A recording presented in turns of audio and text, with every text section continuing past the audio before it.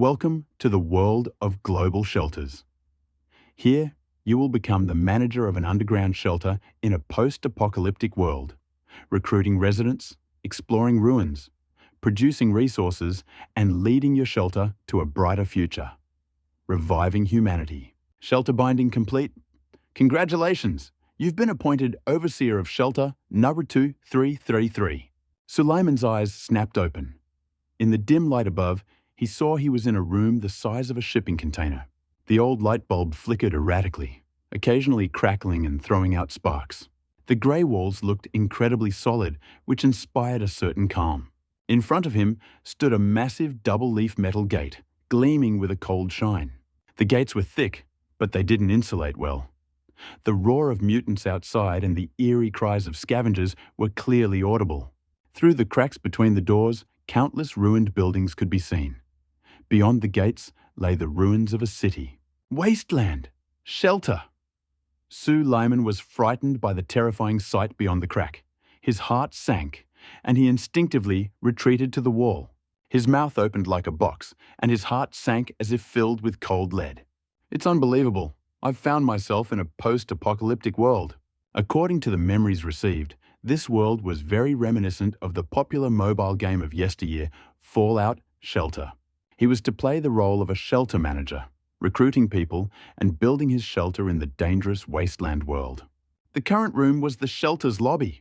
After examining the surroundings, he discovered that the container-sized vestibule contained nothing but some strange electronic equipment. No weapons, no provisions, not even a dog. Starting alone, how can I survive in the wasteland? Sulaiman became upset and slid down the wall dejectedly. The shelter gates rattled under the blows of the mutant's claws, dust raining down onto the floor. This left him completely confused.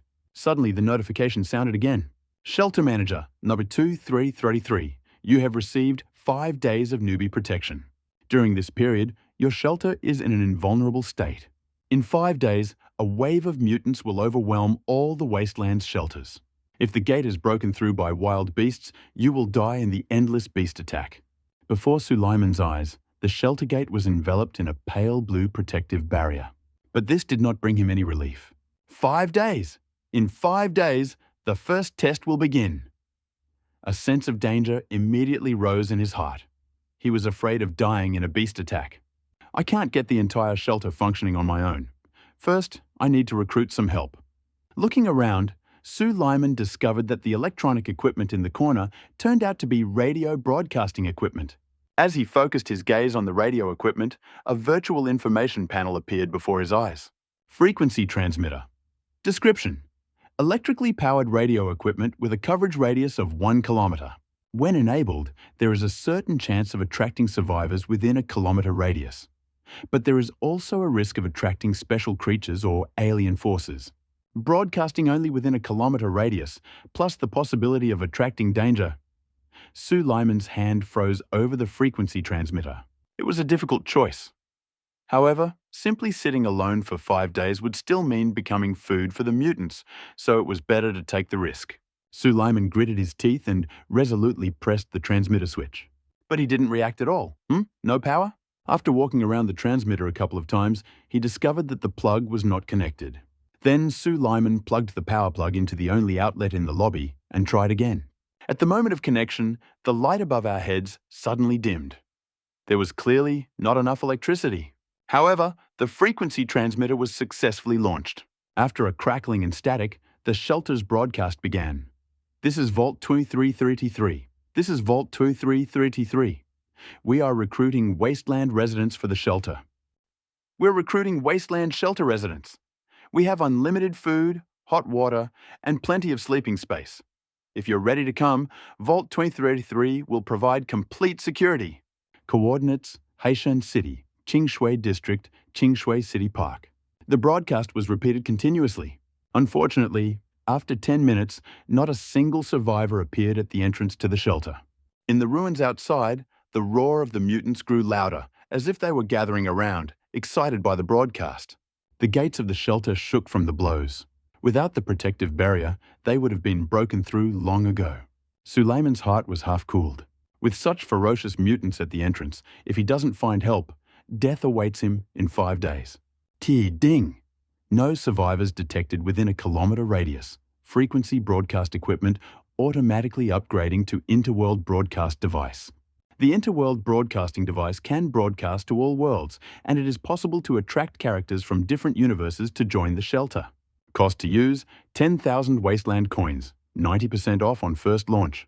Current Wasteland coins, 100. Sufficient funds. Activate the interworld broadcast device? Yes, no. Oh my God! Suleiman was delighted. There were plenty of people in countless worlds. A dozen would have been enough, and the current problem would have been solved. Moreover, if we can attract Superman, Ultraman, ninjas, or naval admirals, we will be able to rule the wasteland completely. Plus, the first try only cost 100 wasteland coins, incredibly cheap. Each shelter manager received starting capital from the system. Exactly 100 wasteland coins. Turn on the interworld broadcasting device. Suleiman instantly made a decision and pressed the switch without hesitation. Ding! You have spent 100 wasteland coins to activate the interworld broadcast device. After the notification, several shots were suddenly heard outside the shelter. Following this, Suleiman felt that the whole world had become silent. The roar was gone. The sound of claws on the gates was gone too.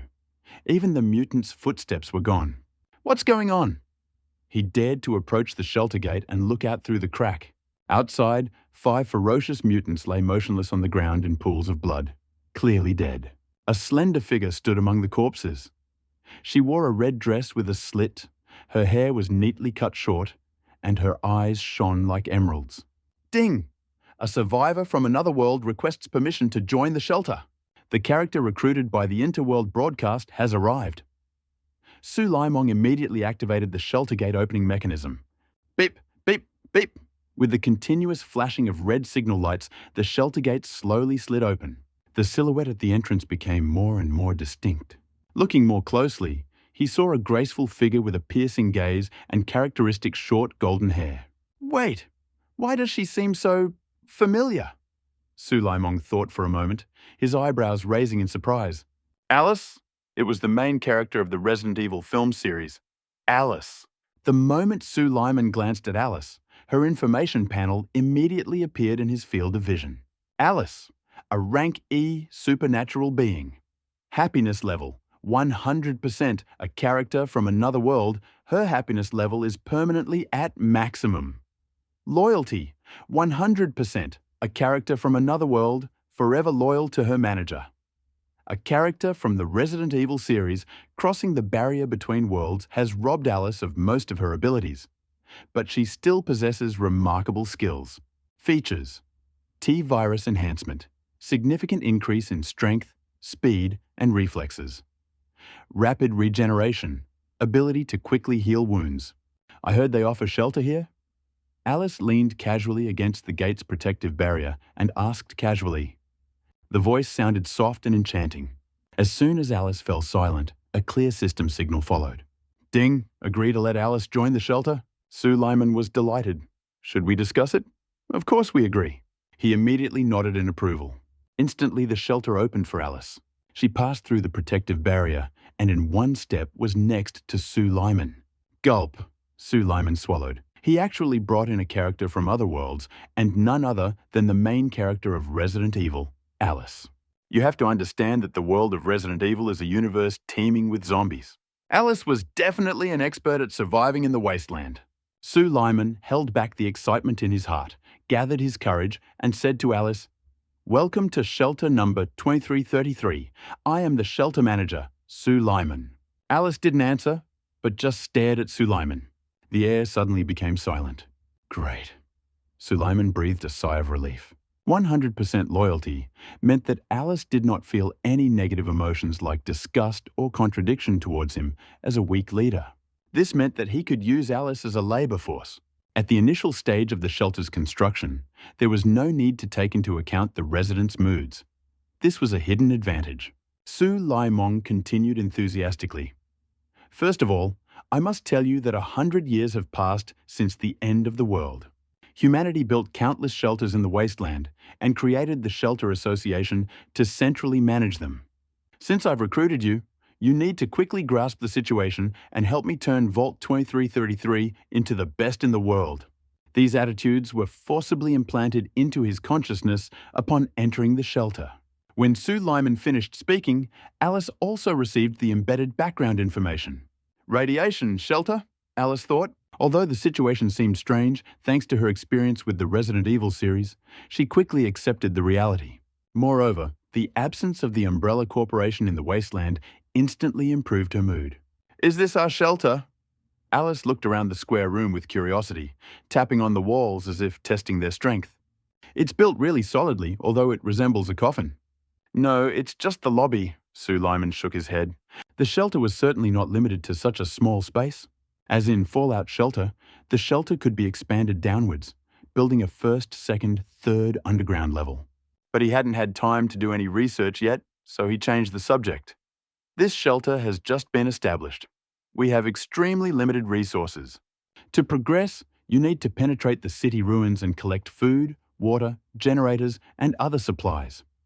Besides, in 5 days we'll be facing a wave of vicious mutants, so we need to prepare thoroughly. The city ruins outside the shelter were formerly the Qingshui district of Haitian City before the apocalypse. Now all that remains are ruins, full of dangers. But no matter how dangerous it is necessary to leave the shelter. Otherwise, the only thing left to do is die here in a trap. Only by accumulating enough supplies and people during the 5-day rookie defense period could the wave of beasts be resisted 5 days later. Sulaimon looked at Alice, who was listening attentively, and abruptly changed the topic. How many weapons do you have with you? After finishing his question, he saw Alice stop, then lift her skirt and take out a pistol from the holster on her leg. 1 gun, 3 magazines? Oh no, I've already used one. Just 1 gun? Sue Lyman frowned. This is problematic. In the wasteland world, supernatural creatures and mutants were divided into 6 ranks: A, B, C, D, E, F. Each rank had 3 sublevels. However, the current Sue Lyman did not even reach F rank.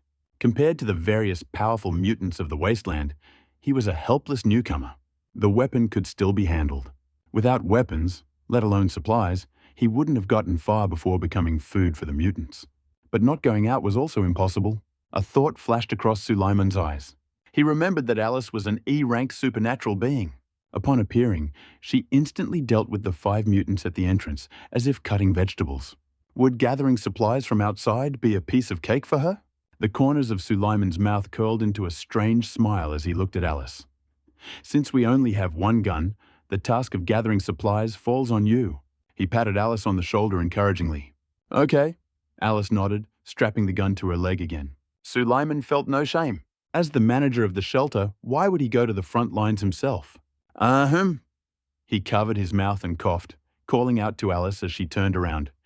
When you're looking for supplies, explore the surrounding area at the same time. Study the territory at our doorstep.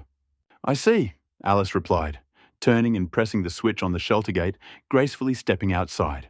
If it were a wasteland survivor who found out he was lured into a shelter with nothing, he would definitely twist Suleiman's head off. The residents recruited by the Interworld broadcast are truly useful. Sue Lyman nodded with satisfaction, eagerly awaiting the arrival of useful supplies from Alice. After seeing Alyssa off, Sue Lyman finally found time to examine his stat panel. First, he looked at the shelter information section. Current occupancy, only 2. Next, the water, food, power, and wasteland currency reserves. The initial supply of local currency issued by the system had long since vanished. Of the remaining resources, only a small increase in electricity was available. Sue Lyman examined the energy production report in detail. It turned out that all the power came from a single large solar panel installed on the roof near the entrance. It produced 10 units of energy every hour. This was enough to power the shelter gate, the lamps, and the radio transmitter, with some left over. However, inside the shelter, there was only 1 battery with a maximum capacity of 50 units. Simply put, anything produced beyond that was wasted. Sue Lyman choked with frustration, but he couldn't do anything. He just forced himself to switch to other panels. And, fortunately, all the other resources were simply missing. Nothing to worry about. Scrolling further, he saw the personal attributes section. Name, Sue Lyman Roll, Manager of Shelter, 2333. Level, None experience, 0 strength, 9 perception, 8 endurance, 10 charisma, 9 intelligence, 8 dexterity, 6 luck. One note, upon reaching 10 or higher in one characteristic, the character moves into the class of conditional F-rank superhumans. The parameters looked decent. He was almost at the threshold of becoming a special being. Suleiman was delighted, but his attention was drawn to the next section, the trading zone. He immediately opened it, but the section was completely empty. No goods, no orders. In the lower right corner, the vault's currency balance was displayed. As expected, a huge 0. We're so poor that even the rats don't come here, Sue Lyman muttered, tiredly scrolling through the common area feed. It was bustling with life. What the hell is this place? I should be home writing my term paper. I just heard howling. Are there wolves outside the door? Someone help me. Damn, I pressed the broadcast button. Now there's a big shirtless guy standing in front of the gate. Should I open it or not? Well, you're lucky. A cutie came to see me after the broadcast, and a whole military squad showed up. I've already opened the first floor. Bow to the genius. Bow to the genius. Bow to the genius. Humanity is nothing but a repost. But is it really that cool? Sue Lyman, sitting in the hallway, watched the stream of messages with interest. But then one message stood out from the general noise and caught his attention. Guys, do not go outside the shelter under any circumstances. Seriously. I summoned an F-class superfighter, opened the gate, and the sun almost incinerated us. I sent him out alone, but before he could go 10 meters, a mutant mauled him. Same story with me. I stepped into the sun and immediately ran into a giant hyena. It almost bit off my privates. I was only outside the shelter for 10 minutes. Everything was fine at first, but after 5, I started coughing up blood. I'm also coughing up blood. +1 to the blood cough, +2. After the coughing, I checked my stats. It said I was in the radiation zone. I confirm I'm experiencing the same thing. The shared channel contained thousands of such stories. Managers from all corners of the former Earth shared their experiences of surviving in the wasteland. The themes were the same: heat, blood, radiation. Some cut off their messages mid-sentence. They simply vanished.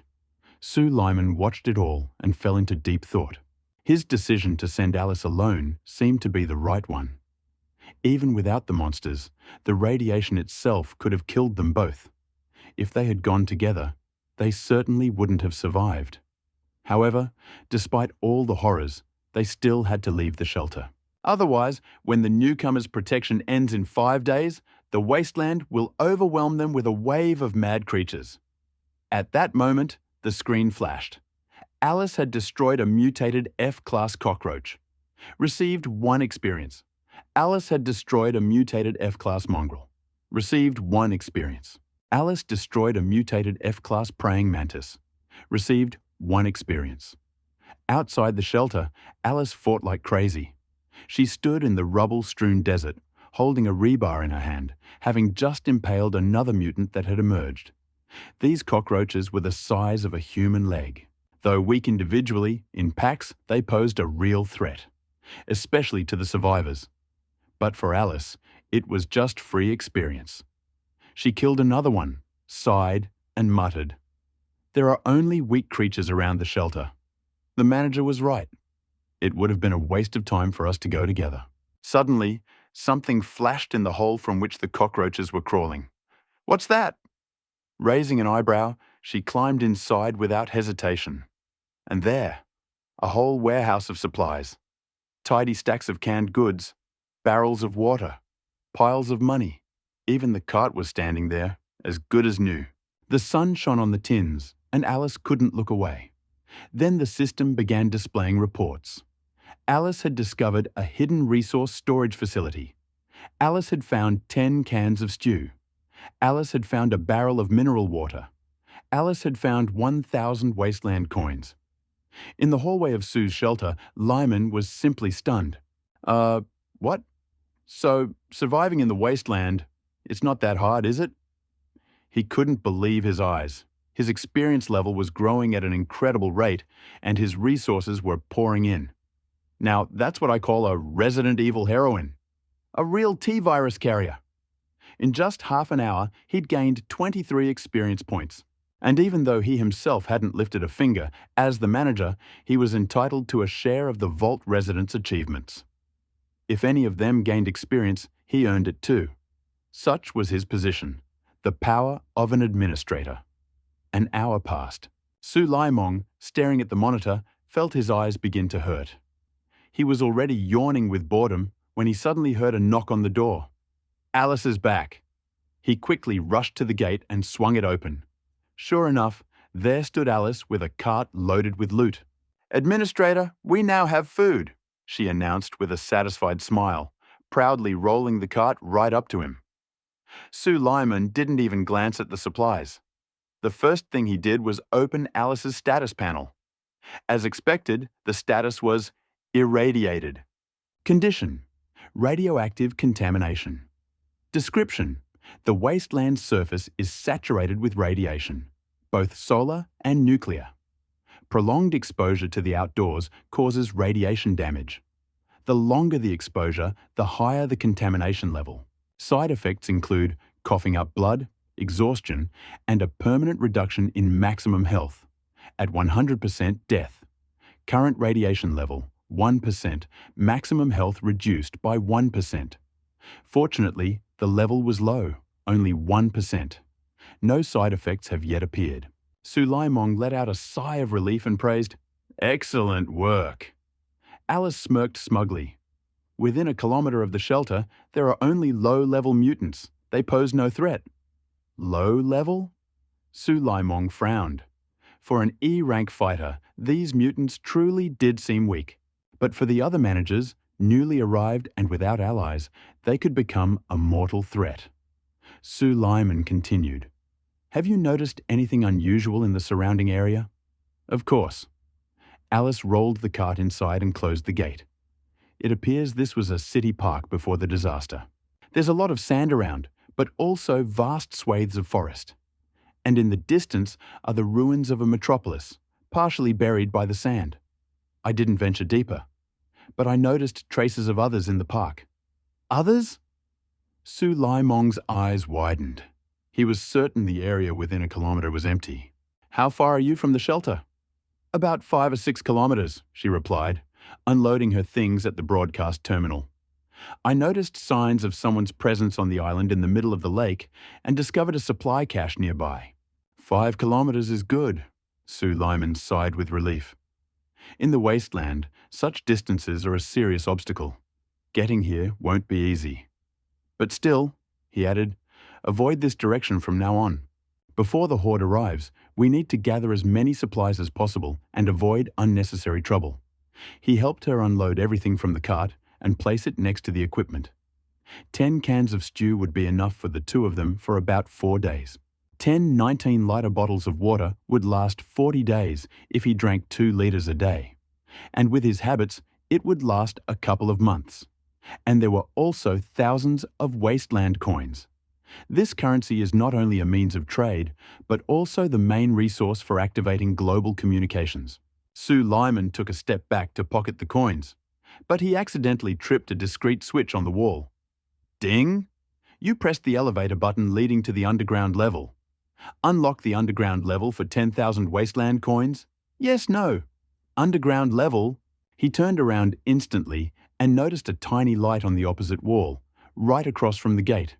So the shelter really does have a basement that can be opened. But 10,000 coins? That's comparable to the cost of a single broadcast. Su Laimon considered it. Was it worth it? Alice barely scraped together 1,000, and that was thanks to luck. Raising 10,000 would be incredibly time-consuming. It would be better to spend that money on hiring another ally. He glanced around the cramped hallway of the shelter. At most, it could fit a couple more people. Suddenly, the system beeped again. Each underground floor contains 9 rooms. Each room contains a chest with a reward. Opening it will yield a random item. Chests, rewards. 9 new rooms. Su Lyman's attention immediately shifted. This already sounded like a worthwhile investment. He glanced at the trading section. His current balance, 1,000 coins. He still needed to find another 9,000. At that moment, desperate messages began flashing in the regional chat. No luck with the transfer. I'm dying of hunger. Someone share some food. I didn't eat anything yesterday, and today there's not a crumb left. I'd sell my soul for a bottle of water. Help, I'm dying of thirst. I'm thirsty. I'm crying. And then it dawned on him, water. They had 10 bottles of water in reserve, more than enough for both of them. Why not exchange some for cash? Sue Lyman narrowed his eyes in satisfaction. Each manager received 100 coins at the start. He'd already spent his on Alice, but he wasn't the only one here who was so smart. Many others probably hadn't gone anywhere yet. They were sitting there in fear, without food or drink. If he put out bottles of water for exchange, they'd be gone in a flash. Well, said and done. Sue Lyman listed the first barrel of water for sale in the trading space, setting the price at 100 wasteland coins. The barrel stood alone on the list, attracting attention. However, before he could blink, tick, the single barrel was instantly sold. And the momentary flash of a for sale ad caused a storm on the regional channel. Did I imagine it? Or is someone really selling things? I saw it too. I thought it was a glitch. We just got here. How could anyone already be selling? It was definitely water. By the way, I'm thirsty too. Did you even realize there's not a drop of water or a crumb of food in the shelters? We won't last long here without it. Oh, come on. Did I just miss my chance to get rich? The channel instantly turned into a seething cauldron of emotions. Many of the managers were kicking themselves over the tardiness. Meanwhile, Sue Lyman looked at the new amount in his account and was stunned. He'd only put the water on trial, 100 coins per barrel. He hadn't expected anyone to actually buy it. And judging by the chat's reaction, it had elicited an interesting response from the public. He wondered, maybe he should raise the price. But each manager starts with only 100 coins. If they increase the price, almost no one will be able to afford it. Although, is it still worth a try? He put the second barrel up for sale, this time for 150 coins. A new wave of indignation immediately erupted in the chat. I knew it! Water's on sale again, and now it's even more expensive. Some Sue Lyman is selling it. He's a real speculator. The first one was 100, and now it's 150. That's daylight robbery. I propose a boycott. Let him drink his own water. Yeah, don't fall for it. Soon others will start selling, and the price will drop. Sue Lyman ignored the disgruntled crowd, because the barrel had been sold again. 150 coins, and someone had paid them without question. He rubbed his hands gleefully. Yes, for most it's prohibitive, but there are those who have experienced something special and can afford it. Water is now a commodity worth its weight in gold. One willing participant, and a deal is done. And there are hundreds of managers, but only 10 barrels. The market is certainly not in danger of oversaturation. With these thoughts in mind, he placed the third barrel. This time, it was for 300 coins. For most newbies, with their starting capital, this was a stratospheric sum. The chat erupted in angry comments, and someone even started threatening violence. Sue Lyman didn't even read it, because half a minute later, the third barrel was gone too. Looks like we've got a gold mine here, he chuckled. What are you grinning about? Alice asked, noticing his strange behavior. Wait, she blinked. I brought 10 barrels. Why are there only 7 left? She stared at him incredulously, and at his palm, which suddenly held a stack of coins. Sue Lyman said, embarrassed, coughing, and quickly explaining, we need 10,000 coins to open the underground level. I exchanged 3 barrels for 550 coins. Exchanged water for money, Alice repeated. Through the intercom between the managers? He nodded. Apparently, the system had already programmed her with an understanding of what was happening. Yes, that's right. Water is a highly sought-after commodity right now. Sue Lyman was already reaching for the 4th barrel, but Alice stopped him. Administrator, that's enough. Water is the wasteland's most important resource. Trading it for money is unwise. She looked at him as if he were a dumb child. Sue Lyman froze and calmly explained, Alice, this isn't like Resident Evil. There's a society here, an economy. And currency plays a major role. Excess water can be exchanged for coins and then bought something useful, or invested in developing the shelter. Development? You can upgrade something with coins? She was surprised. Yes. If you collect 10,000 coins, the underground floor will open. Oh. She scratched the back of her head. And I saw a whole stack of coins in the stash, but I thought it was junk, so I only took a handful. What? A whole stack? Sue Limong clutched his chest. Why didn't you say anything? He remembered mocking the other managers, saying they were clowns. But it turned out the real clown was himself. He almost choked with frustration. I didn't know they were so useful, Alice shrugged. By the way, we don't have much water left. 7 barrels stood against the wall. Sue Lyman thought. Yes, they were running low on food and water. If they continued selling, they risked running out of supplies. But if they didn't sell, there would be no money. And without money, you couldn't open the subway. And without the subway, you couldn't attract new people. A vicious circle. And then it dawned on him. Wait, there's a bunch of mutant bodies outside. The meat could be eaten, or even used for broth. Sue Lyman jumped up abruptly and flung open the shelter doors. Where are you going? Alice stared at him in surprise. The sun's rays illuminated her face, outlining her sharp features. Emerald eyes and a tall figure in a scarlet dress could have confused anyone. But Sue Lyman wasn't distracted. There are plenty of mutant bodies out there. We need to use them immediately. Mutant bodies? Alice frowned, looking at him with distrust. Administrator, even if we're running low on supplies, we can't use mutant meat. They're saturated with radiation. It's unsafe. I know perfectly well you can't eat them, he chuckled. But no one said we couldn't sell them to others. Inspired by his idea, he stepped out the door. He screamed and immediately jumped back. 1 second in the sun, and he felt as if he'd been doused with boiling water.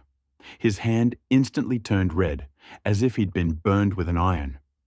What kind of hellish sun is this? He'd known before that the radiation outside was strong, but he hadn't expected it to be so severe. The sun's rays burned his skin literally instantly. How did the other managers even come out of their hiding places? He wasn't planning on being a hero, though. He was the boss. Let the others do the work. He took a step back and, pointing to the bodies behind the gate, said, Alice, bring everything that's lying near the entrance here. We need to turn these carcasses into money immediately. Administrator, we still have 2 barrels of water to unload, she said with annoyance. Not now. The meat first. It's urgent. Okay. She snorted, put the water on, and easily dragged the first body inside. The hall instantly smelled of blood. Separate everything that looks acceptable. We'll sell it, he ordered. Got it. She nodded and immediately got to work. In her hands, the carcasses fell apart like paper. Sulaimon felt a chill. Splat. Alice ripped the entire leg from the dead mutated dog. Blood spurted like a fountain. Sulaimon grabbed the still warm piece of meat and immediately displayed it in the trading space. Unable to resist, he posted a message in the regional chat. Fresh mutant meat, 20 coins per piece. Quantities are limited. Grab them while they last. The channel exploded. What? I haven't even stepped foot out the door, and he's already running a business. Whoever takes the cutie with them, I guarantee obedience. GHS is always at the forefront of economics. Don't buy from this huckster. He's profiting off us. You don't feed mutants food. They feed us. What if you die from this meat? It's basically radioactive. The system automatically determined the weight and price of the entire leg. In an instant, the meat disappeared from his hands, appearing in the store as merchandise. A mutated dog leg weighs 30 kilos. Price, 600 wasteland coins. Literally, a couple of minutes later, the item was sold, plus 600 coins. Sue Lyman nodded contentedly. More to come. Alice tossed him pieces, and he put them up for sale. Sales followed one after another. The chat was abuzz with emotion. Is someone really selling mutant bodies? This is poison, not food. Who bought it? Admit it. How is it? Come on, tell us. And then a daredevil appeared. Someone named Zhou Yu. I just tried it. The taste is surprisingly normal. It does make my stomach churn a little, though. That's it. That's enough. That's it, fuck it. I'll take it all. Move away. This is my quest. Sue Lyman, give me the map to your shelter. I'm moving in with you. But not everyone was thrilled. A certain Lin Tian, famous for having already opened an underground level, declared, "This is irresponsible. It's dangerous. Mutant meat can kill. Food must be safe. These kinds of sellers must be condemned. Even if the meat is edible, selling it at that price is robbery. I propose we boycott this merchant." The chat was seething. Most were cursing, calling Sue Lyman a profiteer and a shameless businessman profiting from others' misfortune. He merely smirked. When a man is hungry, he'll eat dirt. But here, at least there's meat. And 20 coins a serving. Where are you going to find it cheaper? Let them argue. And his goods were selling like hotcakes. All 5 mutant corpses were sold out. The total weight was over 1,200 kilos of meat. The result? Plus 25,000 wasteland coins. Sue Lyman looked at the neat packages in his hands and curled his lips in satisfaction. I love this moment when the system's victims line up to feed it themselves. Enjoy your meal. After the mutant meat sale, Sue Lyman found himself on top of the world. His current balance, 16,550 wasteland coins. More than enough to unlock the vault's underground level. Let's see what's hidden down there. He pressed the elevator call button.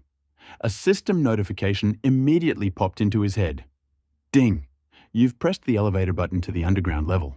Unlock a floor for 10,000 wasteland coins? Yes, no. Yes! Sue Lyman nodded without hesitation. He remembered perfectly well that behind every door downstairs was a chest. Lin Tian, the one who had already unlocked the floor and recruited an entire squad, would definitely be no match for him.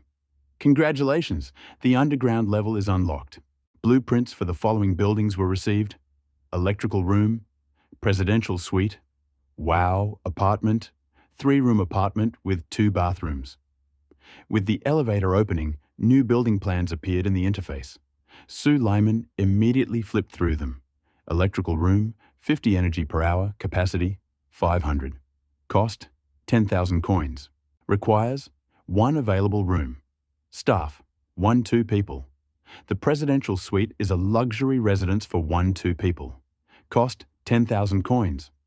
Requires 1 available room. The wow apartment is a modern 2-room apartment. Cost 50,000 coins. Sleeps up to 4 people. A 3-room apartment with 2 bathrooms is a simplified but spacious option. Cost 5,000 coins. Up to 6 residents. Note: plans only apply to empty rooms. Sue Lyman shuddered. The suite alone cost 10,000 coins? For 1 room? They're kidding me. He immediately closed the menu. There's no time for luxury now. Come on, he said, turning to Alice. Let's go down. They entered the elevator and pressed the 1 button. The basement? Alice asked, raising an eyebrow slightly. Sue Lyman had told her about this level before, so she wasn't surprised. The elevator doors closed and then swung open again a moment later. They had arrived. It was dark below. The dim light from the elevator barely illuminated the narrow corridor leading ahead. On the right were doors. Sue Lyman quickly counted. 9 of them. The first one clearly had a sign saying Room 1, the rest was a guess. The elevator began to close behind them. The light was fading. Only a single, old light bulb glowed dimly above the 5th door, about 5 meters away. The corridor was plunged into darkness. Damn it, there's no light at all, Sue Lyman cursed. We need to grab at least 1 room now, or we won't see anything here. He glanced at Alice and quickly commanded, Press the elevator button. I'll try opening the first door." "Understood," she nodded, standing at the panel and pressing the button to keep the light from pouring out of the elevator. Suleiman walked slowly down the dark corridor, heading for door number 1. Every step felt like a minefield. Damn, why am I doing this myself? This is mercenary work. I should have sent Alice straight away. He turned around. He was about to ask Alice to go in his place, but changed his mind. Oh well, he could show courage once. Next time, just errands. Reaching the door, he put his hand on the handle. And then, boom! What is that? He froze. The sound was coming from inside. He pricked up his ears. Boom! It repeated. There was something inside. The door was locked from the inside, but the key was still in the lock. He pressed his ear to the door. Crash! The door shook so violently that he instinctively jumped back. There's someone in there! No, it's not a fact that it's a person. He put his ear to the door again. This time, he heard a distinct growl, angry, wild. "Alice!" he screamed. "There's a mutant behind the door." Alice immediately rushed to him, forgetting about the button. "I'll figure it out," she cried, looking at him worriedly. But the elevator door slowly began to close. "Wait!" Suleiman rushed to the panel, reached the door in 3 leaps and clamped his hands around it. The elevator illuminated the corridor again. They swapped places. Now Suleiman held the elevator and Alice held the door. He wanted to say it wasn't a setup, but since things had already turned out this way, let her handle it. "Alice, I'm holding the elevator. Eliminate the threat." "Understood, Administrator." She nodded confidently. Suleiman froze, tensely watching her every move. Alice held the pistol in her right hand, and with her left, she carefully turned the key in the lock of door number 1. Click, click, click! The rusty lock, which had not seen lubrication for many years, turned with a hoarse grinding sound, which sounded especially eerie in the pitch darkness of the basement floor. Clack! The latch retracted, and the lock swung open. Under Suleiman's watchful gaze, Alice turned the handle and swung open the door to room 1. An angry roar erupted from the darkness. At the same time, alarming sounds were heard from outside the other rooms. Suleiman shuddered inwardly. So much for the basement. Looks like all 9 rooms are occupied by mutants. Luckily, the doors were locked from the inside. Otherwise, the whole gang would have barged in already. He returned his gaze to Alice and the entrance to the first room. The door was already fully open, and the darkness inside was thick. Nothing could be seen. And the strangest thing was that the mutant had fallen silent.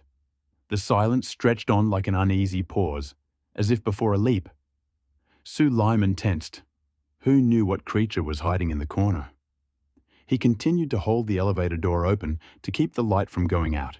He looked nervous, but inside he was cool and calculating. Alice is an E-rank fighter. If she can't handle these mutants, what will she do on the next level? But still, the darkness was in the way. "Can you see what's inside?" he asked cautiously. "No, but I can feel it," she replied calmly. Alice aimed her pistol at the corner near the ceiling where the walls met. A slight thickening of shadow was visible there. An ambush. The mutant was lurking, ready to attack the moment she entered.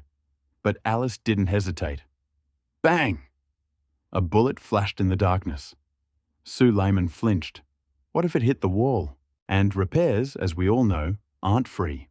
But his worries proved unfounded. Splat! A massive body fell from the shadows. The system immediately announced Alice had killed an F-rank spider mutant. 1 experience point earned. Suleiman grimaced. Seriously? Such a pompous threat, and it's just an F-rank mutant. He mentally ran through a dozen question marks. If he'd known, he would have ordered an immediate assault on the room, without preamble. "Alice, turn on the light," he said, releasing the button and stepping inside. "Right now, Administrator." She fumbled for the wall switch, and a second later, the room was dimly lit. Inside lay the body of a mutated spider. It was the size of an old television screen, with legs 2 or 3 meters long. A neat hole gaped in its head.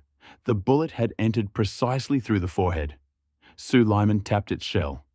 Knock, knock, knock, as strong as armor. Now that's armor, he breathed out in surprise. F-rank mutants are indeed stronger than normal humans, Alice explained, but they're still weak against weapons. What should we do with the body? Throw it out? Sue Lyman winced. He doesn't have much meat. We can't squeeze the money out. Leaving it would attract other creatures. Okay, let's load it into the trade zone. He put the body up for sale at a small discount, 9.9%. He wasn't particularly expecting a buyer. The main thing was that it didn't rot in the shelter. Having finished that, he examined the room itself. It was 10 by 10 meters. The walls were clean, the ceiling high. A rectangle, the entrance in the upper left corner. A large chandelier hung in the middle of the ceiling, illuminating the entire room. The light was, of course, weaker than at the entrance to the shelter, but still tolerable. And finally, in the center of the room stood a small chest. Just what you need. Sue Lyman immediately jumped up and picked it up. A chest was found. Open it? Yes, no. Yes. Flash. The chest disappeared, and a new message appeared before his eyes. You received 5 syringes with healing medication, 3 doses of Radaway. He almost jumped. These are top-notch items in the wasteland. Healing syringe a universal remedy for most injuries. Mass production was possible after building a medical station. The syringe looked like a regular injector, but its value in the wasteland was undeniable.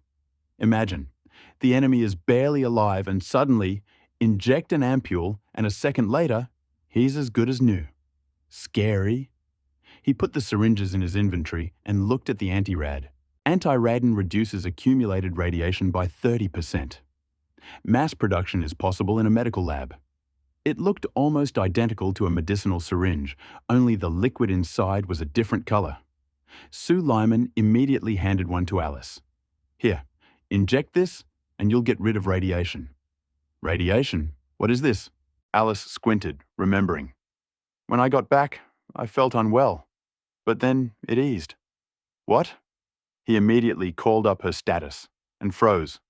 Radiation, absent. What? He was stunned. Things are bad. The shelter is on the verge of shutting down.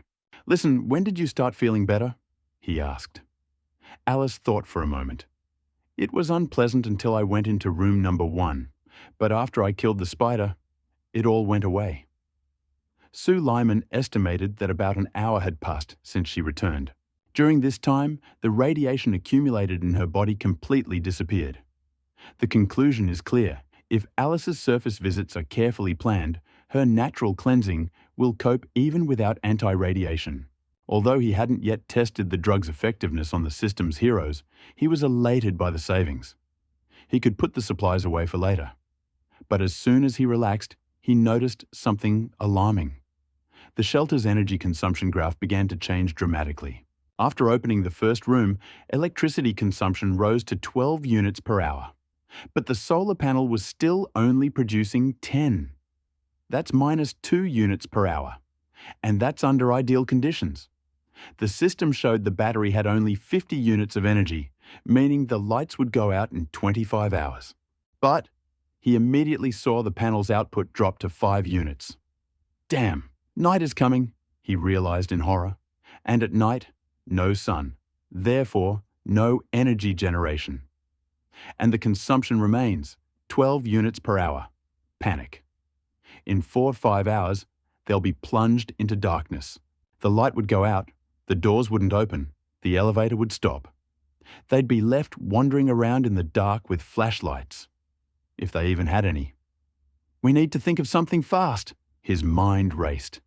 He quickly ran through possible energy sources.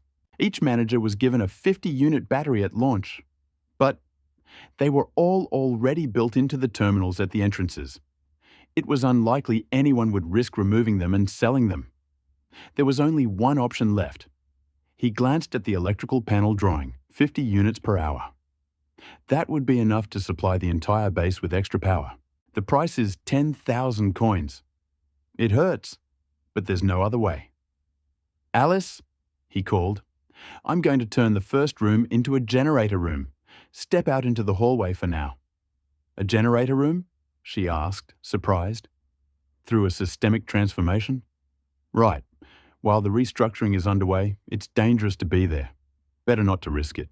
Without asking any further questions, she nodded and left, carefully closing the door behind her. Su Laimong was left alone. He took a deep breath and confirmed the command: transform room No. 1 into an electrical room. Instantly, 10,000 coins were debited from his account, and the blueprint disappeared. The room began to transform before his eyes.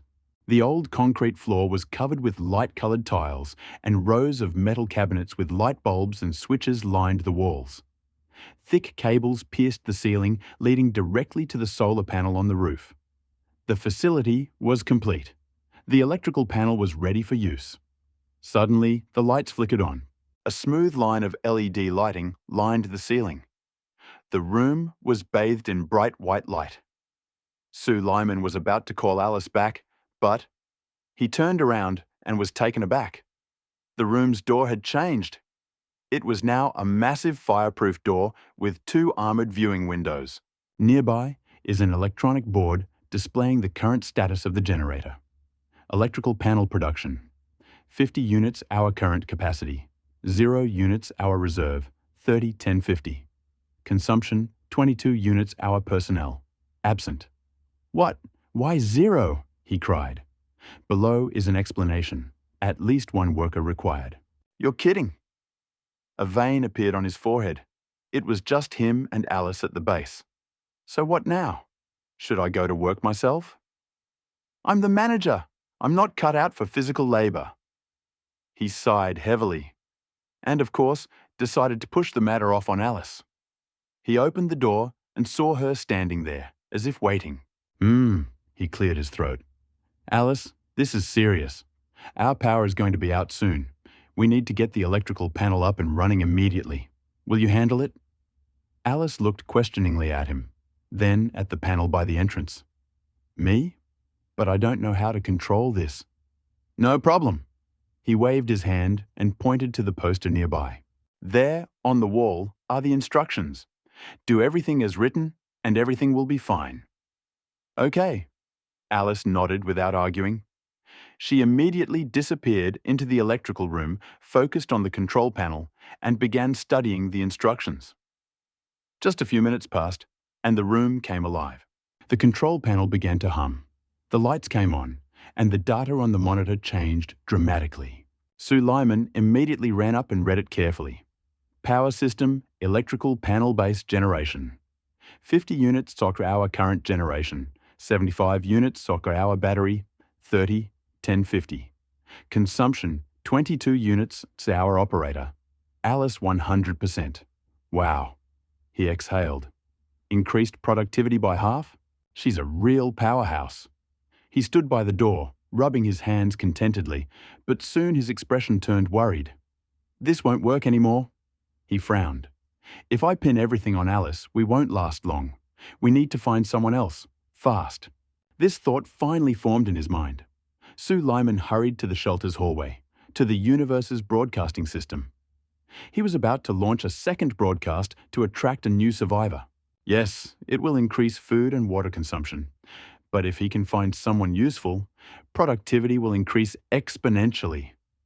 And maybe even, whoever he hires will become the key to future prosperity.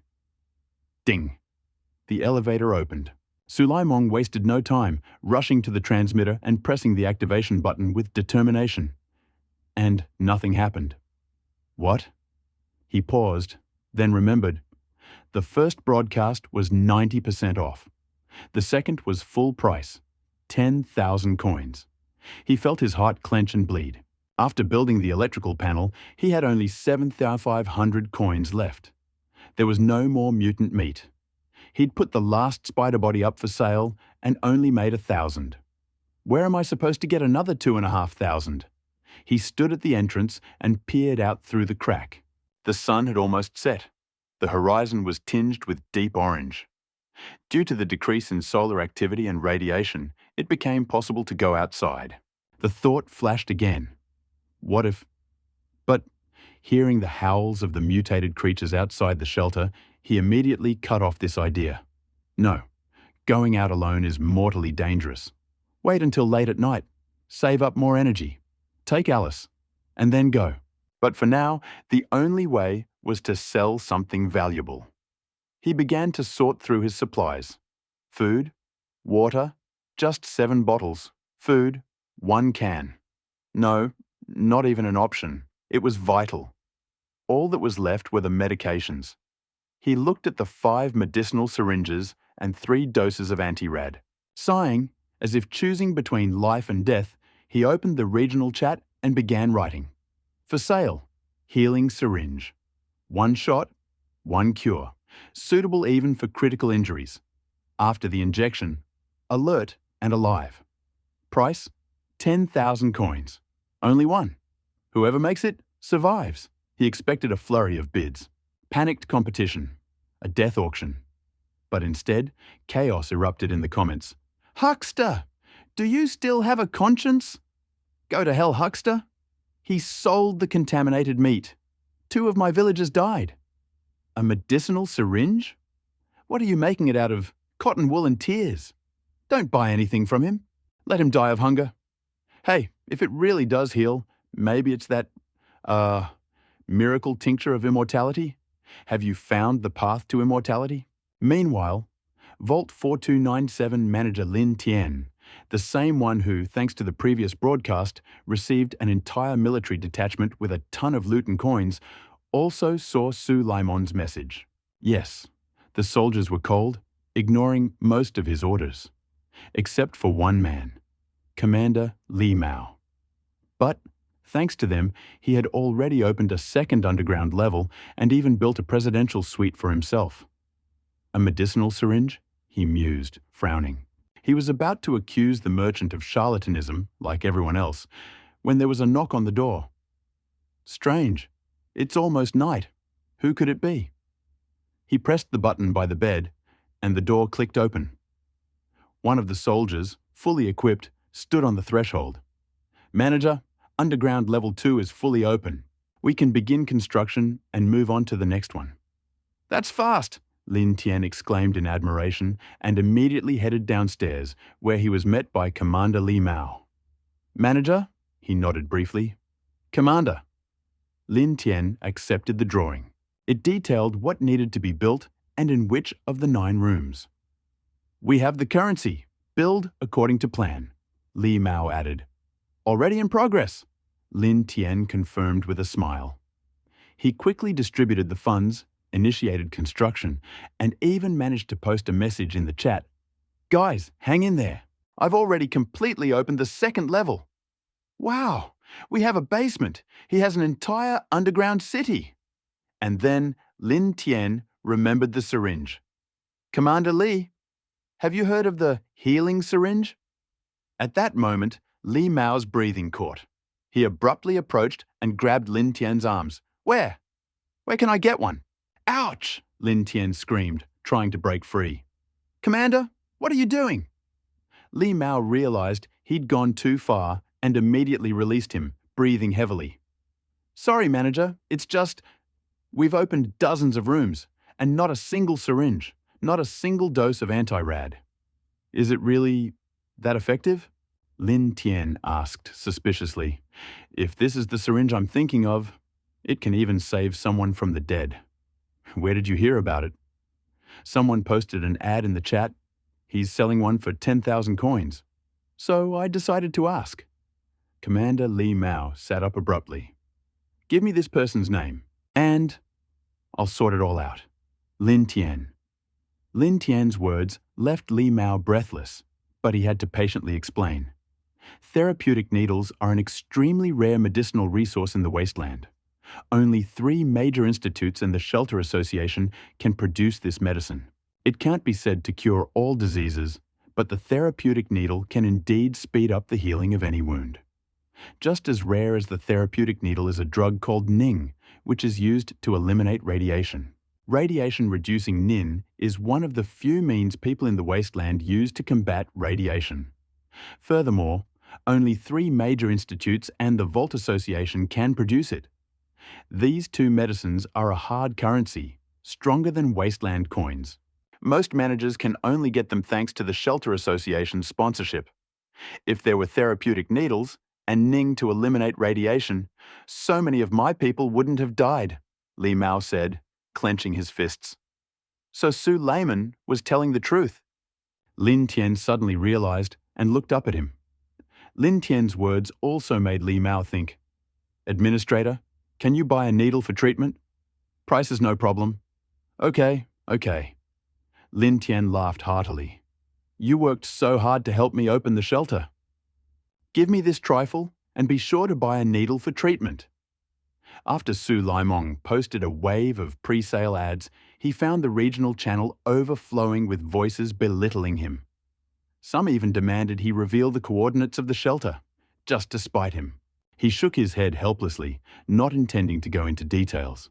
Yes, the sudden appearance of a popular science report on a regional channel caught his attention.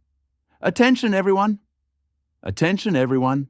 The healing needle is a really good item. It's extremely rare and produced in very small quantities. I just confirmed this with my team leader. The healing needle and the radiation reliever are hard currency in the wasteland. According to the team leader's explanation, the healing needle is a red medicine that restores health, and the radiation reliever is a potion that resists radiation exposure and can restore maximum health. So, the healing needle in Su Laimong's hand is a scarce commodity, coveted even by the team leader. If it's on the shelf, I'll be the first to buy it. Su Laimong looked closely, and the speaker's name was Lin Tian, the one who recruited the team. As a team leader, he had to have a deep understanding of the rules of survival in the wasteland, and knowledge of the healing needle and radiation-reducing agent was inevitable. He didn't envy Lin Tian one bit. There were thousands of people on the team, eating, drinking, defecating, urinating, and sleeping. All of it had to be monitored. Relying solely on newly appointed managers is definitely not enough. It will take a long time, and there will definitely be a mutiny. Suleiman continued to look down. What? Did I hear you correctly? The medicinal needle is the red medicine? Is this guy really a decoy? Don't be silly. Boss Lin controls the dungeon. How could he deceive us? Is there red medicine in this wasteland? Isn't that stuff supposed to only appear in games? I played Fallout Shelter, and things like healing needles can actually restore health. But in Fallout Shelter, healing needles are very common. Why are there so few of them? Of course there are. If there were a lot, you'd have gotten a beginner's kit right away. Since it's a rare red medicine, what are you waiting for? Hurry! Comrade, wake up! Master Su hasn't put it on the shelves yet. Damn it, who can give me the dealer's address? I'll go and empty his hideout. For a moment, it seemed like everyone was eager to try selling medicinal needles. Su Layman secretly rejoiced. Lin Tian was an excellent supporting actor. After Lin Tian's popularity, more people learned about the product, and the price of the medicinal needle exceeded 10,000. At the same time, he was a little concerned about Lin Tian's intelligence. Why bother? Why not just buy it quietly? Why announce it to the whole world? Su Layman picked up the healing needle and, without hesitation, raised the price by $20,000, simultaneously putting it up for sale. The sales floor immediately reported on the healing needle, and the price reached $20,000. It became the most expensive item in the marketplace's history. You know, to open the underground floor, you only need 10,000 empty coins. Suleiman spent only 10,000 empty coins to build the distribution center, and he actually set the price for a healing needle at 20,000. Nowadays, that's an astronomical sum, unaffordable for most managers. But the next moment, the healing needle was placed on the shelf. Whoosh! The $20,000 healing needle was instantly purchased. Suleiman found himself with another 20,000 empty coins in his hand. At that moment, the regional channel exploded again. Damn it, what son of a bitch has such hand speed? I just saw a shadow and the healing needle disappeared. Damn it, I want a healing needle too. At that moment, an administrator named Zhou Yu spoke up. Brothers, don't worry, I grabbed the needle. Ha ha ha. Zhou Yu is one of the few managers who dared to take the initiative and leave the shelter. But not long ago, Zhou Yu encountered a level F mutant beast. At the cost of 2 residents being killed and injured, he escaped alone into the cave. Zhou Yu was already dying. Watching Lin Tian explain the medicinal needle on a regional channel, Zhou Yu seemed to grasp at a lifesaver and did so without hesitation. Unexpectedly, Zhou Yu actually gave in to his persuasion. Zhou Yu injected himself. Miraculously, the medicinal needle slowly healed. The body, initially scratched by the mutant beast, was gradually recovering. Zhou Yu was extremely excited and recounted his personal experience, confirming the powerful effect of the healing needle. Zhou Yu didn't forget to add, "Buddha is merciful. Thank you for the advice. Otherwise, I wouldn't have gone for the needle." The regional channel immediately erupted in commotion. Ha ha ha. Ha ha ha. Master Lin wanted to buy it himself. Master Lin is truly selfless, the reincarnation of a living bodhisattva. For a moment, a joyful atmosphere reigned on the regional channel. Lin Tian, at the controls, was not at all happy. He'd just vowed to buy the needle, but he'd turned around and been slapped. Lin Tian didn't know how to explain this to Li Mao. Li, Captain Li, the needle. Someone else had bought the needle. Lin Tian was so ashamed and angry that he almost crawled into a crack. What? Someone else had bought it? Li Mao couldn't catch his breath and nearly died on the spot. But thinking of Lin Tian as a leader, Li Mao could only contain his anger and smile. "It's all right, leader. Next time you use a healing needle or a radiation remover, be sure to report it to me immediately." 20,000 wasteland coins. Understood. Su Laimong was excited. He never expected someone would actually be willing to spend 20,000 wasteland coins on a healing needle. Could this needle really be rare? Looking at the 4 healing needles remaining in his hand, Su Laimong's lips curled into a strange arc. He opened the regional channel and wanted to express his gratitude to Lin Tian, but he didn't expect it. The regional channel became lively again. This time, there were people scolding him for profiteering, and there were also those demanding buy, buy, buy. Scammer, the price was 10,000 yuan apiece, but they raised it to 20,000 yuan. Is this really humanly possible? Damn it, I have 10,000 wasteland coins and I can't even fart. Quickly put the second one on the shelf. Whether I can change my fate depends on whether I have the healing needle. Please give me the healing needle, Boss Su. Take it, and me too, and me too. Mine is so slippery. You're the lickers who sat on the fence. I just said Boss Su was a profiteer, but now you lick with more pleasure than the others. Where is this? I just woke up. How did I end up in an unfamiliar place? The man upstairs missed the newbie's animation, and now he'll have to investigate it himself. Sorry, my dog's on the wrong platform. I'll get it back right now. Seeing the regional channel so busy, Su Lyman had another idea. He sold a healing needle. He planned to keep the remaining 4 for himself. However, the radiation-inducing Ninjin could still be sold. Now that the market has responded so well, launching a radiation-removing Ninjin would be a waste of a handful of support staff. Su Lyman only has 3 radiation-removing Ninjin. Although their numbers are small, Alice, who can heal quickly, takes on the mission of flying out. Now, in fact, there's a time when Ninjin is in use, so it's entirely possible to sell one and collect a wave of leaks. As usual, he shouted into the regional channel to keep warm. The healing needle is gone, but the radiation-removing Ninjin is still for sale. It'll be sold in 10 minutes. Keep an eye on it. Shelter number 4297.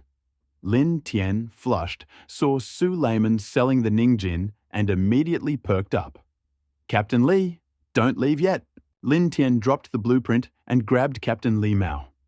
Captain Li, the other bosses want to sell the radiation cure. This time, I'll definitely be able to buy it. Radiation cure? Captain Li Mao thought he'd misheard and involuntarily repeated the word. Chief, do you really have radiation protection for sale? Many of Li Mao's soldiers have traveled long distances and accumulated very high levels of radiation. Unfortunately, Li Mao's troops don't have any radiation protection. However, if you buy it, you can save a soldier's life. You know, the value of a great warrior is immeasurable. Li Mao immediately saluted Lin Tian. Boss, please be sure to buy some radiation protection. Money is no problem. With that, Li Mao waved his hand and the soldier brought out 2 suitcases of wasteland coins. Zhou Yu, hiding in the cave, used the needle and felt significantly better. Seeing Su Lyman announce the sale of the radiation-removing agent, he immediately began counting the wasteland coins he had. After all, Zhou Yu's radiation level had reached 30%, and only a healing needle could remove it. Well, there are still over 20,000 wasteland coins left. Looks like I'll have to sell some things. Zhou Yu gritted his teeth, as if making an important decision, and, taking his weapon in hand, placed the food on his back and carried it out to the trading floor.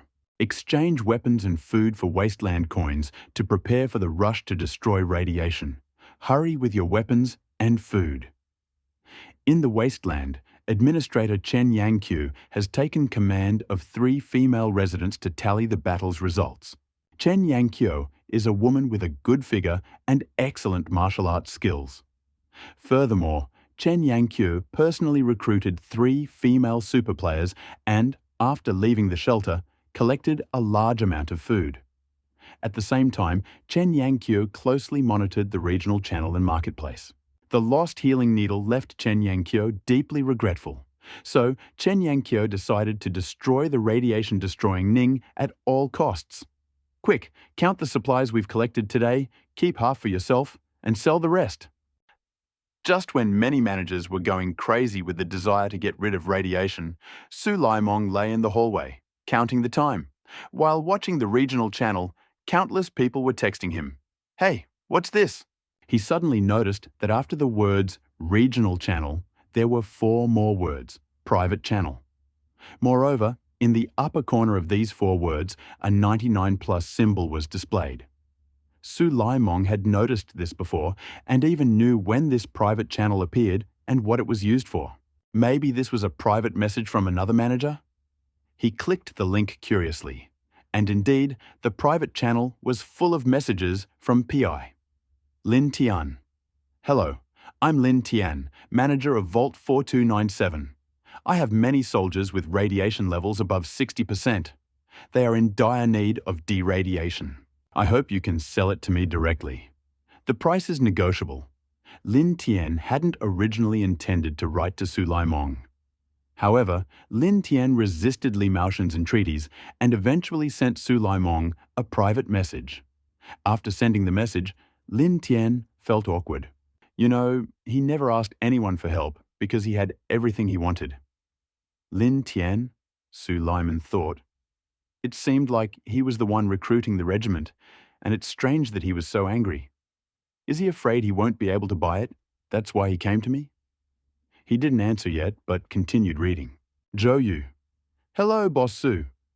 Thank you very much for the needle that saved my life. If Boss Su could sell me the radiation eliminator, I would be very grateful. Thank you. I bow low. Bang. Bang. Chen Yangqiu. Mr. Su Lyman, I have many survival items.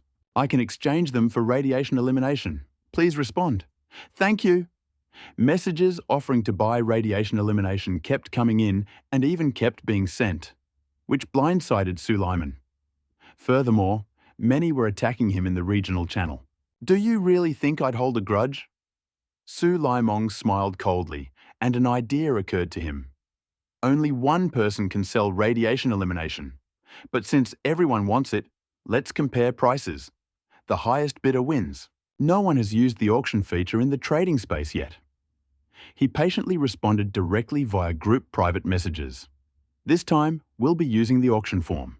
The starting price is 30,000 wasteland coins. The highest bidder wins. At the same time, to notify more leaders, Su Laimong also posted information on the regional channel. The radiation cleanup auction will begin in 5 minutes. There's only one. Everyone, quickly prepare your wasteland coins.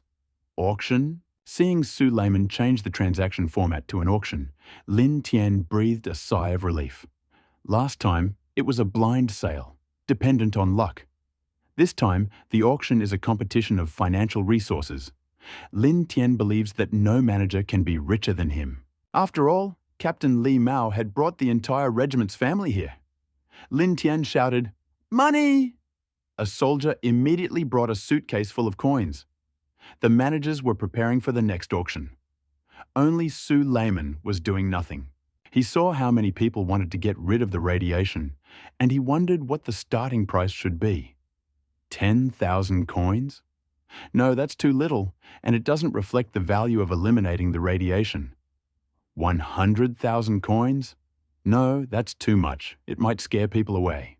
After some thought, Su Layman finally set the price at 30,000 scrap coins. The selling price is higher than the price of a medical needle, ensuring a reasonable minimum profit. There's plenty of room for price increases, allowing the managers to fully utilize their financial muscle. I hope radiation elimination can make me a fortune at this price. 5 minutes later, the scheduled auction time arrived. Su Laimong immediately listed radiation elimination on the marketplace and changed the bidding mode to auction. Immediately, an image of radiation elimination appeared on the marketplace, along with several large lines below it. Starting price, 30,000, one-time increase, at least one coin. Note, assets participating in the auction will be frozen by the marketplace and returned to the buyer after the auction ends. As soon as radiation elimination hit the shelves, the regional channel went wild. What? The starting price for a bottle of radiation elimination is 30,000? Get it now! Damn, speculators will be speculators. They'll drive up the price. This is still an auction, and I think the starting price is beyond most people's means. That's right, be careful. If the auction fails, you won't make a penny. Has everyone noticed that any junk coins participating in the auction will be frozen and will not be returned until the very end, meaning the system directly eliminates the possibility of random bids? It seems that's true. The starting price of 30,000 coins truly exceeded the psychological expectations of most managers. Many cursed Su Laimong and hated him. However, with so many managers, there will always be those who have experienced adventures and can easily receive tens of thousands of scrap coins. Han Chun's bid, 31,000 scrap coins. Zhao Mo's bid, 32,000 scrap coins.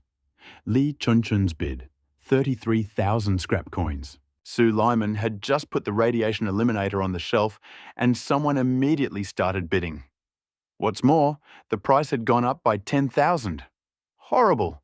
Where did these people get so many coins? Did they really just rob them from outside? The people upstairs don't know, but every time you open a room, you find a treasure chest, and the chest contains a lot of junk coins. It's easy to say now that few people have opened the basement, let alone the room itself. The price is too high. This radiation elimination auction is like a battle of the gods, and we mortals will simply watch and participate in the fun. A heated discussion on a regional channel has caused the price of radiation elimination to skyrocket, immediately increasing by 10,000 worthless coins. A minute has passed, but no one has bid. Just when Su Layman thought the deal was about to go through, Lin Tian suddenly appeared to kill him. Lin Tian's bet 100,000 waste coins. 100,000. 100,000? The server just opened and someone already took 100,000 waste coins. It turns out all the big guys are playing a business simulator and I'm the only one barely surviving. Suddenly, a howl erupted on the regional channel. Damn, Big Boss Lin is a different story. He just raised the price by 10,000. If I had those 100,000 scrap coins, I wouldn't spend them on radiation cures, even if it meant killing a few more residents. That guy up there is so out of touch with the people, they should just kill him. While the managers were arguing, the new manager announced the price. Chen Yangqiu shouted, 110,000 scrap coins. At the same time, Chen Yangqiu shouted over the regional channel, "Brother, please spare me. Someone in my shelter is about to die from radiation and I urgently need this junk medicine. 110,000? Is this junk money really starting to add up? My God, where do these people get so much money? I thought I opened the box and got 20,000 coins, so I was considered rich on junk money. But I didn't expect it. I was naive." Not to mention the regional channel executives, even Su Laimong was shocked by the price. 110,000. It was the equivalent of repairing 11 switchboards.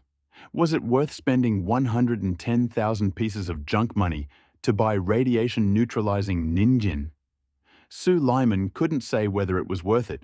In any case, if he were asked to spend 110,000 pieces of junk money to buy radiation-neutralizing ninjin, he definitely wouldn't be able to obtain it. On the other hand, Lin Tian was distraught after hearing Chen Yangqiu's words. There was no urgent need to buy radiation-neutralizing ninjin. If I raised the price again, it could kill the people of Chen Yangqiu. Lin Tian froze, unsure what to do. Manager, what happened? Li Mao stood next to Lin Tian, handing him the money. Seeing Lin Tian's confusion, Li Mao quickly nudged him. Manager, hurry up and bid. Lin Tian hesitantly said, some of them urgently need deradiation. If I bid again, Li Mao shouted, Administrator, several of my subordinates urgently need deradiation, and they're all mine. Li Mao's voice was so loud it deafened everyone.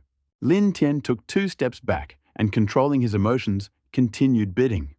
Lin Tian offered 120,000 empty coins. Unbeknownst to Lin Tian, his hesitation caused the soldiers to look at him coldly.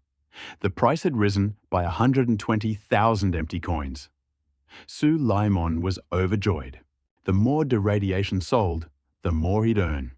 Haggle quickly. He hoped someone would continue the bidding. But a minute passed. There were no more bids. Chen Yangqiu even sent out a series of tearful messages across the regional space. It seemed he had no money. 120,000 empty coins once. 120,000 empty coins twice. 120,000 empty coins 3 times. The system made 3 consecutive announcements, and the prices didn't rise any further.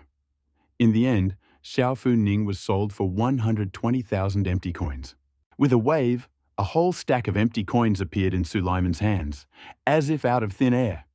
He was so happy he almost flew. However, after carefully counting them, there were only 108,000 empty coins. Huh? Why 1/10 less? As Sulaiman asked, puzzled, and quickly glanced at the transaction field. In the upper right corner of the transaction method selection column, a small dot with a question mark circled inside was visible. He quickly pressed the button and saw what it said. Note: if the transaction is processed through an auction, the system will charge a 10% processing fee. Damn, this is too suspicious. When Su Laimong was in deep grief, he discovered numerous messages in his private channel. He tried to open it and found that many people were asking if radiation neutralizers were for sale. Should he sell them or not? Su Laimong was confused. He still had 2 radiation neutralizers in his hand. It was the first day, and radiation neutralizers were extremely rare. Once the managers were able to mass-produce radiation neutralizers, they would become useless in his hands. However, Sulaiman already had 135,550 wasteland coins. These wasteland coins would last him for a long time, and there was no need to exchange the radiation neutralizers for wasteland coins. If there's anything useful, I'll sell you another radiation neutralizer. While he was speaking, Sulaiman saw a message from an administrator named Du Zi, which had accumulated to over 99. Mr. Su, my radiation level has reached 80%, and I'm starting to feel uneasy. I'd like to buy a radiation neutralizer. I'll trade you for a wasteland suit. Mr. Su, I only need 1 radiation neutralizer. Just 1. Mr. Su, please answer. The series of messages stunned me. A wasteland suit? What's this? Suleiman frowned, realizing he didn't understand. Of course, Duza seemed to have figured out Suleiman's psychology and sent information about the wasteland suit. Wasteland suit level. Normal introduction. Research and development of the wasteland suit, used for survival in the wasteland, fully form-fitting combat clothing, slightly reduces radiation exposure, but the equipment is abnormally heavy. Stamina +3. After building the Artifact Complex Equipment Workshop, mass production of wasteland suits will begin. Wow! Su Lyman's eyes lit up. My stamina is now at 10. Once it exceeds 10 points, I'll become a quasi-F-class extraordinary person.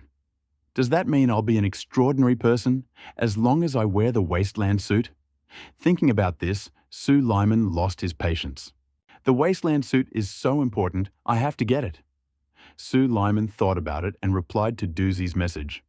Your wasteland suit seems a bit useless. It only adds 3 stamina points. Is there a bigger bonus? On the other hand, a fortunate manager, Doozy initially hired 2 extraordinary quasi-F-class individuals. Upon opening the treasure chest in room 1, Doozy immediately obtained 3 sets of wasteland suits. Thus, Doozy's confidence grew, and he took the 2 residents and left the shelter wearing wasteland suits. As a result, after only 200 meters, only Doozy remained. Doozy struggled to reach the shelter and brought back all 3 wasteland suits. However, Doozy's radiation levels reached 80%. He began coughing up blood constantly, and his mind was in a trance. Upon learning that Sue Lyman had auctioned off radiation-neutralizing Ning, Doozy, clutching at a lifeline, madly sent Sue Lyman a private message. He hoped to obtain the radiation-neutralizing Ning to save himself. Seeing Sue Lyman's reply, Doozy felt as if he'd fallen into icy water. It's over. You don't seem to be taking the wasteland suit seriously. What should I do? For a moment, Doozy was stunned. Sue Lyman saw that Doozy hadn't immediately responded to his message and couldn't figure out what he was thinking. He needed to get the wasteland suit. He said the wasteland suit was useless, just to lower the price and get it for free. It seems Doozy understands the value of the wasteland suit and won't let himself be fooled. He's been fooled. Sue Lyman began editing the dialogue box.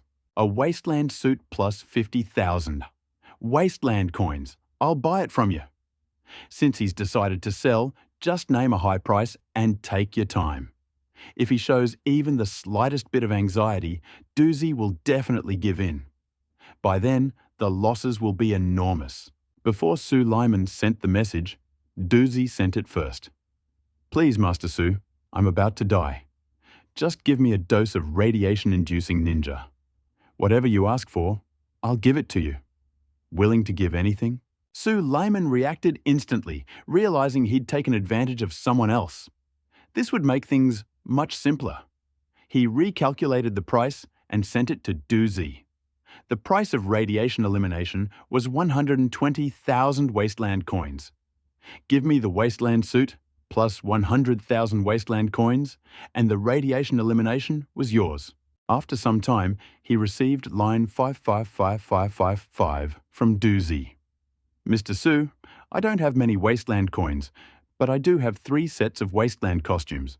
The price of 1 set of wasteland costumes is 20,000 wasteland coins. I'll give you 3 sets of wasteland costumes and 60,000 wasteland coins. Well done! Sue Limeng's eyelids jumped. He really did have 3 sets of wasteland suits. Doozy was a lucky man, and whatever price he named, that's the price. Doozy is very honest. I can't kill him. No, the wasteland suits are useless to me. If you give me 3 sets of wasteland suits, you must add another 80,000 wasteland coins. Doozy, as usual, sent a series of 55555. Then, as if afraid that Sue Lyman would not agree, Doozy sent another message. Mr. Sue, I have no wasteland coins. First, I'll give you 3 sets of wasteland suits. Can I pay you the remaining 80,000 on credit? Sue Lyman. After a long time, he was still waiting. He frowned. But he didn't need wasteland suits. So Sue Lyman asked, What else do you have? Let me take it. You might need it. Doozer, I only have 6 cans left. Just 6 cans. Sue Lyman smacked his lips and replied with a message. In that case, I'll take 5 cans from you so you can learn a lesson. Don't come to the door unless necessary. 55555. Thank you very much. Sue Lyman wanted 6 cans. However, he feared Doozy would despair and sell nothing, so he was forced to retreat, leaving Doozy with a glimmer of hope. Since the price had been agreed upon, Sue Lyman immediately initiated a separate transaction with Doozy to avoid further problems. Zip, the anti-radiation pill, vanished in his hand, and at the same moment, 3 sets of heavy wasteland suits appeared next to him, along with 5 cans of lunch meat. Doozy, meanwhile, was crying, snot and tears streaming down his face. He thought he was going to die, but he didn't expect Sue Lyman to agree to such an unfair deal. Doozy knew that 5 cans of food wouldn't counteract the radiation-neutralizing medicine. After receiving the medicine, Doozy immediately injected himself. Suddenly, the radiation levels in his body dropped to 50%, and his mood improved significantly. Although things weren't as good as they had been without radiation, at least Doozy wasn't coughing up blood or feeling numb. Returning this time, Doozy decided to listen to Sulaimong and never leave the shelter. He would remain hidden until the end of the war, and then make a splash. Night of the Wasteland. Suleiman carefully examined the wasteland suit on his body. Although it looked brand new, the design was very old-fashioned. It wasn't sci-fi or space age, but rather resembled a large square box. In short, he looked as shabby and unsightly as possible. He picked up the wasteland suit, put it on, and immediately felt its weight. Well, it bounces, so the protection must be pretty good. However, the imaginary scene of being promoted to a quasi-F-class extraordinary character never materialized, and his stats remained unchanged. What's going on? Suleiman thought, immediately turning to the wasteland suit stat panel. There were no issues with the stats, except for the extra red line at the end of the bar. Please note, the stamina value has reached its current limit and cannot be increased. Damn it! Suleiman cursed angrily, wanting to advance to the extraordinary level with the wasteland suit. Suddenly, that path was blocked.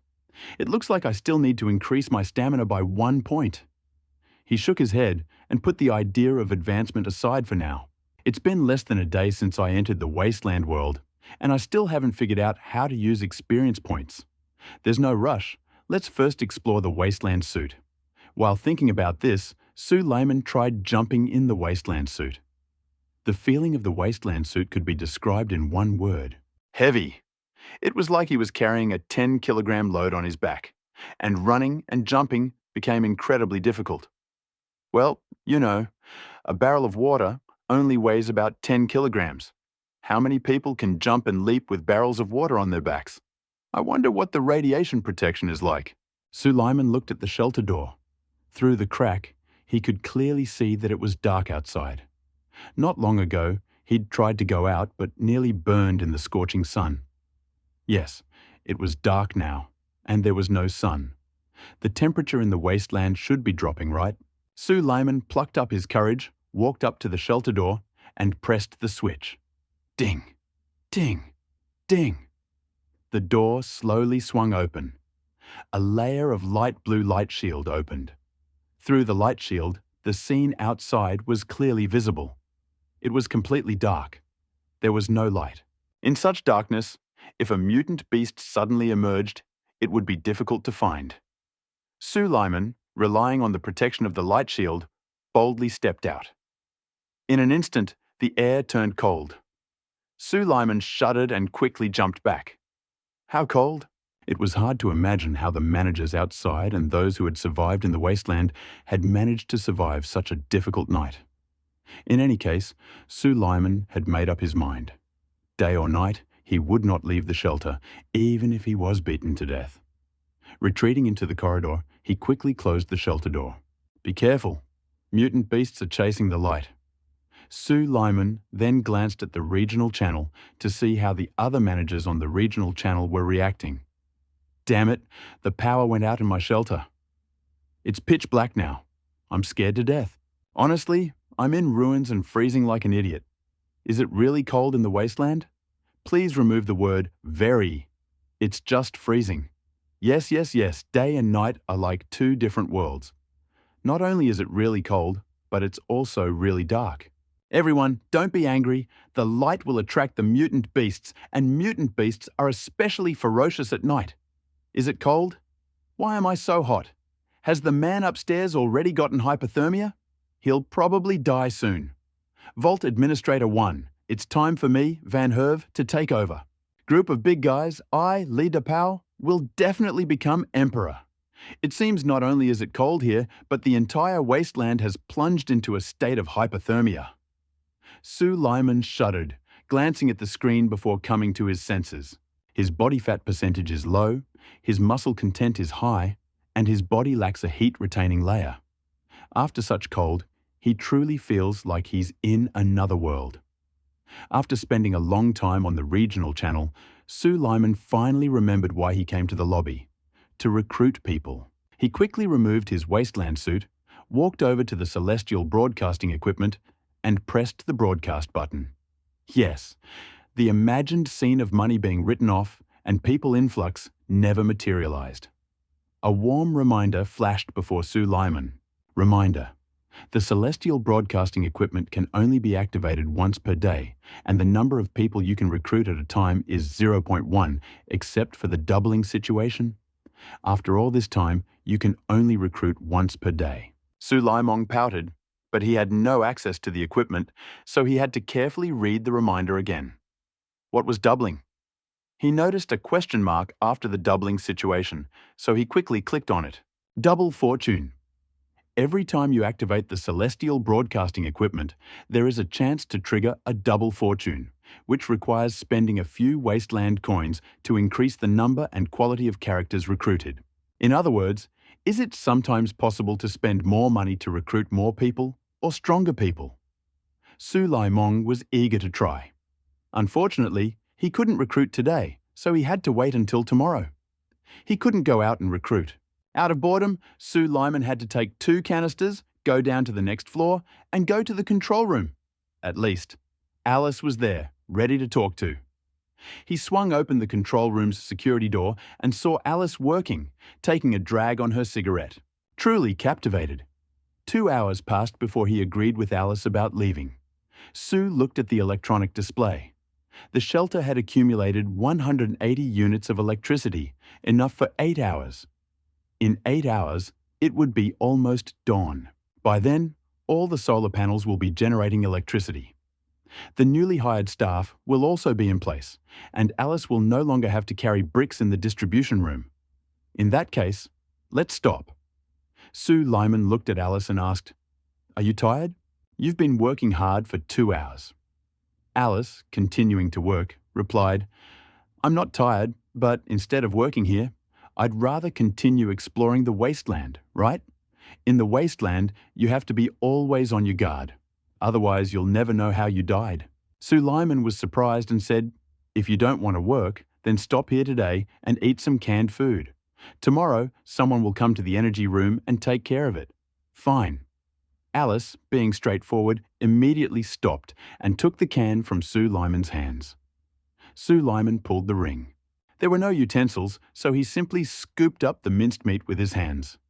He hadn't eaten all day, and after eating a piece of minced meat, he felt immense satisfaction.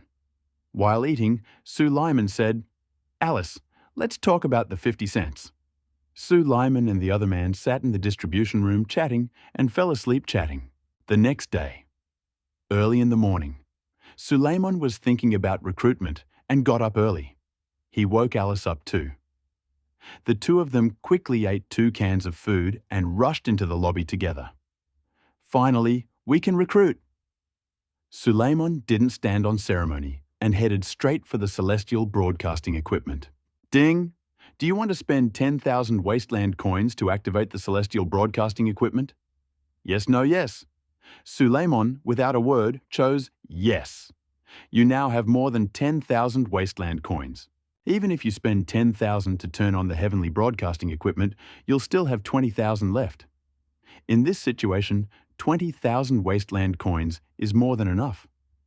As soon as the heavenly broadcasting equipment turned on, Sue Lyman immediately heard a click. What was that sound? He looked to his left and saw Alice, who was staring at the door with a wary expression, holding a pistol in her hand, ready to defend herself. "It looks like someone recruited by Jutian Broadcasting has arrived."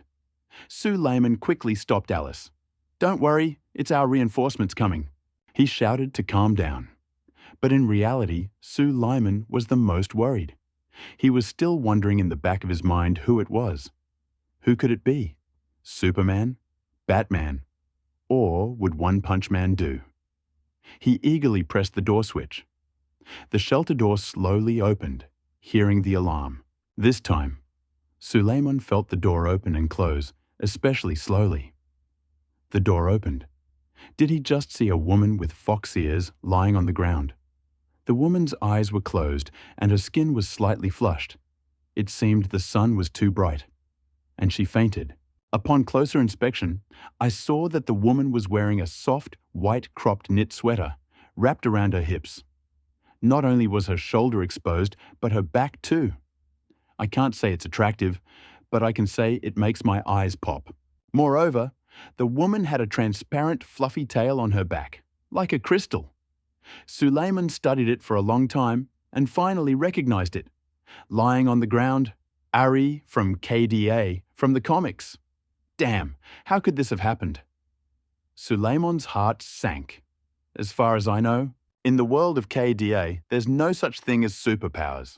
In other words, Ari is an ordinary person. He quickly glanced at Ari's attribute panel. Ari in a coma. Ordinary person. Radiation value, 29%. Happiness, 100%. Jutian's character, happiness is always 100%. Loyalty, 100%. Jutian character, happiness is always devoted to the manager. The character from the comic KDA Harmony is the founder and soul of the group KDA, with exceptional singing and dancing skills. However, crossing the world barrier caused Ari to suddenly receive a large amount of radiation and fall into a coma. Characteristics. 1. Star singer Ari, as the founder and face of the girl group KDA, is a popular star singer. 2. Dancer Ari has studied dance since childhood and has a graceful figure. 3. Miss Ari is the daughter of a wealthy family and enjoys a luxurious life. She never takes on menial tasks and has received a very comprehensive and well-rounded education. Well done. Alice has only 2 stats, while Ari has 3. However, none of them are related to survival in the wasteland. When King Joe saw such a person in the shelter, he would have called it paradise. But the shelter has only just begun, and the food and clothing problem hasn't been resolved yet. So how can he even think about building anything? However, since he's already here, Suleiman naturally won't give up. He intends to go out the door and wake up the unconscious Ali. However, as soon as Suleiman lifted his leg, he immediately remembered yesterday's lesson. Cough, cough, cough. He quickly covered his mouth and leaned over, feigning a double cough, as if he had a stabbing pain in his side. Alice, men and women shouldn't be intimate. Go and carry the woman across the ground to the shelter. Okay.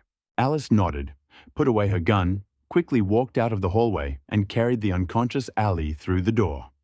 The extraordinary one's physical fitness is truly strong. Suleiman was envious. He was afraid of the high temperature, but Alice could easily enter and exit with it. But soon, Suleiman thought of the high temperature, which even Daji could withstand for a moment. But Ari suddenly collapsed.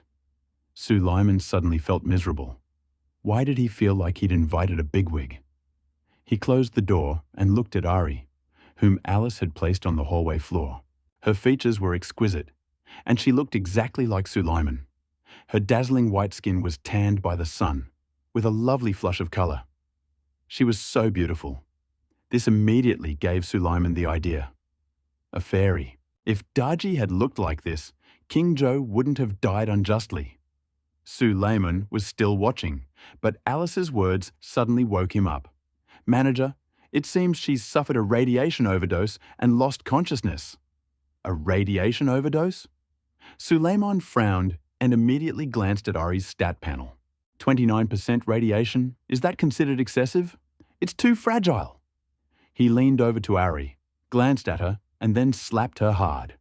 Pa, wake up, Suleiman shouted, hoping to wake Ari in the most primitive way possible. A slap mark quickly appeared on Ari's delicate face. But Ari still didn't wake up. Alice saw nothing wrong with Suleiman's method, but she said nervously, "It seems the power is too weak and can't reach the threshold to awaken her. Otherwise, should I do it myself? No need." Suleiman was so frightened that he hugged Ari. This man is still needed. If Alice hit her in the face, she'd probably lose her soul. As he hugged Ari, he immediately smelled her unique scent. Su Laimong gritted his teeth and said, "Only deradiation can wake her up now." Deradiation? What is that? Alice asked. Su Laimong explained, "Deradiation is a cure for radiation. This is the treasure I showed you." Alice suddenly understood and nodded. It really is a treasure. But the more Su Lyman thought about it, the more upset and angry he became. One dose of radiation eliminator costs 20,000 wasteland coins. 20,000. A whole 20,000. What a waste. Spending so much money on Ari. He closed his eyes and pulled out the radiation eliminator. Without even looking at it, he thrust it hard into Ari.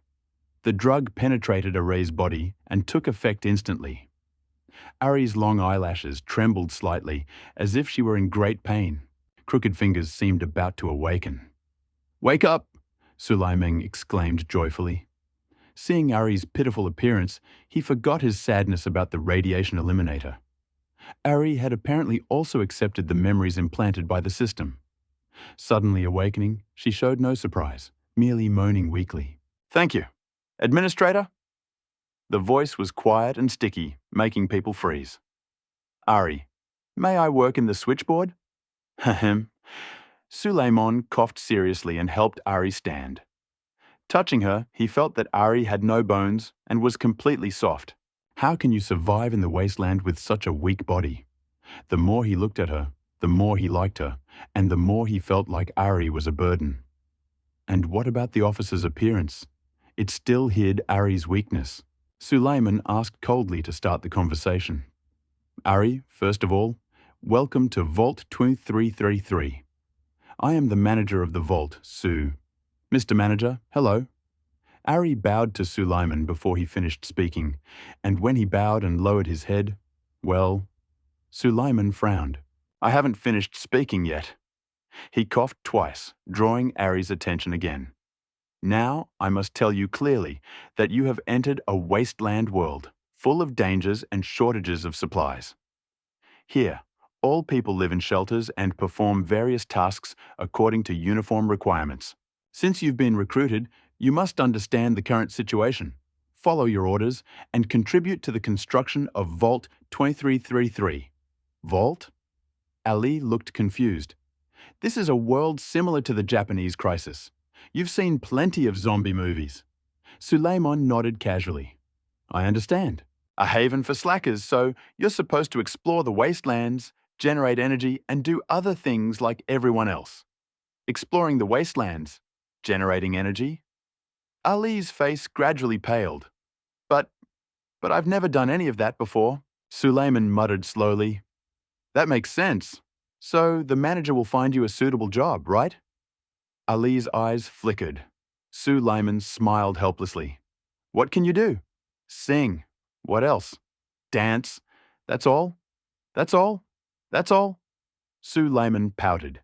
Ali was a good-for-nothing who only knew how to sing. He thought for a moment and said, In that case, I'll get you a job at the distribution center. What? At the distribution center? Ali gritted his teeth and pouted. I'll work at the distribution center. Ali stamped his feet heavily, as if he'd made a decision. I'm old enough.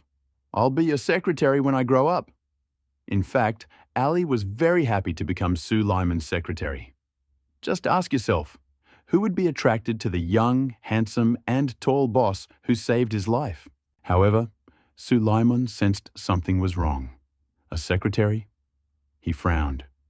When a shelter is in its late stages of development and productivity reaches a high level, secretaries might indeed be necessary. But now, there's no need for them. He solemnly patted Ali on the shoulder and looked at him encouragingly. Being a secretary is a waste of talent. You can sing and dance. The Energy Center needs talents like you. General Manager, I want it. Ari exclaimed anxiously, looking at Suleiman with tears in her eyes. Of course, 100% happiness and devotion had a subtle effect on Ari. Ari objected to Suleiman's orders and instructions only with her head and resisted with her whole body. I want this? Suleiman snorted coldly. If you want this, who will work in the distribution center?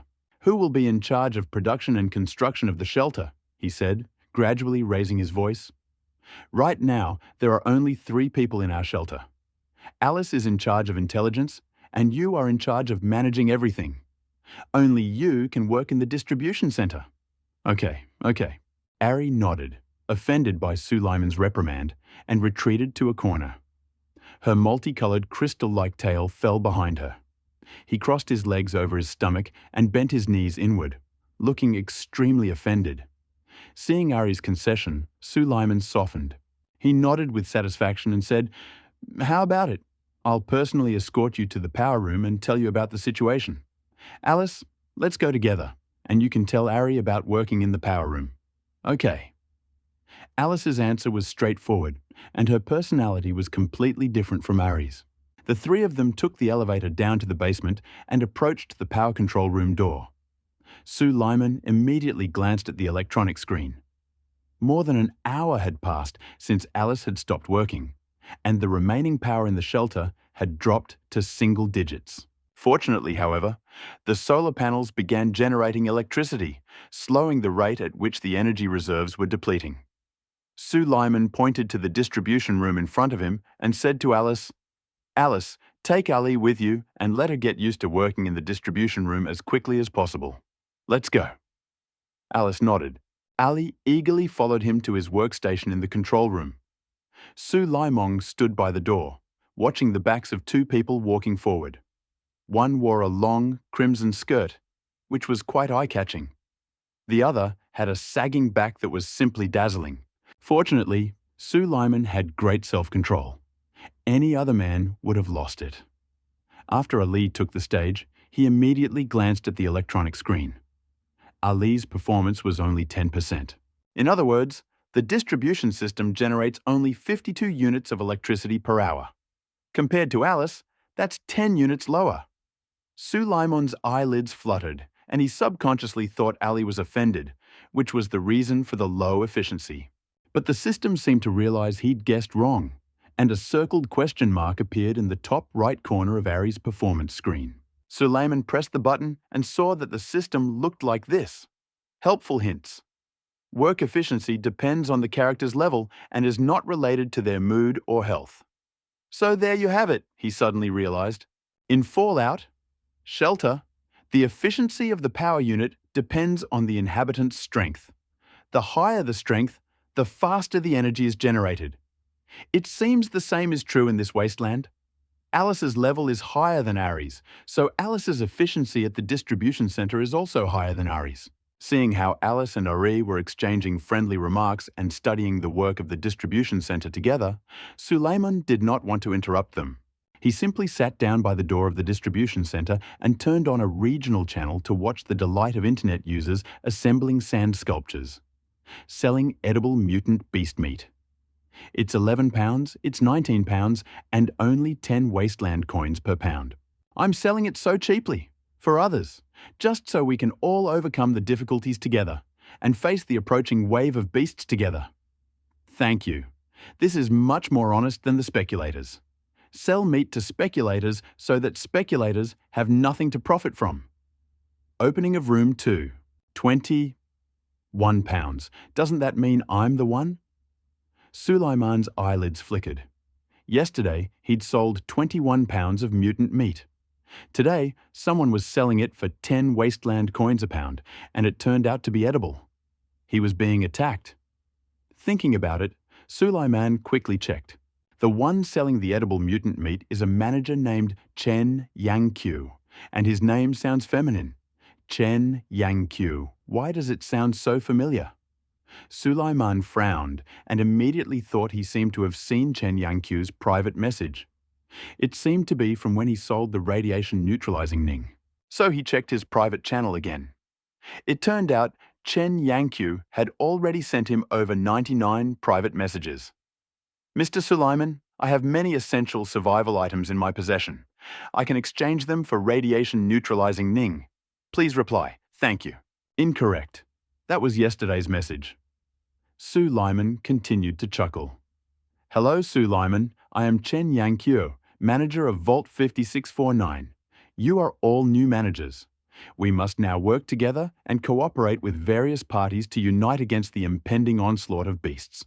Now, please stop your profiteering and lower the price of mutant meat.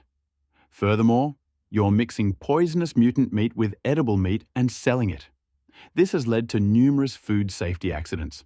You should come out, pay the money, and apologize. Wasteful behavior? Sue Lyman shook his head and sighed. When the mutant meat was on sale on the regional channel, countless people asked, "Is there more? Can I have more?" "I want it, I want it, I want it." The meat was already sold out. Know how to cross the river and burn the bridge. He sighed. What kind of bunch of guys just kill a donkey after he's done his job? You know, countless managers survived by buying mutant meat from him. And now they want him to apologize and pay money. Dream on. Sue Lyman ignored Chen Yanqiu's comments, but directly blacklisted him. Suddenly, the world instantly fell silent. Moreover, Sue Lyman decided that the price of mutant meat was impossible to lower. Chen Yanqiu alone couldn't satisfy the needs of all the managers in the entire wasteland. A market for his mutant meat. While Sue Lyman was pondering this, Alice approached. "Manager, Ali has already mastered the control panel. Can I let go?"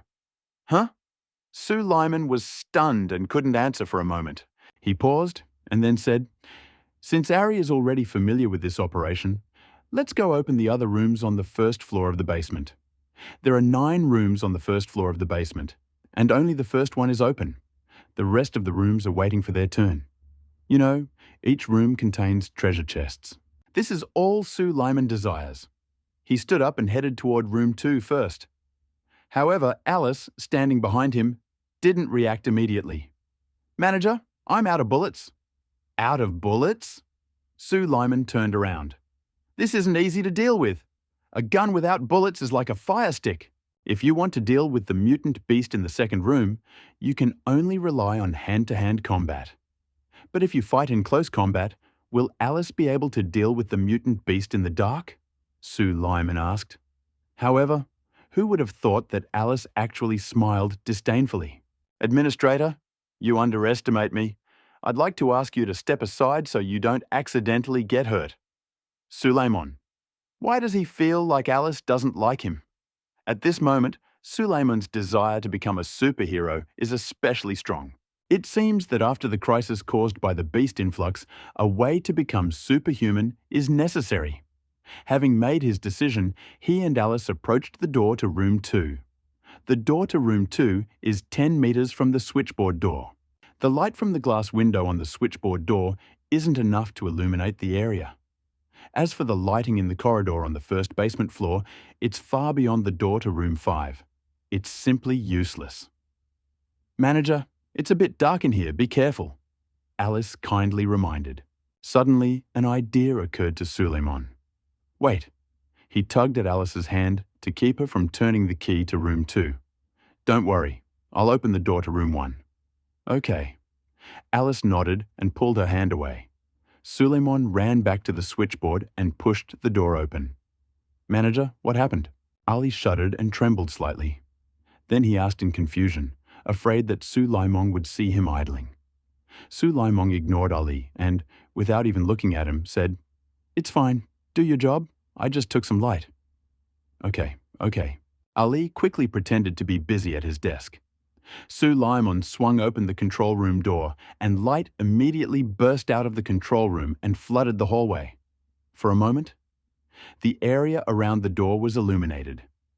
However, the control room door was equipped with a closer. As soon as Suleiman lets go, the door automatically slams shut. "It's not me trying to stay away." Suleiman gritted his teeth, but couldn't find anything that could block the door, so he had to shout to Alice, who was standing 10 meters away. "Alice, I'll block the door here, and you deal with the mutant beast in the second room." "Okay." Alice nodded, her lips pursed generously. Before Suleiman could count to 3, 2, 1, Alice had already unlocked the door and pushed it open. Suddenly, a ping-pong-like sound was heard. And then Suleiman's ears began to ring with a reminder. Alice had killed a level F mutant cockroach, earning 1 experience point. Is this the end? Suleiman raised an eyebrow and looked at Ari, who was pretending to be in the switchboard. Alas, when would Ari ever be as useful as Alice? He shook his head, left Ari, and went into the second room. There, Alice turned on the light. Suleiman carefully examined room 2, which covered an area of 100 meters. Like the distribution center, the floor in room 2 was 10 meters high. In other words, it was a 10x 10x 10 cube. The room contained the body of a mutant cockroach and a treasure chest. Suleiman, as usual, loaded the body onto the marketplace and set a price of 20 wasteland coins per catty. Then he looked at the treasure chest on the ground. Heh, the exciting moment has arrived. Ding! Treasure chest discovered. Do you want to open it? Yes, no, yes. Swing. The chest in Suleiman's hand disappeared. Immediately after, the prompt appeared again. Ding! You've opened the chest and received 5,000 wasteland coins. It's not as valuable as the body of a slightly more mutated beast. Gentlemen, please reward, collect, and vote. A deep bow to Pa. Report. I need to go to the bathroom. Suleiman smacked his lips and reluctantly collected the wasteland coins. Incidentally, he also collected the wasteland coins earned from selling the mutant cockroach bodies. Although Chen Yangqiu and the others jumped with delight, Suleiman's mutant meat business was unaffected. The problem was that the food shortage was too great, and the managers rushed to buy it, even though they knew that the selling price of Suleiman was very high. This infuriated Chen Yangqiu, but since he'd been blacklisted, he couldn't send Suleiman a private message, so he could only curse in the regional channel. Suleiman, you're a profiteer. I'll rally all the managers and boycott you. Suleiman, you're taking too much money without a conscience. Be careful. You'll die a miserable death in the wasteland one day. Suleiman, come out to me. I need an explanation. Those who don't know think Suleiman has abandoned a respectable woman. However, Suleiman hasn't read any of these messages. Seeing Ali sneak out of the switchboard, he couldn't think of anything else. Stop! What are you doing? He shouted, startling Ali. Report! Report! Ali's face flushed. He bent his knees slightly and arched his back, placing his palms on his lower abdomen as if in severe pain. What happened? Suleiman frowned. Why does Ali have so much to do? He was a little nervous. Ali timidly approached and said in a mosquito-like voice, I want to go to the toilet.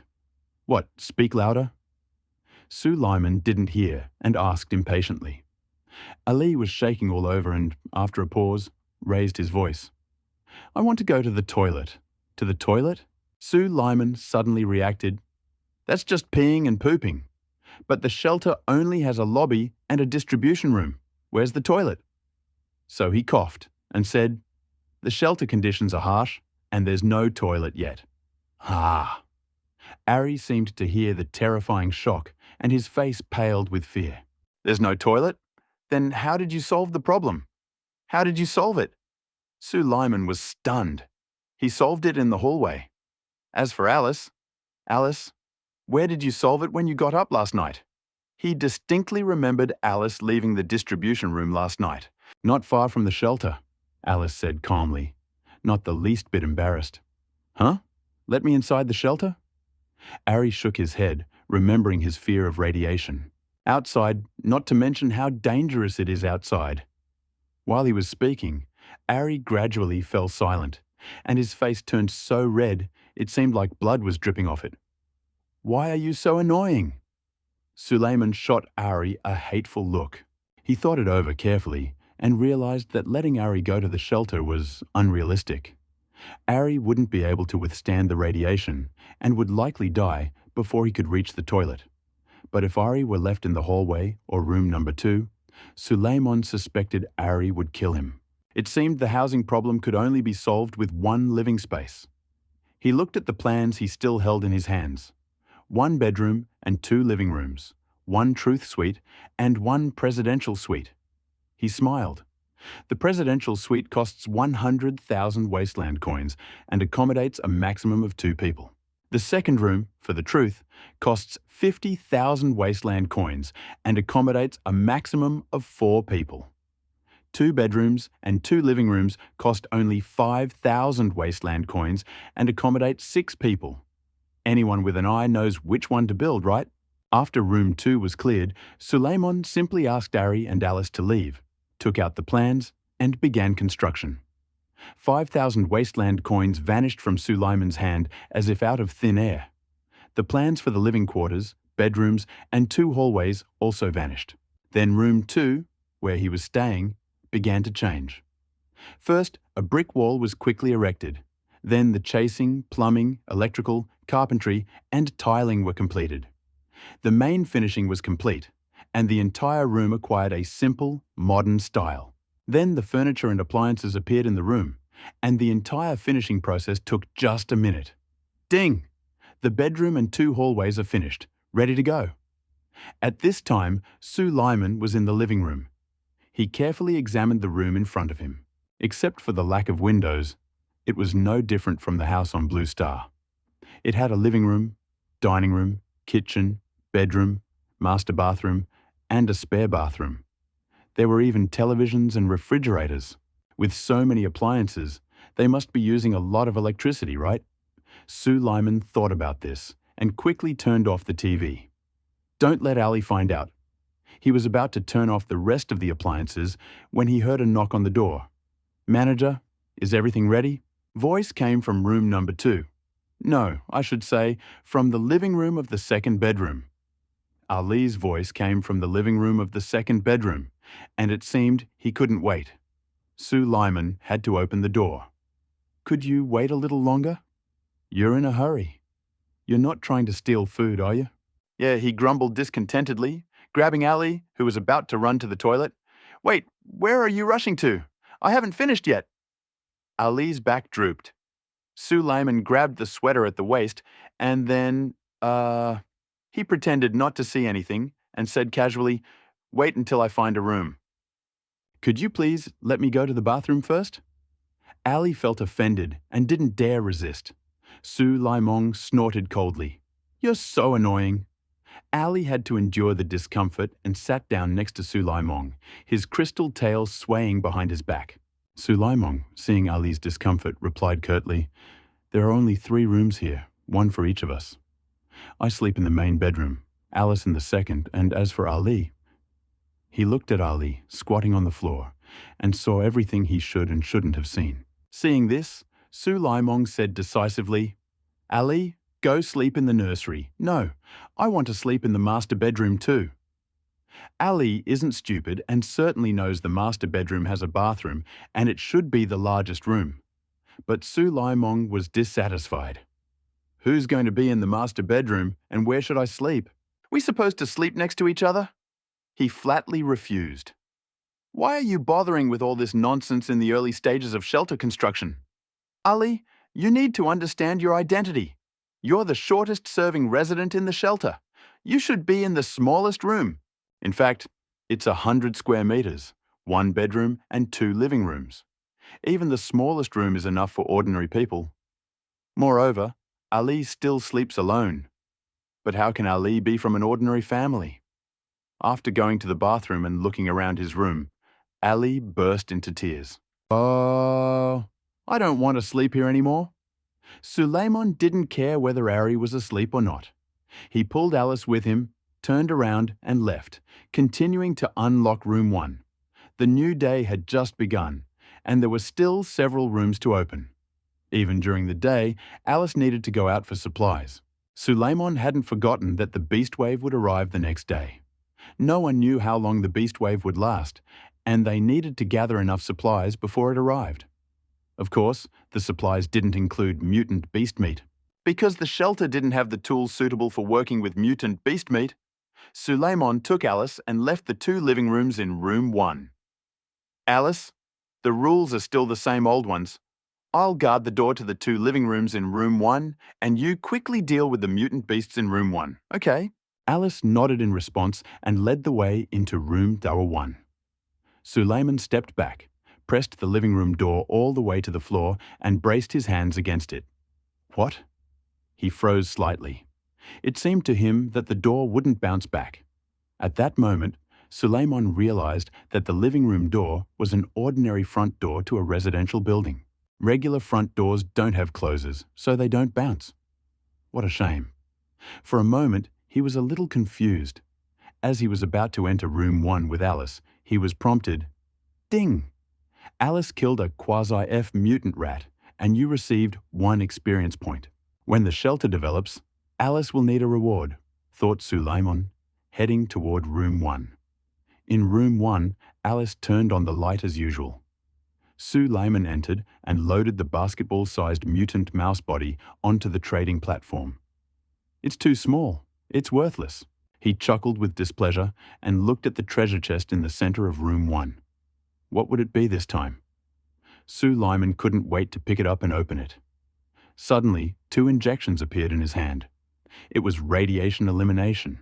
He subconsciously thought the injection that appeared was radiation elimination, and he nearly jumped with delight. He knew that 1 radiation elimination had earned Suleiman 20,000 wasteland coins. 2 more would be too much. However, although the injection in his hand looked like radiation elimination, the color of the medicine was different. Suleiman noticed the difference, calmed down, and looked at the injection's properties. Stamina booster. Introduction. It can enhance the effects of the stamina injection, permanently increasing the user's stamina by +1. Note: the interval between 2 applications should be at least 1 month, otherwise there is a risk of loss of control. After the construction of the research complex. Research Institute of Endurance Enhancers, the Endurance Enhancer can be mass-produced. It turned out to be a stat-boosting potion. Suleiman was even more delighted. Stamina is 10 points.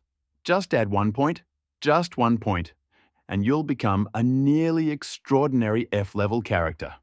So, Suleiman immediately explained to Alice, "Alice, help me guard the door. I'm ready to break through." "Okay," Alice replied, obediently leaving the room and closing the door tightly behind her. Suleiman said nothing and decisively injected himself. "Ding! You've used a resistance-boosting potion, resistance +1. Ding! Congratulations, you've been promoted to quasi-F." The resistance value in the attribute panel changed to 11. Immediately after, Suleiman felt a change in his body. A stream of energy surged from his brain, washing over his limbs. The pain was gone, leaving only a slight itch. After the sudden surge of warmth, Suleiman felt his breathing become much easier, and he was practically an F-class outstanding human. But was this the end?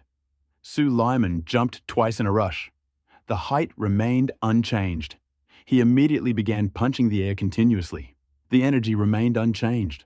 He began running quickly across the room. Besides the fact that he stopped panting, his speed hadn't changed. Impossible! Suleiman was surprised. His energy, speed, and vision were unchanged. This is different from what was written in the novel. He quickly glanced at the stat panel. Indeed, with the exception of his stamina, which has been increased to 11 points, none of his stats have changed, and his luck remains the smallest positive integer, unchanged. There are also notes on the stats. Note: if at least 1 attribute exceeds 30, you will be considered an F-class outstanding person. This man is a bit biased, Suleiman suddenly realized. Promotions for outstanding persons are determined not by their overall attributes, but by a specific one. Thus, there must be many people with biased characteristics, with a strength of 999 and an intelligence of only 1. In other words, the strength of an outstanding person is determined not only by his level, but also by his specific characteristics. For example, if you rely on endurance to become a quasi-F class outstanding human, it's really just an increase in endurance. Their physical stats remain the same. If you want to become stronger, you need to improve several stats. It was crucial to see the specific characteristics of Alice and Ali.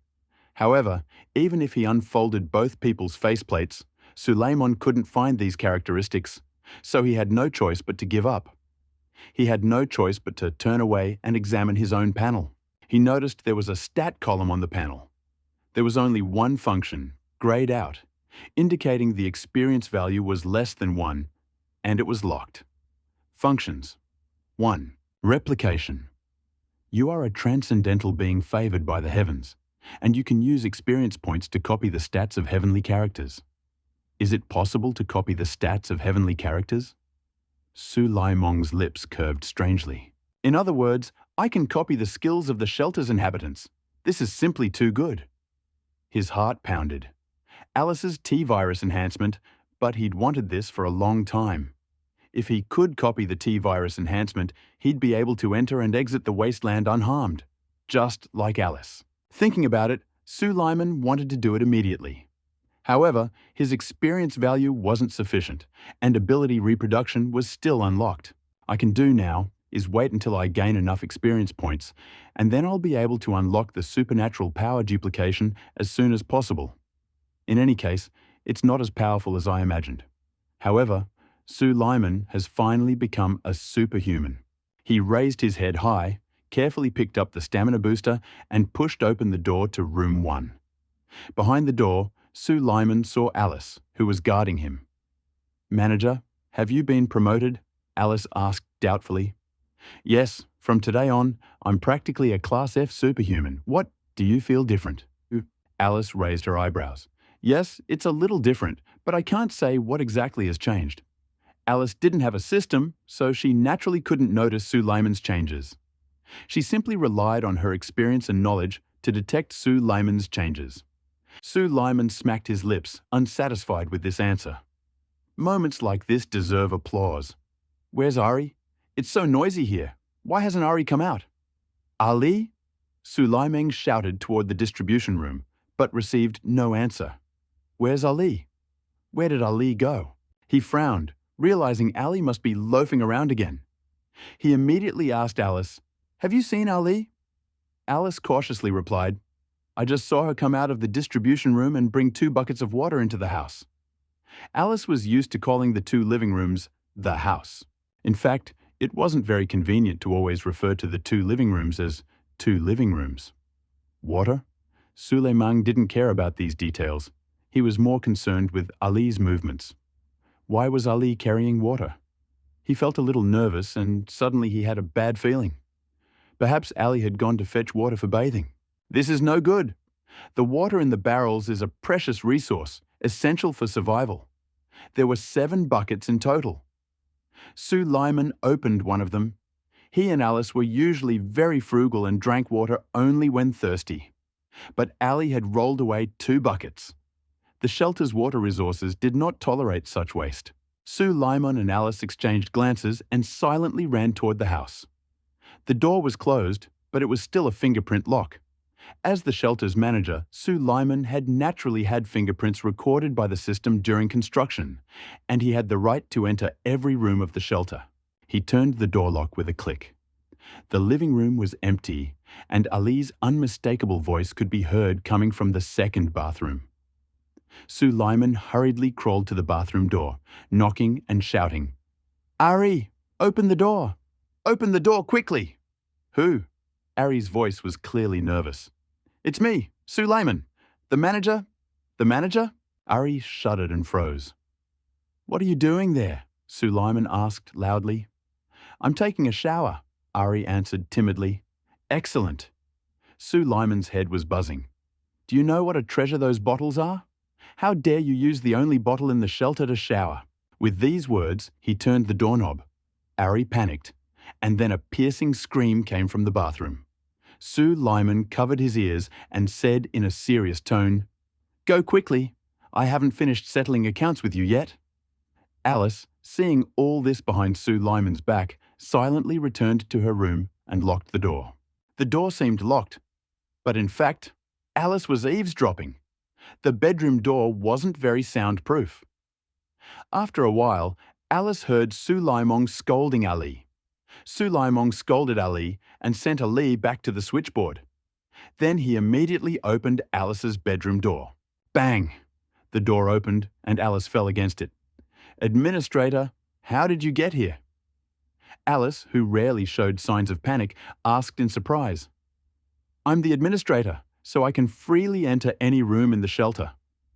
Sue Lyman snorted and continued. What did you just hear? I didn't hear anything. Okay, in that case, let's open room 4 together. Don't you need to rest? Alice asked tactfully. No, my stamina has increased. Sue Lyman straightened his back. The two of them closed the door to their home and went down to the basement. I'll hold, forget it. I'll go with you. Sulaimon deliberately wanted to hold the door to room 1. However, room 1 wasn't under construction.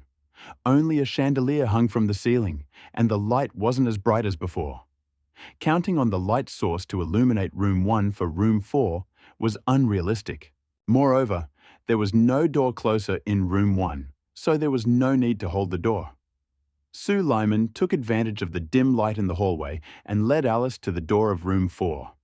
He said, Alice, you lead the way and try to kill him with one blow. I'll be watching you from behind. Even after becoming a transcendental being, Sue Lyman couldn't have imagined he'd have to face a mutant. What a joke. As the orphanage's manager, should he do this himself? Fine. Alice nodded, waved her pistol, and quickly opened the door to the 4th room. Chua. Suleiman hadn't seen what the mutant beast looked like. He'd already received a system message. Ding! Alice killed the mutant dog. You get 1 experience point. What speed? Suleiman was surprised. He'd never seen Alice complete a kill before. Unexpectedly, it turned out that it had only been a face-to-face encounter, and the F-level mutant beast had been killed by Alice. Thinking about this, Suleiman couldn't help but imagine himself in the mutant beast's place and suddenly shuddered. It seemed Alice's power was truly great. The corners of Suleiman's mouth lifted strangely. After all, Alice saw with her own eyes how Suleiman pulled something nasty out of the chest. Ding! A treasure chest has been discovered. Do you want to open it? Yes, no. Do I need to say this? Suleiman immediately opened the chest. Ding! You opened the chest and received 100 rounds of 7.62mm ammunition. Zip! There was a flash of white light, and the chest vanished. A wooden ammunition crate appeared on the floor of room 4. Was that an ammunition crate? Sue Lyman quickly opened the ammunition crate and saw neatly stacked yellow and orange, bright 7.62mm rounds. Oh, great. He was overjoyed. He hadn't expected to receive a full 100 rounds. Sue Lyman immediately asked, Alice, what kind of ammunition do you use in your pistol?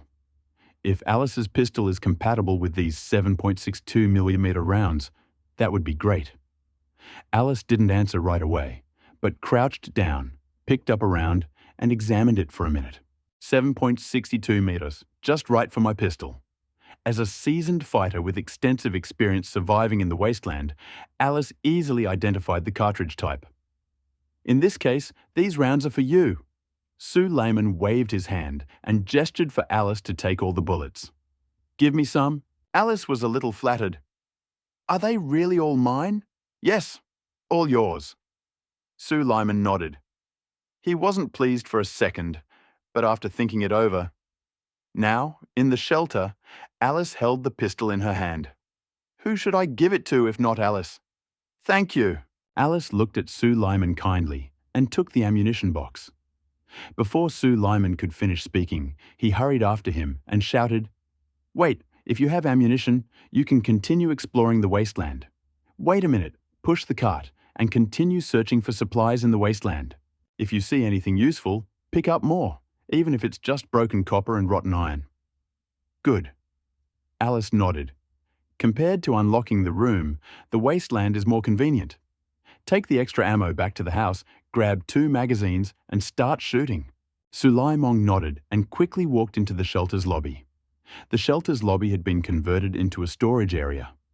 Water bottles, canned goods, radio equipment, and wasteland clothing, all of it was piled up in the lobby and on a cart. It looked completely out of place. Suleiman decided to clear the lobby, move all the supplies to room 3, and let Alice push the cart. He grinned and used the cart to transport all the supplies from the lobby to room 3, then returned the cart to the lobby. By the time Alice reached the vestibule, Suleiman had already put the cart away. Go ahead. It doesn't matter if you don't find any supplies. Just come back before dark. He handed the cart to Alice and looked at her encouragingly. Good. Alice nodded, opened the shelter door, and happily pushed the cart down the road. Wasteland was still in ruins. Suleiman nodded with satisfaction and waited until Alice was out of sight before pressing the button on the shelter door. Then he returned to room 3 to continue sorting. So, in the shelter, one of which is open and only half full, there were 6 cans, 4 healing needles, and 3 sets of wasteland suits. As for the radiation neutralizer, it was completely used up. Additionally, there were over 150,000 wasteland coins and 2 blueprints for the presidential suite and the truth suite. Suleiman placed bottles of water along the corner of the wall, forming a circle, and then placed all the cups and needles for treatment in there. He then placed the wasteland suit on the bottle and made a simple lid. As for the 2 blueprints, he carried them with him. Not enough supplies. Suleiman frowned. He had to figure out how to conserve the canned goods. Otherwise, as the shelter's population grew, there would be less and less food. He was deep in thought when he heard 2 faint coughs outside the door. Who? Ari? Suleiman turned his head and saw Ari leaning against the doorframe, hissing. He suddenly felt pain. What's going on? If you want a rest, just get some rest. Just make sure the power doesn't go out in the shelter. After I opened the 2 rooms, the shelter's power consumption increased by 2 units. But it was still less than Ari was generating. So Suleiman didn't pay any attention to it and didn't become so strict with Ari. After all, who doesn't slack off at work? However, Ari was not at all happy and looked at Suleiman with a clouded gaze. Ah, Sue, I think I've caught a cold. Spike, isn't this just a lesson? We're still bosses? A shiver ran down Suleiman's spine. He coughed twice before coming to his senses. What happened? Suleiman asked worriedly. Ari looked tired and, breathing heavily, said, Could it be because of the cold shower? Did you take a cold shower? Suleiman's eyelids fluttered, unaware that Ari was being so cruel to him. Even though there's no running water in the house, there's an induction cooker in the kitchen. Can't I just boil the water before washing? Oh, I washed my face with cold water, Ari said, squatting down. Suleiman hurried to the door and supported Ari. Why are you so hot? My heart started pounding, and I realized something bad was about to happen. I don't know. I'm feeling dizzy and nauseous, Ari replied weakly. Suleiman placed his hand on Ari's forehead, touched it, and immediately cursed silently. It's all over. Ari has a fever. What should I do? For a moment, I couldn't think of a solution. There was no fever reducer in the shelter. Maybe I needed a healing needle? Suleiman helped Ari get home, then ran to room 3 for the healing needle and carefully studied the information on the panel. However, the more I read, the colder my heart became. Because the healing needle can only heal injuries. This is bad. Suleiman searched room number 3 and suddenly spotted the only stamina-boosting drug there. He injected himself with it and became almost an F-class. What if he injected Ari with it too? Suleiman immediately realized that the drug could increase stamina by 1 point. It was equivalent to improving a person's physical performance. It should be useful for Ari, who had a cold. Come on. Suleiman took the medicine and came into Ari's room. At that moment, Ari was lying on the bed with her eyes closed. Suleiman gently tugged Ari's hand and said, Ari, I'm going to inject you with a stamina-enhancing drug to improve your physical performance. Maybe you'll feel better. Ari opened his eyes in a daze and didn't hear what Suleiman said. Suleiman was being rude.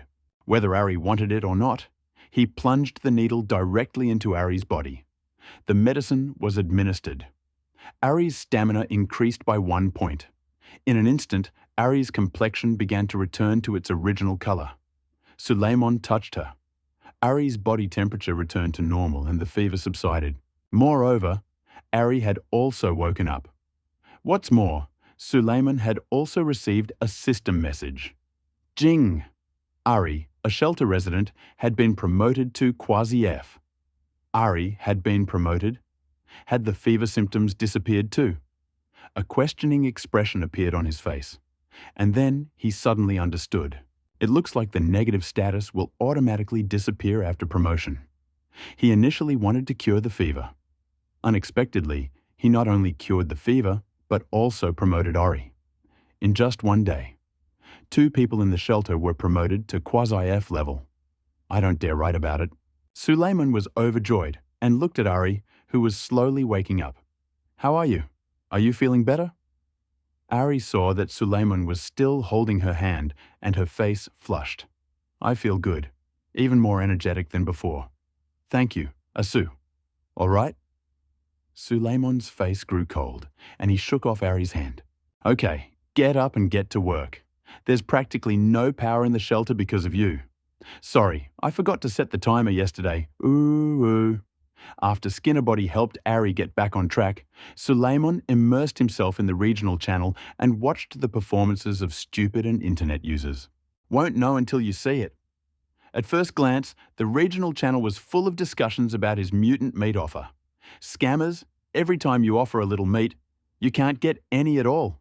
This is hunger marketing, the goal of which is to drive up prices.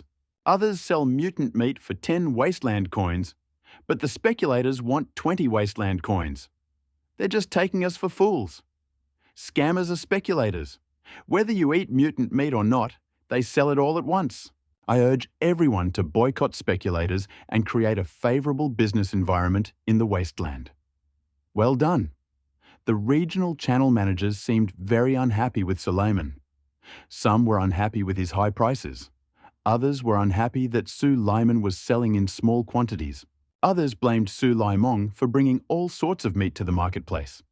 However, Suleiman wasn't the least bit concerned. After all, whenever he put mutant meat on the shelves, it was always sold out. These days, selling mutant meat is crucial for managers. The market generally belongs to the seller. Doesn't he have the final say on how to set the price and what to sell? Suleiman sat in the hallway, unsure how long he'd been staring at the screen before he heard a knock on the door. The shelter had no doorbell and no video surveillance. I have to wait in the hallway until I hear the knock at the door.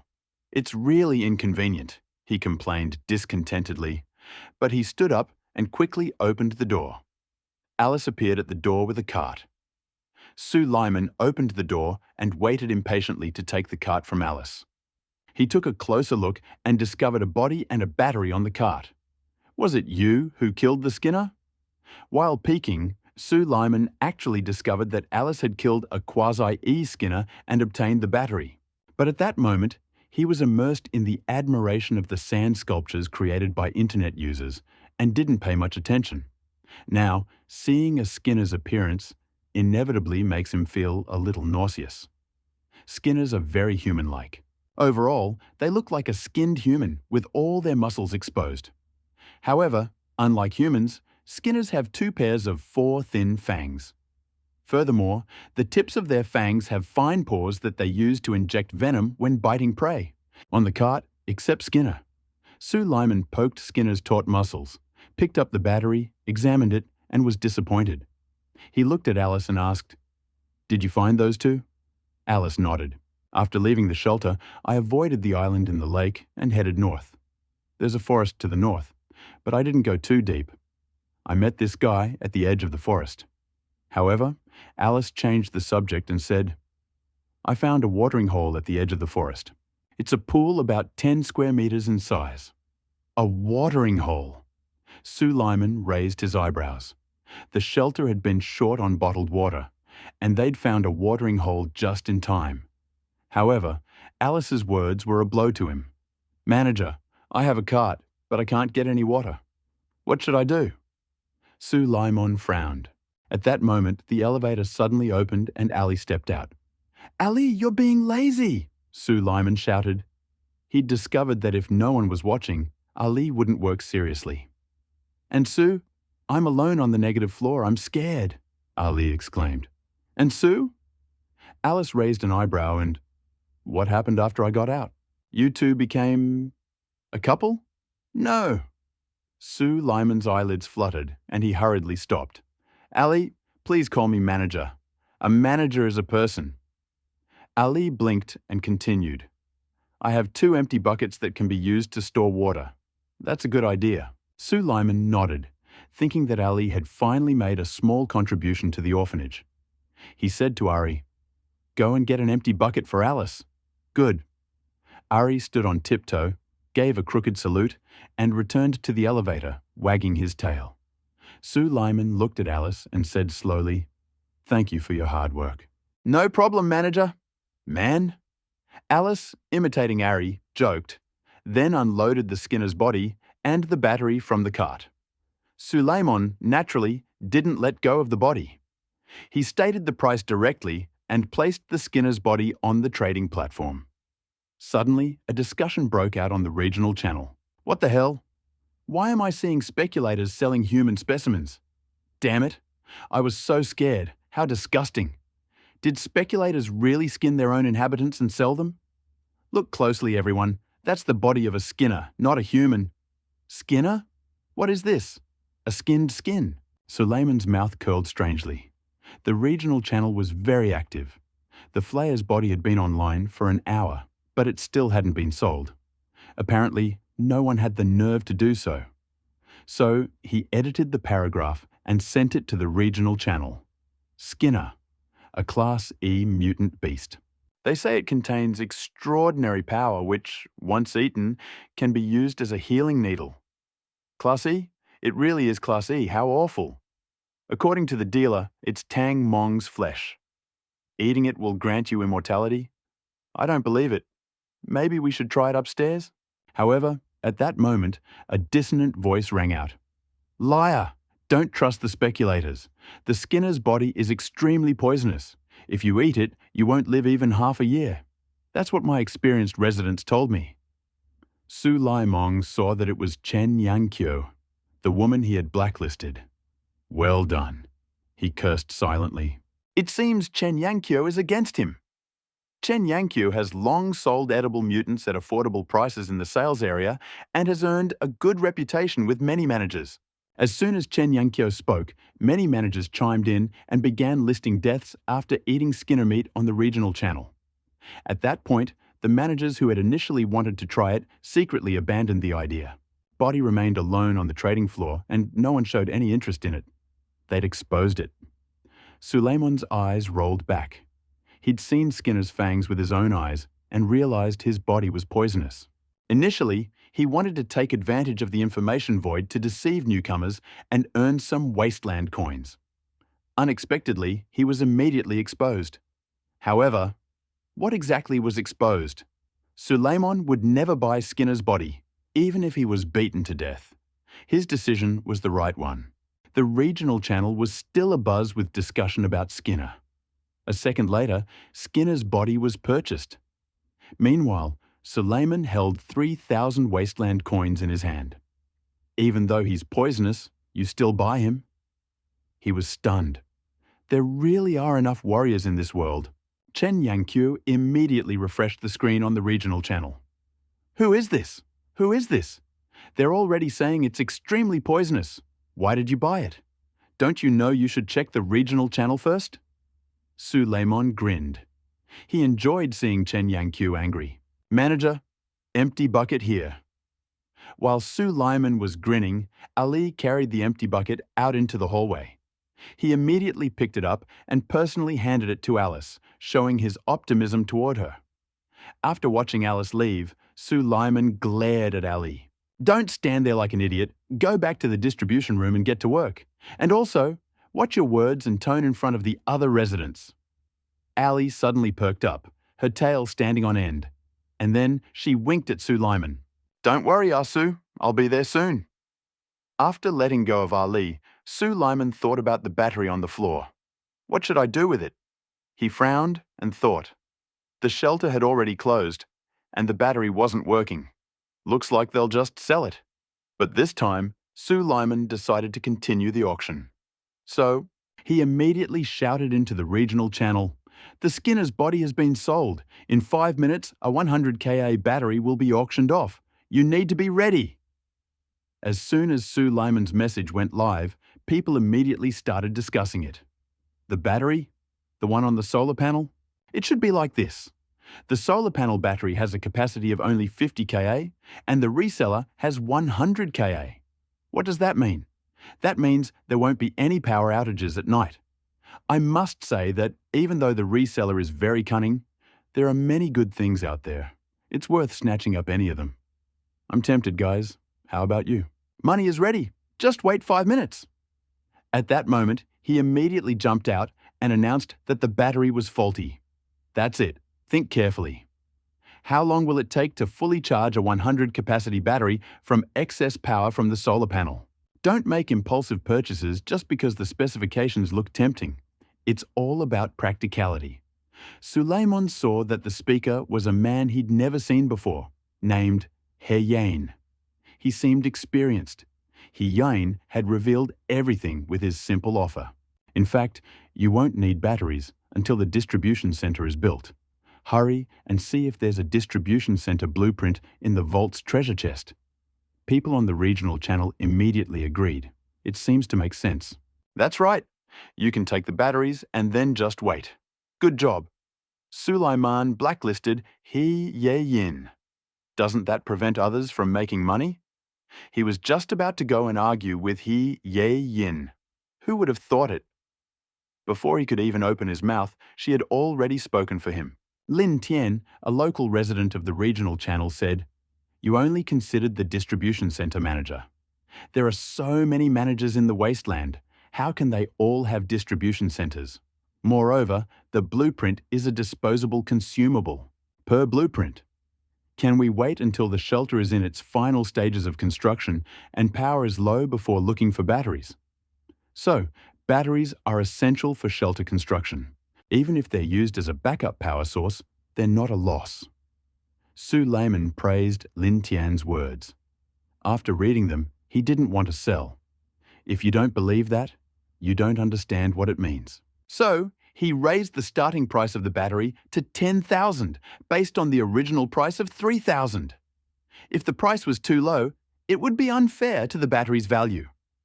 10,000 wasteland coins is exactly the cost of building a distribution center. On the second day after the arrival, many managers managed to collect 10,000 wasteland coins. Even based on Lin Tian's words, many managers who built distribution centers will participate in the auction. This time, there was no need to worry about not getting a good price for the battery. Su Laimong calculated that it would fetch at least 20,000 wasteland coins. 5 minutes later, the auction began. Chen Yangqiu's bid, 11,000 wasteland coins. Pfft. Su Laimong immediately laughed. Who would have thought that Chen Yangqiu, who always mocked him as a speculator, would be the first to name a price? He quickly typed 3 question marks into the regional channel.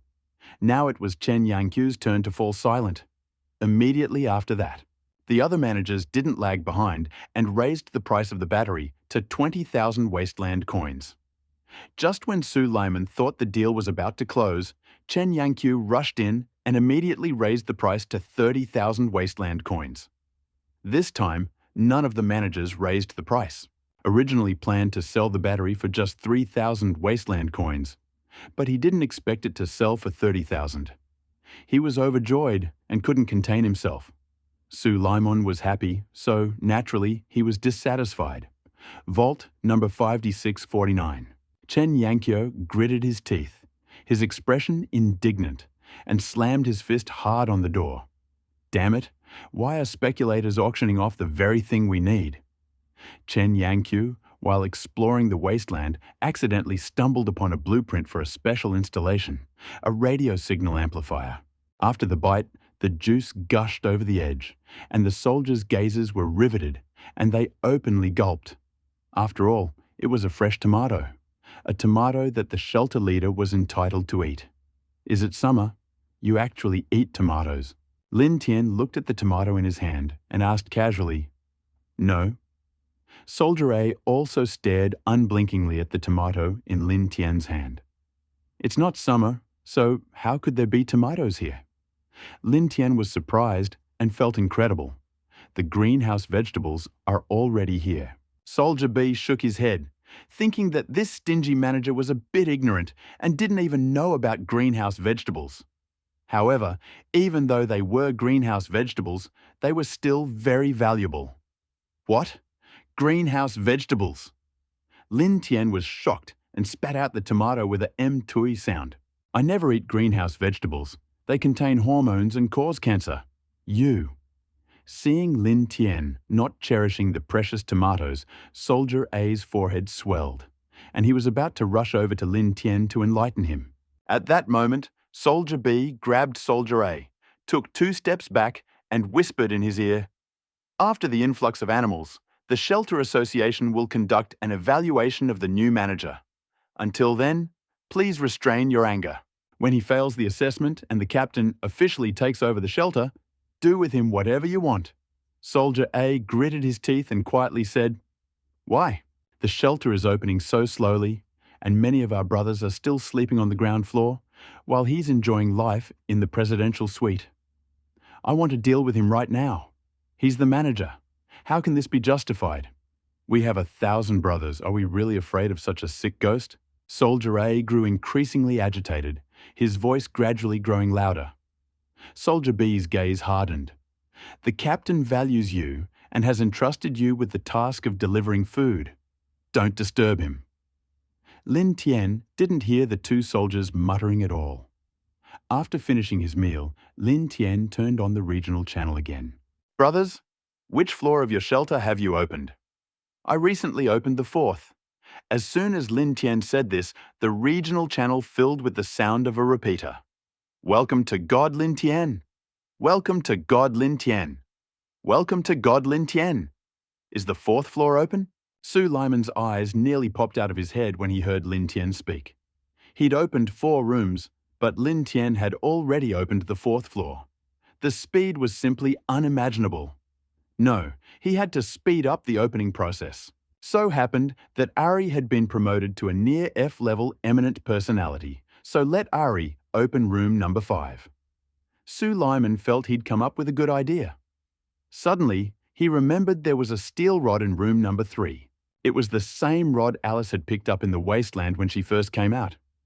It's perfectly fine to give it to Ari and let Ari fight the rods. Do it whenever it comes to mind. Anyway, Ari's lazing around in the distribution room. Why not use this wisely and train Ari to become the shelter's primary fighting force? Suleiman immediately returned to the basement, first going to room 3 to find the bars, and then quietly approached the door to the distribution room. He surreptitiously peeked into the control room through the viewing window. Indeed, Ari is terribly lazy. If there's a return function, I guarantee Ari will be the first to return it, Suleiman thought silently. He slammed the control room door open, and Ari staggered, startled. Su. Ari quickly stood at attention and fiddled with the device twice, trying to hide his laziness. Suleiman frowned and asked, "What are you so lazy about?" As he had said, he approached Ari and glanced at the electronic display in the switchboard. Since Ali took over, the energy reserves in the shelter haven't increased much. I was just studying the equipment. Su Liman pouted. They didn't use procedures like that in elementary school anymore. He looked at Ali with displeasure and said, "If you want to rest so much, then I'll let you have a good rest. Follow me." "Huh?" Ali's face flushed. "You want it right now?" Su Liman glared at him. "Come with me to open room number 5. I'm scared." When Ali heard about the opening of room 5, she became even more frightened. It would be better to eat her. Su Liman patted Ali on the shoulder. "Don't be afraid. You're already a grown-up, an extraordinary person. You should learn to cope with danger, not to mention the fact that I'm here." Okay. Face fell, but she had to obey Su Liman's order, holding on to the steel bar and slowly following him. The distance from the distribution room to the 5th room was only 40 meters, and it could be covered in 30-40 seconds. But it took Ali a full 2 minutes to get there. "Hurry up, what are you waiting for?" Ali shouted. "I want you to slow down, but you won't. You're so talkative." Suleiman grabbed Ali by the shoulders and dragged him straight to the door of the 5th room, holding out a steel rod. "Now open the door of the 5th room for me." "Oh, okay," Ali exclaimed, her trembling hands gradually approaching the doorknob of the fifth room. At that moment, Ali's hands began to tremble, and finally, trembling, they found the key and began to slowly turn it. Click. The door lock was unlocked, but Ali didn't dare push the door of the fifth room. Don't hesitate. Be bold. Sulaiman saw that Ali was very frightened and decided to help him. He stretched out his leg and slammed the door to the fifth room open. A huge head appeared behind the door, its fierce eyes fixed on Sulaiman, who stood there. It was a mutant rat, half the size of a man. Then, the mutant rat stirred, and before Sulaiman's eyes, it leaped to its feet and pounced on Ali. Ah! Ali screamed furiously. Super powerful sound waves pounded Sulaiman's ears, making him feel like his head was constantly pounding. He overcame the intense discomfort and looked ahead. Ali gripped the steel bars tightly with both hands and squeezed his eyes shut in fear. It's over! Sulaiman's heart sank, and he made a decision and pushed Ali aside. Ari, why don't you turn on the light? Squeak! The mutant rat was incredibly fast. When Sulaiman pushed Ari away, she pounced on them both. But how could Sulaiman allow the mutant rat to succeed? He snatched the steel rod from Ari's hand, dodged, and pushed Ari back 2 more steps. Meanwhile, Sulaiman and the other man retreated to the left of the door, clearing the way for the mutant lynx to attack. Later, Sulaiman arched his waist and stomach, facing a passing mutant rat, and lashed out with the steel rod in his hand. Although the rod was blunt, thanks to Sulaiman's strength, the blow was transmitted directly from the mutant rat's ear and then from its eyeball on the other side. Squeak! Rat, which had initially been flying, was stopped and hung on the steel rod. Blood immediately gushed from the mutant rat's ear, seeped into its fur, and dripped onto the ground. Ding! You've killed a quasi-F-class mutant rat and earned 30 experience points. Is it already dead? Sulaiman couldn't believe his eyes. He swung the steel rod and hurled the mutant rat's body into the corner. Now he realized he'd knocked out a quasi-F-class mutant beast. At that moment, the adrenaline in his system surged. Relaxing, he felt a void inside him. It was as if he'd been running a 100-meter dash and his muscles were starting to ache. This is useless survival of ordinary difficulty. Sulaiman wiped the sweat from his non-existent head and wanted to get a closer look at the mutant rat's body. But he didn't expect Ari to hug him. Behind Sulaiman, a terrified Ari came to after Sulaiman killed the mutant rat, hugged Sulaiman, and strangled him hard. Ooh, she was a singer from a parallel world. It was indeed a bit surprising to ask a singer who had just arrived in the wasteland to deal with mutant beasts. As expected, specialization is key. Let Ari do some clerical work in the future. He patted Ari's hand and said, "Stop crying. Go and see what's in the treasure chest in that room." Okay. Ari sobbed, took small steps into room 1 and, trembling, opened the chest. Ding! Ari opened the treasure chest and received a hollow coin. Zip! The treasure chest on the ground vanished, and Ari found herself with another hollow coin in her hand. Sue, isn't this too magical? Ari looked incredible, despite the information entered by the system. Ari was still perplexed by the sudden disappearance and reappearance of objects. But Sulaiman was dissatisfied. He'd spent so much effort opening the room, only to find only a hollow coin. He took the empty coin from Ari, pursed his lips in displeasure, and, to atone for his disappointment, displayed the mutant rat's body on the trading floor. Ari grinned and looked at Sulaiman with hearts in her eyes. And Sue, you really are amazing. Sulaiman shrugged, not denying it. You call this amazing? You haven't seen my most amazing place yet. Ari's expression sank. Then show me. Sulaiman was about to show Ari. Suddenly, he vaguely heard a bang, bang, bang sound. Where did that sound come from? Ari pouted, displeased by the sudden interruption. Is there someone knocking on the door? Knocking on the door? Sulaiman suddenly realized. Alice was back. He rushed out of room number 1, got into the elevator and raced to the shelter's lobby. He stepped outside. Alice was pushing a cart and pounding on the shelter's door with all her might. "Manager, open the door. Ari, open the door quickly." Alice knocked for a long time until her hands ached, and the door finally opened. Sue Lyman's smiling face appeared on the threshold. "Are you back?" Alice nodded. "Both buckets are full, but the tap water isn't very clean." Sue Lyman waited for Alice to enter and quickly picked up the cart. He took a closer look. Both buckets on the cart were already full, and the water in them was a little cloudy. He had to wait 2 days. "Everything's fine. In 2 days, when the sediment settles to the bottom, the water will be clear, and we can use it," Sue Lyman said, handing the cart to Ari. "Hurry up and roll it into room number 3. Oh. Ali stepped forward and obediently took the cart, but Alice saw the hint. "Huh? Ali, why are you crying?" Alice asked. "After I left, you—" "Not what you think." Sue Lyman denied everything.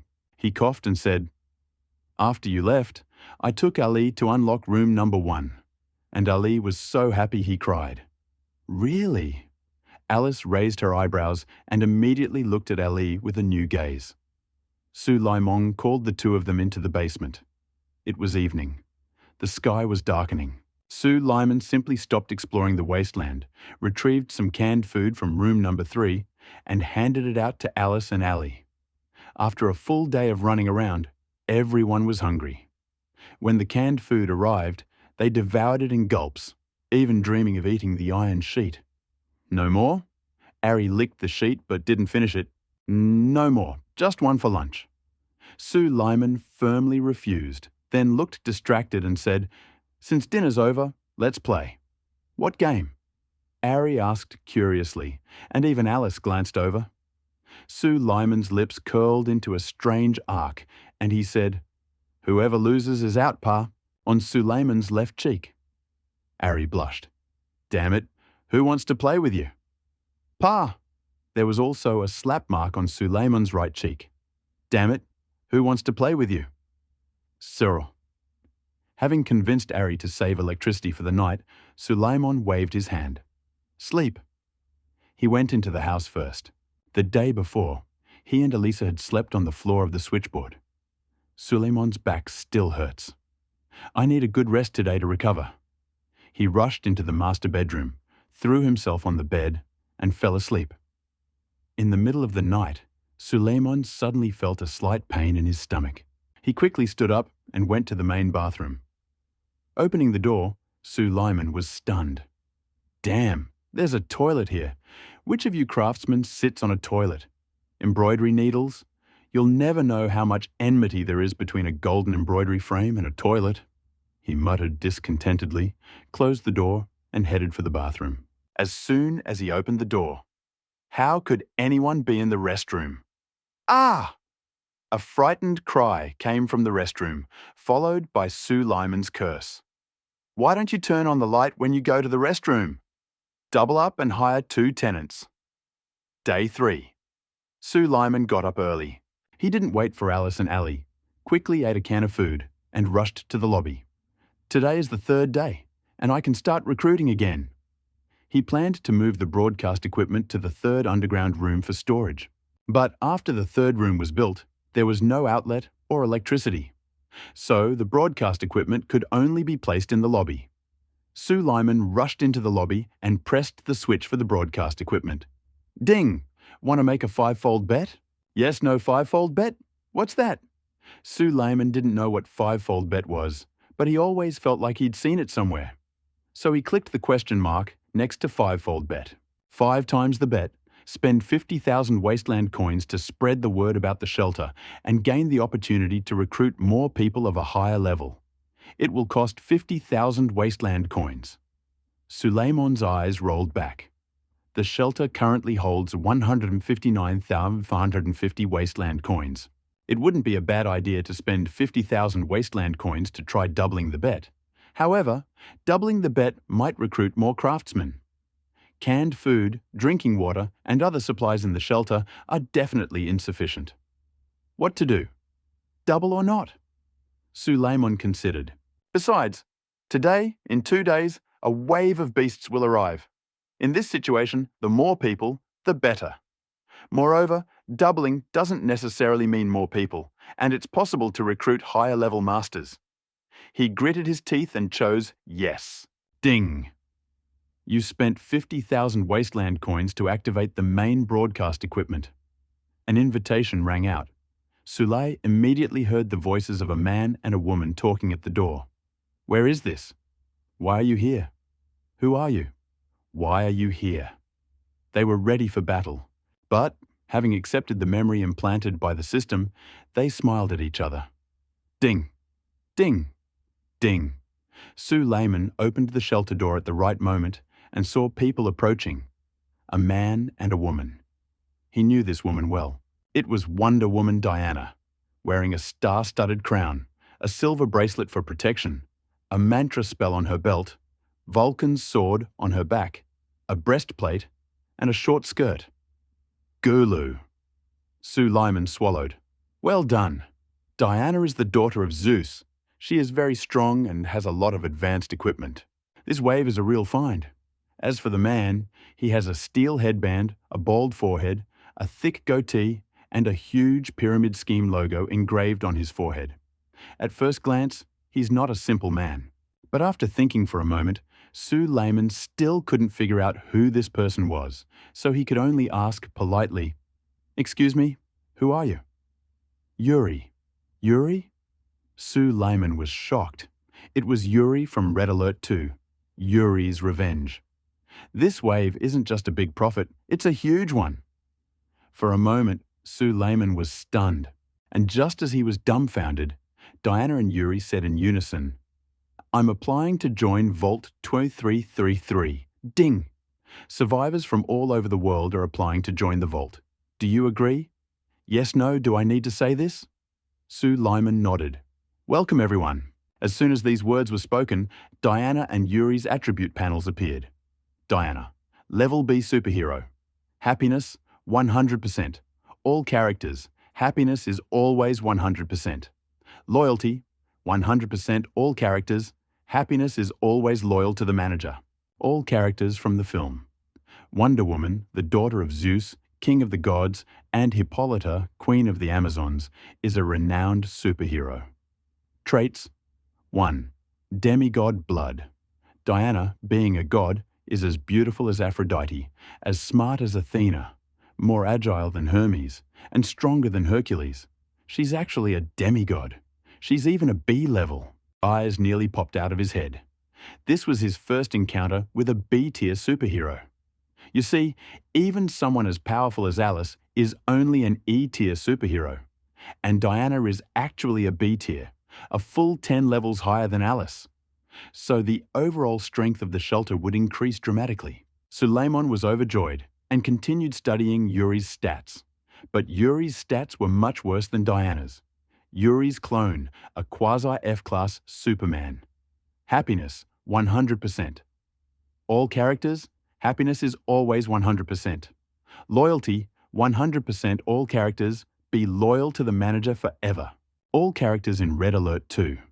Yuri's Revenge, like Yuri's clones, lack independent thought and know they must be loyal only to Yuri's country. Of course, after a system adjustment, they are now loyal to the manager. Features: 1.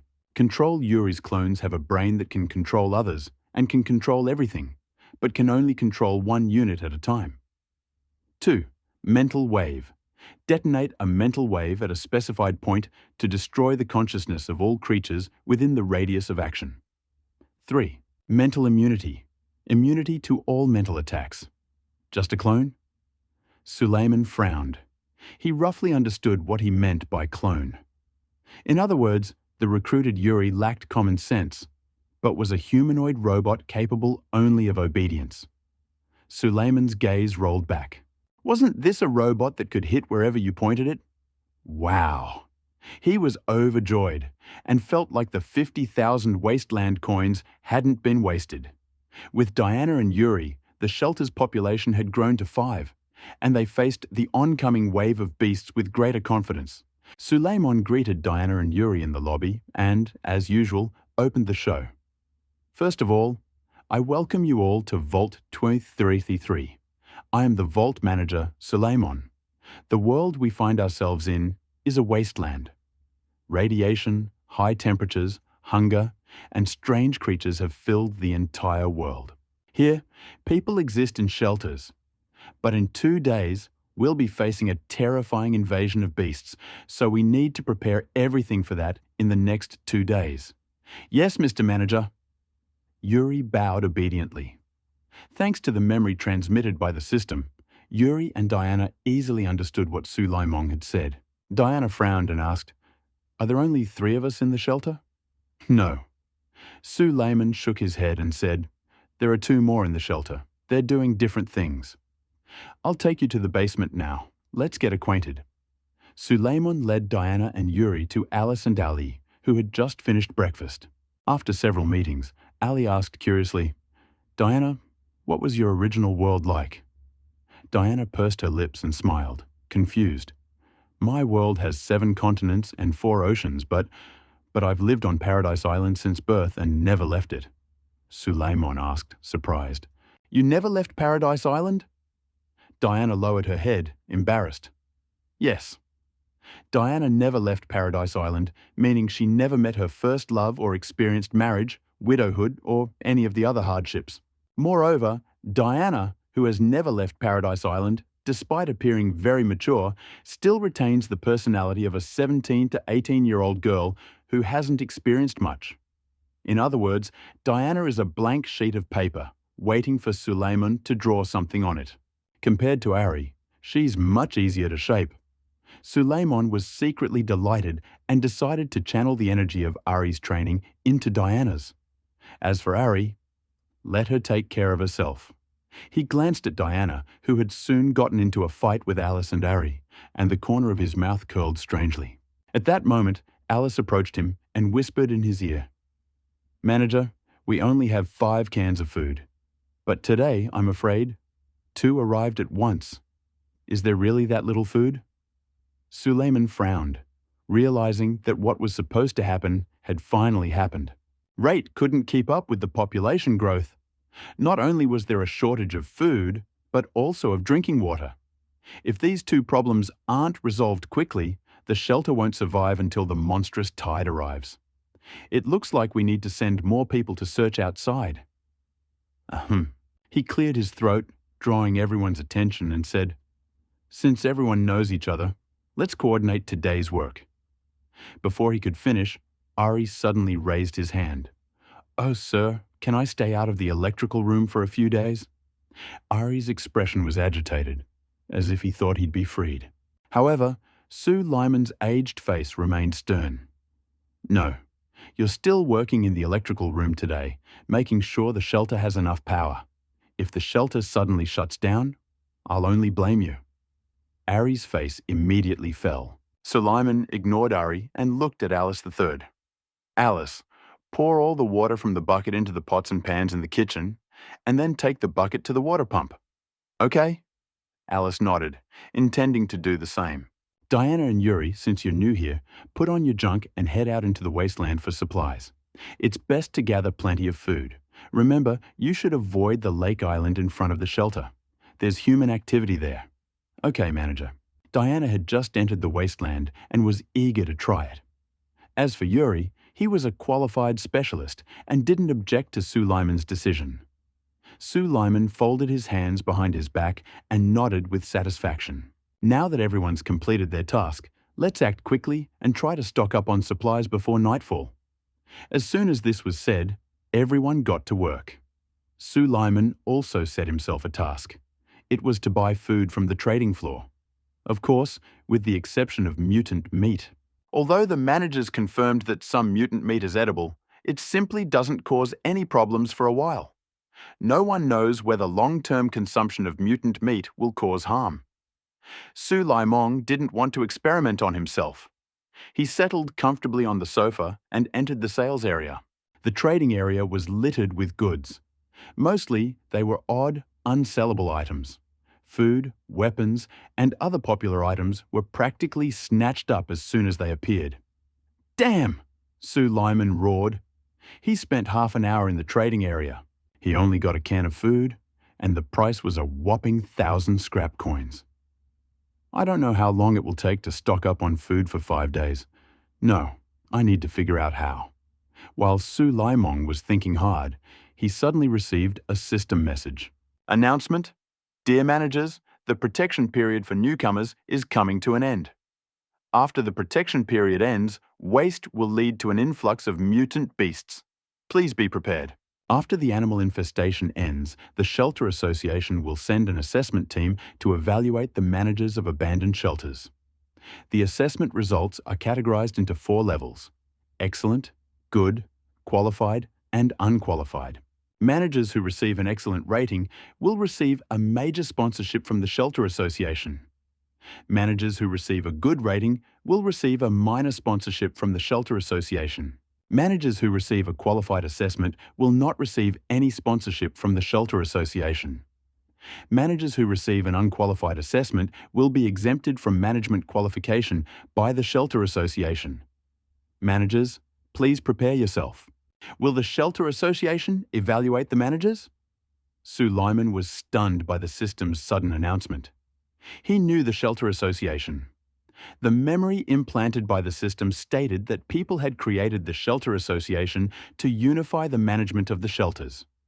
Moreover, Lin Tien once hosted a popular science show on a regional channel. Radiation-neutralizing Ning and therapeutic needles are only produced by the 3 main institutes of the Shelter Association. And now, the Shelter Association is planning to evaluate and award titles to shelter managers. Unqualified managers will be removed from office. This demonstrates that the Shelter Association must be a giant, dwarfing the shelters themselves. I don't know what the relationship is between the Shelter Association and the 3 main shelters. Sue Lyman guessed there would be a lively discussion on the regional channel, so he quickly turned it on. And indeed, the regional channel was in full swing discussing this announcement. "Oh my God! A monstrous wave is coming, and I don't know it. I'm so scared. What should I do?" Until now, it was only me in my shelter.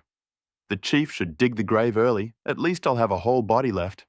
What the hell is the Shelter Association? Is there any big brother who will popularize it for me? Big Brother Lin? Is Big Brother Lin here?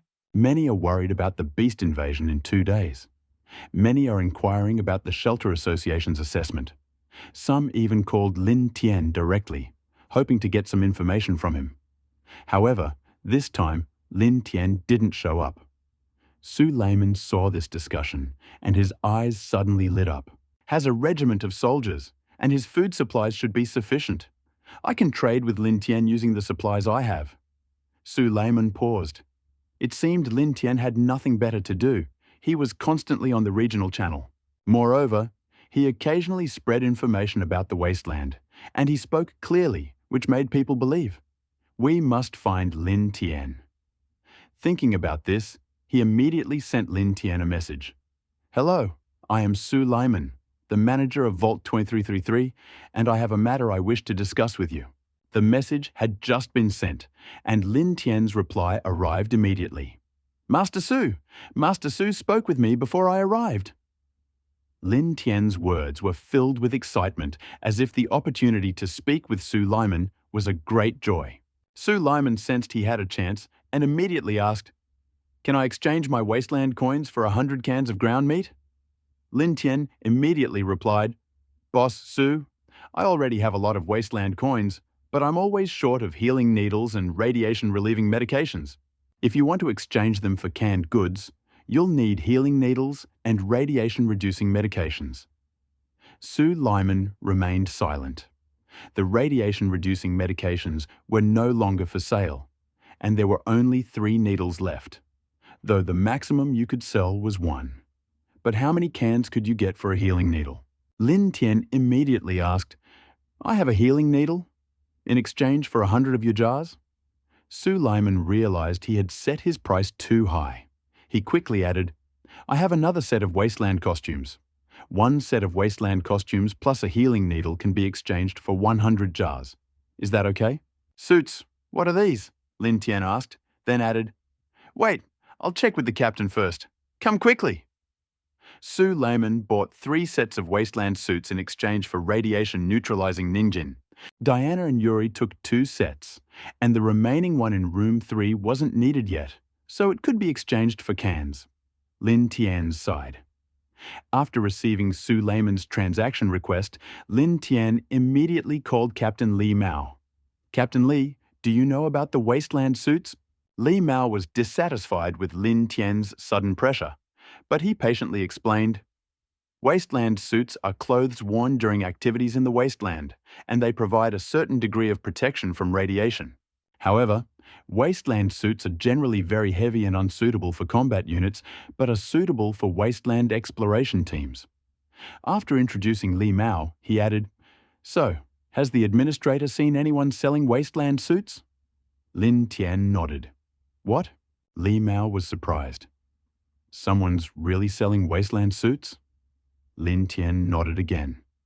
Li Mao immediately said, Administrator, ask me what I need. I need a wasteland suit too. Lin Tian replied, The wasteland suit seller's name is Su Layman. He said he needs 100 cans of food. He'll exchange them for a set of wasteland costumes and a healing needle. Li Mao thought for a moment. A set of wasteland costumes costs about 70,000 wasteland coins, and a healing needle costs 20,000 wasteland coins, just enough to exchange 100 cans of food. Administrator, let's exchange. After a while, Lin Tian returned. Goddess Su, I just asked the foreman, we need wasteland suits. A set of wasteland suits costs 70,000 wen, and healing needles cost 21,000 wen per needle, for a total of 80,000 wasteland coins. And the price of canned goods is 800 wasteland coins each, which can be exchanged for 100 canned goods. What? Canned goods cost 800 wasteland coins. Su Layman looked at the canned goods he'd bought for 1,000 wasteland coins and almost cursed. The trading floor was full of scalpers. Fearing that Lin Tian would regret it, he immediately nodded and said, Okay, agreed. Let's negotiate. Okay.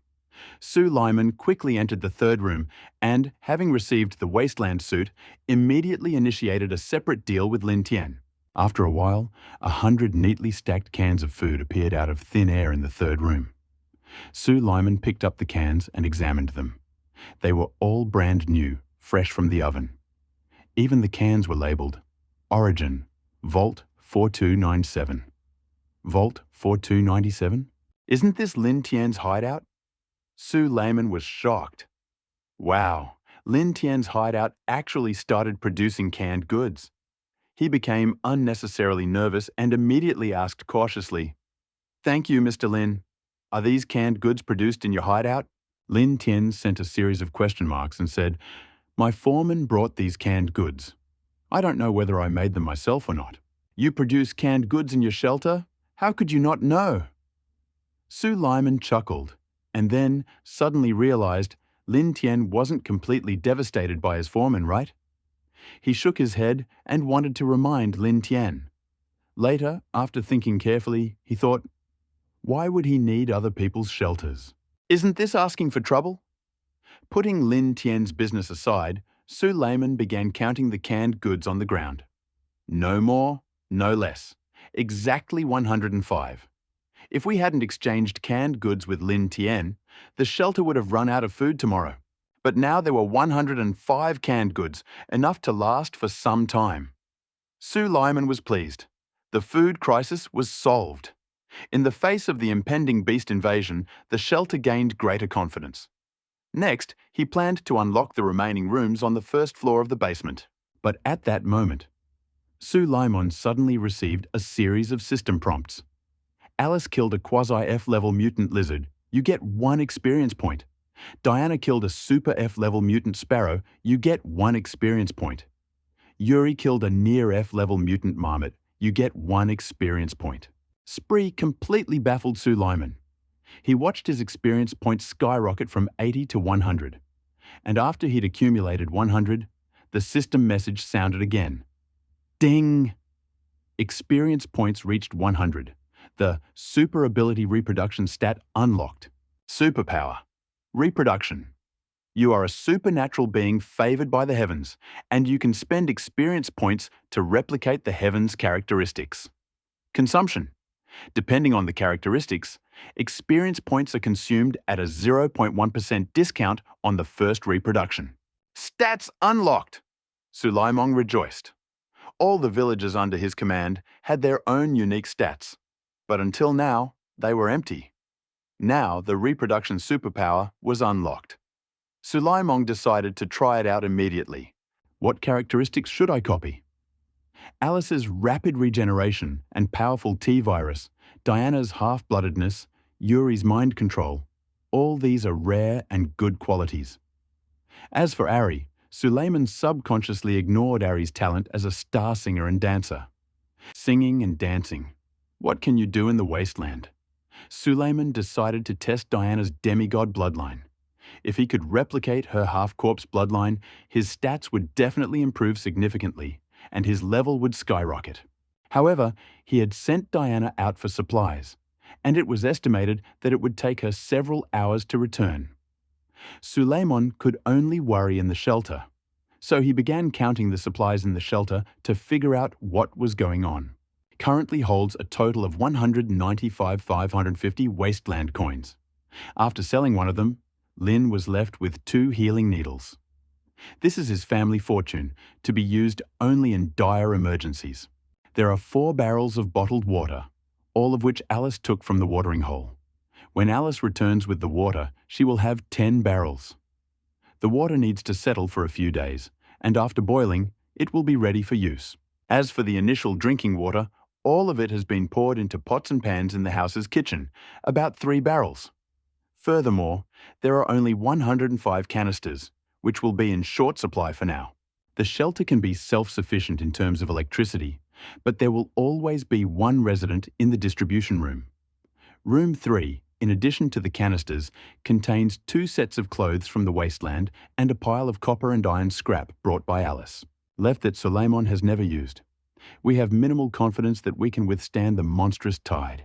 But if we can completely solve the problem of drinking water and food before the monstrous tide comes, everything will be even better, thought Suleiman, burning with desire to get the blueprints related to food and drinking water, and eagerly ate the hot tofu from all the residents who could be sent had already been sent. Now all we can do is wait. About an hour passed. Sulaimong, who had been waiting in the hallway earlier, heard a knock on the door. Someone had to return. He hurriedly flung the door open, and indeed, only someone had returned. The 3 who had left the shelter returned. Alice, as usual, was pushing a cart full of barrels of water. Suleiman picked it up and glanced back. Behind Alice, Diana and Yuri each grabbed a canister. Wait, why is someone following Yuri? Suleiman quickly asked. Yuri, what's going on? How could anyone follow you? In the early stages of the shelter's construction, the geographic location was difficult to disclose to outsiders. Otherwise, it would have been difficult to attract the attention of the locals. Sulaimong wanted to house an entire regiment of soldiers in his shelter. He quickly stopped the scruffy youth behind Yuri. Yuri quickly explained, Mr. Administrator, this is a puppet I control with my mind. Now I control its body. Sulaimong raised an eyebrow. He hadn't realized that Yuri could control his mind, so he asked, What happened? Tell me in detail. Yuri began to speak and said, Diana and I discovered special signs while searching for food. 3 wanderers followed us. They desired... What did they desire? Asked Suleiman. They desired Diana's beauty and wanted to capture her and give her to their master. And then what? Suleiman's lips curled strangely. Dare to submit to Diana's will? These wanderers probably want to live. Then Diana executed 2. As she was about to execute the 3rd, I had an idea and used mind control to control the 3rd. After listening to Yuri's explanation, Suleiman carefully examined the scruffy man before him. He was dressed in rags, holding a homemade longsword. He was dressed like a plump beggar. Indeed, this was a wanderer in the wasteland. Suleiman silently complained. In an instant, He suddenly realized that this wanderer had a master, meaning everything was organized. In other words, there must be a wanderer camp near the shelter. Thinking about this, Sue Lyman quickly asked, Yuri, after you remove the mind control, will this guy return to his senses? Yuri nodded. After the control is released, he'll return to normal. Sue Lyman ordered, remove him after a while and send him to room 5 to lock him up. As for the food, Sue Lyman suddenly remembered and asked, I asked you two to find food. What did you find? Diana lowered her head in embarrassment, and only Yuri responded without emotion. We only found 2 cans along the way, and they were thrown out by tramps to attract us. Sue Lyman's face immediately fell. Alice went out and pushed aside the drinking water, canned goods, and various supplies. Diana and Yuri went out together and found only 2 cans. Could the difference between people really be that great? The shelter's lobby suddenly fell silent. 2 people, as if they were one. Yuri has no emotions, so naturally he feels something. But Diana felt her face heat up. It was terrible. Diana, who had always been competitive since childhood, suddenly felt oppressed, as if she had been outdone. So Diana lowered her voice and said, let's go back and continue searching for supplies. No need. Sue Lyman waved his hand. No, Administrator. Please trust us. Diana objected, like a small woman disappointed in her boyfriend and panicking. Sue Lyman quickly explained, I don't like you. You have no experience surviving in the wasteland, so learn from Alice in the future. As for the food in the shelter, don't worry about it for now. I've already obtained over 100 cans through other channels. What? Diana gasped in shock and quickly asked, Administrator, are you robbing other shelters? After 6 months of experience, Diana intuitively understood how difficult it was to gather supplies. How could Diana be surprised to see Sue Lyman carrying out 100 jars at once? She immediately became more obedient to Sue Lyman. Even when Sue Lyman said this, Alice also looked at her. 100 jars? Do we really have 100 jars? Sue Lyman nodded, pointed to the jars on Diana's body and said, 107 to be precise. There are 305 in room 3, and here are 2. Alice and Diana's faces were filled with joy. Diana even let go of the heaviness that had been tormenting her heart. On the way, Diana was afraid she wouldn't find any food and would leave her sheltermates hungry. Now that there were 107 cans, Diana immediately sighed with relief. They all said in unison, Master Administrator, you're simply superb. Vault 2333, Basement 1, Room 5. Sue Lyman picked up Yuri and stood before the strapped prisoner. Yuri, release the mind control. Okay, Administrator. Yuri closed his eyes. Then Sue Lyman saw the arc connecting Yuri to the prisoner's head. The arc snapped, and the prisoner suddenly woke up. Where is it? Let me go. The prisoner began to struggle violently, but couldn't free himself from the belt. Sue Lyman asked with a stern expression, What's your name? I'm Dad. Before the prisoner could say anything, Sue Lyman slapped him across the face. Suddenly, 5 finger marks were left on the prisoner's left face. It was red and swollen. Watch your words. The prisoner was stunned. His ears were ringing. You hit me without asking a single question. We are all humans trying to survive in the wasteland. Give me your face. Pa. Suleiman hit the prisoner in the face again.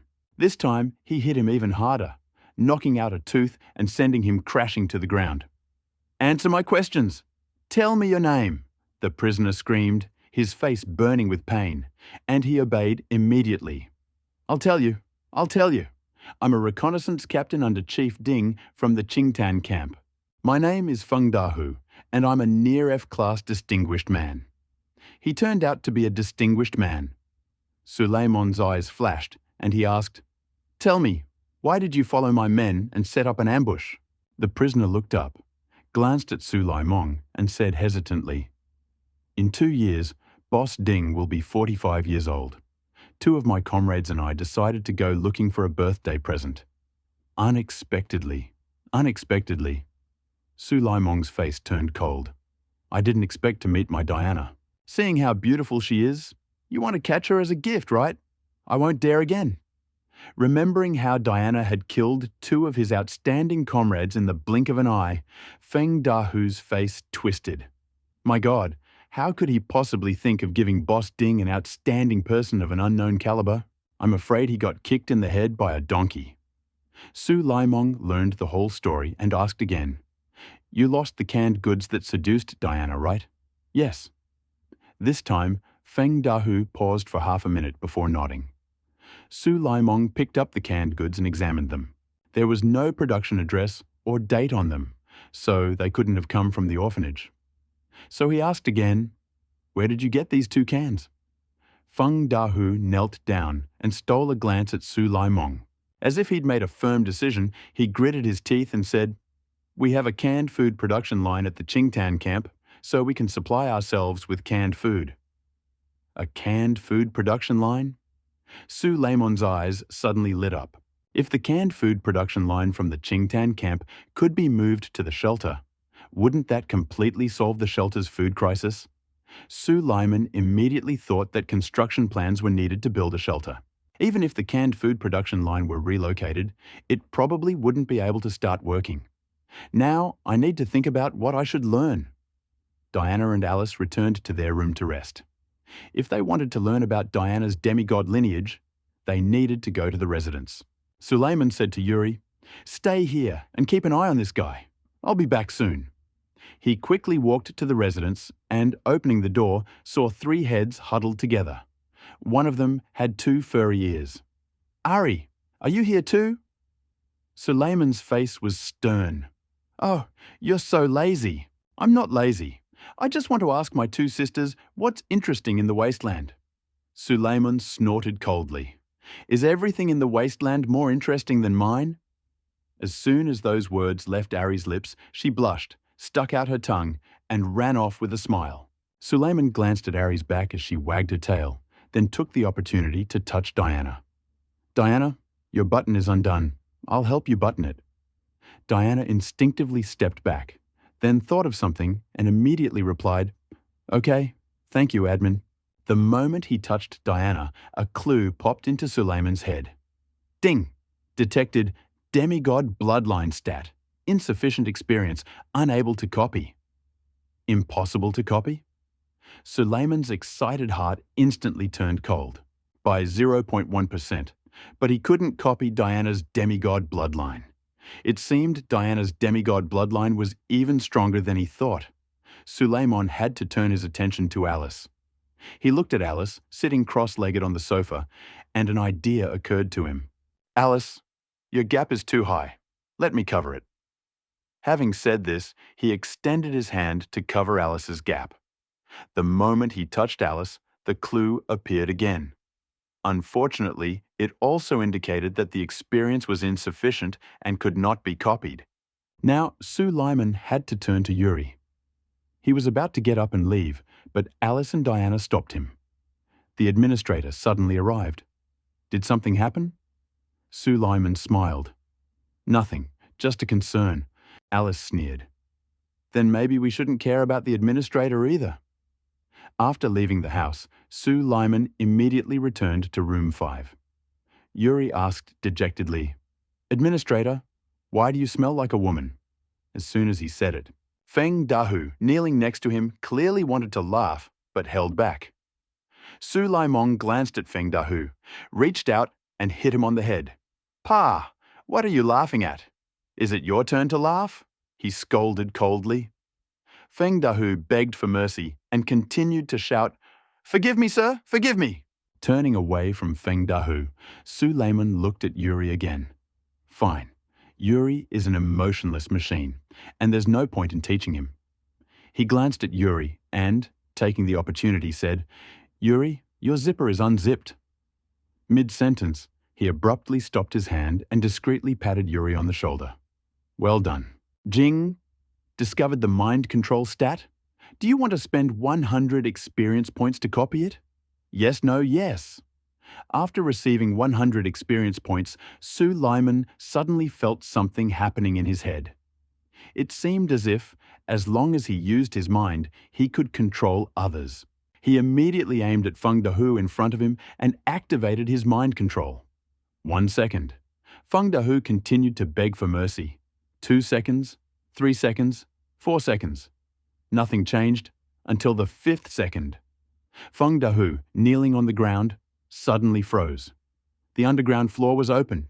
When the spiritual control activated, Su Lyman felt as if he had entered a strange space. He couldn't control his body and couldn't perceive the world around him, as if trapped in endless darkness. But 5 seconds later, Su Lyman immediately felt the same thing. He had 2 bodies. One was his original body. The other was Feng Dahu, controlled by the spirit. Both bodies were easily controlled, like a hand at his fingertips. The moment he entered Feng Dahu, he felt a sharp pain in his face and subconsciously wanted to cover it with his hands. However, he discovered that his hands were tightly bound with belts and couldn't move. Therefore, Su Lyman could only control his original body enough to slap Feng Dahu. So, the 2 slaps Feng Dahu received were actually self-inflicted. "Manager, what are you doing?" Yuri watched Su Lyman's movements and was puzzled. Su Lyman, controlling his main body, turned his head and said to Yuri, "Don't worry, I just mastered your soul control, and Feng Dahu was controlling me." "Mastered your soul control?" Yuri asked in surprise. Even without feeling any emotion, he knew it was easy to master another's abilities. But Su Lyman did it and demonstrated it to Yuri. How could Yuri not be shocked? Su Lyman saw Yuri's sluggish state and turned his head to study Feng Dahu, whom he was controlling. Now, he felt like he was in an internet cafe with 2 accounts open at once. Yet he could easily switch between them. He could even tell exactly which one was the big one and which was the small one. Looking at the main body from Feng Dahu's perspective, Su Lymong saw a tall, sturdy man with sharp angles and edges. Looking at Feng Dahu from the original body's perspective, Su Lymong saw a scruffy vagabond with a swollen face. Direct switch between his 2 personalities opened a door to a new world for Su Lymong. He controlled Feng Dahu, making him walk a few steps without the slightest sensation of strangeness. And then he was running again, even faster than his original body. "I didn't expect Feng Dahu to be so agile and unusually nimble." Su Lymong glanced at Feng Dahu's stats. Furthermore, he clearly realized that Feng Dahu's running speed was far superior to his original body. "Very good," Su Lymong rejoiced. In the future, the clone will be able to enter and exit the wasteland, while the original body will be able to remain in the shelter forever. Having thought about this, he acted quickly. "Yuri, tell Diana and Alice we'll go unlock the other rooms on the basement floor right now and try to do it in half an hour." "Okay." Yuri nodded and headed toward the house. "Wait." Suleiman thought for a moment. There were only 2 women in the house, Diana and Alice. If Yuri was allowed to enter recklessly, they would likely suffer. How was that possible? So he quickly said, "Go and wait by the door of room number 6. I'll call them myself." Yuri didn't wonder why Suleiman had changed his mind. He obeyed the order as usual and headed for room number 6. Suleiman controlled the original and the clone of Feng Dahu and headed toward the house with them. Upon reaching the house, he left the clone of Feng Dahu by the door and entered himself. He saw Alice and Diana resting. "Get ready. We'll open the remaining 4 rooms in the basement immediately." Alice immediately stood up.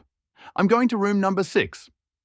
Diana, not wanting to be left behind, raised her hand and said, "I'm going to room number 7.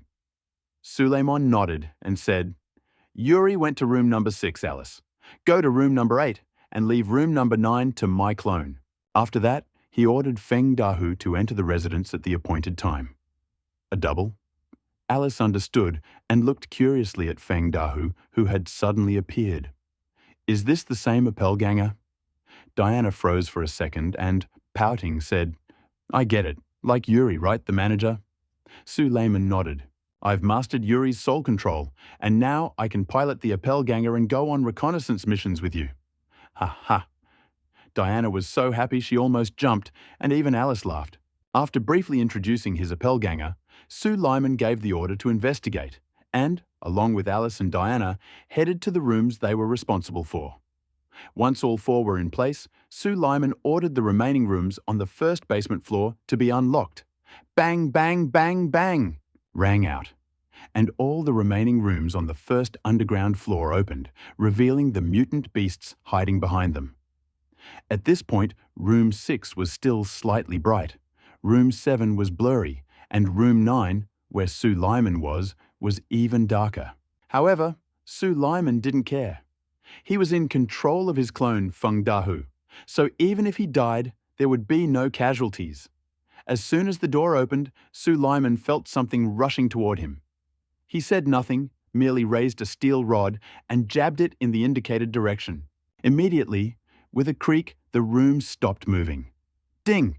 You've killed a Quasi-F-class mutant rat and gained 30 experience points. Diana has killed a Quasi-F-class mutant hyena, you've gained 1 experience point. Alice has killed a Quasi-F-class mutant mantis, you've gained 1 experience point. Yuri killed a Quasi-F-class mutant spider, you received 1 experience point. In almost a minute. The remaining 4 rooms in the basement were unlocked. Suleiman turned on the lights in room 9 and eagerly opened the treasure chest. Ding! You opened the chest and received the food processing station blueprint. Diana opened the chest and received the warehouse utility room blueprint. Alice opened the chest and received a coin. Yuri opened the chest and received the Desert Eagle pistol, one after another. And even a pistol. Suleiman was delighted. He eagerly awaited the opportunity to collect the items Alice and the others had obtained from room to room and took several people back to room 3 with him. He looked at the items in his hand with great excitement. The Desert Eagle can be given to Yuri, who simply needs a weapon. The utility room blueprint allows for the construction of a utility room, but it's not needed right now. The blueprint for a food processing facility is something Suleiman thought could completely solve the food crisis in the shelter. Food facilities. Food processing facility. Introduction. A facility that uses raw materials to produce food products. Produces 48 cans per day and has a warehouse capacity of 5 cans. Food production requires a supply of raw materials. P.S. The bodies of mutants of level F and below can be used as raw materials. Cost: 30,000 scrap coins. Construction requirements: 1 empty room, 1 level 1. Industrial intellectual crystal workers, 1-2 level 1. Industrial intellectual crystal. A level 1 industrial intellectual crystal? What is that? Su Laimong glanced at the Industrial Intellectual Crystal Level 1 label on the drawing board and was confused. As usual, he pointed to the question mark after the word crystal. Industrial Intelligent Crystal Level 1. Introduction. Intelligent crystals used in industrial production that can be obtained through mass production in shelters or industrial facilities. After the construction of the Industrial Intelligence Research Complex, Tier 1 industrial intelligent crystals can be mass-produced, obtainable from industrial facilities. Su Lyman's eyes gleamed. Camp, which is considered an industrial site, has a canning production line, and at least they produce canned goods there. So, if you want to build a food processing facility, you'll need to head to Cheongdam Camp. Well, these guys want to take advantage of Diana, so let's teach them a lesson. Thinking about this, Su Lyman turned around and said to Alice, Diana, and Li Xiao, after my recent interrogation, I learned that Feng Xiaohu is from the Cheongdam Camp. At the Cheongdam Camp, with a level 1 industrial smart crystal. If we get the crystal, we can turn the food processing plans into cash. Doesn't that mean we can produce our own food? Diana asked happily. Su Lyman nodded. Even though we can only produce canned goods, this could also make the shelter self-sufficient. Wonderful. Diana was overjoyed. The guilt over the lack of food hadn't left her since she returned to the shelter. Now she heard that the shelter was about to achieve food self-sufficiency. Of course, Diana was very happy. Moreover, he had secretly decided to do everything possible to help the shelter fight for the crystals.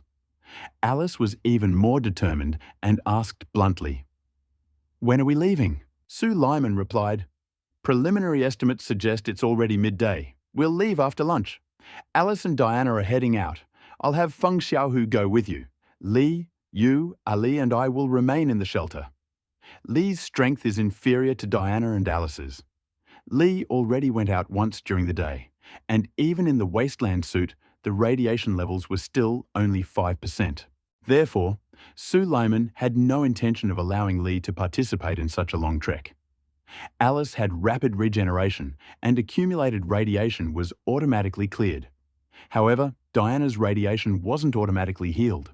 But the race of demigods is no joke, and thanks to the blessing of the wasteland suit, radiation accumulation is impossible without staying in the wasteland for 10 days or half a month.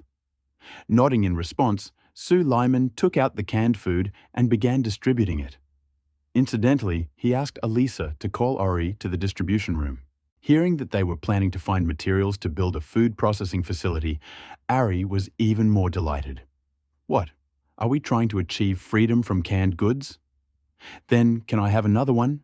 Eat another one?" Suleiman became wary.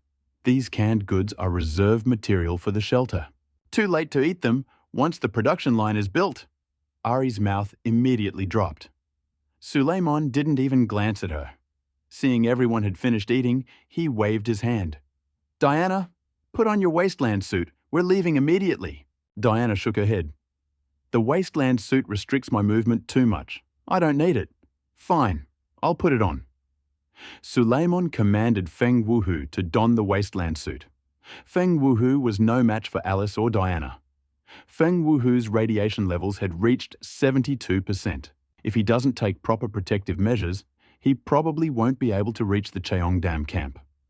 After some preparation, Sue Lyman brought Diana and Alice to the shelter's lobby. While interrogating Feng Xiaohu, he had already clearly realized that the Cheongdam camp was located near the watering hole Alice had found. And Cheongdam was the watering hole Alice had found. If you head toward the watering hole, you'll find the Cheongdam camp. Are you ready? Sue Lyman manipulated Feng Xiaohu and placed his hand on the shelter door. When Diana and Alice were ready, he pressed the switch. Ding! Ding! Ding!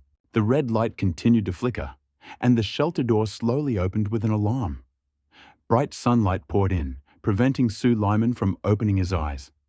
He felt the swollen part of his face hurt even more in the direct sunlight. Luckily, I was wearing the wasteland suit, otherwise, with Feng Xiaohu's body, I would never have been able to reach the Cheongdam camp. Sue Lyman headed for the door first. This was the first time he had truly left the shelter. He took a step forward. He felt himself stepping on soft sand, and the blazing sun overhead heated the earth. Sue Lyman was already feeling slightly dizzy. He looked around and saw wastelands and cities, but there wasn't a single line. Everything was covered in yellow sand, and there were no signs of human activity. Alice had already found traces of human activity on her first journey. It seemed she had a lot of experience. Sue Lyman paused and asked Alice, "Where are we going?" Alice squinted to determine the direction, her short golden hair fluttering in the wind. Diana was even more unbearable. Her black curly hair fluttered, covering her entire face. "Go north. There are green forests, hills and valleys, and the pond is there." North? Sue Lyman looked in the direction Alice was pointing. There really was a green forest there. But where the forest and the yellow sand met, the trees were covered in yellow sand. Unless you looked closely, you wouldn't even know it was a forest. Sue Lyman looked closer and saw that the entrance to the shelter faced north and south, and the door opened to the south. North was the direction behind him. Now that the direction had been found, he began to form a line. "Alice knows the route. Go first. I'll go second. Diana is strong. Cover the rear. Let's go." The men formed a line, led by Alice, and gradually moved toward the forest.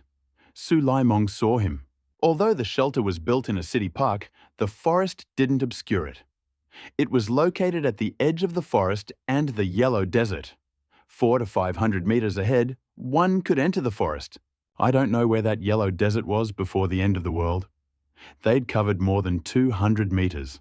Not to mention the people, not even a single mutant. Why so quiet? Suleiman, who was controlling Feng Ruhu, subconsciously sensed something was wrong. Maybe something was nearby. Diana looked around cautiously, but at that moment, Alice, who was walking ahead, suddenly stopped, clenched her fists, and raised them high. "Manager, we might be in trouble. What's going on?" Suleiman asked hastily.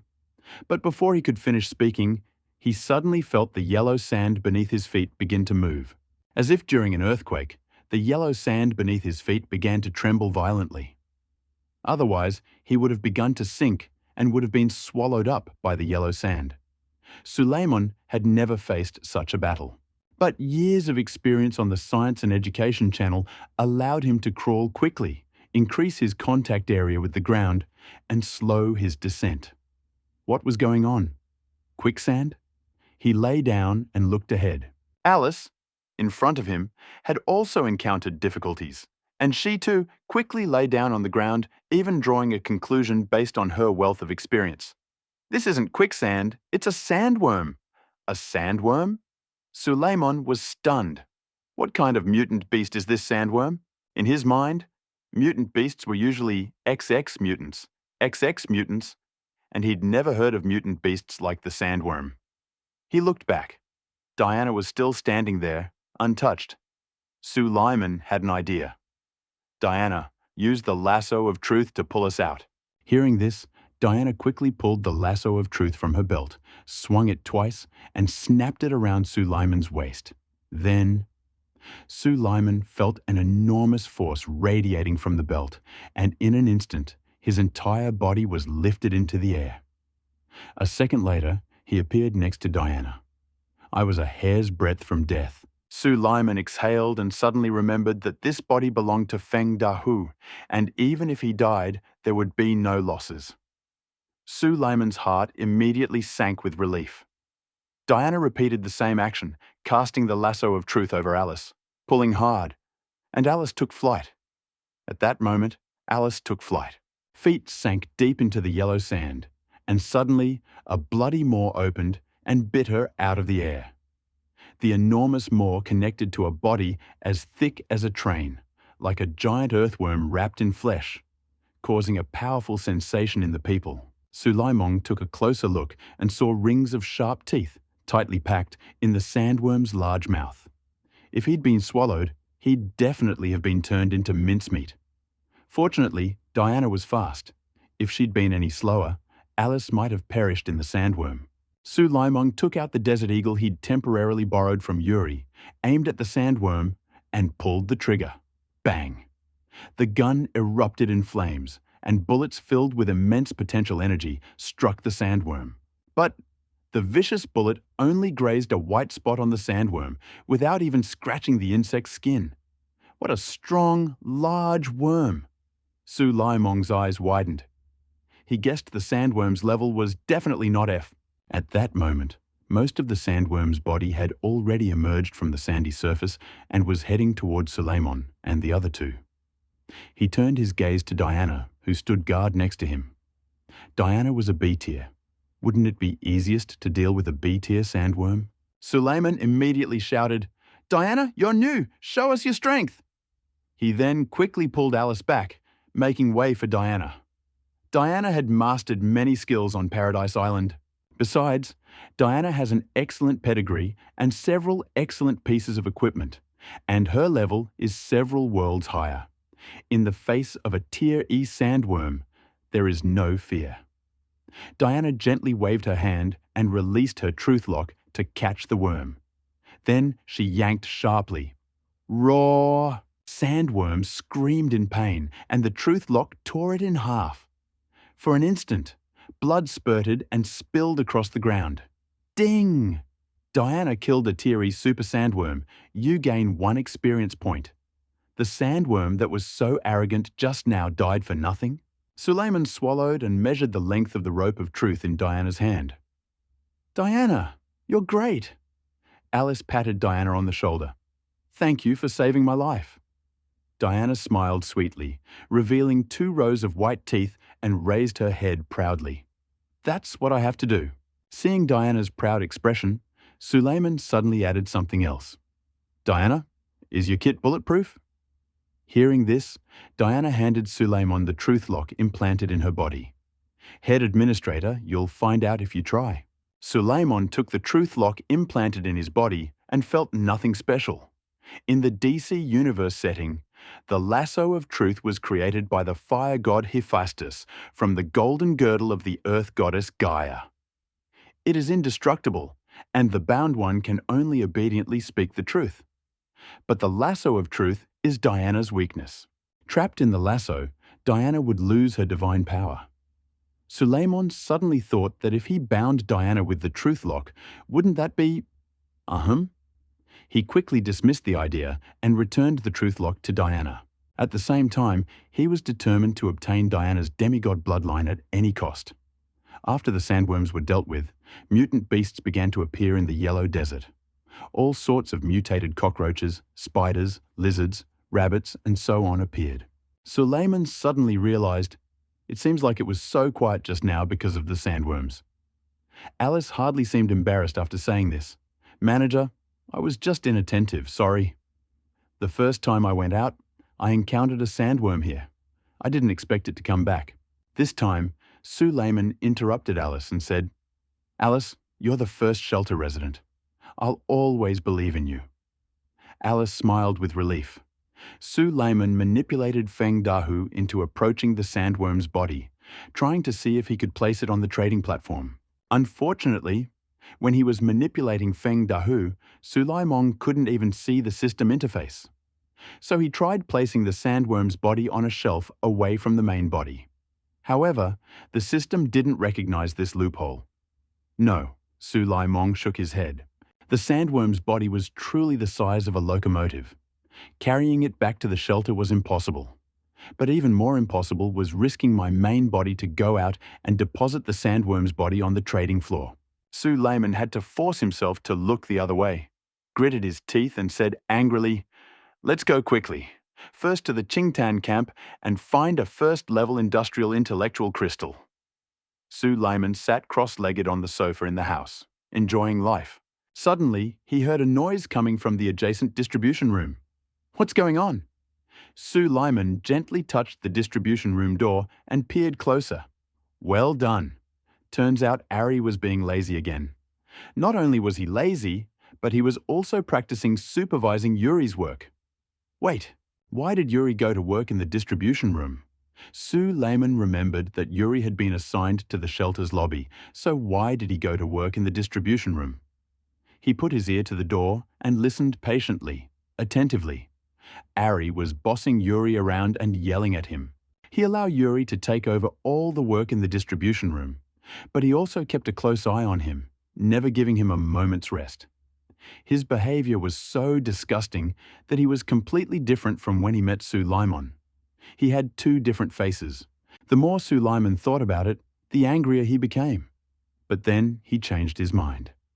Yuri was mentally retarded, and a small loss could help him grow. Ari would become a secretary and lackey in the future, which would certainly make Ari happy and contribute to the orphanage. Reflecting on this, he silently returned to his residence and turned his attention to Feng Dahu.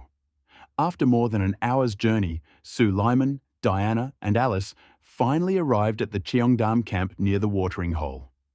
Along the way, they encountered numerous mutant beasts. Suleiman manipulated Feng Dahu, demonstrating his managerial qualities and daring to be first, and fought the mutant beasts. His experience points have now reached 120. However, there is no 0.1% discount on the first copy. Copying the second stat requires at least 10,000 experience points. They spent a long time observing the camp from the outside and thoroughly studied the overall situation in the Cheongdam camp. From the outside, the Cheongdam camp is located on a large saddle. It's called a camp because the saddle is completely blocked by a large, protruding mountain range, and radiation levels inside the saddle are significantly lower than outside. However, it's impossible to expect the camp to completely shield from radiation like a shelter. So Suleiman watched the people coming and going, all of whom looked ill. But the two guards at the camp gate were different. They were dressed in simple protective clothing, in good spirits, and all of them were F-level people. Furthermore, the entire camp was surrounded by high walls. Getting into the camp without disturbing these two was still difficult. Seeing that Sulaimong hadn't moved for a long time, Diana asked directly, "Head administrator, can't we just go in?" Sulaiman shook his head. "No, we can't act rashly until we have enough information about the enemy." Alice also made her suggestions. "If we can't break in, why don't we wait until nightfall and try sneaking in?" Sulaimong shook his head again. "No, it's too dangerous to enter the wasteland at night, and it's not a suitable place for combat. Moreover, the beast invasion will come another day, and we don't have time to wait until nightfall." Sulaimong dismissed all invasion options, and the atmosphere suddenly grew cold. Suddenly, Sulaiman seemed to realize something and slapped his thigh furiously. "Now I look like Feng Dahu, and I can walk in with a cheeky demeanor. You two just follow me and tell them I picked this up in the wasteland. Good idea." Diana nodded, and Alice also expressed her approval. Sulaimong took off his wasteland suit, led the two of them out of the dense forest, and headed for the camp gate. "What are you doing?" As soon as they emerged, they found two guards pointing guns at them. Sulaimong quickly raised his hands and shouted, "It's me, Feng Dahu, Dahu." The sentry on the right repeated, confused, squinting and looking around again, and then asked, "Dahu, why is your face swollen like a balloon? And where are your two men? How did they become women?" Sulaiman, manipulating Feng Dahu, sighed and said, "Don't mention it. I ran into trouble in the wasteland. All my men died, but I picked up two women. Let us in quickly." "Women?" Sentry B on the left opened the door and looked from Alice to Diana, his gaze filled with malice. Even Sentry A couldn't help but smile. "You want to offer these two women to Boss Dean? When will you let me have some fun?" Having said this, he was about to reach out and touch Diana. But is Diana easy to joke with?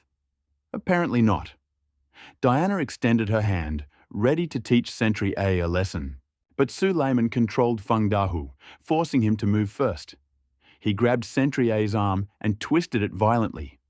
"Ah!" Sentry A immediately shouted. "Feng Dahu, what are you doing?"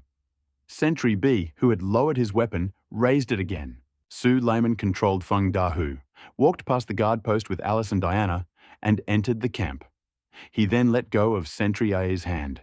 He sneered contemptuously and said, "Remember next time, don't mess with those you shouldn't mess with." Faces turned red, and they didn't dare shout over each other as Sulaimong and the other two left. "What are you so proud of? Aren't you just relying on your superior's blessings? Ha!"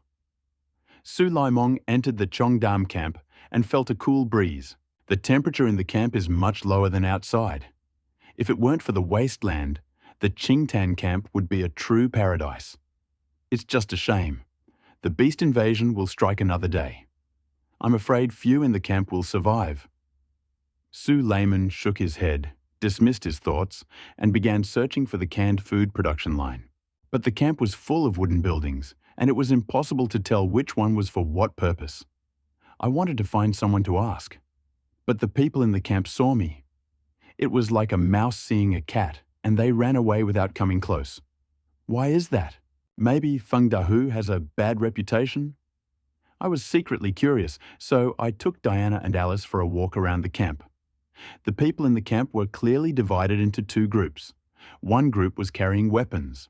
Overall, they were well-dressed and in good spirits, just like Feng Dahu. The other group was sickly, walking with their heads down, and ran away as soon as they saw me. Sulaiman was curious about what was going on, and suddenly I heard someone calling from behind. I turned around and saw a rough, shirtless man holding an iron rifle. Rude man shouted, "Dahu, as soon as I heard you were back, Master Ding immediately asked me to find you. Who knew you didn't go home to run errands but were running around the camp with a woman, and it was so hard for me to find you." Sulaiman was about to brag, but the rude man patted me on the shoulder in a friendly manner. "Come with me, Master Ding is waiting." Sulaiman took Diana and Alice, followed the rude man, and entered the camp. As he walked, the rude man asked curiously, "Dahu, Where are you going this time? Why do you seem like a different person when you come back and talk so little?" Suleiman's heart sank, and he immediately replied, "This time, I found myself in a life-threatening situation, and I still can't get over it." The rude man patted Suleiman on the shoulder, then patted his chest and said, "Don't be like that. Zhang Laowa will take you out to have fun later, and I guarantee you will regain your fighting spirit." Zhang Laowa, what a simple name. Suleiman couldn't complain, so he changed the topic and asked, "What happened that Chief Ding is so eager to find you?" Zhang Laowa looked around, leaned toward Suleiman, and said, "There are several shelters in our city's park, one of which stands alone in the middle of a small desert. If we can take down this shelter, our lives will be easier." What? Suleiman was shocked. He didn't expect the people from the Cheongdam camp to actually find the hideout's exact location. He didn't expect the Cheongdam camp to actually plan to seize the hideout. Even Alice and Diana couldn't contain their surprise upon hearing this. Suleiman quickly asked, "Is this what Chief Ding meant?" Zhang Laowa laughed. "Look at your enthusiastic expression. I know you've always dreamed of living in a shelter, but don't be so impatient." Zhang Laowa's joke didn't resonate with Suleiman, so he laughed awkwardly and said, "Master Ding is gathering everyone to discuss this matter and has even gathered dozens of people. Workers ready to leave in 2 days." Workers? Suleiman wanted to know more and immediately asked, "What can the workers do if they leave?" Zhang Laowa shook his head. "Don't think the workers are ordinary people. They've been working on the canning line for a long time and are very strong." On the way, Suleiman and Zhang Laowa chatted casually and learned all about the Qingtan camp. It turned out that Chief Ding was the head of the Qingtan camp. He oversaw the canning line and employed a group of unusual individuals as thugs. These people are the upper class of the Qingtan camp. The lower class are the workers, who avoid Feng Dahu whenever they meet. Most of them are refugees accepted by the camp. They build huts from plastic waste and the surrounding trees and live there. Moreover, they go to work in a canning factory to earn money to feed their families. But their life is not pleasant, because in this camp, surrounded by wooden fences and barbed wire, only Warden Ding himself and a select group of exceptional individuals are allowed to eat anything other than canned food. Although the camp seems to function perfectly, it cannot completely withstand the radiation. Most of the camp's inhabitants have accumulated radiation levels of over 150, and their lives are short. But just 2 days ago, a group of camp researchers discovered several shelters around the camp, which greatly pleased Ding Laoda. He decided to gather people and dismantle the shelter in the small desert within 2 days. The so-called hideout in the small desert, that's Suleiman's hideout number 2, 3, and 33. Suleiman chuckled to himself. If he hadn't convinced Feng Dahu to infiltrate the Qingtan camp, I'm afraid the enemies would still be in the dark when they arrived. And in 2 days, the hideout would be ready to face the beasts. If the people from the Cheongdam camp take advantage of the situation and break in, they might succeed. "Manager, what should we do?" Alice asked quietly. Suleiman thought for a moment and replied, "Judging by the current situation, all the extraordinary people in the Cheongdam camp are quasi-F to F level, and there are only 15 of them. With our current strength, we can destroy the Cheongdam camp first. Then, should we do it right now?" Diana raised the truth lock in her hand. "Wait," Suleiman said hastily. "Chief Ding has called all the unusual people to a meeting. Let's go to the meeting and kill them all in one fell swoop. Okay?" Alice and Diana responded and prepared for battle.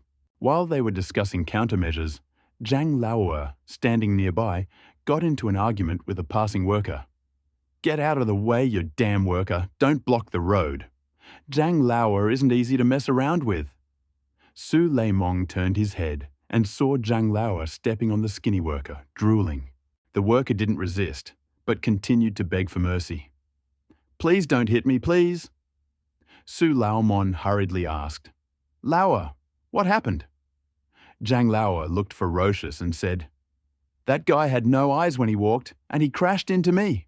Not only did I give him away, but I even canned him." The canning industry requires raw materials for canned food production. The soil in the camp is unsuitable for farming, and there is no surplus feed for livestock. Therefore, the raw material for canned food is primarily the carcasses of mutant animals captured by the geological exploration team. But when bodies are scarce, the camp workers can use them. When Zhang Laoer said this, the camp workers were so frightened that they trembled, and the yellow liquid continued to flow down their pants. Su Leimong smelled a strange odor and couldn't help but frown. This is a wasteland where people are as vile as dogs. He shook his head and said, "Don't delay. Master Ding is still waiting for us. Let's go quickly." Without waiting for Zhang Laoer's consent, Su Leimong forcibly pulled Zhang Laoer toward him. "Damn it, I never want to see you again." Zhang Laoer cursed and left, holding Su Leimong hostage. The worker, rescued by Su Leimong, seemed to be riding a roller coaster, sobbing with joy, crawling along the side of the road and bowing incessantly. It seemed the workers' lives weren't pleasant. Su Leimong walked and watched the entire journey. The streets were lined with dilapidated wooden houses, through which countless workers came and went. All the workers were pale and thin, with dull eyes. Many were even half-dressed. Only when they overturned a huge stone did Su Leimong see a red brick house. The house was very large, about 400 or 500 square meters, and only one floor. From time to time, the clanking of machinery could be heard from within. Su Leimong realized it was a canned food production line. But why had Master Ding gathered people on the canned food production line? Perhaps Master Ding lived here? Or did he see something unusual in these three and want to send them straight to the canning line to be turned into human flesh? Su Leimong and Alice exchanged glances, seeing confusion in their eyes. Following Zhang Laoer into the brick building, Suleiman saw the entire canned food production line. It was practically fully automated. Countless robotic arms were busy working the production line, from the selection of raw materials to the production of canned human flesh. There isn't a single worker. In the assembly shop alone, about 30 workers are responsible for filling. Zhang Laoer said that in the entire Qingtan camp, there are about 50 workers who take turns working in the assembly shop. If the camp lacks electricity and the assembly machine doesn't start, the entire production line can be run without any workers. Next to the assembly shop is a transparent glass building with a state-of-the-art computer on its facade. This is the control center for this production line. Industrial intelligence plate should be in the control center. Suleiman secretly memorized the location. Following Zhang Laoer down the production line, they found themselves in a spacious room. The door swung open, and everyone in the room glanced around. Suleiman and the others immediately found themselves in the spotlight. The real show was about to begin. Everyone was here, just in time to avoid trouble. Suleiman looked around. In the room, two beautiful women, naked and tear-stained, lay on a huge dining table, their arms tightly covering their bodies. 9 people sat around the table, each with a greedy gaze. There were 15 extraordinary people in the Qingtan camp. Not counting the 2 sentries and 2 teammates killed by Diana and Yuri, there are 11 left. Now that everyone is gathered, it's time to act. Su Leimong was about to say something, but he saw a large man with shining eyes standing next to him.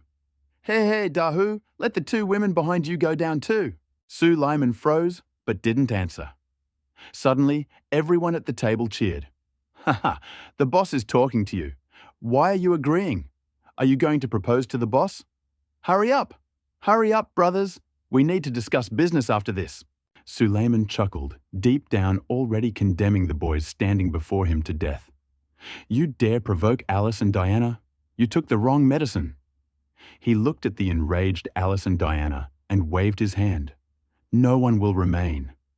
The next second, Diana pulled the truth lock from her belt and pointed it directly at the seated boss. Alice grew even more agitated, raised her pistol, and fired without any respect. Bang! A shot rang out. Zhang Laoer, who was standing closest to him, had his head blown off and juice sprayed across the room. Then Diana strangled the seated boss as well. Seeing Diana violently pulling him, the boss didn't even have time to say a word before his head fell to the ground. 2 people in the room instantly died. Immediately afterward, two women at the dinner table screamed in fear. The extraordinary people shouted loudly, "Feng Dahu, what are you planning to do?" The other extraordinary people responded in unison. Some grabbed their trumpet rifles. Some grabbed the long and short swords lying nearby and prepared to attack. Others crouched, covering their heads with their hands, fearing stray bullets. However, all resistance was futile. How could several extraordinary F-level people be Diana and Alice's opponents? Ding! Su Laimong pulled the trigger only once and killed one person. As he aimed for the second person, he discovered that all the unusual people in the room had fallen to the ground. He swallowed and understood Alice and Diana's power more deeply. Within 4 or 5 seconds, all the unusual people in the Qingtan camp, except for the guards, were killed. Who would believe it? At the dinner table, two beautiful women were clearly terrified. They knelt on the table and bowed to Suleiman. "Brother Dahu, please don't kill me. I'm willing to become your slave." Suleiman doesn't need a man like that. Freedom? The faces of both women changed dramatically when they heard this. "Yes, Brother Dahu, I want freedom. I want freedom. Please don't leave us alone, in the wasteland." Freedom means expulsion from the camp, harsh conditions like radiation and high temperatures, and struggle with various mutants. And they can die at any moment due to real-world factors like food shortages, animal raids, lack of drinking water, and physical illness. For two women, this undoubtedly led directly to their deaths. The noise in the room had already frightened the workers on the production line. So, they eavesdropped from the very beginning.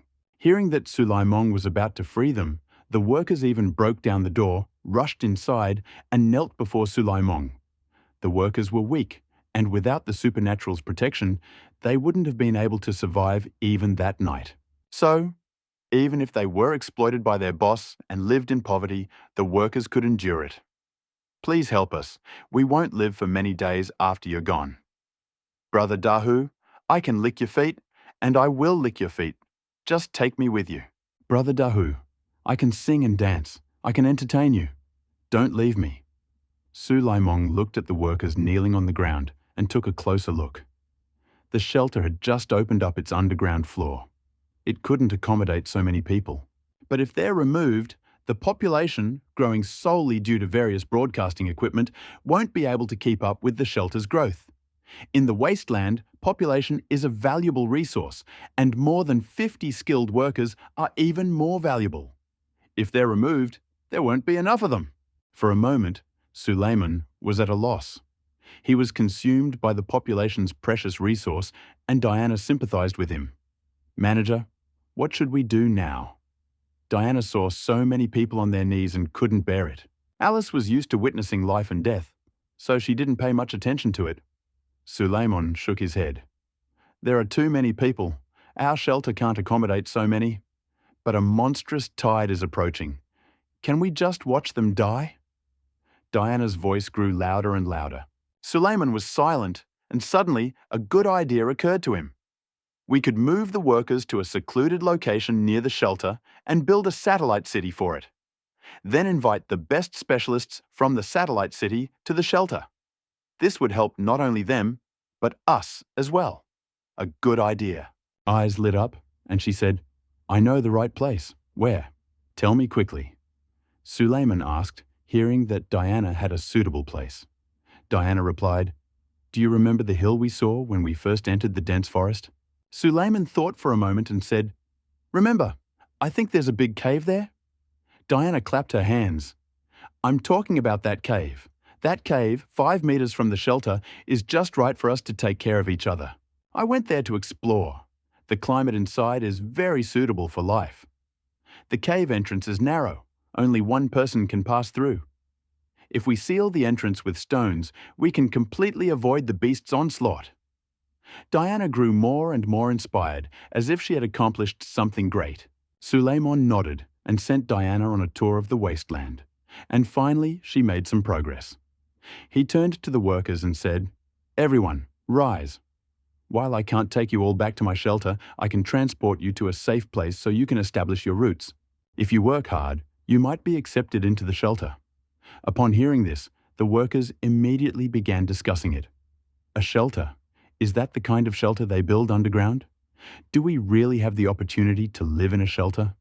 Thank you, Brother Dahu. Thank you, Brother Dahu. Brother Dahu, that's great. Brother Dahu, I'll follow you for the rest of my life. Hearing this, Su Laimong felt a toothache and hurriedly replied, No, I'm not Feng Dahu. My name is Su Laimong. You can call me Manager. Yes, Mr. Manager. The workers stood up one by one, their faces growing increasingly anticipatory. Su Lyman ordered again. Now I need one person to find a level 1 industrial intelligent plate on the production line. The rest of you, pack your things. We'll be leaving in 15 minutes. Me. I'll go find the plate. One of the workers immediately stood up. Su Laimon glanced and saw that it was the guy Mr. Zhang had stepped on. He was thin and small, and it was obvious he was underfed and weak. He asked, What's your name? My name is Li Jin. I'm the manager. I worked on a canned food production line for a year, and I know where the industrial smart plate is. Su Jin nodded and bowed with a very obsequious air. In that case, it's you. Su Laimong nodded, indicating he remembered, and asked Li Jin to search carefully, then looked at Alice and Diana. Let's gather supplies from the camp and take everything we can. Okay. Alice replied and walked off in the opposite direction. Su Laimong glanced at the bodies in the room. Well done, I've made a fortune. He counted them carefully. There were 10 bodies in the room, and they all had weapons. Although it was just a rifle with an iron tube, crudely assembled from various scrap materials.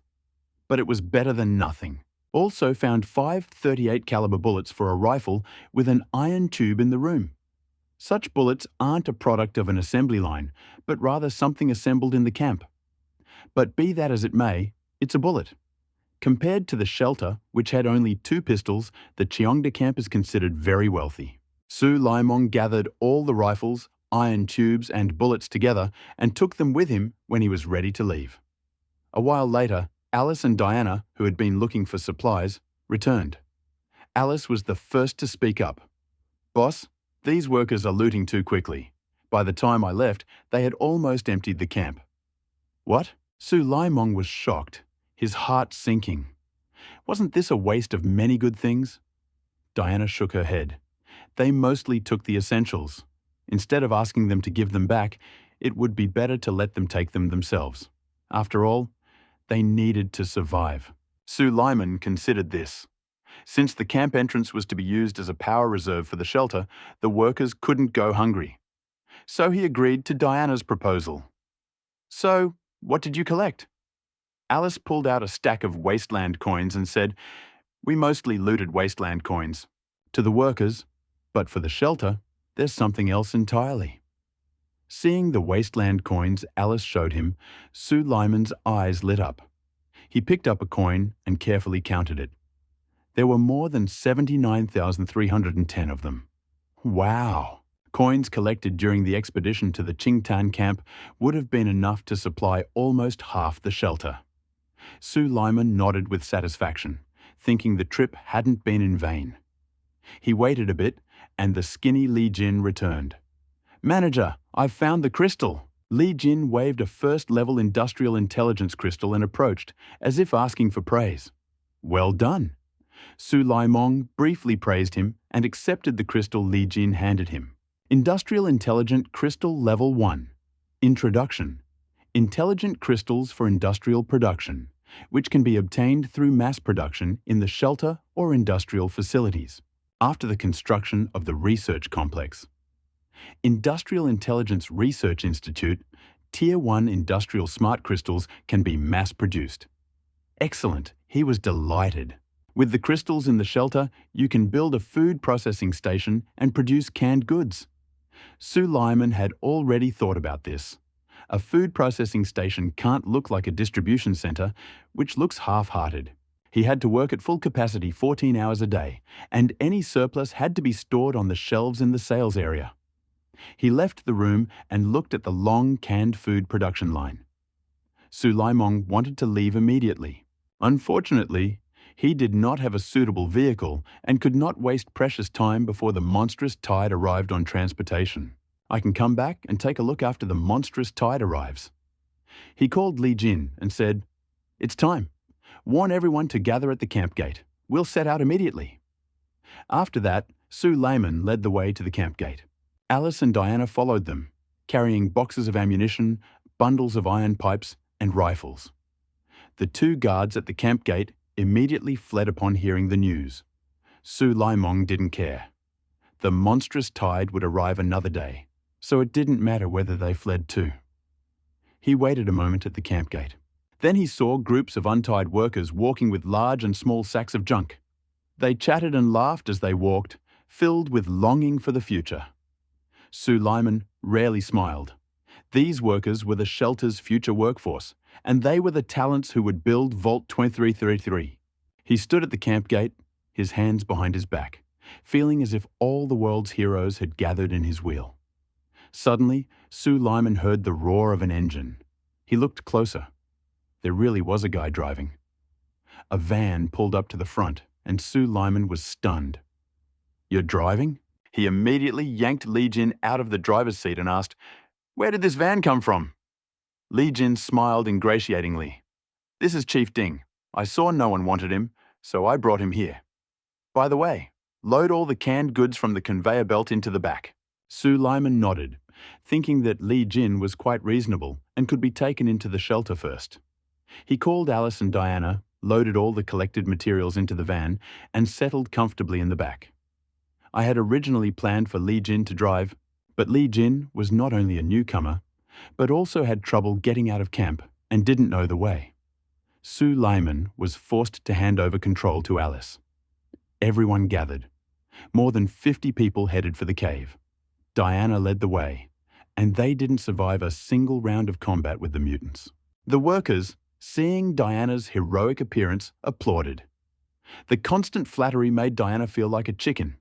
Even the mutants who hadn't appeared were captured and destroyed. But even so, more than a dozen workers died along the way. They couldn't withstand the extreme radiation in the wasteland, and the accumulated radiation levels were too high, so they lost their lives. Not to mention the workers. Even Su Lyman, wearing a wasteland suit, felt uneasy. Levels had reached 85%, and it looked like he wouldn't survive for long. Su Lyman remained silent. He needed to find a long-term solution. It would be better if he wasn't afraid of radiation. However, aside from Alice, even a Class B Diana couldn't completely block out radiation. If you weren't afraid of radiation survivors, where would you find them? For a while, Su Lyman was at a loss. There were no roads in the forest, and the van could only navigate the Rocky Mountains. Every now and then, it would slip and make a mournful roar. He found it uncomfortable to sit, so he dismounted and walked. After an hour's walk, they finally reached their destination, a cave at the edge of the forest. Here it was. Su Lyman stopped in front of the cave and nodded with satisfaction. Diana was very excited. She had cleared the cave of mutant beasts beforehand and entered to explore. Alice remained by Su Lyman's side, constantly asking, "Manager, it's already evening. When will we return to the shelter? If we're late, there won't be any power." Su Lyman looked at Alice encouragingly and said, "Find a larger plot of land and prepare to block the entrance. Once Diana finishes reconnaissance and settles all the workers, we'll leave." "Okay." Alice nodded and turned away. After Alice left, Suleiman began to consider what to do with the dilapidated van. He wanted to return to the shelter immediately. Unfortunately, the shelter had no parking, so the car could only be parked on the surface. But the surface next to the shelter was a barren wasteland. After the monstrous tide passed, it was expected that only debris would remain. So, it was best to stay near the cave. Diana soon returned from the cave. "Manager, the cave is safe, it's well ventilated, so you can move in." "Aha! Long live Brother Dahu! Long live the goddess!" Before Su Laimong could say anything, the workers were the first to rejoice. "In that case, let's go quickly." Su Laimong waved his hand and invited the workers to enter one by one, strictly forbidding them to leave the cave. Afterwards, he asked Li Jin to find someone to carry all the canned goods from the wagon to the cave as a food supply for the workers, and to hide the wagon in a secluded place. After all this, Alice also stuffed a piece of meat into it. Su Laimong ordered Diana and Alice to seal the cave entrance to seal off the monstrous torrent. Thus, the workers settled in. After all this, evening had already fallen. Su Laimong and his men could only carry their iron pipe rifles and boxes of ammunition and head back to the shelter. Fortunately, the shelter is only 500 meters away from the cave, not far from the shelter's vestibule. The main part of Su Laiman awaits here. After returning Feng Dahu to the shelter, he immediately released the mental control over him and locked him in a small, dark room. This time, besides the iron pipe rifle, ammunition, wasteland coins, etc., the most important thing was to get a level 1 industrial intellectual crystal so that we could build a food processing station. Su Laiman ordered Diana and Alice to move all the supplies to room 1 for storage. After that, he signaled for everyone to return to the house to rest, and he himself went to the empty room 4. He wants to build a food processing plant here. With the blueprints and a first-level industrial intelligence crystal in hand, Su Laiman immediately gave the order for construction. Instantly, 10,000 scrap coins were debited from his account, and the food factory, food processing station blueprint, and the first-level industrial smart crystal piece in his hand also disappeared. And room 4, where he was, began to change. Walls were painted white, and a mechanized production line appeared out of thin air. Despite its small size, it performed all functions, from cutting to cooking and canning. While the mutant beast's body was being tossed in at one end, the finished canned goods could be removed from the other. The open space in front of the loading port was planned as a temporary storage area for raw materials. It was a refrigerated warehouse, 5 square meters in area. Opposite the cold storage warehouse was a storage area for finished canned goods with a row of shelves. Ding! The food processing facility is complete and ready to open. The entire food processing facility is bright and transparent. Lighting fixtures were installed on the ceiling every meter. The door to room No. 4 has also undergone significant changes. Like the bedroom door, it now features double doors. A sign on the door reads, "Food Processing Station." Now you don't have to worry about finding it. The control room is located to the right of the door. Screen in the control room displays the status of the food processing facility. Food storage. Food processing facility. Primary production. 48 cans. Day current production. 0 cans. Day. Canned food storage. 85,000 canned food consumption. 24 cans day. This is the total canned food consumption in the shelter, calculated for 1 day and 2 meals. Production raw materials. None. Energy consumption during production. 20 units of electricity per hour during operation. 0 units of electricity per hour when stopped. Personnel. None, until 1 employee is required to begin work. Construction complete. Suleiman looked at the food processing station in front of him, and his confidence soared. Even though the food processing station consumes up to 20 units of electricity per hour, the shelter's distribution system is still sufficient to supply it. It's decided. Let Yuri come work at the food processing station. Su Laiman was enthusiastic and immediately arranged for Yuri to be employed. After setting up the shelter, Su Laiman asked Alice and Diana to track the mutant hyena at the door and throw it into the food processing station's refrigeration unit, then told Xiaoli to eat 2 cans of food and get to work, then go to bed at 10 o'clock. In any case, Xiaoli wasn't going out, so he didn't need to sleep too much. With a food processing station in the shelter, canned goods didn't require strict controls. Su Laiman called Xiaoli back to the residence for dinner. So, there are 5 people in the shelter, and they eat 10 cans of food in 1 meal. Among them, Xiaoli has the biggest appetite, and she eats 4 cans. Alice killed 2. Diana is the highest level Vi, but she only eats 2 cans. Su Laiman killed 3, barely enough to fill her stomach. Ari, naturally, has the smallest appetite in the entire shelter, and she only eats 1 can. As for Feng Xiaohu, locked in room 1, Su Laiman subconsciously ignored him, Do you think it's boring to just eat and not talk? Su Laimong was the first to break the silence at the table. As soon as he said this, Ali immediately took the initiative. Hey manager, when are we going to eat something else? I've been eating canned food for 2 days straight and I'm sick of it. Su Laimong's expression turned stern. You just ate 3 servings in a row and still demanded a second can for your last meal. Now I'm bringing you 2, and you say you're tired. Ari, it seems I raised you too well, so you don't know how cruel the wasteland world is out there. In that case, tomorrow you'll go explore the wasteland with Alice. Ari was startled and quickly said, wagging her tail, Administrator, I'm actually more suited to working in the distribution center. Su Lyman snorted, ignoring Ari. At that moment, Alice said, Administrator, it seems there aren't enough beds in the shelter. As soon as she said this, everyone except Xiao Li fell silent. There were so many people in the shelter, and there were only 3 rooms. They would definitely be able to fit if they all huddled close together. But when Su Layman thought about sleeping with the bald man, he felt cold.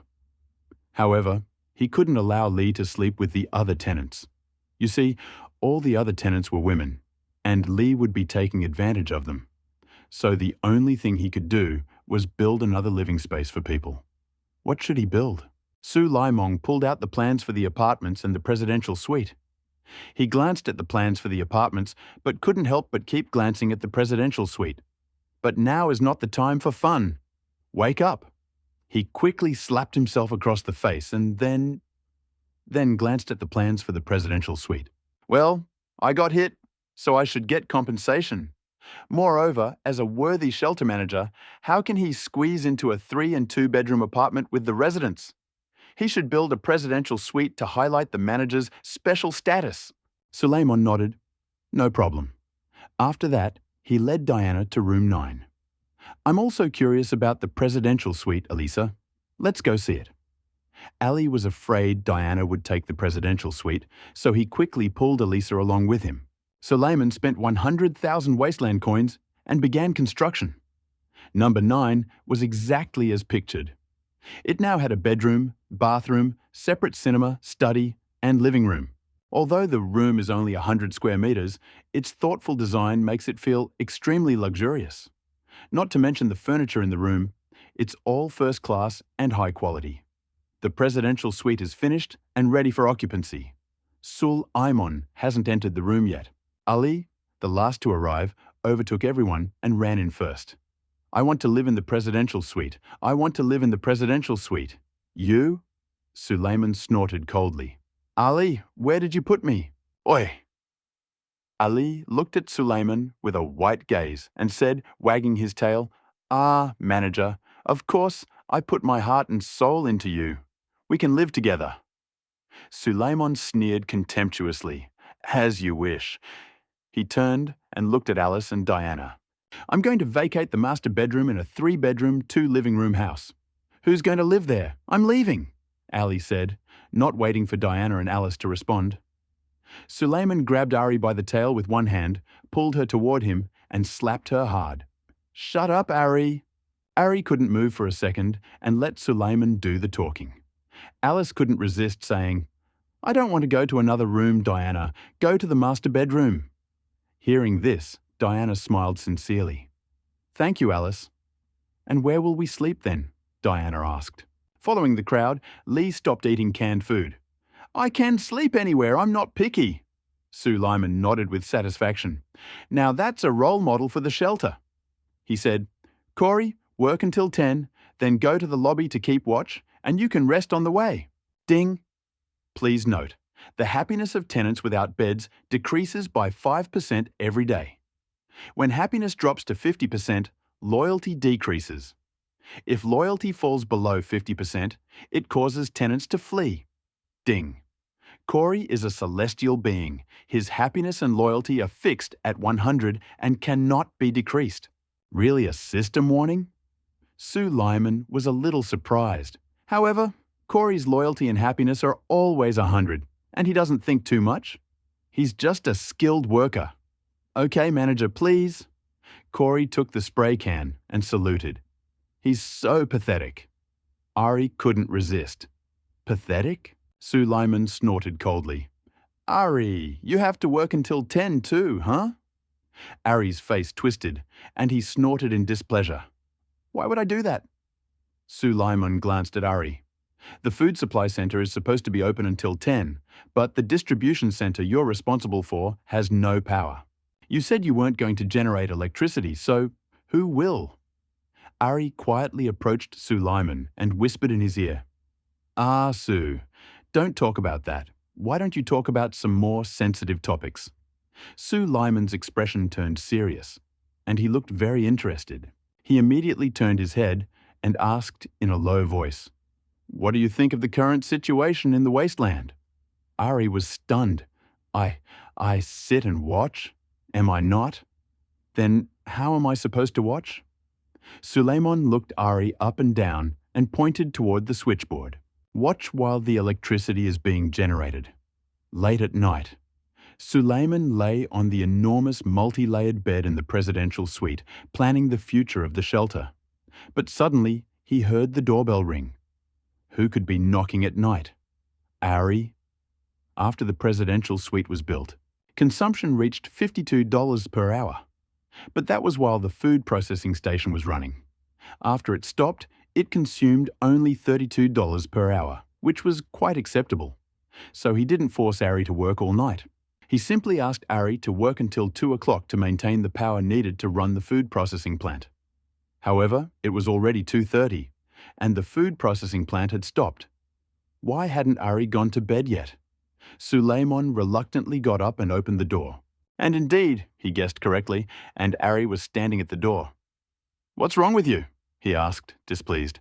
Ali bent slightly at the waist, squeezed her legs together, clenched her teeth, and blushing said, Sue, I want to go to the toilet, but the toilet in the 3-room and 2-room apartment was always full. You are so troublesome. Suleiman snorted coldly and said, Come in. He opened the door and let Ali in. Ali rushed to the bathroom, as if afraid someone would take it away from her. Someone had entered the room, so Suleiman had to sit in the living room and wait. While he waited, he suddenly felt a little uneasy. But Ali continued to occupy the bathroom and didn't come out.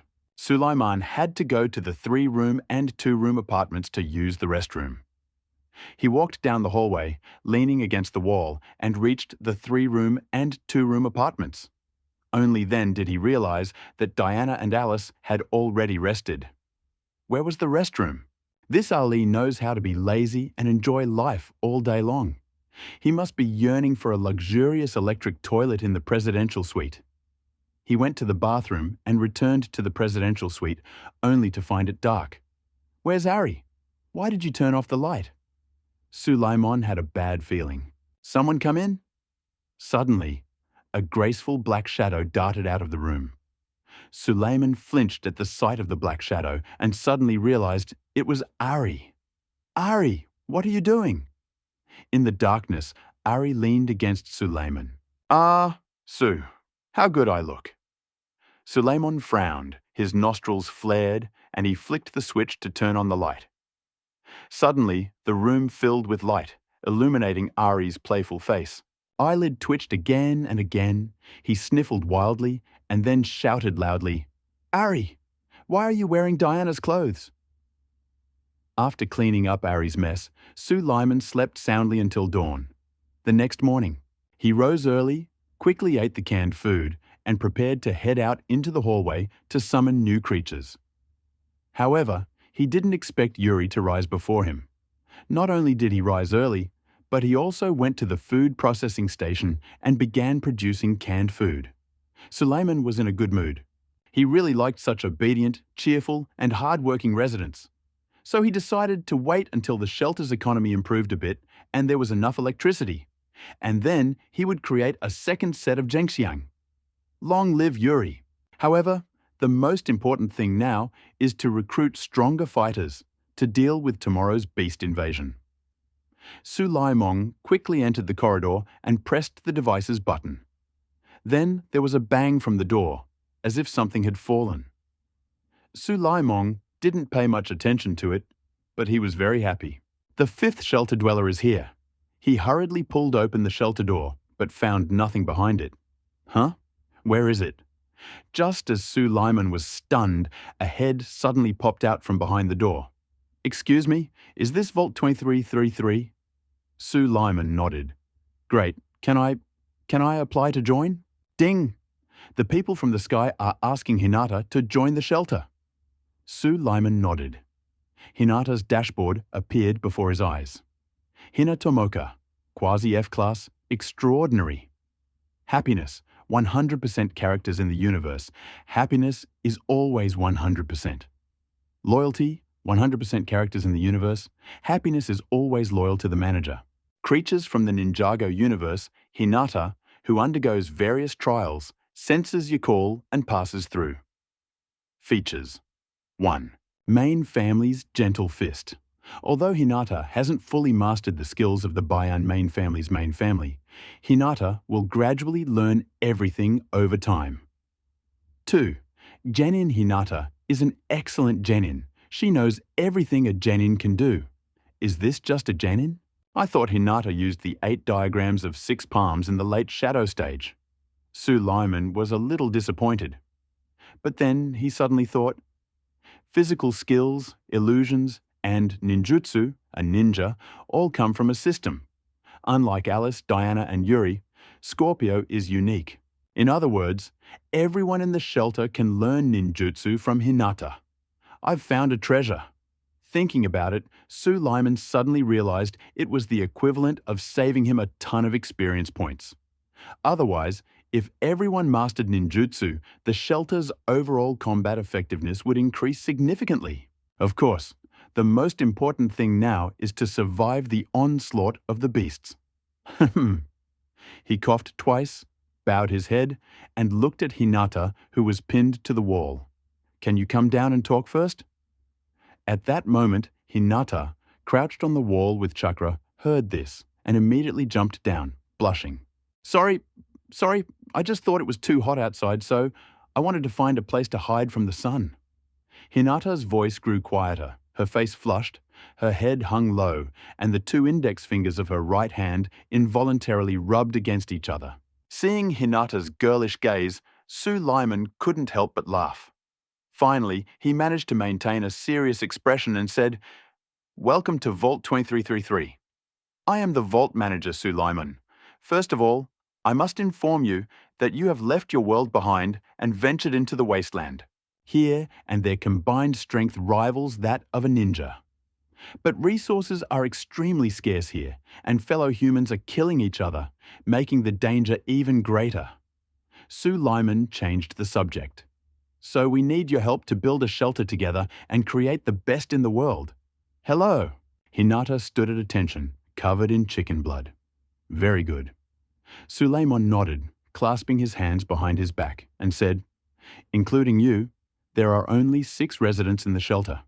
The other 5 are me, Alice, Ari, Diana, and Yuri. I'll introduce them to you one by one later. Now come with me to the next floor. Everyone's waiting. Suleiman led Hinata to a 3-room apartment on the first basement floor and saw people eating canned food. Are these the new residents of the shelter? Ari greeted them first. Diana smiled and nodded, but Alice nodded coldly. Suleiman introduced Hinata first and then said, Hinata, you can introduce yourself now. Ha! Hinata blushed, her heart pounded, and she consciously lowered her head. Hinata, Hinata, Hinata, Hinata, Hinata, Hinata, Hinata, Hinata. Okay. Suleiman saw that Hinata didn't know when Hina was needed, so he simply interrupted her performance. After all, a wave of beasts was approaching, and everyone's time at the shelter was precious. Hinata was interrupted, and not only was she irritated, but she also kept apologizing. Sorry, you're the one who disappointed me. Suleiman nodded. It seems Hinata is also a skilled toolmaker. He agreed. Hinata, there's another resident at the food processing station, Yuri. Your main task is to work with Yuri on producing canned goods at the food processing station. By the way, you can teach Yuri ninjutsu in your free time. You? Hinata timidly pointed to herself and said, But you're just a genin. Sue Lyman patted Hinata on the shoulder. Don't be afraid. You know more than they do. Okay. Hinata's eyes filled with tears. Touched by Suleiman's consolation, she left immediately, her spirits uplifted. After Hinata left, Suleiman turned his head and looked at Ari again. Ari, you should continue working at the distribution center. The power consumption in the shelter has increased significantly. You must ensure the shelter's power supply. If the power goes out, I'll definitely deal with you. Oh, Ari replied, shaking her head and tail, hoping Suleiman would come and sort things out. After tidying up Ari, Suleiman looked at Alice. Ali, you should continue exploring the wasteland and, by the way, get some water. Fill all the bathtubs in the shelter.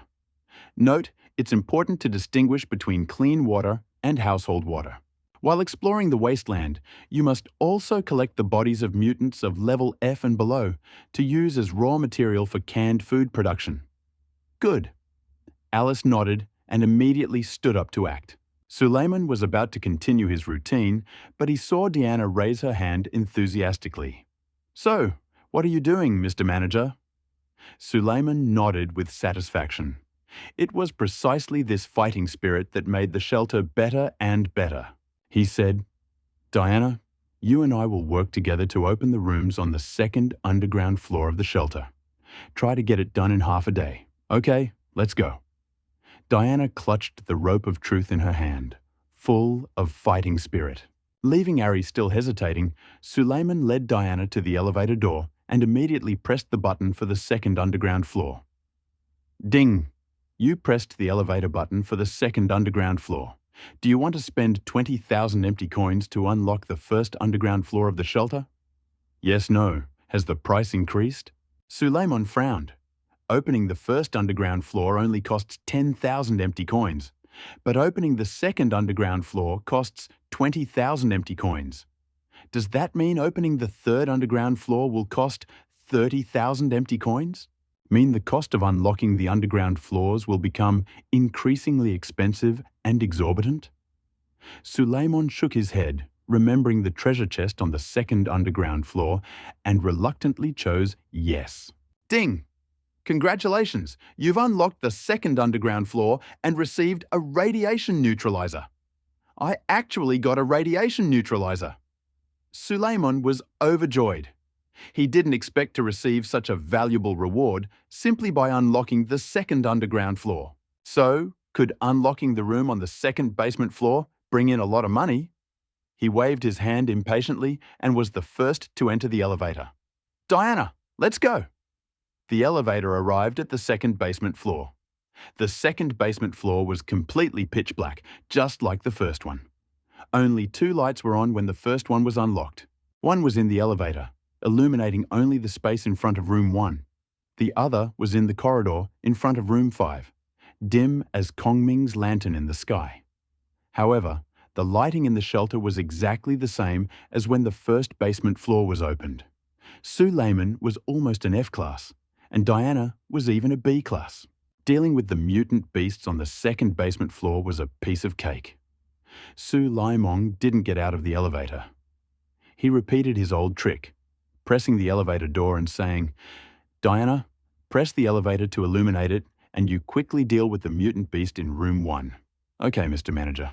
Diana smiled confidently, her white teeth dazzling everyone in the dim light.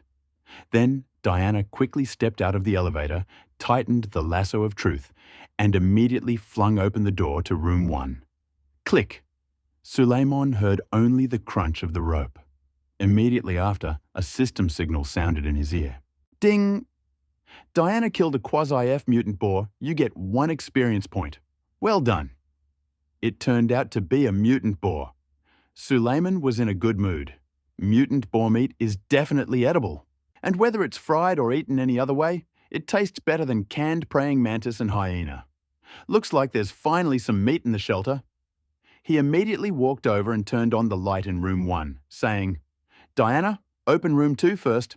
After opening the treasure chest, store the mutant boar meat in the food processing station's refrigeration unit and freeze it. Okay, Sir Manager. Seeing Suleiman's agitation, Diana didn't disturb him too much and turned to unlock room 2. Suleiman first looked at the mutant boar carcass. No, it's a pig, and that's a big problem. He immediately turned his gaze to the treasure chest in room 1 and eagerly opened it. Ding! You opened the chest and obtained the blueprint for special facility. Observation Tower. Special object. Observation Tower. Introduction. Build an observation tower 100 meters above the lobby. At the top is an observation room for observing the surroundings of the vault. The observation room can be accessed directly by the elevator. Cost: 10,000 scrap coins. Construction requirements: 10 curved tempered radiation-resistant glass. Worker population: none. An observation tower? Suleiman was slightly stunned. He'd never thought anything could be built in the shelter's lobby. Moreover, it was a 100-meter observation tower. If one floor is 3 meters high, then 100 meters is the height of the 33rd floor. You know, standing on the 33rd floor, the field of view is incredibly wide. Likewise, if any mutants or wanderers invade the shelter, he'll be able to see everything clearly from the watchtower. The watchtower could definitely play a huge role in fighting off the beast invasion. Suleiman was determined to build an observation tower before the beast invasion. However, he didn't expect the first step to take him by surprise. What is curved, radiation-resistant tempered glass? It costs 10 yuan. Suleiman had never heard of curved tempered glass since he'd arrived in the wasteland. Not to mention that building an observation tower would cost 10 yuan. He thought for a moment and decided to ask on a regional channel, looking for curved tempered glass with radiation protection. The more, the better. Price negotiable. While Suleiman was speaking, a discussion started on the regional channel. A specialist arrived to speak. The specialist hasn't sold mutant beast meat in a long time, and the market is slow. I thought the speculator was selling the most expensive, but I didn't expect there were even more expensive ones. Curved tempered glass with radiation protection? What the hell? I have 2 pieces of tempered glass. Do you want them? Maybe they can be used as replacements. Take me with you. I can't afford to eat speculator. Even if I have it, I won't buy it in AM. The discussion of curved tempered glass with radiation protection was a mere blip and elicited no reaction on the regional channel. Instead, Suleiman was condemned. It seems his image as a profiteer has become deeply ingrained in the public's minds. On the other hand, Lin Tian, who was on the regional channel, saw Suleiman's message. Curved tempered glass with radiation protection? What's that for? Intrigued, Lin Tian immediately ordered the duty officer to call Li Mao.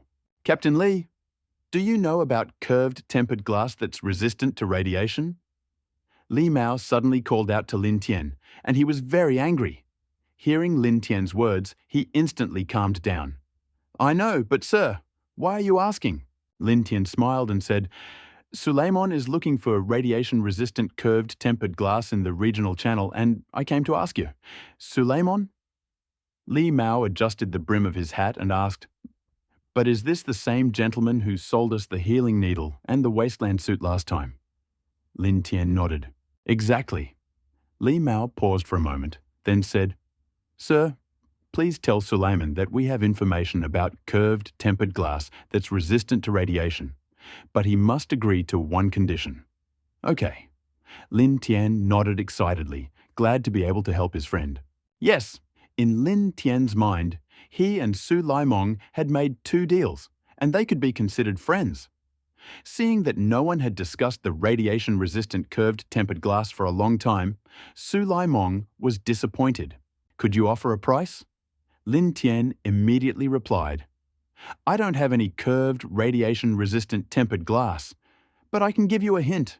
However, you must agree to one condition. Suleiman's face lit up. It would be easy if he agreed to talk. He was afraid Lin Tian wouldn't want to talk. So he quickly asked, What are the conditions? Tell me first. Lin Tian replied, I have an entire regiment under my command. You understand? Suleiman's eyelids flickered. Was he bragging about his superiority?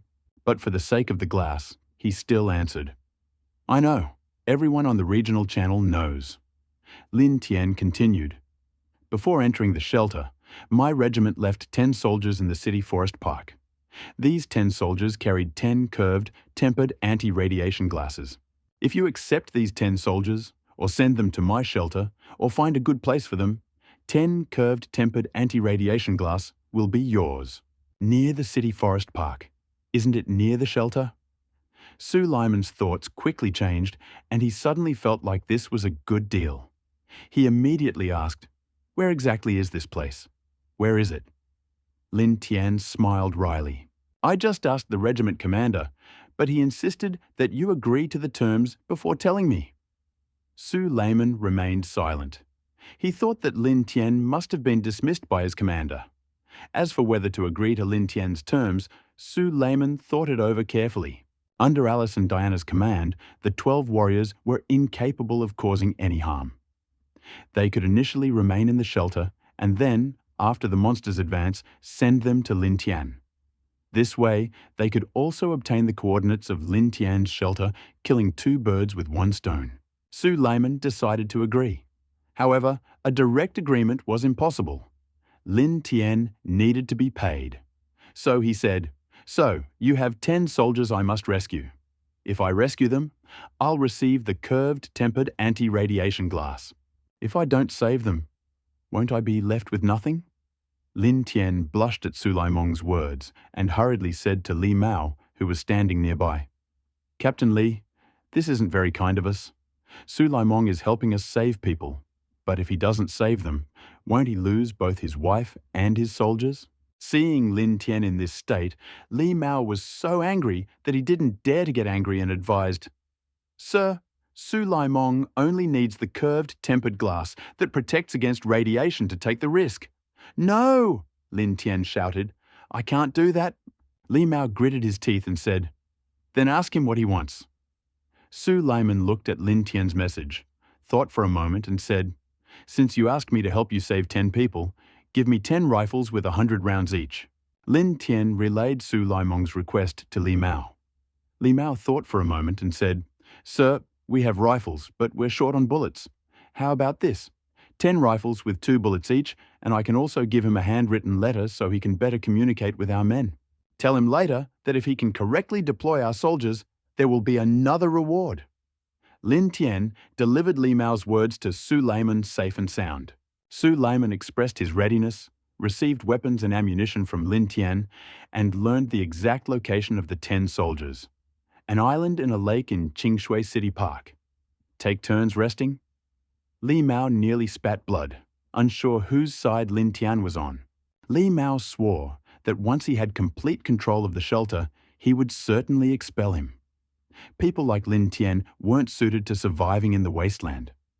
However, the shelter now formally belonged to Lin Tian. A single word from Lin Tian could strip Li Mao of his resident status.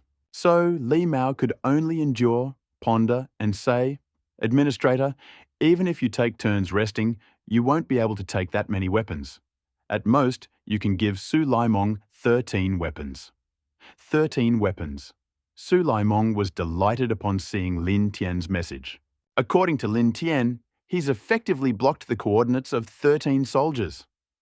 They're located on an island in the middle of the lake, not far from the shelter. Because when Alice first came out, she saw traces of human activity on the island by the lake. Moreover, not a single person had appeared near the shelter. In other words, Su Lyman confirmed that the island by the lake contained curved, tempered glass that protected against radiation. Regardless of whether he succeeded in reaching an agreement with Lin Tian, he would go to the island. He asked for firearms only to try to get 1 or 2 pistols from the leader behind Lin Tian. Unexpectedly, Lin Tian agreed to all 13 of his requests. There are currently fewer than 13 people in the shelter, and 1 pistol per person is more than enough. Su Lyman hurriedly asked, 13 pistols are acceptable, but you must provide more ammunition. Lin Tian, the commander said I'll give you a total of 2,000 rounds. Hand it over. Lin Tian's eyes lit up, and he couldn't wait for the agreement, afraid that Lin Tian would regret it. He didn't expect to even get 2,000 rounds of ammunition. It seemed there must be a very important person among the 13 soldiers on the lake island. Su Laimong and Lin Tian completed the deal, and 13 pistols and several neatly stacked boxes of ammunition instantly appeared in room number 1 on the second floor. AK, Wolf Hunter Automatic Rifle. Introduction: an improved version of the AK-47. It uses 7.62mm bullets and is fully automatic. It has a simple design, is robust and durable, has a low failure rate, and is reliable in operation. But its accuracy is insufficient, and it is relatively heavy. This type of weapon is widely used in various shelters. First checked to make sure the supplies were in order, then asked Lin Tian, "Having found 13 soldiers, how can you convince them to let them go?" Lin Tian quickly handed over the letter and said, "I'll give you a handwritten letter from the regiment commander. The soldiers will understand when they see it." The letter wasn't sealed. Su Laimong glanced at it and essentially ordered the soldiers to follow him. They could choose, remain in his shelter, allow him to escort them back to the regiment, or ask him to find them a place to stay for the night. He also asked the soldiers to provide 13 curved radiation shielding glasses. At the end of the letter was the signature, Li Mao, team leader. Su Laimong wasn't worried about Li Mao forging the letter. Diana, a Class B soldier, was with him, and he had no fear of any conspiracies. At the same time, Su Laimong received a message from Lin Tian. "Only by properly deploying the 13 warriors can we reward them." It seemed the 13 warriors were truly important figures. Su Laimong agreed and learned from Lin Tian the exact location of the 13 warriors, an island in the middle of a lake in Qingshui City Park. As expected, Su Laimong's expression brightened. He quickly dragged the mutant boar carcass from room 1 on the second floor down to the food processing station, and after instructing Saori and Hinata not to use it, he returned to the second floor and found Diana unlocking room 6. "Diana, you unlocked room 6? Su Laim asked, startled. She and Lin Tian had only talked for 5 minutes, and Diana actually opened rooms 2, 3, 4, 5, and 6. Diana lifted her hair, handed over a stack of wasteland coins, and said, "Oh, you still found them in the room." Suleiman took them and counted them. In total, it turned out to be 10,000 wasteland coins, which wasn't as valuable as the blueprint in room 1. He uploaded all the bodies from the room to the trading platform and said, "Diana, don't rush to open the remaining rooms. I've received a new task and plan to organize a trip for you and your puppet." "Just the two of us?" Diana was clearly a little surprised. The last time she'd gone on a mission, Alice had led the team. Su Laimong nodded and explained. "Alice went out for water and still hasn't returned. We won't wait for her." After that, he led Diana to room number 5 on the next floor. Feng Dahu was being held in room number 5 on the next floor. Opening the door, Su Laimong suddenly remembered that Feng Dahu seemed to have eaten nothing since returning to the shelter. He hurriedly opened the door and turned on the light. Sure enough, Feng Dahu had fallen straight onto the bed. It was over. Heart sank. If Feng Dahu died, he would have no puppets left. The mission to the Lake Island could only be entrusted to Diana. Then he would be left in the dark, unable to do anything but sit in his shelter and wait for news. As he thought about this, Su Laimong quickly sniffed Feng Dahu's breath. "It's okay. I'm fine." He quickly activated mind control to control Feng Dahu. Suddenly, Su Laimong was overcome by a strong feeling of hunger, weakness, and dizziness. He overcame the discomfort and forced Feng Dahu to stand up. He then ate and rested, and then came to his senses. Later, Su Laimong, controlling Feng Dahu, emerged from the shelter with Diana and headed for the island in the lake. Along the way, they were attacked by numerous mutant beasts. But with Diana, no matter what mutant beast, armed with the rope of truth and the whip, it would have been a problem. Su Laimong simply thought it was a journey. He'd heard Alice say that if you walked 5 kilometers straight from the shelter gate, you'd reach an island in the middle of the lake. Of course, the island in the middle of the lake was the same island it had been before the war. Now, the lake had dried up, revealing a riverbed. The island in the middle of the lake resembled a hill in an arid wasteland. "Is this here?" Diana stood on the empty lot that had once been the lake bed and looked at the hill in front of her.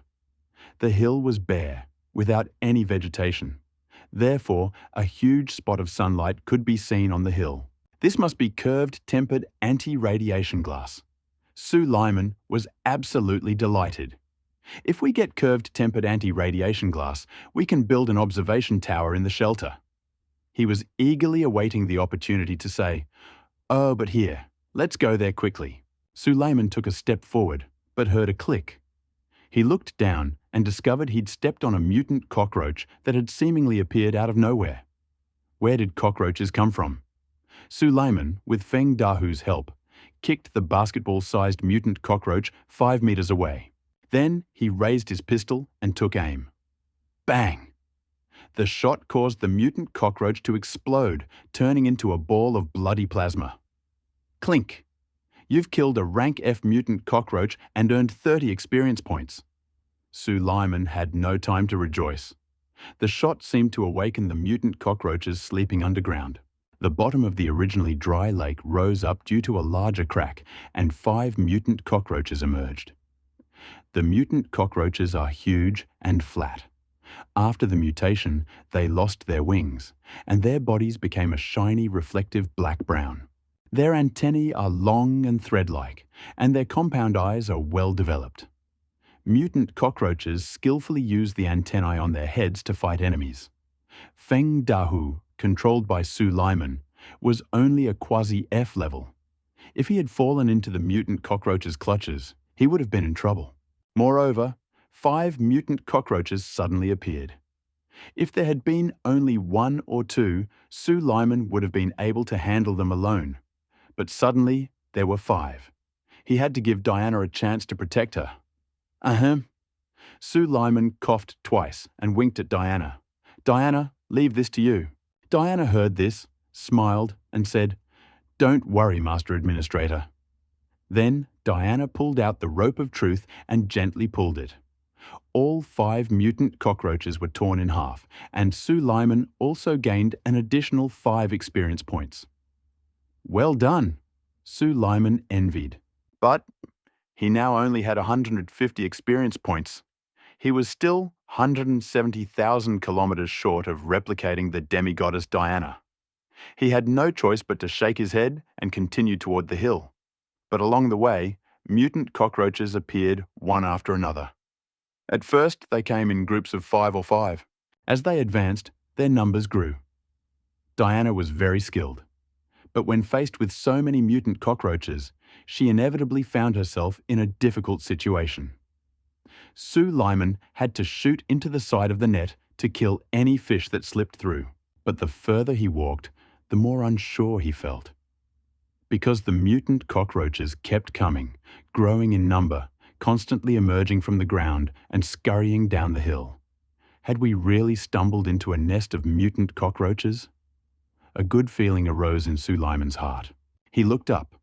A reflective spot was still visible on the hill, but it wasn't the curved, tempered glass that protected against radiation. It was clearly a huge swarm of mutant cockroaches. If you got closer, you couldn't see them at all. These mutant cockroaches had gathered together and curled up into a ball. Cockroaches that rushed at them emerged from this ball, on the ground and on the surface. Suleiman looked more closely and seemed to see something wrapped up in the ball. It seemed as if the mutant cockroaches were hunting together. Could it be that the soldiers under Limao's command had fallen into a trap of mutant cockroaches? Suleiman frowned, thinking that was a very high possibility. Otherwise, how could such a powerful swarm of cockroaches have alarmed the people nearby? But no one else showed up, and the soldiers who were supposed to be here didn't show up either. So either the soldiers had been swallowed by the clump of mutant cockroaches, or the 10 soldiers under Limao's command had been trapped in a clump of mutant cockroaches. Suleiman's heart sank at the thought. Needed was in the soldiers' hands. If the soldiers had already been in an accident, where could he find it? Would this trip really be in vain? So Suleiman hurriedly said, "Diana, let's go and see what's in the cockroach ball, okay?" Diana, too, understood the gravity of the situation, so she quickly rushed forward, killing countless mutant cockroaches along the way. After a while, they reached the cockroach ball. Several places inside the ball were open, and Su Lyman clearly saw that shards of curved glass were wrapped inside. These really were Li Mao's soldiers. Su Lyman instantly understood. To combat the mutant cockroach infestation, soldiers under Li Mao's command had wrapped a small area in curved glass. But he hadn't thought about that. A stream of mutated cockroaches poured across the glass and literally enveloped the sphere formed by the curved glass. "Manager, what should we do?" Diana asked. Although Diana's strength level is B, she is only physically strong. Faced with so many mutated cockroaches, she couldn't think of a solution for a moment. Su Lyman froze. It suddenly occurred to him that a flamethrower would be much more convenient. Simply point it at a group of mutated cockroaches, spray it lightly, and the group would be destroyed. Yes, fire. Su Lyman suddenly remembered. He'd read in a survival guide that you could create an open flame with a gun. Was there a way? He looked at Diana and said, "We could use fire. Mutant cockroaches must be afraid of fire. Can mutant cockroaches be set on fire directly?" Diana frowned and asked, "No." Su Lyman shook his head. "Unless it's gasoline." "But," he continued, "we can use fire to repel the mutant cockroaches." As soon as he said this, Su Lyman asked Diana to temporarily resist the mutant cockroaches. Then he removed the bullets from the AK Wolf's magazine. The bullet ejected, but the powder remained in the cartridge case. He then removed his wasteland suit, tore a small, appropriately sized piece of fabric from a tattered beggar's suit, and tucked it into the cartridge case. Having done all this, Su Lyman reloaded the cartridge. Then he took aim at the huge fireball in front of him and pulled the trigger. Bang! A huge fireball erupted from the barrel. Then it hit the mutant cockroach right on top. The mutant cockroach was suddenly hit by the fire and immediately jumped aside. It worked. Su Lyman saw that he had successfully driven off the mutant cockroach and hastily prepared to fire another flamethrower shot. However, the mutant cockroaches around him also became alarmed, crawling across the glass and rushing towards Su Lyman. In the blink of an eye, the mutant cockroaches surged towards Su Lyman and Diana like a wave. Several uniformed soldiers appeared in a sphere of curved, radiation-resistant tempered glass. The soldiers realized what was happening and also realized why the ferocious mutant cockroaches had just retreated. But Su Lyman had a headache. He and Diana were surrounded by a wave of mutant cockroaches. What should they do? Su Lyman frowned. He was controlling Feng Dahu's body, so he would die if he died. But Diana... Oh yes, the mutant cockroaches bit Diana's skin. Thinking about this, he immediately let go of the burden and said, "Diana, go. I leave this to you. Be sure to bring the glass back to the shelter." Su Lyman pronounced the death sentence. "The main thing is that Diana can deliver the curved, tempered glass that protects against radiation back to the shelter. Then this trip will be profitable. Leave it to me, Mr. Administrator." Diana's lips stretched into a charming smile, and she looked encouragingly at Su Lyman. Then a snow-white hand extended back and drew the Vulcan sword. It seemed Diana wanted to show off her skills to Su Lyman, and her movements were quite impressive. However, Su Lyman didn't pay much attention, because he saw something strange. As Diana wielded the Vulcan sword, something strange happened. Thrash! Lightning froze around the Vulcan sword, and when Diana swung it, it struck a swarm of cockroaches, instantly killing several mutants. Suddenly, the smell of burning filled the air. "This..." Su Lyman's eyes widened and his mouth dropped open, miming zero. "This isn't like the movies." At first, he thought Diana had become a B-level superhero due to her demigod blood and superhuman body, but he didn't expect Diana to actually summon lightning. For a moment, Suleiman's spirit was revived. Thus, the overall strength of the shelter increased. Each of Diana's swings was like Thor's reincarnation, accompanied by lightning bolts. For a moment, lightning enveloped the hill, and thunder pierced it, while the cockroaches nestled in the ranks became electrified and charred. Later, the world fell silent. Diana returned to Suleiman, lifted her curly hair, and asked with a smile, "How do you like the treat, Mr. Manager?" Suleiman came to his senses, suppressed the surprise in his heart, took a deep breath, and, clasping his hands behind his back, said, "Diana, you did a great job, and I'll reward you with a can of beer tonight." Diana smiled sweetly and was about to say something, but Suleiman interrupted her. "Is the sword in your hand the sword of Vulcan?" Diana heard these words and immediately handed the sword to Suleiman. Yes, the sword of Vulcan was created by the god of fire, Hephaestus. It is so powerful that it can separate electrons from atoms. But the sword of Vulcan, originally possessing lightning, suddenly lost it and became ordinary in Suleiman's hands. Strange! Suleiman swung it twice, and the Vulcan sword once again resembled a dead fish. Diana pursed her lips and, smiling softly, said coquettishly, "Lord Administrator, only those with the blood of the fire god may wield the sword of the fire god." "So that's how it is." Suleiman smacked his lips and involuntarily returned the fire god's sword to Diana, glancing at the glass sphere nearby. The glass sphere, made of arced steel and radiation-resistant glass, opened. 9 uniformed soldiers emerged from it. However, things turned out quite differently than Suleiman had imagined. Instead of expressing gratitude, 9 soldiers turned to him and Diana and raised their weapons. "Who are you, and why are you here?" Scarface laughed too, and was about to say something, but the soldier standing behind him tugged at his sleeve. "Captain, he has our pistol in his hand, but he's not wearing our clothes. What happened to our leader?" Despite his horror, Scarface feigned ferocity and asked 3 questions in a row. Seeing the situation escalate, Diana was about to act. At that moment, Suleiman squeezed her shoulder. "Wait, let me explain. Any useless person would be wary of someone suddenly showing kindness. Even elite soldiers are no exception." Suleiman understood. He was prepared. Holding Diana's hand, Suleiman took out Li Mao's handwritten letter and handed it to Scarface. Scarface looked at him suspiciously. "What is this? Li Mao's letter?" Suleiman raised his eyebrows defiantly. "Why don't you dare accept it?" What's there to be afraid of?" Scarface boldly took the letter from Suleiman and quickly began reading it. Behind Scarface, all the soldiers turned their gaze to the letter. However, the soldiers were afraid of a sudden attack from Suleiman, so they had to look first at the letter and then at the man, fearing that something had happened. Scarface's expression changed dramatically after reading the letter. Liar. Li Mao is a notorious liar. As a result, all the soldiers became hostile towards Suleiman. "What's going on?" Suleiman frowned. Perhaps Li Mao's letter contained some kind of secret code?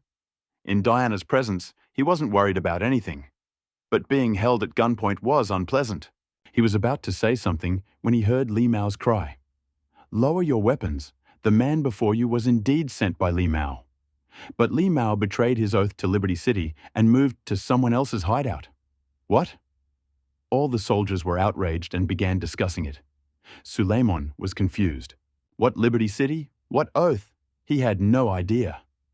At that moment, Scarface apologized to Suleiman and then said, "We're not going to the shelter with you." "What's going on? What is this Liberty City you just mentioned?" Suleiman asked. "You don't know?" Scarface asked, surprised. "Do I look like I know?" Suleiman spread his hands. Even if he knew, he would have said he didn't. After all, this was a good opportunity to learn the backstory of this waste. Moreover, he truly didn't know. He was simply listening to Scarface speak, originally a unit under Liberty City's command. It turned out that Scarface was Li Mao's soldier, which was true. They served in a safe house called Liberty City. During a battle, the enemy invaded Liberty City, and everyone fled. Scarface and his group of 13 men separated from Li Mao during their escape and reached an island in the middle of a lake. But there was no cave near the island that could protect them from the radiation. Scarface and his group were forced to surround the sphere with an arc-shaped, radiation-resistant steel and glass enclosure and remain there. After spending several days in the glass sphere, Scarface and his group used up all their food and water. For various reasons, only 9 of the original 13 people died. Liberty City. Several thoughts flashed through Suleiman's mind. He supposed the shelters were distinguished by code names. For example, his shelter Ma2333, Chen Yangqiu's shelter Da5649, Zhou Yu's shelter Da7777, and Lin Tian's shelter Da4297. But Liberty City really did have such an unusual name. Seemed like a powerful refuge. Suleiman thought so. But even a refuge powerful enough to bear a name was destroyed in a battle with the enemy, and its inhabitants fled in all directions. This incident alerted Suleiman and made him realize that the wasteland isn't as simple as it seems. The native forces in the wasteland are very strong. Scarface and his group are all extraordinary people. Scarface Chen is an F level, and the rest are almost F level. So many extraordinary people. If they could all be accepted into the shelter. However, Scar Chen and his men, loyal to Liberty City, forced him to abandon the idea. Upon seeing the letter announcing Li Mao's joining the Lingtian shelter, they all became outraged and called Li Mao a liar. It's no wonder Li Mao allowed the soldiers to find shelter, because that's why Suleiman suddenly understood. Scar Chen learned from the letter that Suleiman had come for the curved tempered glass that protected against radiation. But the curved tempered glass, which protects against radiation, was created by Scar Chen in a temporary camp. How could it be easily given away? Scar Chen flatly refused. No. Suleiman's eyelids fluttered. He took Diana's hand and said, "I have another way." "What way?" asked Scar Chen. Diana turned her head and looked at Suleiman. Suleiman thought for a moment and asked, "If I find a suitable camp for you, would you be willing to give me the curved tempered glass that protects against radiation?" Scar Chen nodded. "That's simple." Suleiman smiled. Campway, located near the shelter, has just housed over 30 workers, and it would be nice if they could accommodate more. This also increases the camp's durability, which is beneficial for everyone. He said, "It's good to have such a camp near my hideout." Suleiman then told Scar Chen about the general situation at Wodong Camp.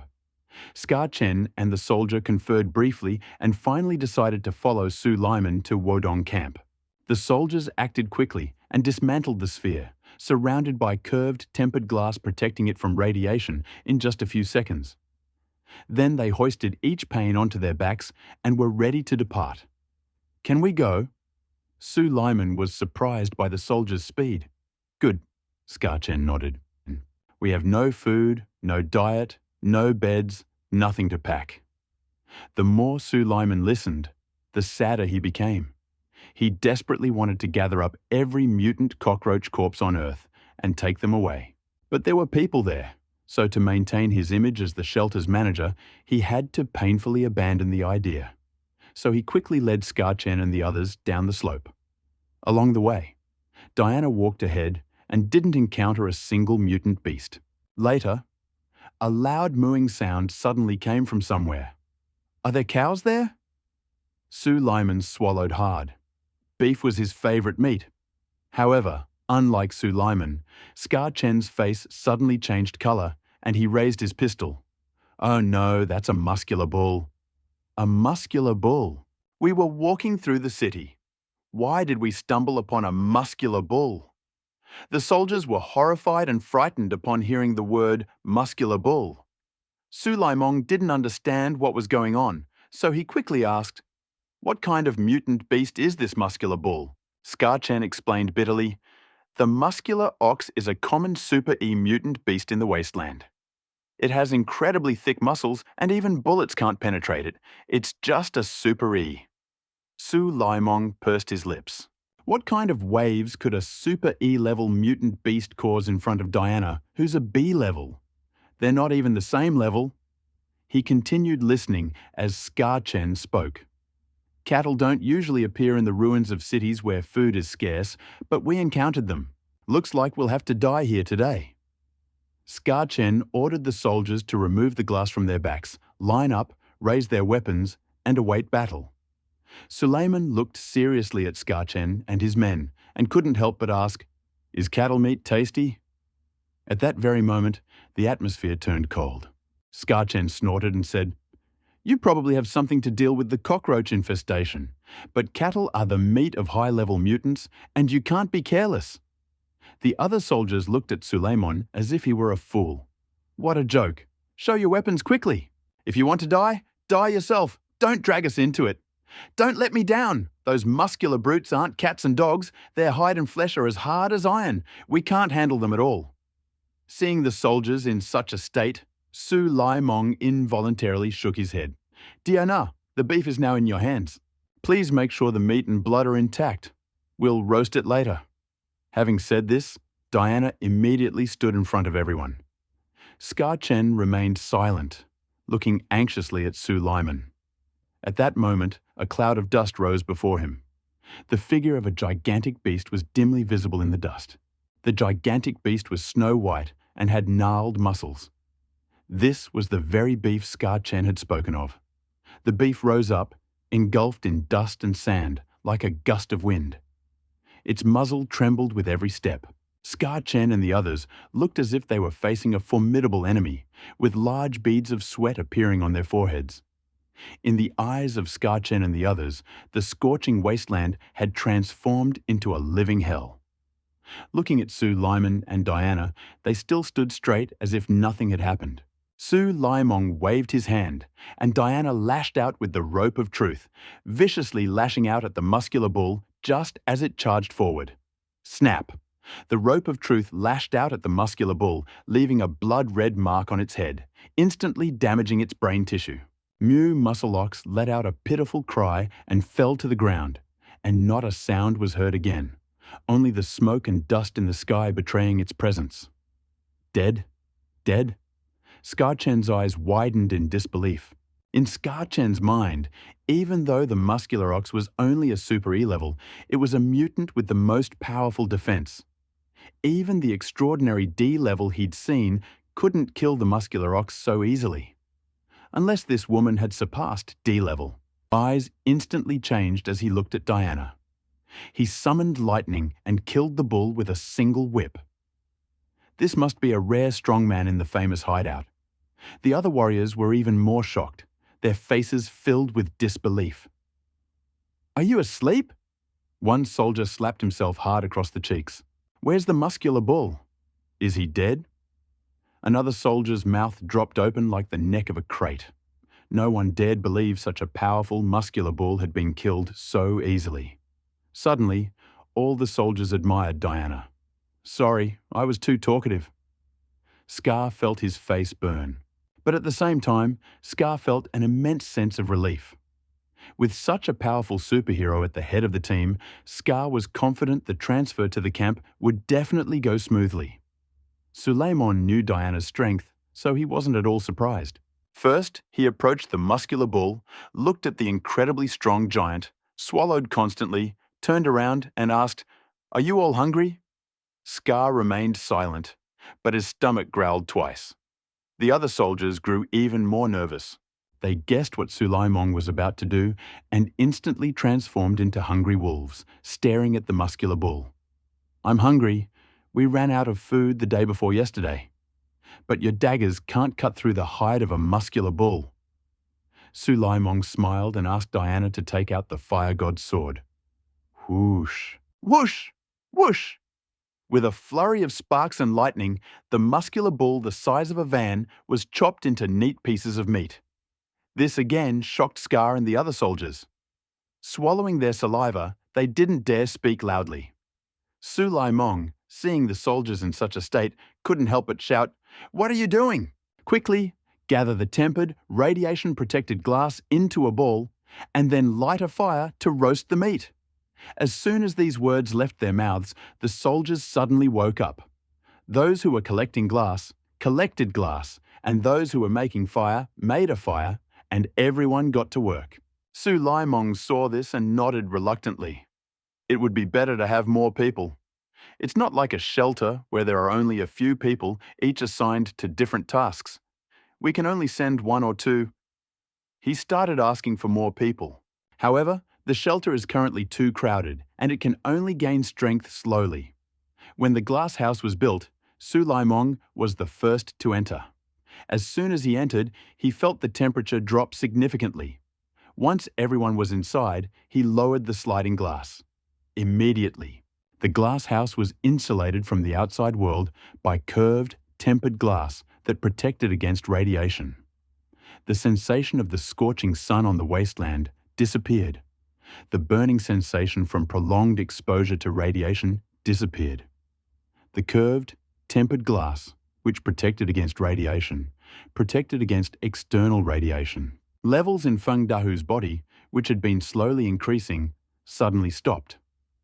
This was merely a mobile barracks, necessary for the wasteland. Su Lyman sighed, removed his wasteland suit, and revealed Feng Dahu's thin body. Seeing this, the brave soldier couldn't help but mutter curiously, "Who's stronger, you or your boss?" Diana subconsciously wanted to ask. However, she immediately remembered that Su Lyman had mastered Yuri's mind control and could manipulate the bodies of others at will. Even now, he's in his true form. Diana shuddered instantly. The boss is stronger, and we're no match for him. The soldier looked at him with fear and said with hidden dread, "Well done. Fortunately, you're smarter." The roast beef was, of course, prepared by Sulaimong himself. He sat down next to Diana, then turned his attention to the shelter, the main part. Everything was going on as usual in the shelter. Ari was still rowing and working. Despite her seriousness, she was providing the shelter with electricity. Alice hadn't yet returned from her trip to fetch water, and Yuri and Hinata were busy at the food processing station. In her free time, Hinata, following Su Lyman's teachings, began teaching Yuri ninjutsu. Yuri was a man without an opinion. No matter what he said, he learned quickly. After Su Lymong had completed his tour of the room, the aroma of barbecue was already wafting from the glass room. Although there were no seasonings, the initial aroma of fire-roasted beef bones became quite enticing. The soldiers involuntarily gulped. "Ready, Captain?" Some soldiers stared at the beef on the fire, their eyes darting around. Some approached the fire, fearing they wouldn't be able to eat it. After all, the beef bone was the size of a wagon and could have been roasted whole. They had only roasted a small portion of the hind leg. Although there was only a small amount of meat, it was enough to feed all the soldiers. Scar supervised the preparation, frying the hind leg until golden brown, the fat dripping constantly, the aroma filling the nostrils. "Ready? Ready!" As soon as Scar said this, one of the soldiers reached out and grabbed it. "What's the rush?" Scar Chen slapped the soldier's hand, cut off 2 large pieces of crispy, tender beef, and handed them to Su Lymong and Diana first. "You two, the beef is roasted and ready to eat." Su Lymong took the meat with satisfaction. Thinking Scar was doing an excellent job, he took a bite. Suddenly, the aroma of meat filled his mouth, and the tough beef, mixed with fat, burst in his mouth. Excellent! Su Lyman was eating proper meat for the first time since arriving in the wasteland. Not to mention that the beef sinew was, of course, delicious. Yep, that's right. Delicious. Su Lymong nodded constantly while he ate, and Diana no longer cared about her femininity. They were all like that, not to mention the soldiers. Seeing Su Lymong begin to eat, the soldiers immediately gathered around the fire and began snatching up the food. "This piece is yours. Don't grab it, don't grab it. Give it to you. Give it to you. You bastards, you haven't gotten it yet." For a moment, chaos reigned. Some of the soldiers, having eaten the shashlik, burst into tears and their faces were full of delight. "Damn, I haven't eaten for 2 days. This time, I need to eat my fill. My God, finally you won't have to die of hunger. Ooh, ooh, ooh." After a meal of authentic shashlik, the soldiers' attitudes towards Su Lymong and Diana changed 300 degrees. Su Lymong patted his protruding belly, looked at the 9 eager soldiers, and asked, "Is everyone full?" Scar forced a smile that was more terrifying than tears and said sincerely, "Thank you. Not only did you help us find camp, but you also treated us to such precious beef. I don't even know how to thank you. Please, go, stop." Suleiman stopped him and said, "Pack up the remaining meat and take it with you. Let's go. This meat will be your rations for the future of your stay at camp." Scar was stunned and asked incredulously, Is that all for you? Suleiman, having carefully weighed the pros and cons, gave the beef to Scar-Chen. In the cave camp, when they were transferred, they found themselves with little food. Allowing Scar-Chen to bring beef to the camp would only alleviate the food shortage crisis there. This will also allow Scar-Chen and the other 9 outstanding warriors to better integrate into the group.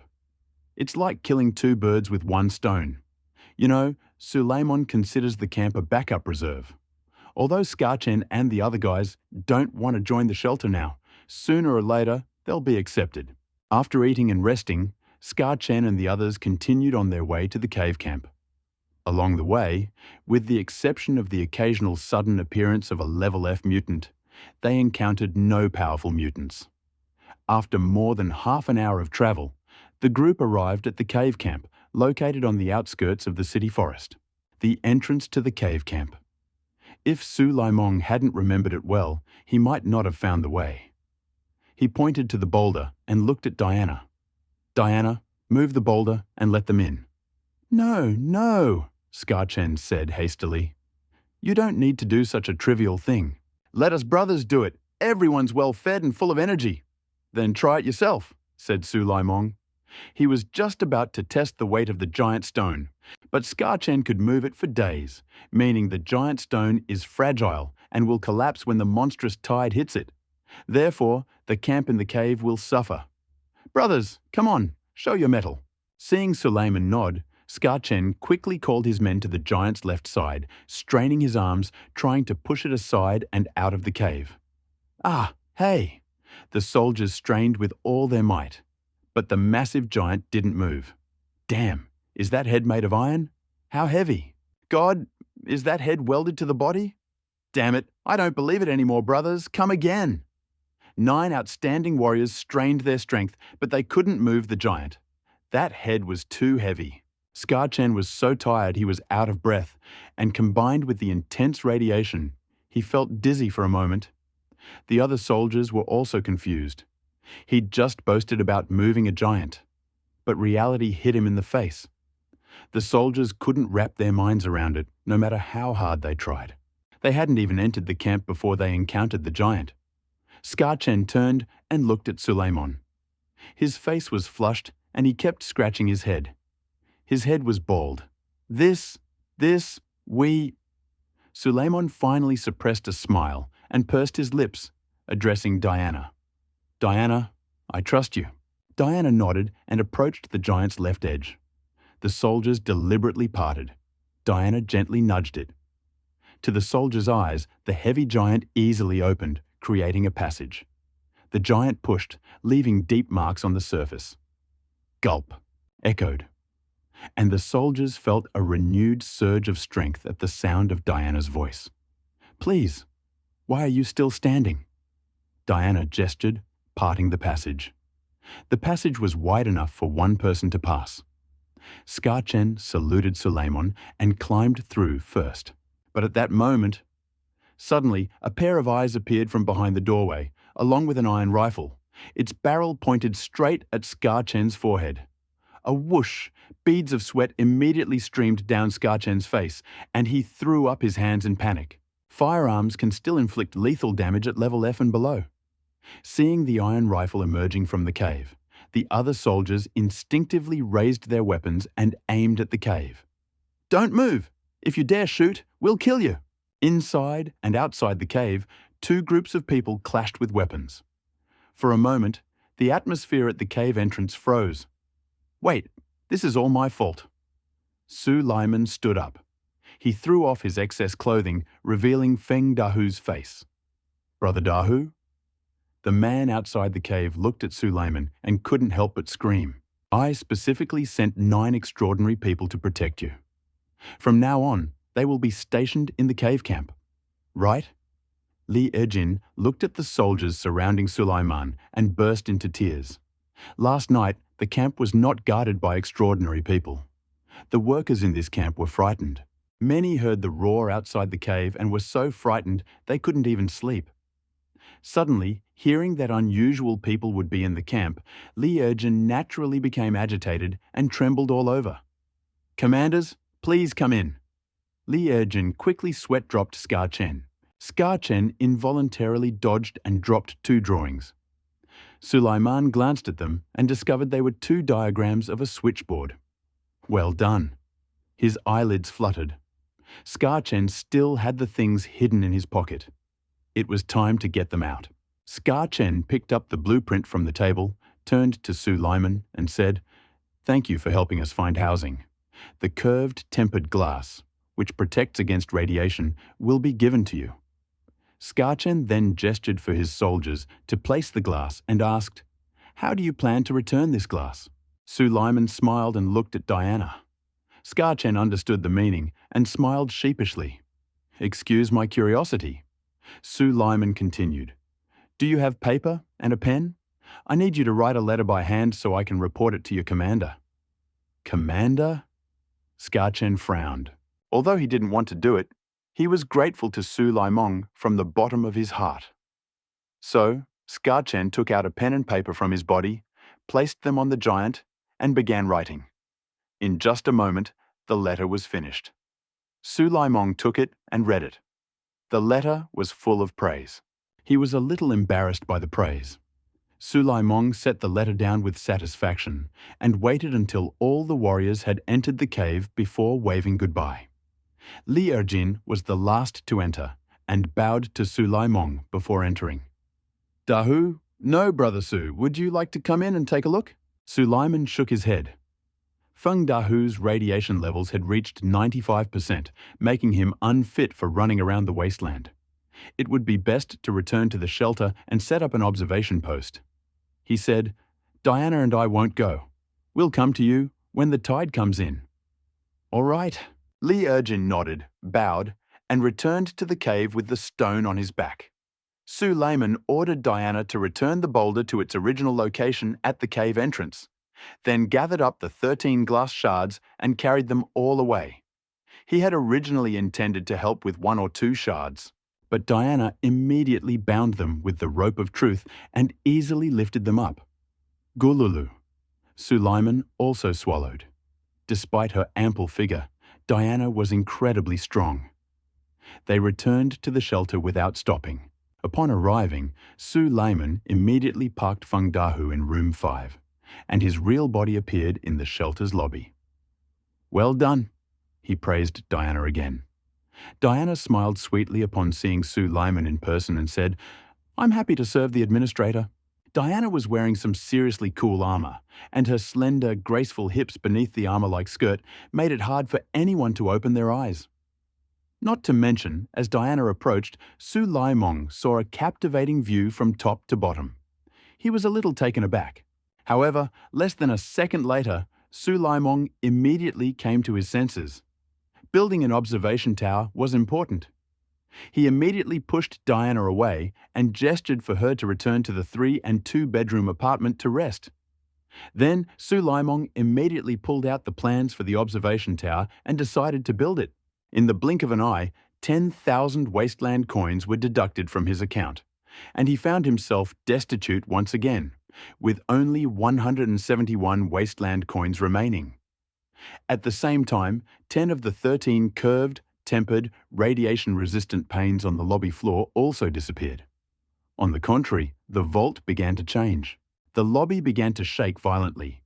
A huge steel tube, rising 100 meters in height, appeared at the top of the lobby.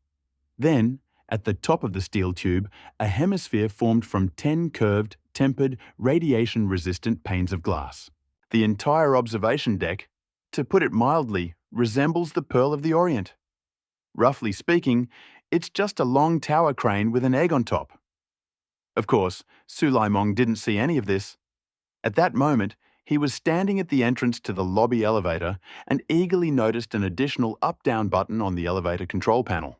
The next second, Sulaiman pressed the up button. Ding!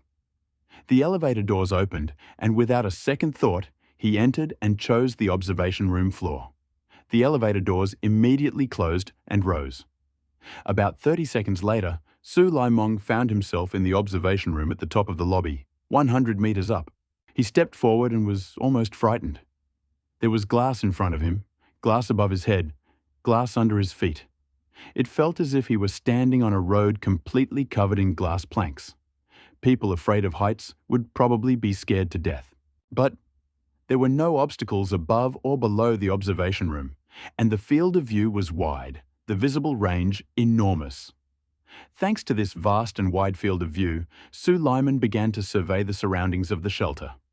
For the first time, he saw everything around the shelter so intuitively. As if a divine perspective had opened up to him, the trees in the city forest and every building in the ruins were clearly visible without any obstructions. Standing on the observation deck and looking out, Sue Lyman discovered that the shelter faced south and was in an excellent location. Itself was located on a sandy patch the size of a football field. Unsurprisingly, as soon as I emerged from the shelter, I saw yellow sand all over the sky. It turned out I really was in a desert. He looked toward the edge of the desert. To the east of the shelter was an island in the middle of a lake. There, in the city's forest park. Now it was a dry wasteland. To the west of the shelter lay vast urban ruins stretching to the horizon. To the north of the shelter lay the city forest, where the Cheongdam camp had originally been located. It was incredibly vast and the only green space around the shelter. The forest grew entirely on a huge mountain range. The Cheongdam camp was located in a valley next to the sandy part of the range. From above, it seemed very close, but in reality, it took an hour or two to get there. It's true. You can't see a mountain without thinking. Sue Lyman was in a good mood and seemed to be pointing at the mountains. A highway ran south of the shelter. On the other side of the road stood large abandoned factories. Beyond the factories, the ruins of cities were still visible. It seems the shelter's location is the lowest in the area. Sue Lyman sighed. There were no towering city ruins around the shelter, and nothing obstructed the view. Therefore, the watchtower would be easy to spot. And rightly so.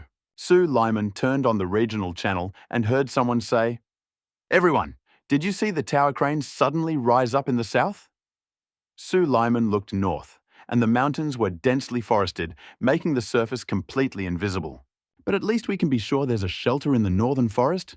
It would be nice to have a telescope, Sue Lyman thought. Then he watched the regional channel, and many managers saw the observation tower. However, many of the leaders couldn't see it, and they only saw the top half of the observation tower. I saw it too, but it was to the west. I saw it, but I couldn't tell which was which. What? Where's the tower crane? Is anyone renovating houses in the wasteland? Maybe they're the locals of the wasteland or survivors. Do the locals know how to repair houses? Looks like surviving in the wasteland isn't easy. Covering his mouth, ooh. Sue Lyman watched for a while and discovered that not a single leader had reported his exact location, so he sighed with relief. Soon arrive, and the leaders wouldn't have time to monitor the observers. Thinking about this, he confidently closed the regional channel, then took out Scar Chen's handwritten letter and found Lin Tian. "Boss Lin, your assignment has been completed. Here is a handwritten letter from a soldier. Please check it." Lin Tian was comfortably seated on the sofa, enjoying dessert after dinner, when he suddenly received a message from Sue Lyman and was shocked. How fast was it? It was all over so quickly? Lin Tian pulled out a handwritten letter from Sue Lyman and replied, "Goddess Sue, wait a moment. Hand this letter to your group leader." Lin Tian received the handwritten letter, called for a messenger, and immediately summoned Li Mao. "Captain Li, Sue Lyman has completed his mission. Here is the letter he delivered." Li Mao suddenly called out to Lin Tian. At first, he was a little angry, but upon hearing that Sue Lyman had completed his mission, his expression instantly changed. "Is it all over?" Li Mao quickly took the handwritten letter from Lin Tian, opened it, and read it carefully. The letter described Sue Lyman's rescue of people and also raised questions about why Li Mao had been taken to the shelter. But after reading the letter, Li Mao said, Okay. Administrator, ask this Sue Lyman what else he wants in return. What reward do you want?" Sue Lyman paused. Ska-chen mentioned the free capital, and Lin Yu mentioned the three major institutions and the Sanctuary Association. He knew of these local forces in the wasteland, so he took this opportunity to investigate the situation in the wasteland. He said, "I want to know the overall situation in the wasteland, what the three major institutions and the Shelter Association represent respectively." As soon as he said this, Lin Yu immediately replied, "Goddess Su, I want to know everything you said." "Wait, I'll ask the captain and tell you everything," Su Lyman replied expectantly. Knowing the great powers in the wasteland gives one a general idea of the situation. This information is better than offering any material rewards. After a long time, Lin Yu replied and spoke frankly about the situation in the wasteland. "Boss Su, I've made myself clear. There are countless shelters of varying sizes in the wasteland, and they are all divided into 4 tiers, 1 to 4 stars. Unlock the bottom level to upgrade the shelter to 1 star. Unlock the 3 bottom levels to upgrade the shelter to 3 stars, and unlock the 3 bottom levels to upgrade the shelter to 4 stars. However, only 3 4-star shelters currently exist, hence the term 3 core shelters. These are the Northern Steelworks Shelter, the Kehua Biological Genetic Shelter, and the Future Coalition Shelter." Suleiman narrowed his eyes and asked, "Can you tell me in detail about the characteristics of the 3 main shelters?" Okay. Lin has talked a lot. First of all, there's the Northern Steel Industry Shelter, a shelter originally built as an industrial facility in an iron mine. The Northern Steel Industry possesses the highest level of industrial technology in the wasteland. And Lin paused, causing Suleiman to look slightly uneasy and asked, "So?" "And the Northern Steel Industry monopolizes the production of therapeutic needles and nitrates for radiation removal, and is also one of the few shelters with the skills to manufacture power armor." "Monopolized the production of therapeutic needles and nitrates for radiation removal?" Suleiman frowned. He could well imagine the profits the Northern Steel Industry would gain from a monopoly on the production of therapeutic needles and nitrates for radiation removal. In addition, with its experience in producing power armor, the Northern Steel Industry should have significant military strength. Combine these 2 factors and untold wealth will flow into the Northern Steel Industry, which will naturally turn the Northern Steel Industry into a wasteland giant. If they can be called the 3 major institutions along with the Northern Steel Industry, then the other 2 must be a bit more complicated. Su Leimong quickly asked, "What about the other 2? Lin replied, "The Kehua Biogene Shelter is the first 4-star shelter. Kehua Biogene specializes in creating enhancers for various characteristics that allow for the rapid cultivation of exceptional individuals." "Enhancers?" Su Leimong nodded. He had become an exceptional individual by using endurance enhancers, so naturally he deeply understood the role of enhancers. Meanwhile, Kehua Biogene specializes in aircraft and chariots and has the fastest armored forces in the wasteland. "What about the latter?" Su Leimong asked. Northern Iron and Steel Industry and Kehua Biogene had demonstrated their uniqueness as the 3 major institutions. He believed the 3rd was no exception. And of course, Lin's information confirmed this. The 3rd was the Future Coalition, the youngest 4-star shelter. The Future Coalition has a vision for the future, and it's working hard to save the people and improve the environment so everyone can live a better life. "Stop! I want to hear the truth." Su Lyman interrupted Lin Yu's boasting. Lin Xiao looked embarrassed and said, "The Future Alliance is a force that emerged after the end of the world, and its leader hasn't revealed much information. But it's known that the Future Alliance is skilled in colonization technologies that can make ordinary people powerful." Having gained a general understanding of the 3 major organizations, Su Lyman asked, "What about the Shelter Association? Is it on par with the 3 major organizations?" "Yes." Lin Xiao quickly responded, "The Shelter Association is an association formed by all shelters under the leadership of 3 main organizations. The Shelter Association has the authority to oversee shelters, collect membership fees, and appoint managers. She can directly appoint managers of 3-star and lower-ranking shelters." Su Lyman's pupils narrowed, and it was odd that the system had already dictated this. Managers deemed unqualified by the shelter lose their qualifications. It seemed there was some basis for this. He asked, "Since the Shelter Association is an organization similar to the UN, it should have corresponding obligations, right?" "Yes." Lin replied, "By collecting membership fees, the Shelter Association will regularly provide sponsorship support to 3-star and lower-rated shelters to ensure their smooth operation. Many weaker shelters rely on the association's sponsorship to survive." Sue Lyman nodded, having a general idea of the current situation in the wastelands. He asked about the situation of the leadership of the 3 major shelters and the association. But this time, Lin replied sheepishly, "Goddess Sue, I didn't tell you this, but the captain who reports to me also knows about it." "Very well."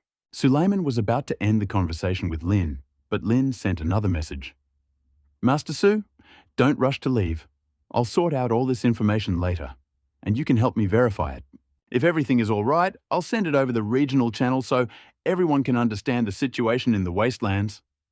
Sue Lyman's eyelids twitched, and he seriously suspected Lin Yu of stupidity. How could he give out such important information for free? He wanted to stop it, but remembering that Lin Yu had always been inclined to popular scientific reasoning, he could only say differently. "Master Lin, the invasion of beasts will begin soon. If you publish this news, it will only increase the psychological pressure on the leadership, which will do more harm than good." As soon as Su Laimong said this, Lin Yu immediately asked, "Really?" Su Laimong explained, "Everyone is seriously preparing to face the beast invasion right now. At this point, such important news is sure to attract everyone's attention on the regional channel. By then, everyone will be discussing it, so who will have the strength to prepare to fight this monstrous onslaught?" Lin Yu nodded, succumbing to Su Laiman's persuasion. "Understood." Words made sense.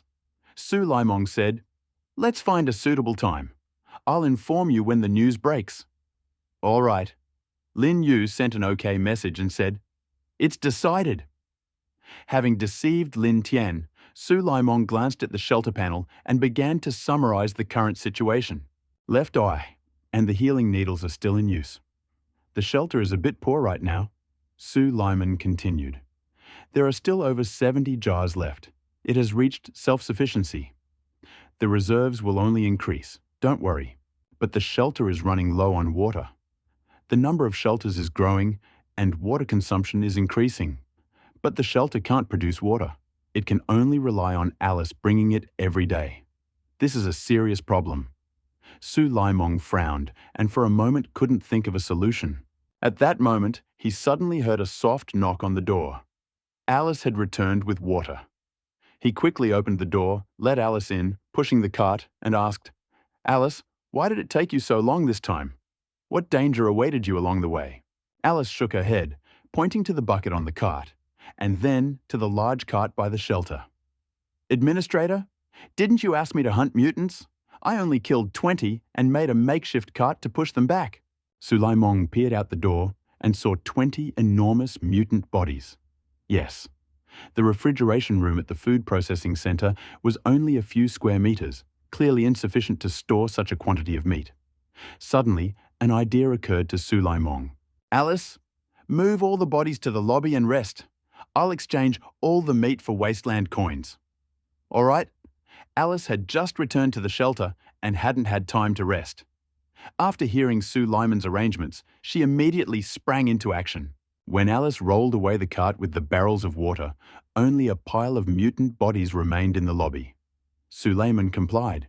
He immediately turned on the regional channel, cleared the chat logs of stupid networkers, and quickly typed, "A large quantity of meat will be available in a minute. If you're delaying, come quickly. Quantity is limited. Those who need it should keep an eye on the screen." As soon as Suleiman appeared, he immediately sent him. "Fraudsters, you dare show up? Beware of me, Jobs. You vile speculators, the fake and rotten meat you sell poisoned 2 of my tenants. Get out of our way, speculators. If Mom asks me who the richest person in the wasteland is, it's probably the speculators. Where do the speculators get so much meat? Honestly, the combined power of the speculator shelters must be very great. Otherwise, they wouldn't be able to sell meat every day. I second the proposal. I think the profiteers are already way ahead, at least for now. Most shelters don't have the same power as the profiteers. All the speeches on the regional broadcast were praise for Su Layman. He carefully read them one by one, even reading the speech of his old friend Chen Yangqiu. Chen Yangqiu, Sulaiman, everyone has seen what you've done. I advise you to take care of yourself and stop in time. An irresponsible person like you, who only cares about your own interests, is scum. Sulaiman didn't pay much attention. No matter how much the regional community might complain, he dared to guarantee that as soon as the mutant meat hit the shelves, it would sell out immediately. A minute later, the first thing Sulaiman did was place the mutant rat on the shelf. The price, as usual, was set at 20 wasteland coins per pound. As soon as he placed it on the shelf, the regional space filled with curses. What? You dare sell dead rats? Damn it, I've seen what a deep conscience you have, Suleiman asked calmly. Diana gritted her teeth, snorted angrily, and turned away. Soon, Suleiman heard a reminder to unlock the room.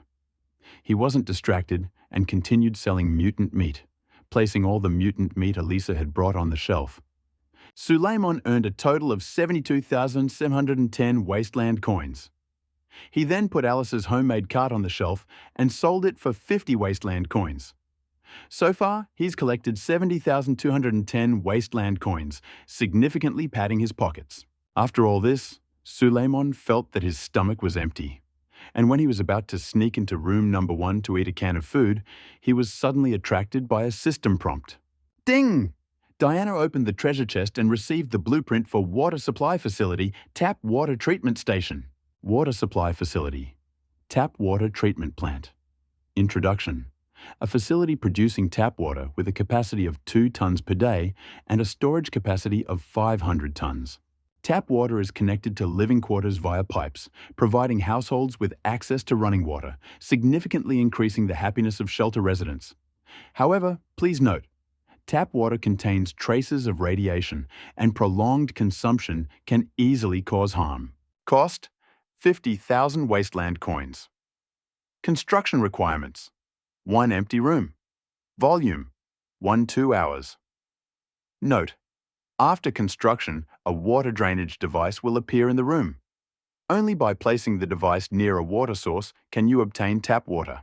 It's tap water! Suleiman nearly jumped. The basic resources are water, food, and electricity. Right now, the shelter's biggest shortage is water. He muttered that it would be great if the shelter were self-sufficient in water. As a result, Diana immediately gave him a drawing of a water treatment plant. Diana, true love.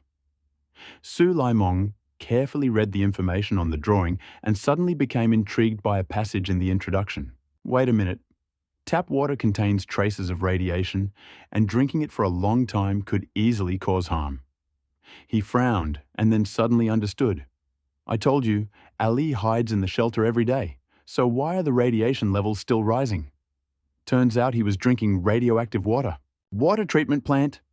Upon receiving the system message, Su Laimong immediately rushed to the second floor. Meanwhile, Diana and Alice had already unlocked all the rooms on the second floor. Su Laimong took the blueprint from Diana and, taking his second child, ran to room 5 on the next floor.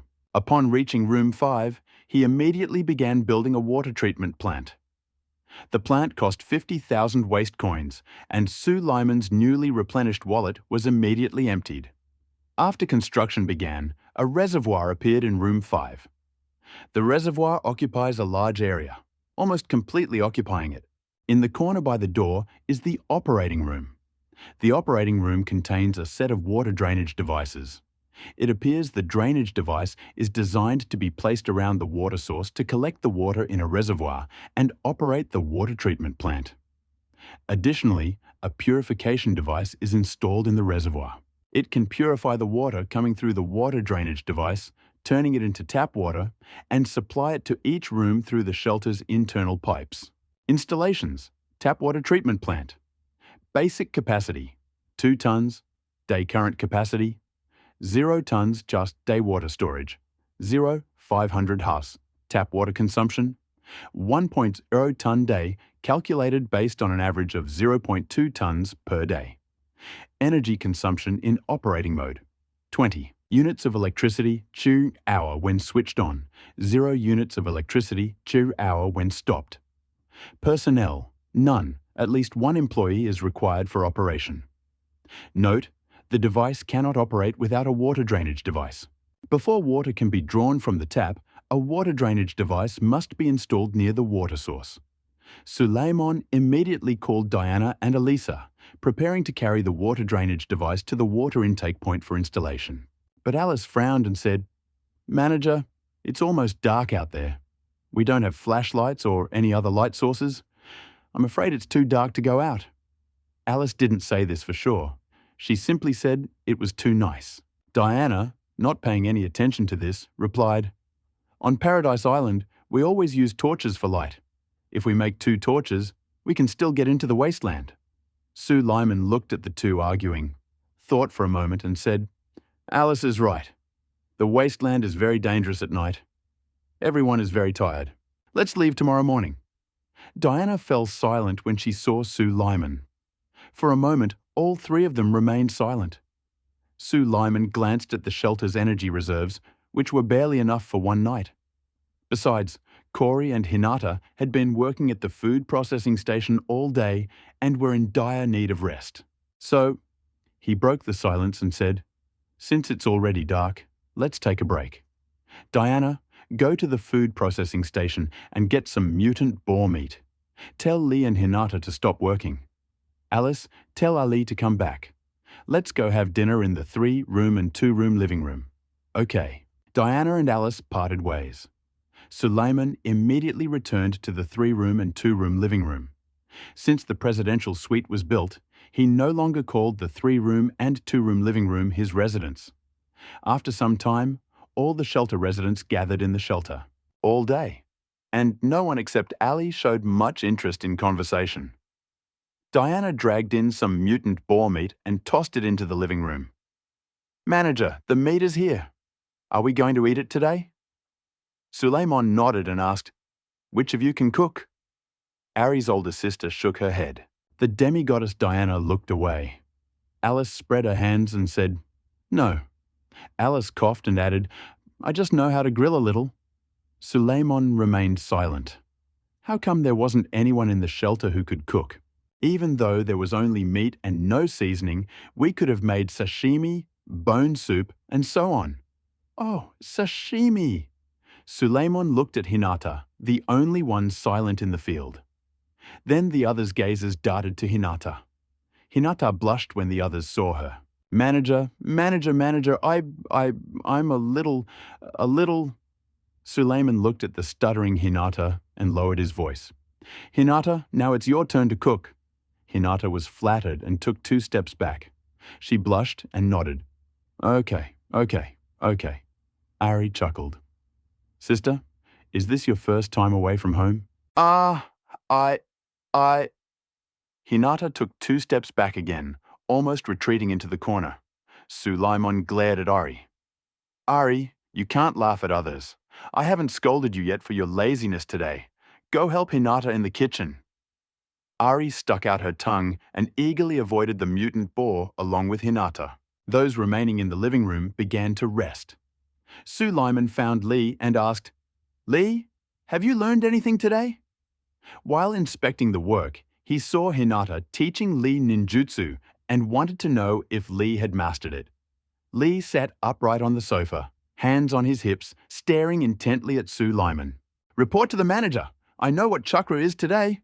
Looks like it'll take Lee a long time to master ninjutsu." Suleiman pouted and looked at Alice again. "Alice, did you encounter any danger outside today?" Alice was stunned. "No!" Eyelids fluttered, and he asked Diana again. "Diana, how do you feel after today's ride?" Diana smiled playfully. "No feelings, I just think it's fun, haha. Well, they're all boring." Suleiman felt like he couldn't get along with these 3 people until he thought of Ari. Ari, even though she can act cute, is still pleasant to talk to. After sitting in the living room for over 10 minutes, Ari and Hinata finally arrived with the prepared food. A plate of beef sashimi, a pot of broth, and a steak. That's all for dinner. I must say, it's much more appetizing than the canned food I've had for the last few days.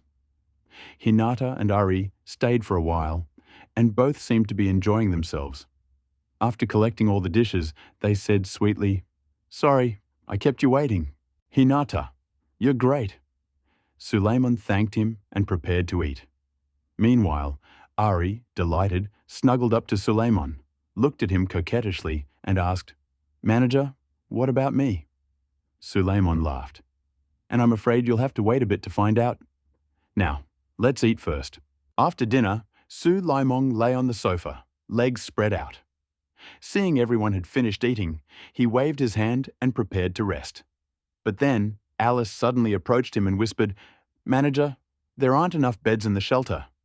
"Are there not enough beds again?" Suleiman asked in surprise. Alice nodded. "There are now 66 people in the shelter, and besides the presidential suite, there are only 3 beds." Suleiman remained silent. He could allow Yuri to stay in the lobby for one night under the pretext of being on duty, but that would be difficult for the new Hinata. He looked at the drawing of the second Zhenxiang set in his hand. Building a second Zhenxiang set requires 50,000 wasteland coins. However, after building a water purification station, the shelter won't be able to handle that many wasteland coins. Furthermore, the shelter doesn't have enough power. If we build another room, I'm afraid the power will go out in the middle of the night. Now it looks like Hinata and I will have to squeeze in. He sat down on the sofa and looked around the room. "Are you all full?" "Full." Ari nodded first, oil still dripping from the corners of his lips. God knows what I've been eating these days. "Finally, I ate some meat properly." Ari didn't care about his image at all and wiped the corners of his mouth with the back of his hand. Suleiman was afraid of being interrupted, so he coughed twice and said, "Ari, Hinata, you're sleeping in the same bed tonight, huh?" Ari was shocked and stood up abruptly. "No, I have a lot of personal belongings in my room." Suleiman was speechless. He'd only been in the wasteland for 2 or 3 days, and you have a lot of personal belongings. "Excuse me? Are you Doraemon?" Of course, he didn't say that, but just looked at Ari with a miserable expression. But Ari burst into tears, as if she'd been treated unfairly. Hinata, standing next to Ari, felt very awkward and started apologizing. "I'm sorry, Ari's sister. I'm sorry. It's all Hinata's fault. Ari's sister was treated unfairly. I'm sorry." Okay, stop crying." Suleiman waved his hand, and all eyes turned to him, as if he were mocking Ari. He immediately looked at Diana and Alice and said, "In that case, are you ready to squeeze in with Hinata? I promise, it's just for one night." Alice immediately turned away and looked in another direction. Diana, embarrassed, refused. "Forgive me, sir. I'm not used to sleeping with others." "Ha! Well done." Suleiman was so angry he almost fainted. Didn't they talk about loyalty? Why did 1 or 2 dare disobey his orders? It seems he's too kind. After Diana's words, Ari stopped crying, but Hinata was ready to cry. "It's over.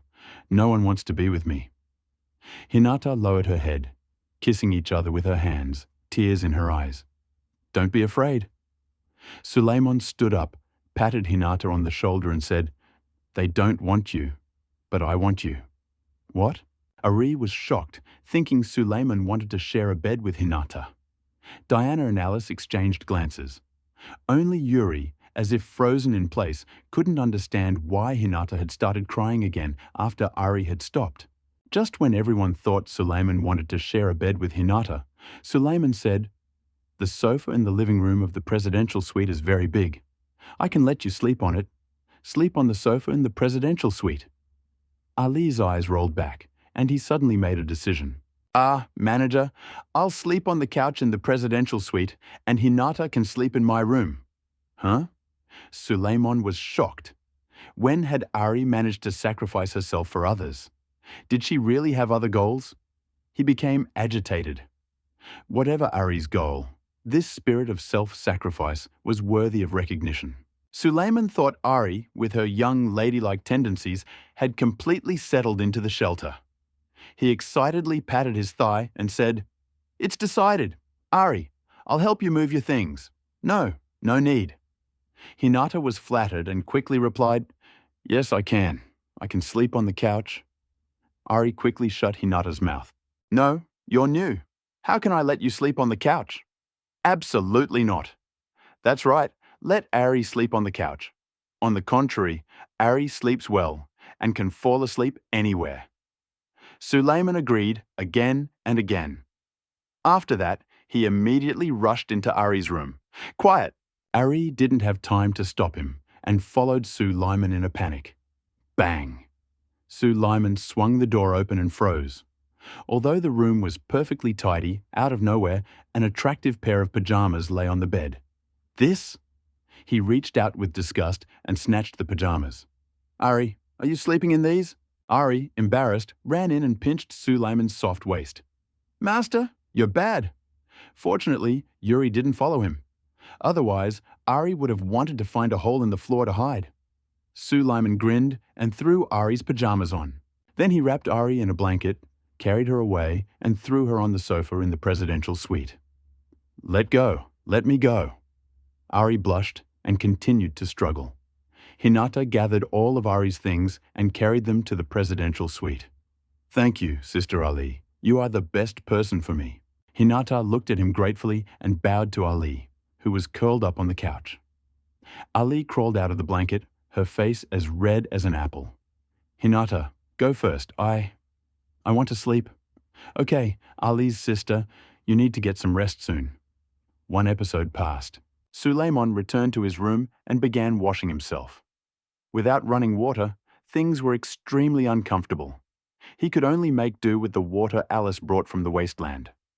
Having used too much of it, Suleiman discovered that his skin had worsened, not to mention the girls at the orphanage. After finishing washing himself, he discovered Ali had buried herself in the blanket, as if afraid something would happen to him.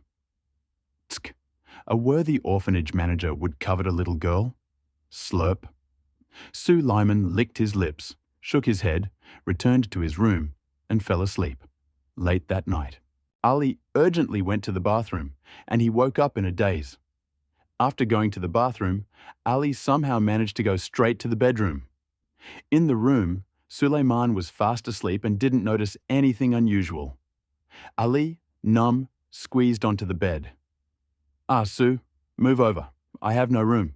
Suleiman made a few irritated noises and reluctantly pulled away. Ali buried himself in the blanket and slept soundly. They both didn't notice anything was wrong. The next morning, "Ah!" A scream woke Suleiman. Suleiman opened his eyes and looked.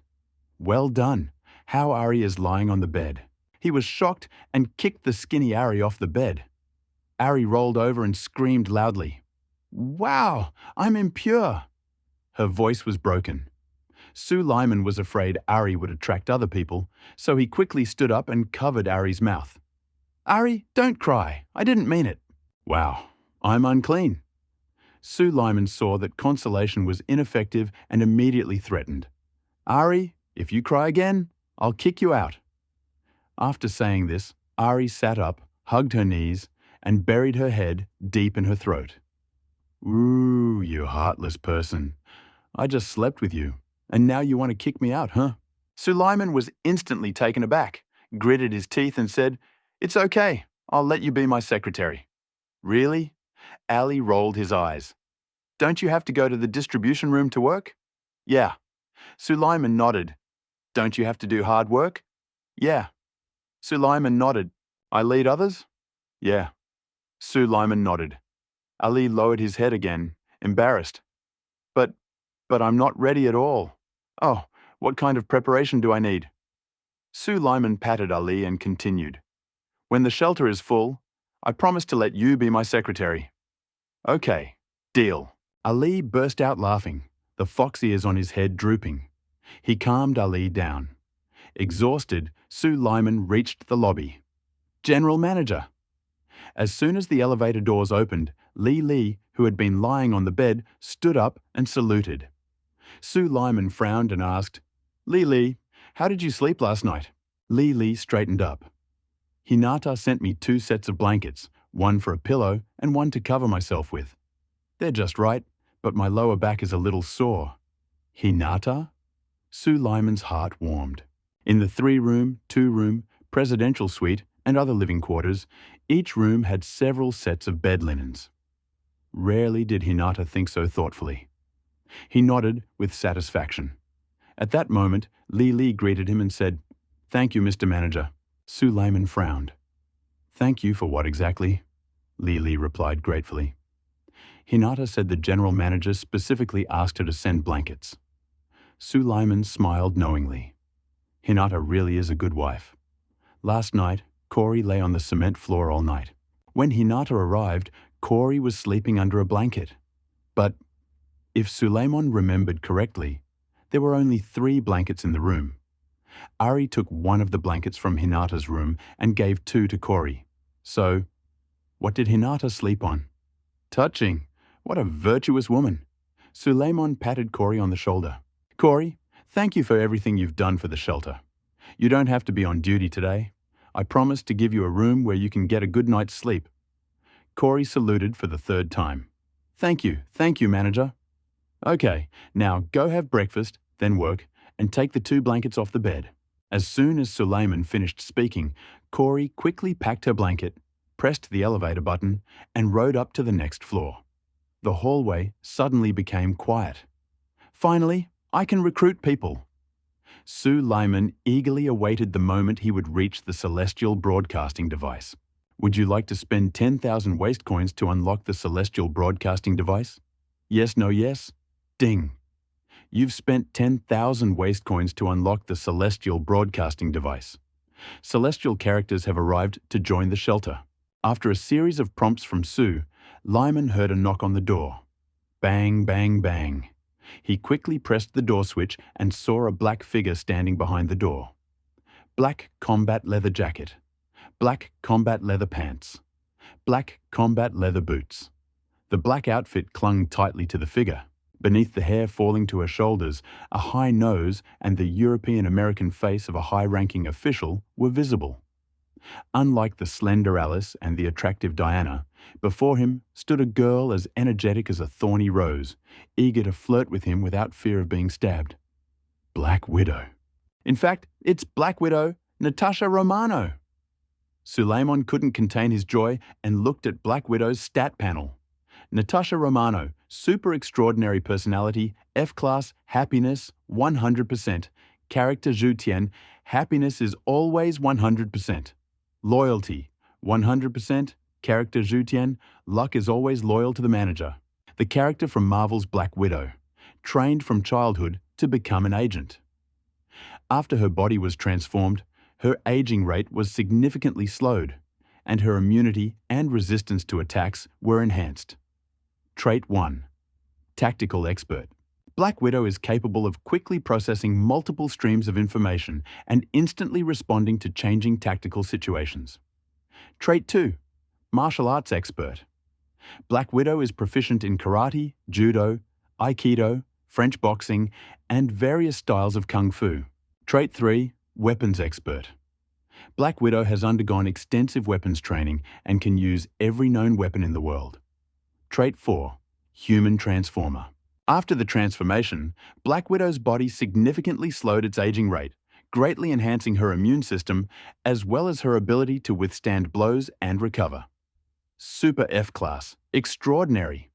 Stronger than Lee and Hinata, but weaker than the demigoddess Diana and Alice, the carrier of the T-virus. Suleiman began to assess Black Widow's strength. While Black Widow is very popular in the Marvel Cinematic Universe, it's worth acknowledging that Black Widow is an ordinary person among Marvel characters. She's a typical poor woman relying on mutation, and her individual strength is modest. It turned out that Black Widow's parents were 2 red spies. To hide, they pretended to be his wives and adopted Black Widow and her sister. Upon hearing this news, Black Widow felt as if the sky was about to collapse, and her entire body instantly lost its spiritual support. After the memory was implanted into the system, Black Widow began to consider the shelter her second family and immediately asked, "What do you want me to do?" Suleiman was very pleased with Black Widow's attitude. After thinking for a moment, he said, "Now you'll come with me to the basement, meet the other shelter residents, and assign work." Entering the basement, Suleiman introduced Black Widow to everyone and began assigning tasks for the new day. "Ari, you continue working on energy distribution." Ari, who had been eagerly awaiting this, instantly turned into a frozen eggplant upon hearing Suleiman's words. Suleiman continued, "Yuri and Hinata, you continue working on the food processing station while also teaching ninjutsu." "Yes, yes, manager." Yuri and Hinata quickly and meekly responded, "Diana, you'll unlock the third floor tomorrow." "Okay." Diana nodded, turned, and left without asking why. Suleiman looked at Alice and Black Widow again. "Alice, tomorrow you'll lead the team to the water treatment point to install the water transfer device. Natasha, you go with Alice. I'll have Feng Yuhu go with you and we'll leave in 3 minutes. Now go to the water purification station and retrieve the water transfer device." "Got it." After assigning tasks for the day, Suleiman led Alice and Black Widow to the water purification station. Black Widow took the initiative and tried to move the water transfer device. However, no matter how hard she tried, the device wouldn't budge. "Hush, it's so heavy," Black Widow exclaimed. Suleiman ordered, "Alice, push the cart here. This device is very heavy. It can only be transported on a cart. Bring 2 sets of wasteland suits here. Natasha and I will put them on." The water drainage device is about the size of a car engine and weighs about 400 kilograms. Diana could carry it with one hand. Unfortunately, Alice and Black Widow couldn't. After Alice knocked over the cart, the 3 of them worked together to push the device onto the cart. Sue Lyman pointed to the wasteland suit lying on the ground and said, "Natasha, this is the wasteland suit, specifically designed for entering the wasteland. It can resist radiation to a certain extent. Put it on first." "Good."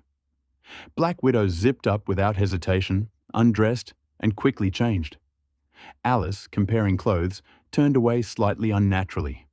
Sue Lyman glanced at her and raised his head with slight trepidation. Fortunately, he discovered that Feng Ruhu hadn't changed his clothes. Otherwise, he would have been defeated. After waiting for Black Widow to change, Sue Lyman ordered the second man to go to the lobby first. He then mind-controlled Feng Ruhu and lured him into the shelter's lobby, and they brought 6 hunting rifles for hunting wolves. Everything was ready. Suleiman opened the door of the shelter and led Alice and Black Widow out. The scorching sun shone inside, blinding her eyes. Black Widow involuntarily squinted. "Manager, was the sun always like this in the wasteland?" Black Widow didn't recover as quickly as Alice, but her ability to transform her body made her somewhat resistant to the wasteland's radiation. But even so, Black Widow still felt uneasy, as if she were in a hot, humid sauna, clad in thick, breathable cotton clothing. Inevitably, she fell into a trance. Suleiman nodded and said, "The wasteland has always been such a harsh environment. They needed to adapt as quickly as possible." They pushed the cart along the path Alice had followed and reached the watering hole, Qingtan. However, the ever-changing landscape of the wasteland dealt Suleiman another blow. Looking at the dry lowland before him, he frowned. "Last time we were at the Qingtan camp, there was still water there. Why now?" Alice's face was displeased, and she said, "Something must have changed here. When I brought water yesterday, there was water in Qingtan." Suleiman thought for a moment and said, "No matter what changes have occurred in Qingtan, we don't have time for research. The most important thing is to find a suitable water source and install a drainage system. After all, we're expecting a monstrous tide this evening." He looked at the forest in front of him and continued, "It seems only by going deeper into the forest can we find a water source." Suleiman looked at the northern forest from the observation deck. The forest is an endless mountain range, and there must be a water source there.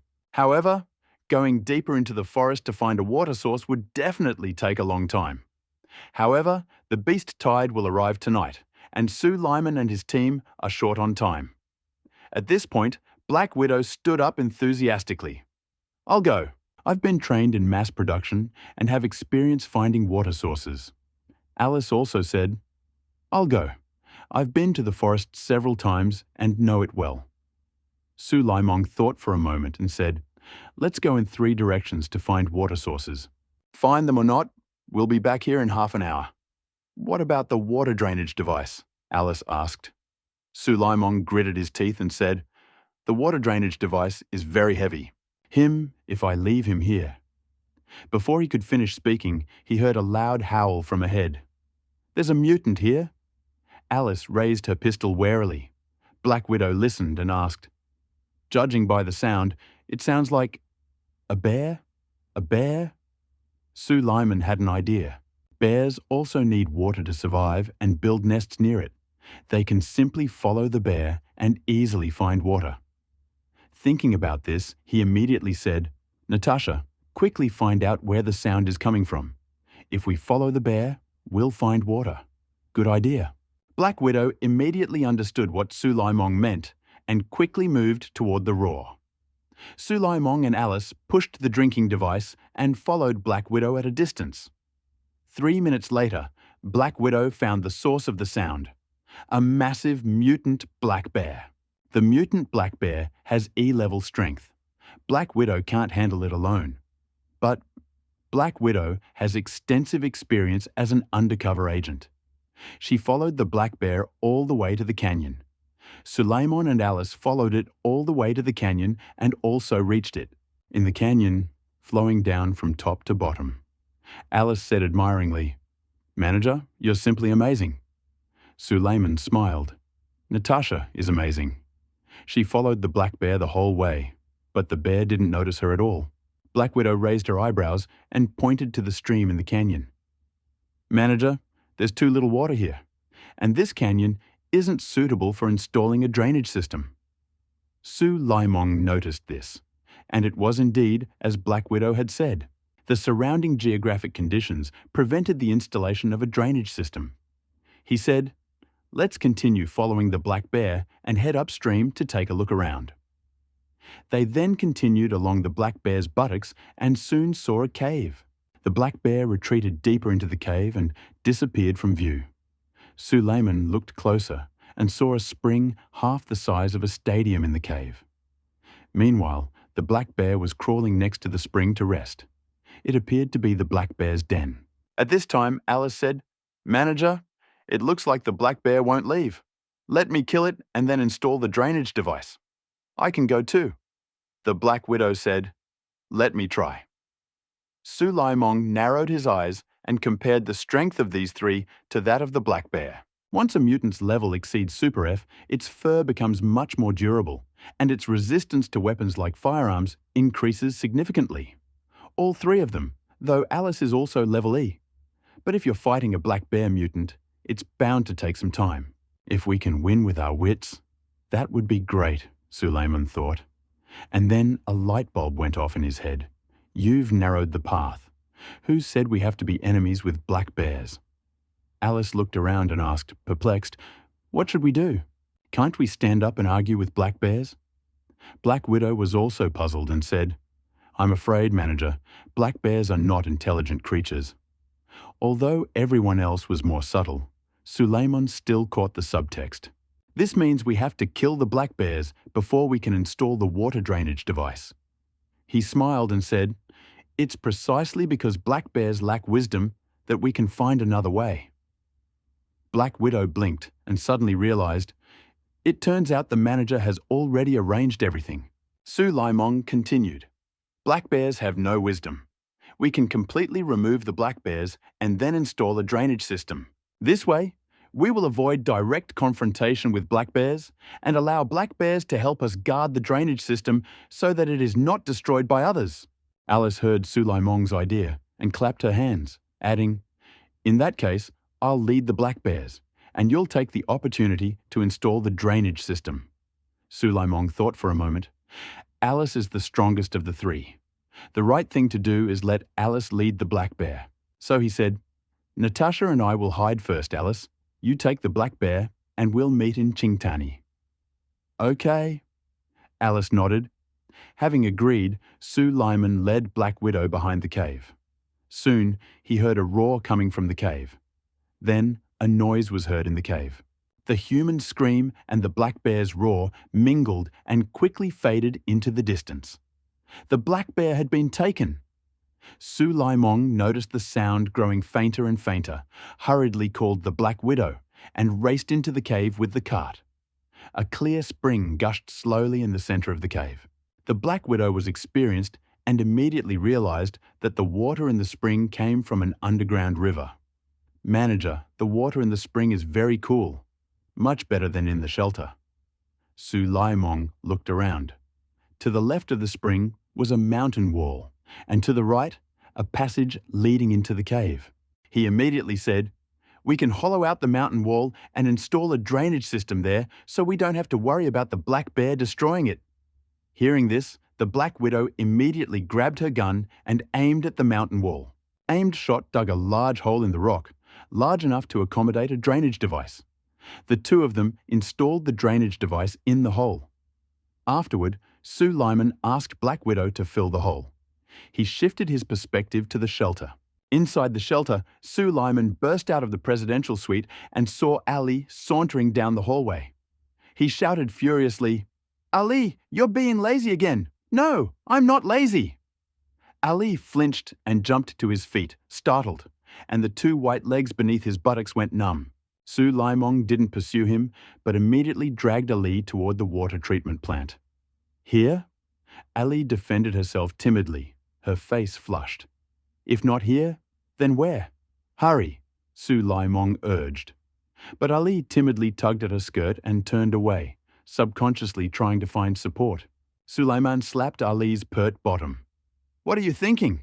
I told you to start the water treatment plant ASAP, huh?" "Oh," Ali turned around, offended, and almost burst into tears. But seeing Sulaiman's angry eyes, she stopped and, operating the equipment, followed the instructions on the wall. After a while, the water treatment plant started working. Sulaimong breathed a sigh of relief, seeing that the current output had reached 2.1 tons per day. Finally, the shelter had running water. He laughed with relief. In the future, he would be able to urinate and defecate freely, as well as take a shower. "Oh yes, there's running water at the shelter." Ali trembled with excitement, his chest heaving with laughter. "I'm going to take a shower, don't stop me." "A shower?"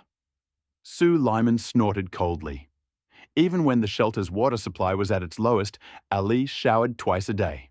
He looked at Ali unkindly and said, "Since you love showers so much, from today on you'll be working at the water treatment plant." "Huh? Why?" Ali immediately pouted. "Didn't I agree to be your secretary?" Sulaiman replied with a smile, "I agree to you being my secretary, but that will have to happen when the shelter is fully staffed. Now hurry up and work for me. If you can't cook food from water, you can't stop working for me today." With his head bowed, Sulaiman emerged from the water treatment plant and looked at the cave with satisfaction. "Natasha, there's water in the shelter. Let's evacuate. Push the cart." They acted quickly, hurrying, and more than a minute later, they met Ali Su in Cheongdam. Face was heavy, and she said, "Manager, I just saw a human camp." "A human?" Su Lyman's eyebrows rose in surprise. "Can you tell if this is a shelter dweller or a vagabond?" He guessed that Alice had encountered a dweller from another shelter. After all, when Su Lyman was building the observation post, the forest manager had seen him. So he was sure there was a shelter in the northern forest. However, shelter dwellers don't usually build camps. Alice, of course, shook her head. He must be a vagabond, because he looks poor, ugly, and skinny. Not necessarily. Su Laimong refuted Alice's guess and said, "Let's go back first. It's almost noon. There's only a little time left before the beast tide arrives." After that, he took the initiative and headed for the shelter. Yes. Suddenly, a rustling sound came from the jungle. What was that sound? Su Laimong couldn't help but look in the direction of the sound. But suddenly, he heard Alice's scream behind him. "Danger! The manager!" Alice tackled Suleimon to the ground. Suddenly, a gunshot rang out in the forest. The bullet flew past Suleimon's head, pierced the tree trunk behind him, and sank deep into him. Head went numb. 1 second. If not for Alice's quick reaction, he would have been wounded that very second. Even though he was controlling the tiger's body, this overwhelming sensation still enraged Suleiman. He looked up and saw 4 figures in the forest, some hiding behind trees, others behind rocks, weapons aimed at them. Suleiman snorted coldly and immediately winked at Black Widow, who stood nearby. Dare he use a weapon in front of a weapons expert? This is just a demonstration of skill in front of an expert. Black Widow rolled on the spot, and 4 shots rang out. Bang, bang, bang, bang! After the shots, all 4 hiding in the forest fell to the ground, and no one was hurt. Excellent shooting, sighed Suleiman. At first, he thought it would be a brutal battle without Diana. Who would have thought Black Widow was such a skilled shot that she could be called a weapons expert? Alice wasn't bad, knocking him down before any danger arose, and she was fully aware of the danger. Suleiman stood up, praised Alice and the Black Widow, and then examined the 4 bodies lying on the ground. None of the 4 were particularly remarkable. They were dressed in rags, with pale faces and thin bodies. Alice, were these 4 in the camp you just encountered? No. Alice shook her head and said, They all have the same tattoos on their bodies. They must be accomplices. Looks like there are some restless guys nearby. The beast invasion was inevitable, and Suleiman had originally planned to leave it alone. However, the forest is very close to the shelter, and these guys are very aggressive. If they are allowed to set up camp here, sooner or later they will find shelter and then become passive. Suleiman immediately asked Alice, Alice, do you remember where their camp is? Remember? Black Widow nodded, understanding what Suleiman meant, and began checking her weapons and ammunition. Suleiman picked up the iron rifle from the body, making sure he hadn't left anything useful behind. He waved his hand and said, Don't be rude to the others, let's go to their lair, let's go. They quickly moved toward the camp, and after walking for more than a minute, they indeed saw a temporary camp. The camp consisted of 5 tents of varying sizes. Suleiman examined the camp carefully. There were many people there, all of them looking pale and thin. But everyone was holding weapons, and 5 withered bodies hung from the top of the tent. It was obvious they weren't kind.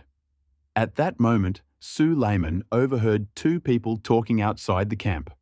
A rough man on the left, resembling a gang leader, asked, Why hasn't Guqiang returned yet? The thin man on the right was afraid of offending the rude one, so he quickly replied, Guqiang and his men have gone hunting, and they'll be back soon. The rude man slapped the thin man across the face and cursed, I've spent a lot of effort finding a valuable blueprint. I can sell it to Zhu Yao and earn tens of thousands of wasteland coins. If your guys are late with the trip, be careful. I won't let you go. Brother man, no, Guqiang has always been very disciplined. The skinny man timidly took 2 steps back and said with a wry smile, If Guqiang is late with the trip, I'll personally bring him his head. The drawing, who had overheard the conversation, lit up. Was there any reason not to rob? He immediately shouted, took aim at the brute, and fired. Bang! The skull shattered. Blood sprayed onto the skinny man's head and face. The skinny man opened his eyes and sat down on the ground in fear. The enemy is attacking! The enemy is attacking! The rest of the camp, like startled birds, raised their weapons in panic. Where are the enemies? Where are the enemies? Before the people in the camp could react, Black Widow and Alice had already burst in first. With hunting rifles in hand, they easily opened fire on the camp and destroyed all its inhabitants. Suleiman slowly approached, touched the body of the rough man, and indeed found the blueprint. Special structure. Reinforced vault door. Introduction. The reinforced vault door is strong enough to withstand an attack from F-class super mutants. Cost, 50,000 wasteland coins. Construction requirements, shelter vestibule foundation. Vacancy, none. Excellent, Suleiman rejoiced. With a reinforced door, the shelter is now more resilient to the beasts. He immediately placed the blueprint next to him and said to Alice and Black Widow, "Search for more trophies. Assemble in 5 minutes. We'll build a reinforced door for the shelter." As soon as these words were spoken, Alice and Black Widow quickly responded. After a while, Alice did indeed capture 2 prisoners. Suleiman glanced at them. They were 2 travelers who had been resting in a tent, so they had managed to avoid the battle. "Manager, what should we do with these 2? Bring them back," Suleiman ordered. Feng Xiaohu's radiation level had reached 99%. "He's about to die. He must prepare the next puppet." In addition to the 2 captives, Alice and Black Widow also found thousands of scavenger coins. After looting the loot, Suleiman led Alice and Black Widow to the hideout. He must build a reinforced hideout door as soon as possible. Approaching. With 2 captives, Suleiman, Alice, and Black Widow quickly turned back. However, after only a few steps, Suleiman felt dizzy and his vision began to blur. Oops! He realized that Feng Dahu's body would soon give out. So Suleiman hurriedly shouted to the 2 people next to him, "Alice, Natasha, this body is about to give out. Come back yourselves. Don't forget to take off my clothes. This is a wasteland suit worth tens of thousands." After saying this, Suleiman felt himself suffocating, unable to rise, and slowly fell. This feeling was so unpleasant that he quickly disconnected from Feng Dahu. Shelter. In the presidential suite. Suleiman took a deep breath. I almost felt like dying. He wiped the sweat from his head and quickly drank a glass of 3-day-old water to calm his nerves. With Feng Dahu's death, getting into the Dongying camp has become more difficult. I know. Feng Dahu is the only person known in the Dongying camp. If you suddenly change your contact person, it's easy to get rejected. It looks like the next time you enter the camp, you'll only be able to get Diana and Alice together. Best if it was someone inside the shelter, so that the human tool would be loyal to the shelter even when uncontrolled. He immediately thought of Alice. Of course, Alice was one of the few high-level combat units in the shelter, for the shelter to allow Alice to exercise her subjective initiative. And one more thing, Alice is a woman.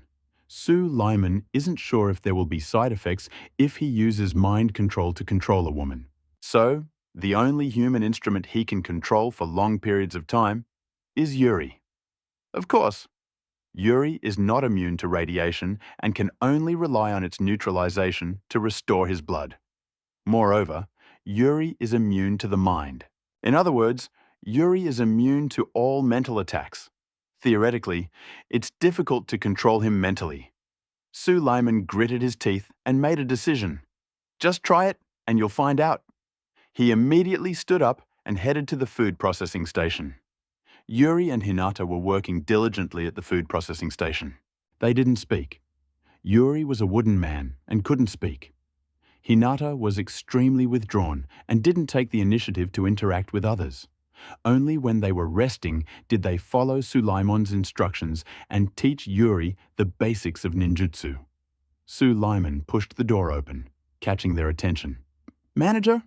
Yuri saluted and turned to continue her work. "Manager, sir." Hinata bowed her head and offered a slight greeting, continuing to bow. Suleiman smiled, greeted them, and immediately led Yuri to the food processing area. "Manager, what do you need?" Yuri asked respectfully. Suleiman examined Yuri. Bald head, headband, tattoos, and a sheep's beard. This image certainly resembled a strange uncle of Blue Star rank. However, as a representative of the orphanage, he could indeed strengthen the restraint out of thin air. He said, "Yuri, I'm going to test mind control on you. Do you agree to become my host?" Yuri snapped, crossing his legs and standing up straight, ready to devote everything to the manager. Suleiman nodded and began attempting to control Yuri's mind. At first, he clearly sensed that mind control couldn't be directed at Yuri. Moreover, the system also suggested that Yuri was immune to mind control and uncontrollable. Only after numerous attempts did Suleiman realize he had succeeded. Ding! You have successfully used mind control to control Yuri, a shelter dweller. Note, Forcibly interfering with the thoughts of shelter dwellers will decrease their happiness and loyalty. Yuri is a celestial being, and his happiness and loyalty cannot be decreased. The next second, he felt he had two perspectives. One, seeing Yuri from his perspective, and the other, seeing himself from Yuri's perspective. But, as in a mirror, both perspectives saw him, but with different appearances. It was a very strange feeling. Suleiman had already felt it when he first controlled Feng Dahu. If he hadn't been so determined, he probably would have collapsed from the sudden sensation. "I actually controlled Yuri!" Suleiman exclaimed excitedly. From now on, all tasks requiring time outside the human body could be performed using Yuri's body. After sending Yuri back to the food processing center, Suleiman went out into the lobby and waited for Alice and Black Widow to return. Unexpectedly, Alice and Black Widow didn't return, and Suleiman waited for Diana. Diana rose from the bottom 3 floors and looked at Suleiman with a smile. "Head manager, the bottom 3 floors are completely unlocked." Suleiman raised his eyebrows in surprise. He had indeed heard Diana's reminder to unlock the room and open the treasure chest. But his attention focused on the cave. He didn't bother to look closely. Hearing Diana unlock the lower 3 floors, he quickly asked, "Well done. Did you find anything?" Diana shook her head, nodded, and handed Suleiman a stack of Pustoshi coins. "In total, I found only 3,000 wasteland coins, and the 9 treasure chests yielded nothing else." So Suleiman took the wasteland coins from Diana's hands and put them away without counting them. He was naturally a little disappointed, smacked his lips, and said to Diana, "Diana, go to the distribution center to generate electricity." Ari went to generate tap water, and soon there will be an invasion of animals. The shelter must reserve energy resources to prevent a power outage during the beast's attack. Having arranged Diana's escape, Alice and the Black Widow returned with a plentiful harvest and 2 captives.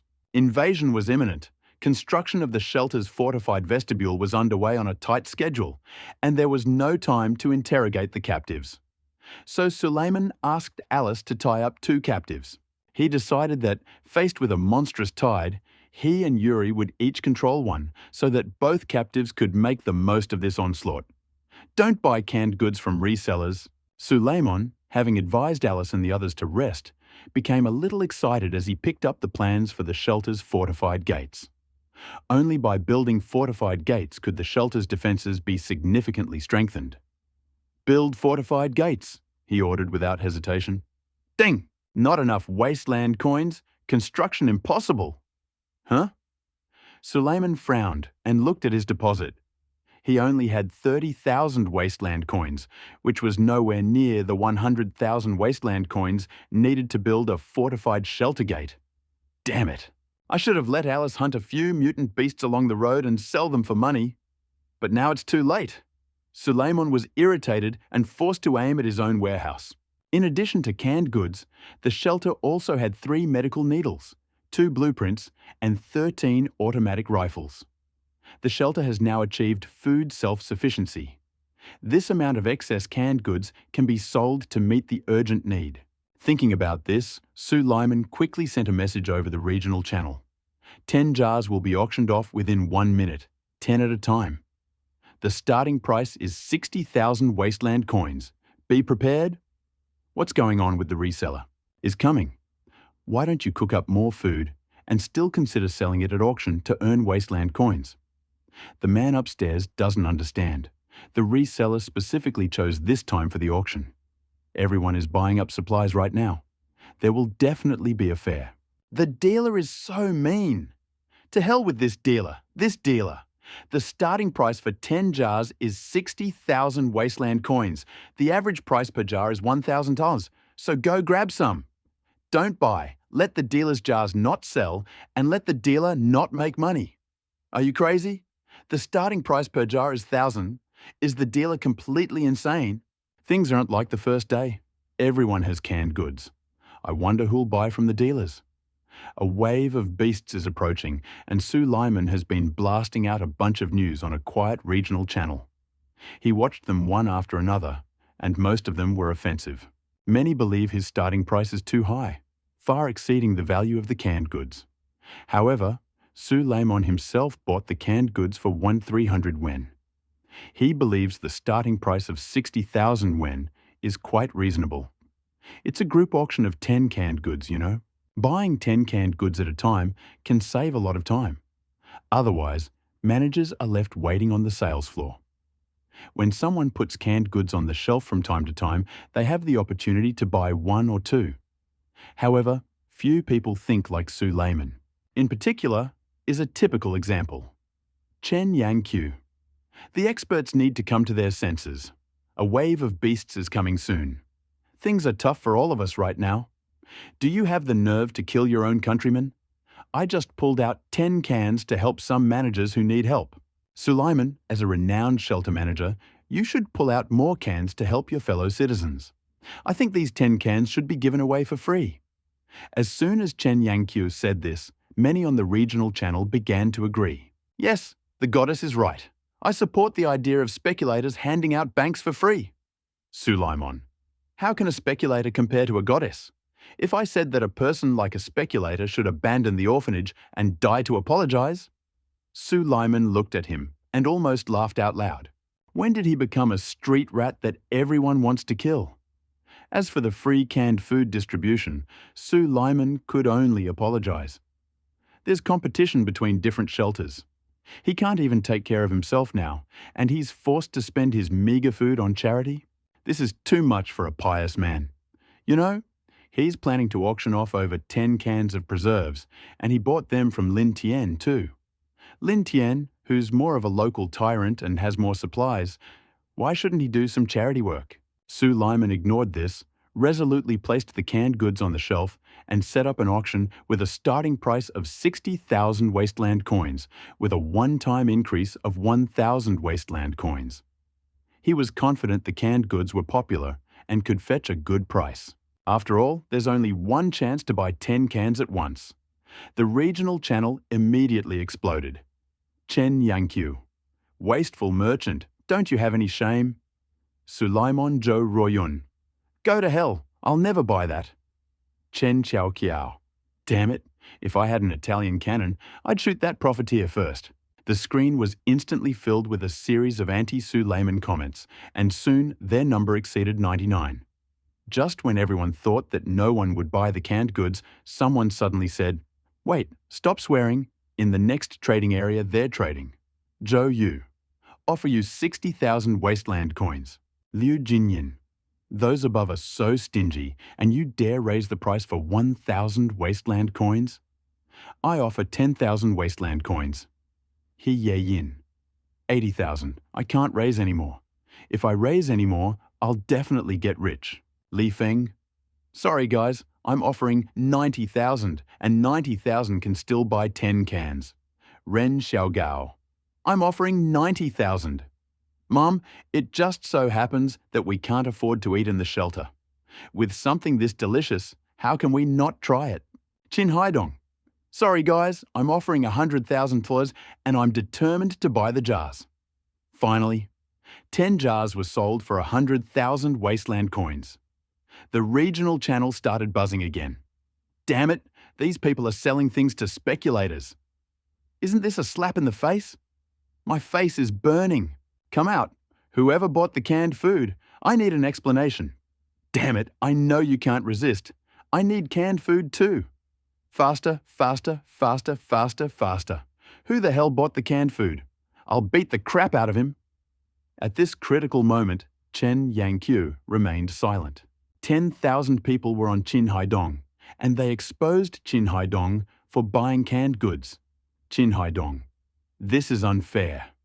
I deliberately bought the speculator's goods so he would lose money, to withstand the monstrous wave and teach him a lesson. Suleiman held 100,000 wasteland coins in his hand, and his eyes narrowed with laughter. 10 cans of food had sold for 100,000 wasteland coins. That's equivalent to 2,000 wasteland coins per can. That's already well above the market price. He was confused. Even though Chen Yangqiu and the others were busy bidding, the jars still fetched a high price. It seems there are people in the wasteland who understand their wares. Suleiman couldn't help but text Chen Yangqiu. Sorry, just saw your message. Jars sold out. Shelter number 5649. Chen Yankyo was so angry that his face turned red, and his usual dignified appearance instantly crumbled. What a strange thing. How dare these worms urinate and defecate here? Ding! Do you want to build a special facility reinforced shelter gate? Is it even worth mentioning? When wasteland coins appear, it's natural to build fortified shelter gates. Suleiman chose no. Instantly. 50,000 of the 135,000 wasteland coins in the shelter's account were debited. The next second, the shelter gate vanished out of thin air before Suleiman, revealing yellow sand outside. At the same time, several mutant beasts surrounded them. Frightened, the mutant beasts rushed toward the door and desperately slammed the protective coating. Suleiman was shocked. If there had been a new protective coating around it, the mutant beasts would have certainly broken in. His current strength was almost F level. He'd never held a firearm, but he'd killed several mutant beasts. Be careful next time you upgrade the gates. Suleiman wiped the sweat from his head and watched as the two gates rose again at the entrance to the shelter.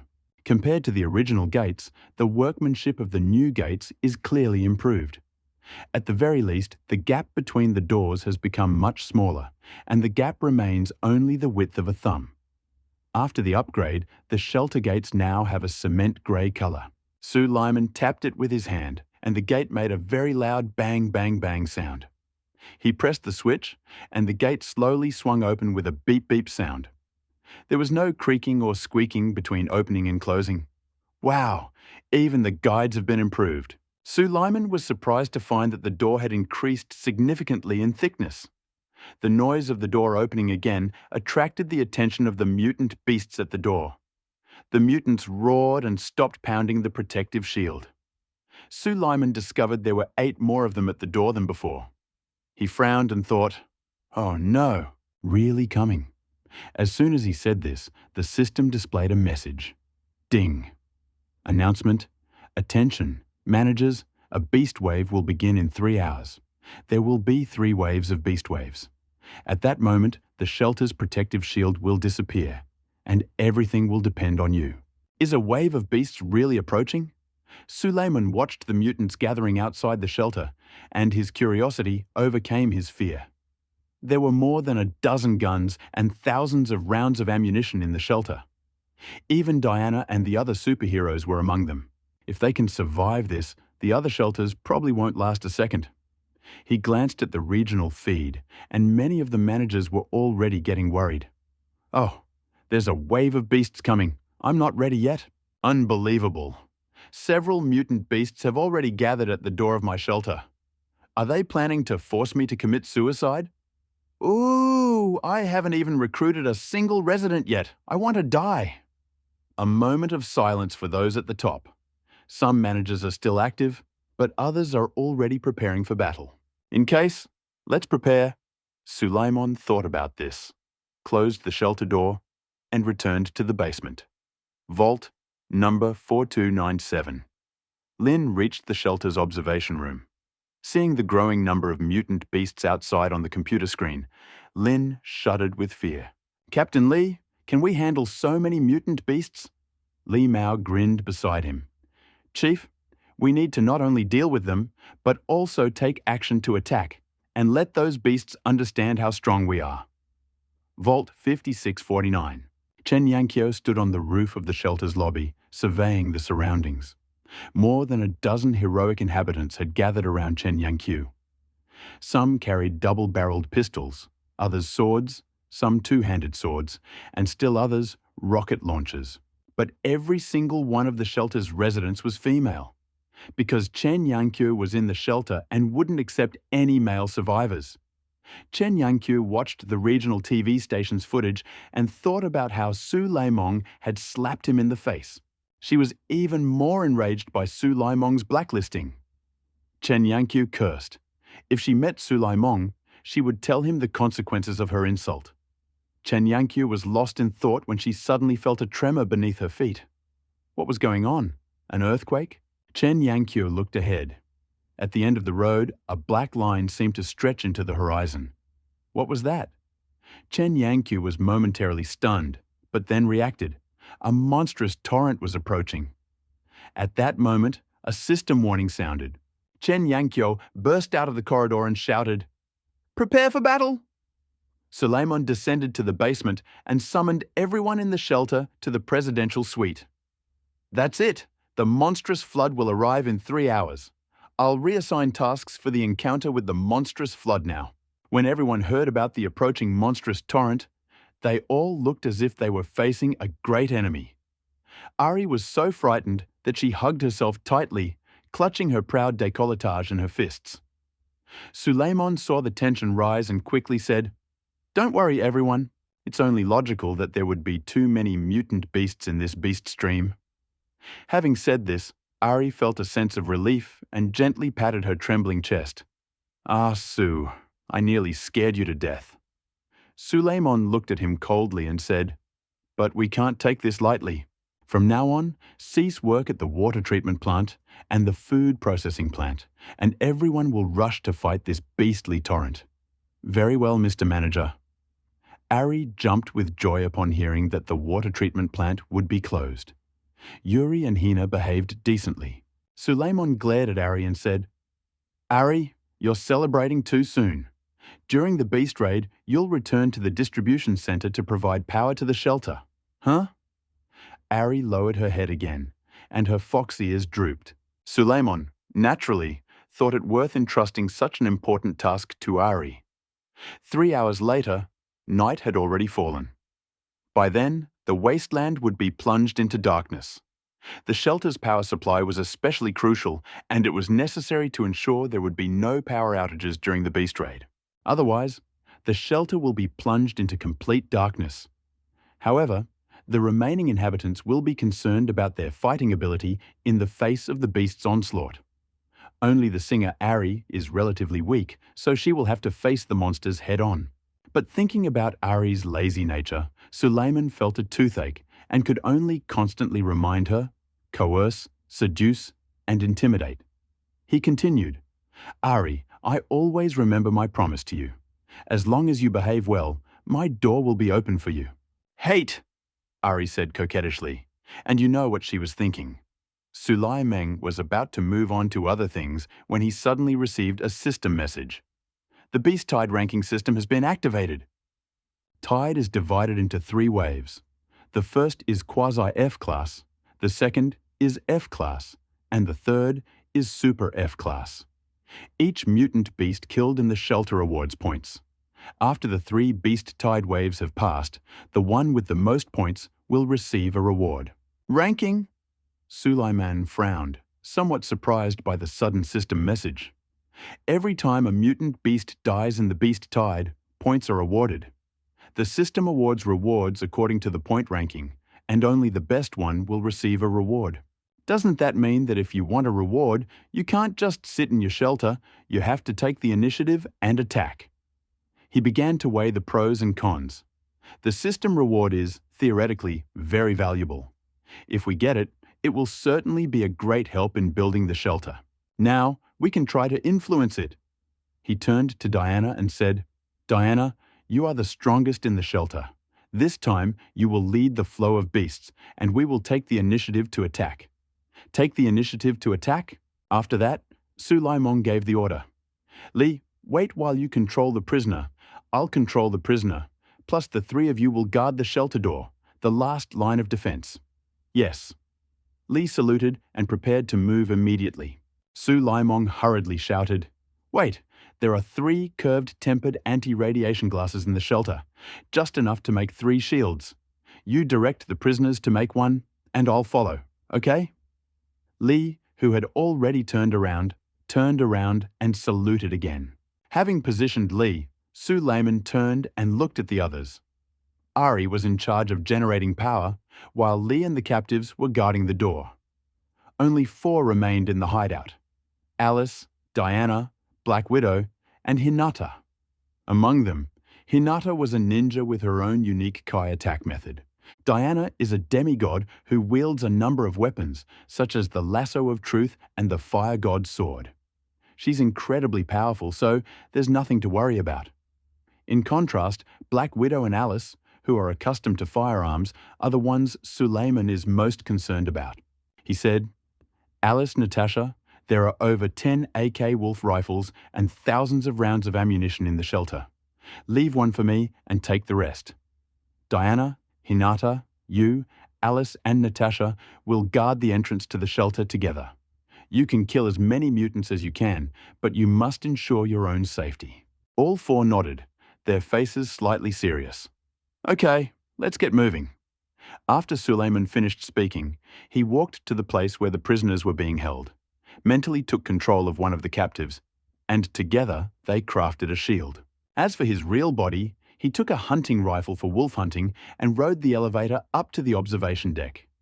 The observation deck had a porthole, allowing Suleiman to monitor the overall situation and attack the mutant beasts independently.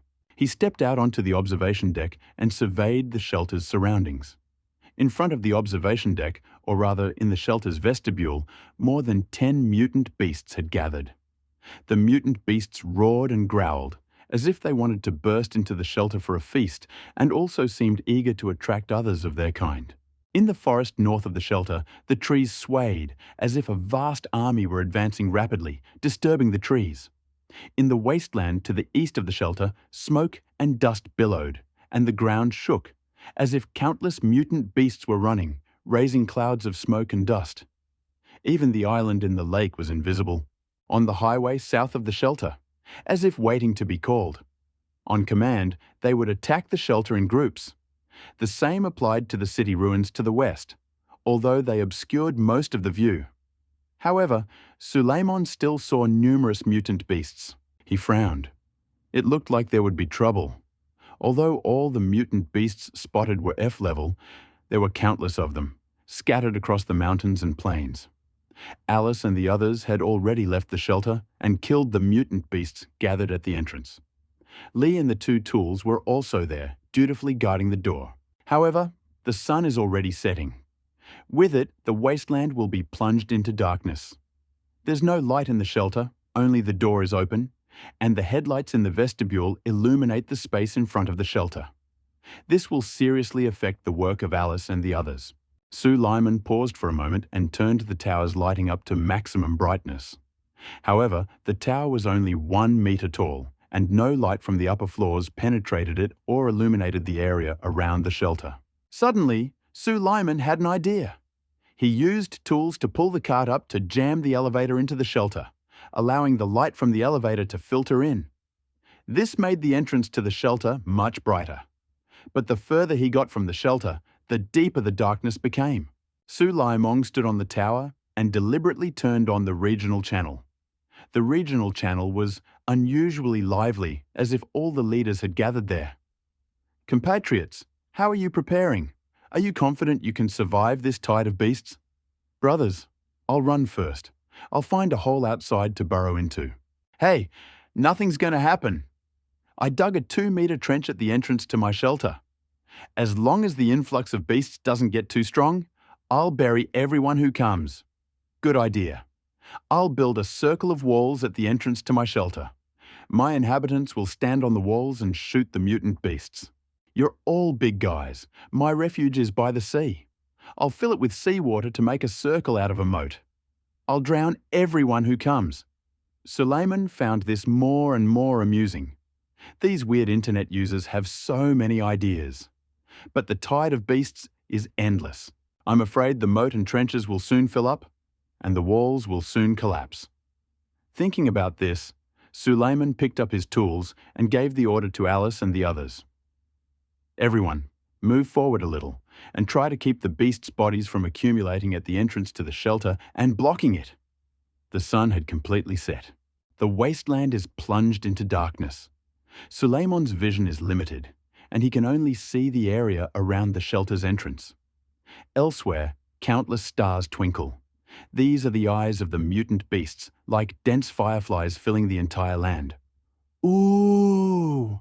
A howl pierced the world in the small desert outside the shelter. Immediately afterward, all the glowing dots, like fireflies, began to move, rapidly approaching the shelter. Roars, growls, and screams erupted. The first wave of beasts is coming. Suleiman opened the porthole on the observation deck, took aim at the mutant beast at the entrance, and pulled the trigger. Bang! A flame erupted from the barrel, especially blinding in the darkness of the night. Outside the shelter, the mutant beast fell. This shot served as the signal for attack. Alice shouted, opening fire, and began firing point blank. Diana rushed forward, far in the distance among the mutants. Diana held the Vulcan sword, swinging it casually, and a shower of sparks and lightning erupted, striking the mutants. In the blink of an eye, Diana scattered the mutants that initially covered the ground, creating a fan-shaped breach. Furthermore, Diana held the lasso of truth in her left hand and casually swung it, hitting 1 or 2 mutants each time, cutting them in half. Ding! Diana killed a near F-level mutant rat. You get 1 experience point. Diana killed a near F-level mutant mantis. You get 1 experience point. Diana killed a near F-level mutant cricket. You get 1 experience point. Diana killed a quasi-F-level mutant cockroach. You get 1 experience point. A series of kill reports came in, and Suleiman couldn't keep his mouth shut. With Diana, the first wave of the quasi-F-beast stream posed no threat at all. He carefully calculated, in just 2 seconds, Diana had killed almost 100 mutant beasts. Among them was a ranged attack, summoned by sparks and lightning drawn by the Vulcan sword. Suleiman's lips curved in a strange arc. After the wave of beasts ends, his experience points will increase again, and that will be enough to copy another trait. Now, most is Diana's demigod blood. If the demigod replicates this blood, the shelter's overall power will rise to a new level. It's simply impossible. Alice's T-virus is far more powerful. Suleiman raised his rifle and knocked down another mutant beast. He was on the observation deck, with a natural advantage in vision, and could lose as much as he wanted. Looking down, Suleiman noticed Alice making some movements. As if not wanting to leave Diana in the spotlight, Alice separated from the team and stood in front. Alice carried 2 pistols on her back, holding 1 in each left hand, and fired directly at the mutant beasts, firing without stopping. Since the wolf hunting rifle had limited ammunition, Alice didn't fire, but aimed for the mutant beast's head, taking it down with a single shot. Shots rang out one after another, and flames erupted, illuminating 1/3 of an acre of land beyond the shelter door. Amid the flickering flames, Suleiman looked at the bodies of the mutant beasts scattered across the ground, and at the heroic and majestic appearance of Alice and Diana.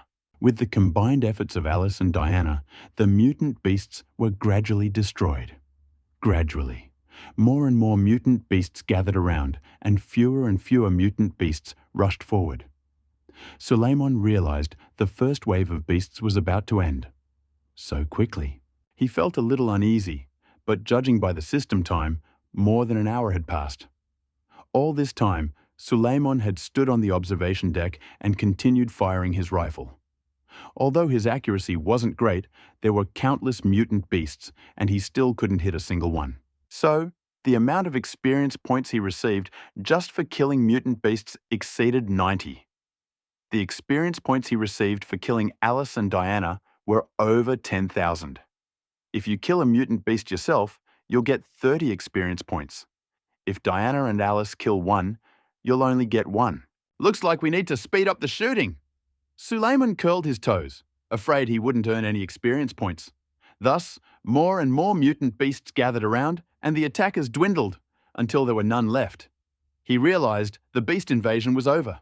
From start to finish, Hinata and Black Widow didn't stand a chance, let alone Yuri and the toolmaker guarding the door. These 2 sisters are simply amazing. Hinata's eyes sparkled like stars, and her gaze was full of admiration as she looked at Diana and Alice. Black Widow nodded approvingly. Well done. There are still plenty of mutant beasts around. Let's clear the battlefield first. Suleiman twice manipulated the toolmaker into praising him, then gave him a new order. Himself was on the observation deck, observing the movements of the mutant beasts. The stream of beasts ended, and a ranking of the wave beasts appeared before him as if out of thin air. Suleiman took a closer look and discovered that shelter number 2333 was at the top of the list. The list only listed the shelter's code name, not the manager's name. However, everyone knew about Lin Tian's Vault 4297 and Chen Yankyo's Vault 5649. Vault 4297, oddly enough, was ranked first, while Vault 5649 was ranked third. Suddenly, a discussion started on the regional channel. Are there any living ones? If so, how many are there? No way! Are you all dead? I'm 30th in the Wave Beast rankings. Brother Lin is magnificent. You're first, as expected. Brother Lin is magnificent. Brother Lin is great and magnificent. Lin Tian. Don't stick your neck out. It's all thanks to my brothers. After all, we're just a troop of soldiers. Damn, I'm so jealous. Noticed Goddess Chen's hideout is in third place? Who's in first place? I don't know. I've never heard of Hideout 2333. Maybe it's some hidden guy who never showed up. Maybe he did show up in the squad, but everyone forgot about him. No matter who he is, just take first place and completely suppress Goddess Chen's hideout. That's amazing. Chen Yankyo was furious when she saw the monstrous wave rankings. Originally planned to compete for first place, but she couldn't defeat the deceiver Lin Tian. Why did 2333 suddenly appear and suppress her? Chen Yankyo, unconvinced, asked on a regional channel, "Who owns shelter number 2333? With such strength, don't hide like a turtle. Come and take him, and we'll all see who's the saint here." Lin Tian. I know this matter. Shelter number 2333 belongs to the speculator Su Laimong. Chen Yankyo vomited 3 liters of blood and immediately fell silent. After the ratings discussion, many managers complained on the regional channel. "Mum, the gates to my shelter have been breached. I'm afraid I won't be able to stop the second wave of beasts. Don't say that. My trench is filled with mutant bodies, and the next wave will be stabbed right in the nest. Is there anyone who can help me with ammunition? I'm running low on bullets." Coincidentally, I'm out of bullets. Let's destroy everything. Chen Yankyu. I founded a mutual aid society located near Jianxi Avenue in the Qingshui district. Please contact me as soon as possible after receiving the news, and let's fight the beast invasion together. Goddess 666. Goddess, I'm here. Su Lyman frowned upon seeing this. A mutual aid society? What is Chen Yankyo up to again? Maybe he really does want to unite all the managers around him to fight the beast invasion together. But the shelters are located very far from each other. In that case, some managers will inevitably abandon their shelters. Perhaps they were deserters or defeated generals, Suleiman thought, turning his attention back to the shelter. The color had completely faded. He could only rely on the countless flashing lights in the wasteland to determine whether the mutant beasts were there.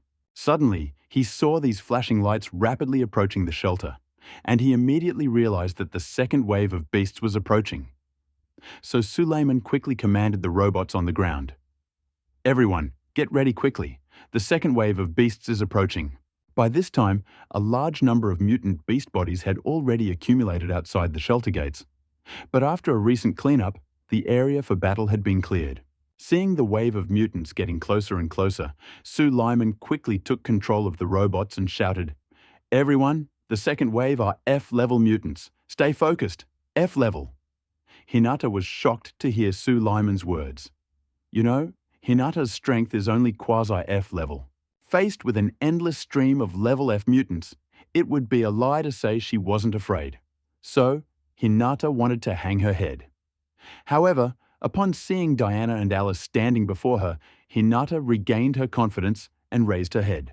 In the distance, although it was pitch dark, the sounds of mutants running and slinking created a rhythm that made people jump, and even the observation tower began to tremble.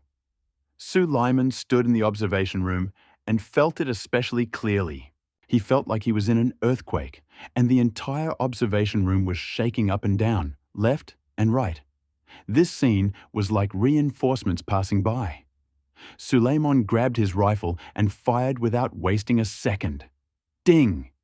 You've killed the F-Class A mutant spider and received 30 experience points. The sound of gunfire came from far away, and even the roar of the enemies couldn't drown it out. Alice and Diana reacted to the sound of the shot and rushed back into the midst of the beasts. However, the second wave of beasts consisted of F-class mutant beasts. Diana and Alice's attacks weren't as effective as before. Some mutant beasts continued to move after Alice's shot. Some mutant beasts took 2 steps forward after Diana's lightning strike. The mutant beasts rushed forward one after another until Alice and Diana were buried beneath them. Not good. Black Widow and Hinata saw this and rushed to engage. However, Hinata's strength was only at level F, and facing so many level F mutant beasts left her feeling a bit exhausted for a while. Furthermore, Hinata was very old and showed signs of fatigue after a few rounds, and her movements became erratic. However, the silent Black Widow played a major role. She herself blocked all the mutant beasts that had bypassed Diana and Alice's attack outside the shelter, with the momentum of one person blocking a passage and 10,000 people unable to open it. Suddenly, a mutant hyena ran up to Hinata, its jaws wide open, fangs bared, and was about to bite. Meanwhile, Black Widow concentrated her movements forward, and Diana and Alice didn't notice. Hinata panicked for a moment and forgot to respond. Only Suleiman and Yuri saw Hinata's crisis. Yuri subconsciously raised his pistol. However, just as the mutant hyena was about to bite Hinata, a bullet flew through the air and killed her. It was a dangerous moment. Suleiman wiped the sweat from his head. If he hadn't noticed it in time and fired decisively, Hinata could have been bitten. Hinata involuntarily looked up, but saw only a faint light on the observation deck, so she had to bow. "Thank you, Mr. Administrator." At that moment, the mutant spider leaped up, crossed the shield, and lunged at Yuri. Suleiman was controlling the robot and witnessed the scene. He silently said to himself, "This is not good," and his breath caught. "I was careless. I should have let the robot get in front of Yuri. You know, Yuri is almost an F-level human. If he'd been bitten by a mutant F-level spider, he probably would have died on the spot." "Yuri!" Suleiman shouted and hastily switched the robot to block Yuri. But the robot is an ordinary person, not even an exceptional one. Not only is he slow to react, but he's even slower to act. How will he catch a mutant spider that suddenly appeared? It's all over. Suleiman cursed quietly. But just as the mutant spider was about to pounce on Yuri, white smoke suddenly flared, and the body of a mutant beast appeared in Yuri's place. Yuri appeared next to Black Widow. It was Suleiman, who was controlling the man, who saw all this, and his eyes widened. Yuri had indeed used a substitution technique. He was surprised. He hadn't expected Yuri to actually master ninjutsu. And Suleiman was surprised. Hinata approached and ended the mutant beast's life with the kunai in her hand. "Sorry, I forgot about that." Hinata bowed several times to the man controlled by Suleiman. Suleiman waved his hand. "Hinata, even though the mutant spider leaked out of you, it's not your fault. Come back and keep fighting." "Hey!" Hinata turned around and continued fighting. Then Suleiman called Yuri back to his starting position and continued guarding the shelter gate. Over time, the mutant beasts grew in number, and Diana and Alice were completely immersed in the beast stream. Except for Suleiman, who was high up, no one could see the two of them. This undoubtedly made everyone sweat. But Suleiman wasn't the least bit worried. How many mutants there were? They couldn't harm Diana, who had the blood of a demigod in her veins, or Alice, who possessed the ability to heal quickly. The mutant beasts were rampaging.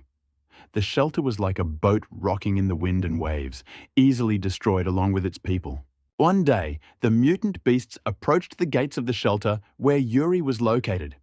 However, under the weight of the shelter's inhabitants' struggles, the stream of mutant beasts was constantly blocked behind the gates and did not penetrate deeply. Gradually, it was already 10 o'clock in the evening. The mutant beasts at the shelter gates began to appear less frequently. The second wave of beasts' end?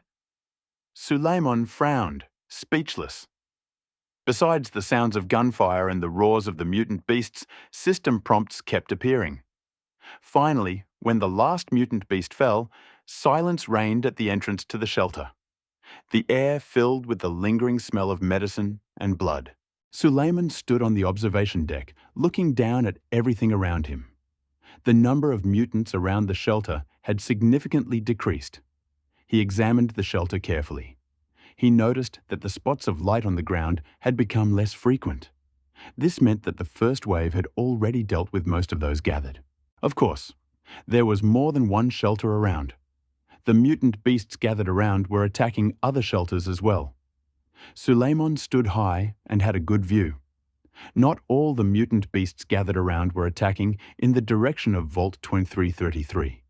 But even so, the bodies of the mutant beasts were still piling up near the shelter. Suleiman controlled the man and walked ahead of Alice and the others, along with Yuri and his man. "Alice, you rest first, and the three of us will clear the battlefield." Alice nodded wearily, not showing off, and rushed straight to the shelter for some canned goods.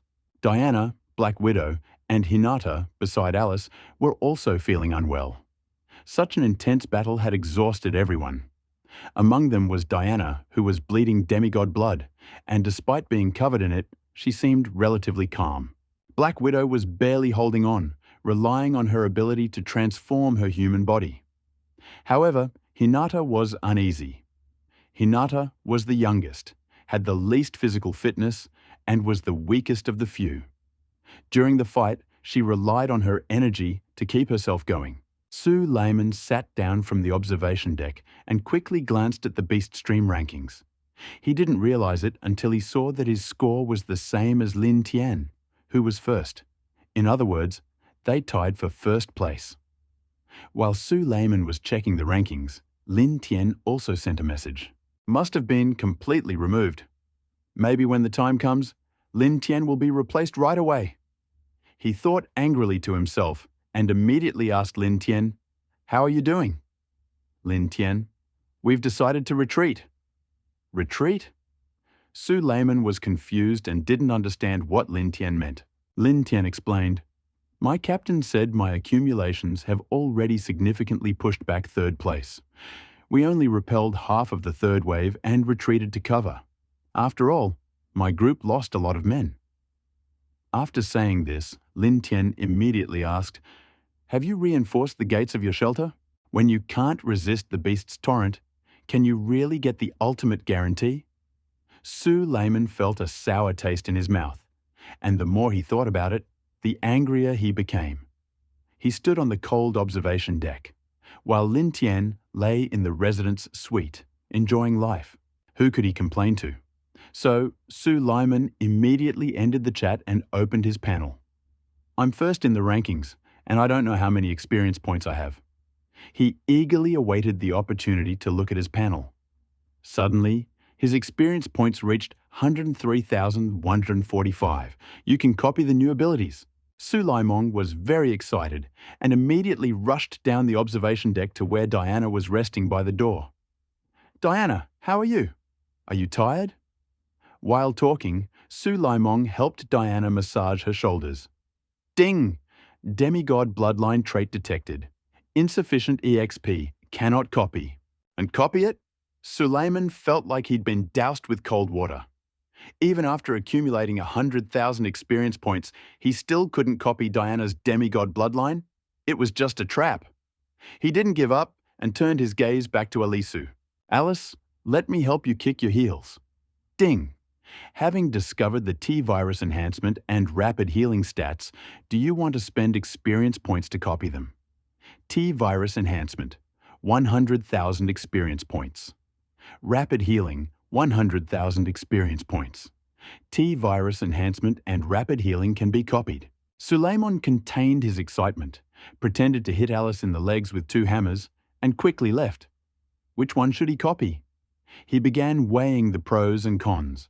Rapid healing allows people to ignore the wasteland's radiation and heal wounds quickly.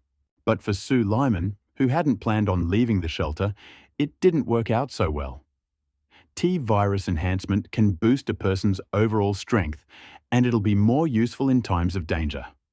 Copying T-virus enhancement. Swing. In an instant. 100,000 experience points vanished. Suleiman felt something penetrate his body. Then a piercing pain shot through him, and he lost his balance and fell to the ground. The manager, Hinata, who was standing closest to him, quickly ran over and supported Sulaiman. "Everything's fine." Sulaiman waved his hand, indicating for Hinata to continue resting. At that moment, he felt like a constantly inflating balloon, his skin and flesh stretched taut, ready to burst. At that very moment, Sulaiman saw his stat panel and all the values were rapidly increasing. "Jing, congratulations! All stats have exceeded 30 and you've been promoted to Tier F." In less than 2 seconds, he had indeed broken through to Tier F. However, Sulaiman didn't have time to rejoice. The piercing pain still hadn't subsided and the stat improvement continued. Reached him. "Ding! Congratulations! All stats have exceeded 60 and you've been promoted to Super F." "Ding! Congratulations! All stats have exceeded 100 and you've been promoted to Quasi E." "Ding! Congratulations! All stats have exceeded $300 and you've been promoted to E." 3 minutes later, Sulaiman finally came to his senses and slowly stood up. Although the feeling had just made him feel like he was about to die, if it happened again, he would still be prepared to endure it. Because he was already an outstanding E-level person, like Alice. Level has been increased to E. Sulaiman has opened the attributes panel. Sulaiman identity, Vault Manager, 2333 level, E-level experience, 3245, strength, 599, perception, 508, endurance, 586, charisma, 500, intelligence, 551, agility, 531, luck. 1 traits. 1. Control. You have the ability to control others and all living things, but you can only control 1 unit at a time. 2. Enhancement. Strength, speed, and reaction are greatly enhanced.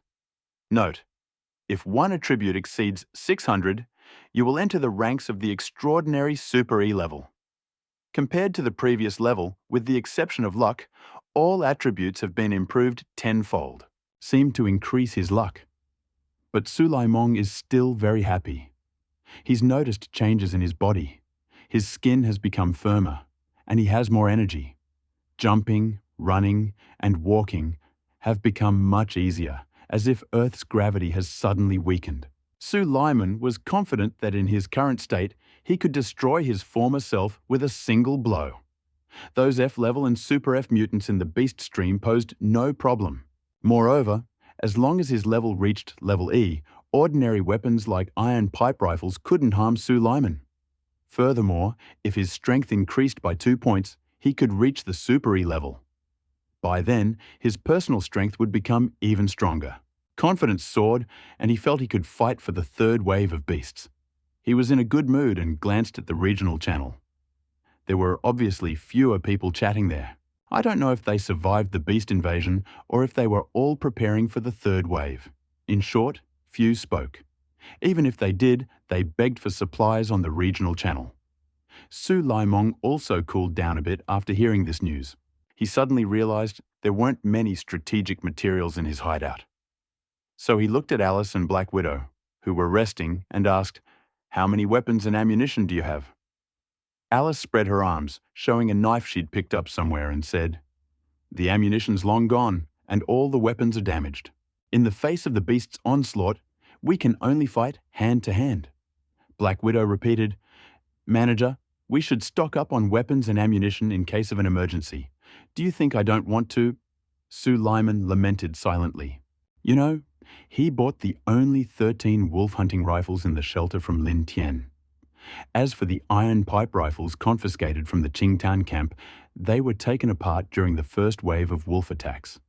Since Lin Tian didn't want to sell the rifles, he could only rely on himself. Sulaiman gritted his teeth and said, "If there's a wave of beasts, I'll fight alongside you." "No!" Alice, Diana, Black Widow, and Hinata immediately and decisively refused, fearing Sulaiman would make a mistake. Sulaiman smiled and picked up the kunai Hinata had thrown to the ground. "What happened?" "Now, I'm an E-level extraordinary person." He made a lot of noise when he first broke through. But since everyone was so tired, no one except Hinata noticed. Sulaiman openly displayed his strength, which immediately caused surprise. Alice even handed the sword she was holding to Sue Lyman. "Manager, we can finally fight side by side." Sue Lyman took the sword from Alice and fashioned it into a flower knife. He'd never used a knife before, but now he felt incredibly relaxed, as if he'd learned it himself. Sue Lymong smiled and looked at the people who had rested a bit. Although the rest was short, everyone's faces were still tired. However, the third wave of beasts is approaching. He immediately straightened up and said, "Everyone, prepare yourselves. The beasts are coming." Roar! A terrible howl echoed across the wasteland. Then, the ground shook as if thousands of warriors were rushing toward her. Yes, the wasteland was pitch black, and even if you stretched out your hand, you couldn't even see your own fingers. Sue Lymong stood in the front row, shoulder to shoulder with Alice Diana. He was silent, and in the dim light coming through the door behind him, he saw a pair of dark green eyes. There were mutated jackals, mutated bears, and countless mutated creatures rushing toward the shelter. The mutated creatures are coming. Sue Lyman took the initiative and struck the mutant wolf with his sword. Ding! Kill a Tier F super mutant wolf and get 30 experience points. Then, Alice and Diana fired left and right, continuously fighting the mutant beasts while simultaneously covering Sue Lyman from the side. Yes, the stream of mutant beasts seemed endless, rushing toward the shelter one after another. When the watchtower attacked remotely, Sue Lymong felt no pressure. However, when confronted directly, he found the endless stream of beasts simply unbearable. If not for the lightning summoned by Diana, they likely would have been completely swamped by the torrent of beasts. Sue Lyman felt himself constantly retreating. At one point, he actually retreated 3 meters from the shelter. "Administrator." Alice casually chopped off the mutant beast's head and said, "Administrator, please retreat quickly. There are too many mutant beasts here, and we can't stand a chance against them." "What?" Sue Lymong suddenly woke up. He was covered in blood and had already killed the beasts. As Alice pulled him along, he reacted suddenly. At the entrance to the shelter, the beasts had surrounded the shelter, leaving only a palm-sized space. Hinata and Black Widow retreated into the vestibule, while Yuri and his men still guarded the door. Outside the door, only he, Alice, and Diana were struggling to hold on. Diana advised, "Manager, the shelter door is reinforced to withstand Super F-level mutant beasts. Let's retreat." Sue Lyman glanced at the beast rankings. He and Lin Tian were already significantly ahead of their opponents. But their strengths were equal, as if they were chasing each other, constantly moving between first and second place. He gritted his teeth. Didn't Lin Tian say he'd stop? Could this really stop him? The reward for first place must be higher than for second. Sue Lyman immediately felt like he could fight again. He suddenly realized it was already past midnight, and now he could recruit new heavenly dwellers. If he recruited a dweller of a slightly higher level, he could alternate between them and drive the monstrous wave out of the shelter. But the recruitment process is random, so how can it be so easy to find high-level people? Sue Lyman gritted his teeth and crossed his arms. He was betting on first prize. He quickly said to Alice and Diana, "Just wait a bit, I'll go recruit people. As long as there are people who can take over, we can continue to hold out." Suleiman, covered in blood, ran to the universe's broadcasting equipment. He turned it on immediately, without stopping. Whoosh! The next second, a beam of light descended from the sky and landed in front of the shelter's gate. The beam was bright, illuminating the surrounding space. It was the first time Suleiman had seen a figure from the universe enter, so he couldn't help but watch it closely. A curved figure was dimly visible in the beam of light. The captain's hat was wavy, the hood was long leather pants, and the entire body was white and translucent. It was the bounty hunter Sister Doom, Sarah from Bilgewater Bay. Sarah, highest level E, happiness, 100%, characters worldwide. Happiness is always 100%. Loyalty, 100%, characters worldwide, luck always favors the manager. Character from the League of Legends universe, Sarah, known for her beauty yet ruthlessness, is the captain of Bilgewater. She has created a reputation that cannot be underestimated among the tough criminal gangs of this port city. Trait 1. Favors bad luck. Sarah deals bonus damage when attacking a new target. Feature 2. Kill 2 birds with 1 stone. Sarah uses the musket in her hand to fire a ricochet at an enemy target, even if her pistol is empty. Feature 3. Long stride. Sarah's movement speed is faster than it appears. Feature 4. Bullet rain.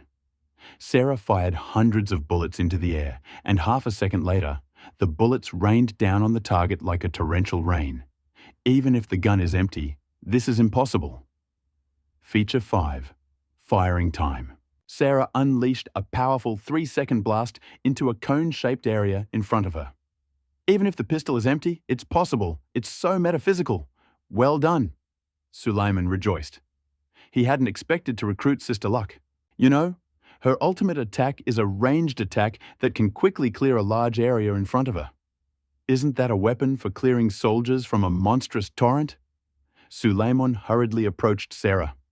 At this moment, Sister Luck had just been summoned to the wasteland, and she didn't understand what was happening. Seeing the countless mutant beasts around her, she instinctively drew 2 pistols. "Sarah!" Suleiman shouted. "I am Suleiman, manager of orphanage number 2333. You are now permitted to join the orphanage. Put your introductions and everything else aside. I want you to use your ultimate move against the beast flow right now. Use your ultimate move?" More memories surfaced in Sister Lucky's mind. She immediately understood what was happening in front of her. No problem. Sister Lucky immediately turned and pointed 2 pistols at the endless stream of beasts before her. "Alice, Diana, get out of the way," Suleiman hastily reminded her. The next second, flames erupted from the pistol's barrel. "Ooh-ha-ha, ah-ha-ha-ha-ha." A devilish laugh burst from Sister Lucky's lips. Immediately afterward, a series of volleys erupted from the muzzles of Sister Luck's muskets, creating a conical exclusion zone. Any mutant within the exclusion zone would die if they touched it, and there was no place to hide at all. Instantly, a large area around the shelter's entrance was cleared, and almost all the mutants who had rushed inside were killed by Sister Luck's barrage. Suleiman looked at his rapidly growing experience points and grinned from ear to ear. At that moment, he finally completely surpassed Lin Tian and topped the Beastwave rankings. Hearing Suleiman's order at the entrance to the shelter, Alice and Diana subconsciously retreated. Seeing the series of volleys from Sister Luck's weapon, their eyes widened in surprise. The fire caused by the barrage illuminated the surrounding area. Suleiman kept a close eye on the mutant beasts at the entrance to the shelter. The beast invasion was over. Ding! The beast invasion is over, and the rating awards are being tallied. The Beast Tide rating has appeared in the eyes of all district leaders. Among them, Shelter number 2333 took first place. The regional channel instantly became the talk of the town. What? This hoarder actually overtook Mr. Lin and became first? I can't believe it. The hoarder must be very lucky, otherwise he wouldn't have such power. That's impossible. The hoarder is so unscrupulous that he can't be first. Oh my God, the hoarder is first. Luckily, I bought things from the hoarder and silently supported him. Yes, without our secret efforts, the hoarder wouldn't have been able to take first place. But frankly speaking, the hoarder is really strong. The regional channel was full of discussions about first place. Most were envious of Suleiman, who had taken first place. Some blessed him and licked his boots. Only a few initially showed hostility towards Suleiman. Suleiman ignored them. With the beast invasion over, he sat down on the ground, exhausted. It's finally over. Yes, we won. Hinata jumped up in delight, but fell to the ground naked. Alice and Black Widow, even more careless about their image, lay down. Diana acted a little more feminine. First she swept the ground, then she ate. Looking at the multitude of villagers collapsed before him, Suleiman sighed with relief. If not for Sister Luck's latest enticement, He feared he would have been forced to lead the villagers into shelter to avoid the beast's advance. How could he have possibly had a chance to take first place? The more he looked at Sister Luck, the more he liked her, and he couldn't help but joke, "Sarah, what's in your weapon that it has unlimited ammunition?" Sister Luck smiled dismissively. "Only gunpowder." Suleiman heard this and almost laughed out loud. Now that was a familiar phrase.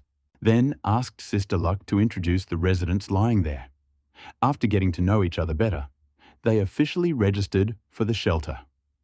Afterward, Suleiman asked Sister Luck to take 2 instruments with extremely high levels of radiation to begin clearing the battlefield. After surviving the beast invasion, with the exception of Ari, who hid underground, and Alice, who quickly healed, everyone else had accumulated radiation levels to varying degrees. Among them, Diana, who had the blood of a demigod in her veins, had a radiation level of only 1%, which could be ignored. Black Widow, Yuri, and Suleiman had radiation levels of around 30%. Hinata was the most outrageous, with a radiation level of 52%. Suleiman checked all the stat panels one by one and felt a headache. The beast surge had ended, but disaster was looming again. If the radiation levels weren't eliminated, the inhabitants would remain in a state of permanent loss. Just as he was getting worried, a system message appeared. Ding! Beast Tide ranking reward determined. Congratulations! You've taken first place in the Beast Tide ranking and received a 50% energy boost and 50% radiation reduction. Well done! Suleiman raised his eyebrows in delight. Just wondering where to get a radiation eliminator, and the system reward gave me 5. Initially, 1 radiation eliminator sold at auction for over 20,000 wasteland coins. 5 radiation eliminators. At least 6 million.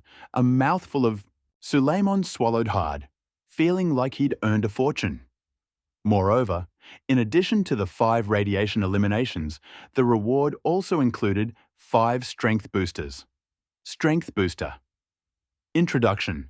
An injection that increases strength, permanently increasing the user's strength stat by +1. Note: the interval between 2 uses must be at least 1 month, otherwise there is a risk of losing control.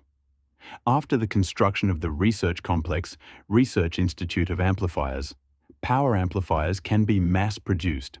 This potion, capable of directly boosting the stats of residents, is just as valuable as radiation cleansing. Initially, he was fortunate enough to receive 2 stamina boosters, which allowed him and Ari to become outstanding individuals. Now, with 5 strength boosters, how could he not be happy? Let's solve the radiation problem first. Suleiman looked at the packs of anti-radiation and anti-strength potions in his hand, unpacked them, and handed the anti-radiation potion to Corey, Hinata, and Black Widow. He also gave himself one. After injecting the anti-radiation potion, Suleiman's radiation levels dropped to 0. He felt energized again, and his fatigue vanished. Simultaneously, all the negative effects caused by the radiation disappeared. Then watched as Corey and the others administered anti-radiation potions and reduced the radiation levels. Among them, Hinata used 2 anti-radiation potions, which completely reduced the radiation levels. "Excuse me, Mr. Manager." Hinata looked embarrassed and bowed one after another. Suleiman waved his arms, completely oblivious. "Only 20,000 wasteland coins. Why are you so upset?" After lowering the radiation levels, Suleiman discovered that the mental state of the people in the room had also improved significantly. Although they still looked a little tired, they could be revived with a full blood supply after a short rest. After the injection, Black Widow continued moving and exclaimed, "This thing is truly magical. It can withstand the power of radiation." Suleiman immediately recovered from his earlier emotions and continued, "There are still magical things here. Would you like to try them?" Black Widow glanced at Suleiman's philtrum, licked her lips, and grinned. "If the manager doesn't mind, you can try them." Suleiman shrugged. "Of course, it's better than nothing. It just increases strength a little." With that, he gave Hinata the power booster. Receiving the medicine, Hinata, without question, decisively injected it into her body. Then, Suleiman received a system message. Ding! Dweller Hinata uses a power booster and is promoted to Class F. You've really been promoted. Hinata jumped up in delight and began saluting Suleiman incessantly. Suleiman, as usual, consoled Hinata a little and made a few requests of him. First, Comrade Hinata was instructed to work diligently at her job and meet the shelter's expectations. Second, Comrade Hinata was instructed to interact more with her comrades and accelerate her integration into the shelter's extended family. Secondly, Comrade Hinata was tasked with teaching Comrade Kori all her knowledge and raising a successor to the ninjutsu of the refuge. After hearing Suleiman's speech, Comrade Hinata was deeply moved and vowed to endure fire and water for the refuge and to die. Immediately after, Alice, who had received the power booster, injected it into her as well. Ding! Shelter dweller Alice used the power booster and was promoted to Super E-Class. Alice noticed that her power had increased. Even if only slightly, she nodded in satisfaction. Manager, do you have any more boosters? Give me a couple dozen more. Suleiman's eyelids flickered. How many wildflowers and weeds do you think are growing along the road? There are power boosters, and the adaptation period is a month. In a month, the remaining residents, including Ali, obtained power enhancers and administered them. But no one made any progress. This time, Suleiman only had 4 or 2 power enhancers left. After everything was done, everyone had plenty of time to rest. Suleiman ordered everyone to clear the battlefield in the dark, because he'd seen a message on the regional channel. There could be good things in the beast tide. Of course, a moment later, Suleiman actually found the blueprint. It was buried deep in a pile of mutant beast corpses. It's unknown what mutant beast brought it or where it came from. But if Suleiman found it, then he owns it. Special Vault Light. Introduction. A street light installed in the vault gate can illuminate the ground around the vault entrance. Cost: 20,000 wasteland coins. Construction requirements: none. Worker population: none. It must be said, if this blueprint had been obtained before the beasts arrived, Suleiman would have definitely built the lamp earlier. But now that the beast tide has passed, the shelter doesn't need night lighting just yet. Furthermore, given the shelter's meager electricity supply, Suleiman decided to postpone building a lamp. He planned to head to the trading area first. After the beast tide subsided, the surviving managers more or less scooped up a lot of good stuff. This period of time is perfect for searching for leaks. He opened the trading floor and saw that there really was a lot of interesting stuff inside. There were plans for the switchboard he'd used before, plans for a 4-room and a 2-room living room. There were high-caliber bullets with high lethality. There were numerous mutant beast bodies for sale. There were even things Suleiman had never seen before. For example, plans for a 4-room and 2-room living room. 4-room and 2-room. What luck! Suleiman rubbed his hands. Compared to 3 bedrooms and 2 living rooms, a room with 2 bedrooms and 2 living rooms accommodates 1 more person. And it's more cost-effective. Suleiman immediately descended and spent 60,000 wasteland coins to purchase all the plans for a room with 2 bedrooms and 2 living rooms, as well as a room with 3 bedrooms and 2 living rooms. After all, he had promised Yuri that he would provide him with a bed to sleep in. Moreover, the shelter's newest resident, Sister Luxera, needed a room to relax. So Suleiman immediately bought both plans. Living quarters, 2 bedrooms, and 2 living rooms. Description: a simple room with 2 bedrooms, 2 living rooms, and 2 bathrooms. Cost: 10,000 wasteland coins. Construction requirements: 1 empty room capacity, 1 to 8 people. 8 people can live in 1 room. Suleiman's eyes sparkled, though a 2-room apartment measuring 1 square meter must be a bit cramped. However, for a long time, he didn't have to worry about the shelter's bed problem. Having purchased something suitable, he checked the regional channel again. The regional channel was much busier than during the beast raid, and many managers were talking about how bravely they had resisted the raid. Suleiman smiled, not wanting to give these guys away. Manager, we have a problem. Just as Sue Lyman was immersed in the joy of the foolish netizens, Alice approached. "What happened? Are the mutants advancing again?" he asked hastily, fearing Alice had discovered traces of a second wave of mutants. However, it was dark and the wasteland was pitch black. Even if there were mutants there, they were undetectable. Alice frowned and said seriously, "The mutant bodies are piled high near the shelter, and it's impossible to remove them. But the temperature in the wasteland will rise sharply after dawn. Bacteria and plague can multiply at that time. Moreover, there are too many mutant bodies directly blocking the residents' entry and exit from the shelter. This will seriously impact their daily movements," Alice noted tactfully. But Sue Lyman still understood the gravity of the situation. Although the night in the wasteland is incredibly cold, he certainly won't be able to withstand it until he's promoted. However, during the day, the wasteland is incredibly hot. If the mutant bodies outside the door are left alone, it will be catastrophic for the shelter. However, the bodies outside the door are piled high, tens of thousands of them. Alone, without tools, couldn't dispose of the bodies overnight. What to do? This was the first problem the shelter faced after the beast invasion. Suddenly, an idea occurred to Suleiman. When opening the basement, he often put the mutants he'd killed on the market. The act of placing items on a shelf doesn't cost wasteland coins. The main thing is that the items you touch are eligible for placement on the trading space. This can be used as a trash can, and if someone buys it, you can make a small profit. If all the mutant bodies left outside the vault were put on sale, wouldn't that be the perfect solution? Moreover, if a manager were found willing to buy them, it could also generate profit from recycling, so why not? Having thought about this, Suleiman got straight to the point. He walked up to the pile of corpses, named a price, and began placing the mutant corpses on the shelf one by one. Rustling, rustling, rustling. Every time Suleiman touched one, a mutant corpse disappeared. "Administrator, what are you doing?" Diana asked curiously, noticing Sue Lyman's behavior. "I'm taking care of the bodies." Sue Lyman answered briefly, and then turned to the residents. "You're tired after the night. Go rest. I'll be back when I've dealt with the bodies." "Okay, admin." The residents began to file out into the corridor one by one.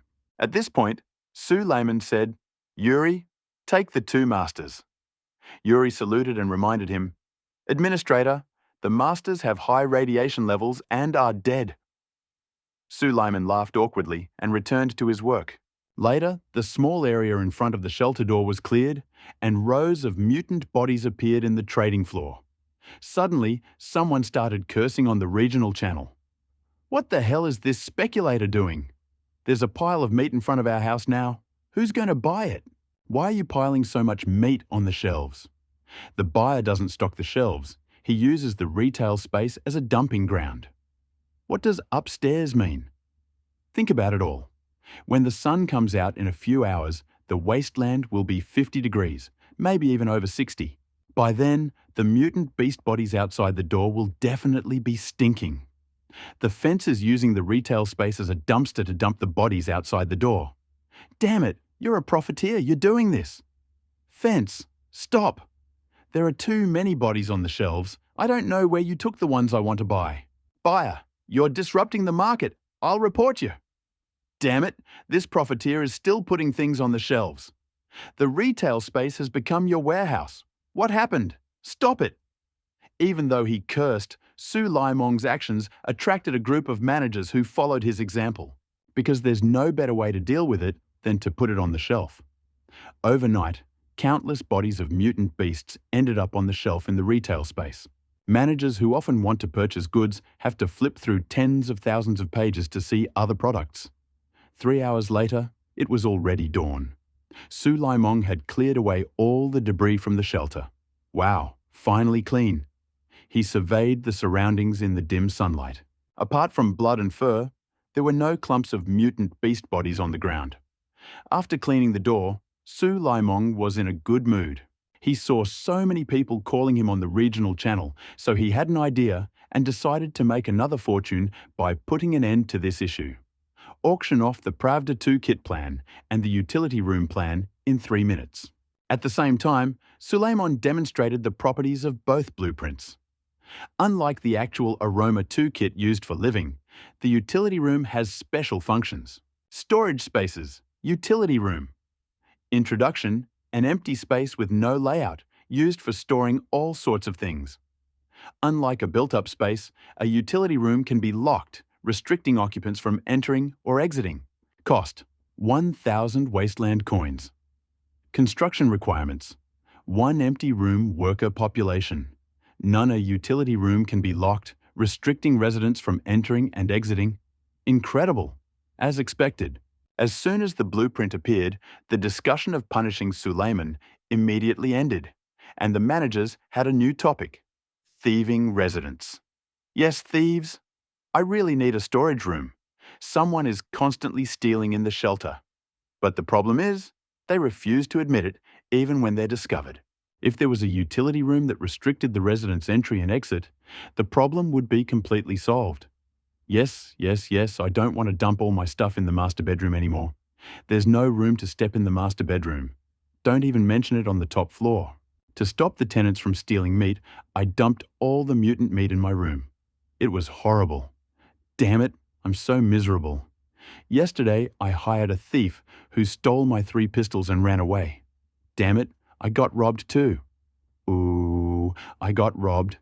And all that's left of me is my underwear. My compatriots on the top floor, my underwear was also stolen. XOX. Don't say any more. I must get the back room. Bow to the speculators. Bow +1. Bow, including bow. Hearing the manager's speeches, Suleiman knew that the back room would definitely be in demand.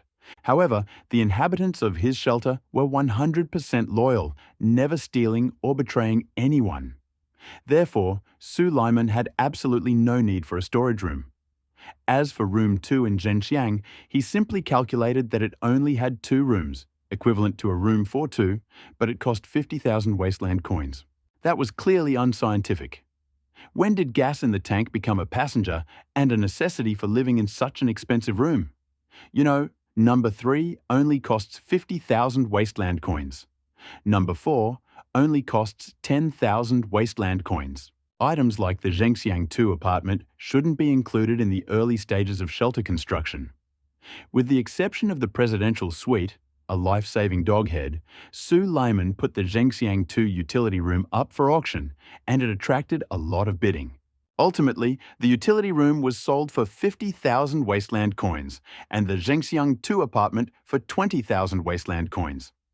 Satisfied, Suleiman collected the proceeds and returned to the shelter's lobby. It was the first time he'd stayed outside the shelter for so long. If it weren't for the beast invasion, he would have returned to the presidential suite long ago. The lobby. Suleiman looked in surprise at the white mass on the floor. What was it? A blanket? He entered and saw Yuri lying on the lobby floor, covered with the blanket Hinata had given her. Yuri, what are you doing in the lobby? Yuri, relaxing. Suleiman suddenly realized. It seemed he really had allowed Yuri to sleep in the lobby for 2 nights. Not only had Yuri not complained, he'd actually enjoyed it, which was rather awkward. With residents like these at the shelter, there was no need to worry about him not being able to develop. At that moment, Yuri's magnificent image contrasted sharply with the thieving tenants under other owners. Suleiman was deeply touched and promised, Yuri, I'll give you a room tonight. Although Yuri felt no emotion, he was overjoyed to hear that there was a bed he could sleep on. He immediately climbed out of bed and bowed to Suleiman. Suleiman waved his hand and said, Let's go choose a room. He led Yuri to the basement. Meanwhile, Sister Luck and Black Widow, who also didn't have a room, were welcomed by Diana and the others, and were relaxing on the sofa in the 3-room and 2-room dormitory. Sister Luck had just entered the shelter and hadn't been involved in the ongoing battle, so she was more energetic and rather bored, sitting on the couch. Hearing someone pass by, he immediately asked, Administrator, where are you going? Suleiman suddenly remembered that Sister Luck and Black Widow didn't have a room to live in, so he said, If you don't build 2 more living quarters, Come with me and choose a room." Choose a room? Sister Luck's eyes lit up and she immediately stood up. "There you go, Administrator." Black Widow wasn't about to be left behind either. "Here you are. Wait." Suleiman suddenly remembered that if they rearranged the rooms and didn't bring Ari, Diana, and Alice here, it would definitely cause a conflict. So he quickly said, "Sarah, bring Diana and the others. Yuri, go and call Ari." Suleiman moved all the shelter's inhabitants to room 8 and spent a lot of money building a 4-room and 2-living room in room 8. Then he built a 3-room and 2-living room in room 1. After completing 2 rooms, an image of a vault suddenly appeared in Suleiman's vision. It looked like a copy of Fallout, Shelter. He discovered he could move the completed rooms into any open ones. Moreover, each transfer cost only 500 wasteland coins, which was a great deal. It was pure gospel for the disabled. Suleiman pondered which rooms should be built on each floor of the shelter. Thanks to the transfer function, the level of fault tolerance had become significantly higher. For a few wasteland coins, he could rebuild the shelter. So without a second thought, he moved all the living quarters to room 89 on the 6th floor of the 3rd basement. This way, all the living quarters in the shelter are close to each other. Currently, the shelter has 2 rooms with 3 bedrooms and 2 living rooms, and 1 with 4 bedrooms and 2 living rooms. The area is 100 square meters. Therefore, the room with 4 bedrooms and 2 living rooms is slightly smaller. Suleimo began to assign the rooms. Room 6, with 3 bedrooms and 2 living rooms, is located on the far left and is planned for men. The master bedroom, naturally, was given to Yuri. Yuri was extremely shocked upon hearing this news, and he saluted Suleiman in turn. The remaining rooms of room 6, with 3 bedrooms and 2 living rooms, were temporarily vacant for future male tenants. Although room 6, with 3 bedrooms and 2 living rooms, was newly built, Suleiman handed it over to Alice, Diana, and Hinata according to the original specifications. All 3 immediately rushed there and fell asleep, completely exhausted. Finally, Suleiman prepared 4 bedrooms and 2 sitting rooms in room 8 for Ali, Black Widow, and Sister Luck, leaving 1 room empty in anticipation of their appointed time. As for the master bedroom, it was given to Ali. Ali was overjoyed, thinking he was about to roll over. But who knew that just as Ali was about to burst into the master bedroom, Suleiman grabbed him by his pointy ears. "Dad!"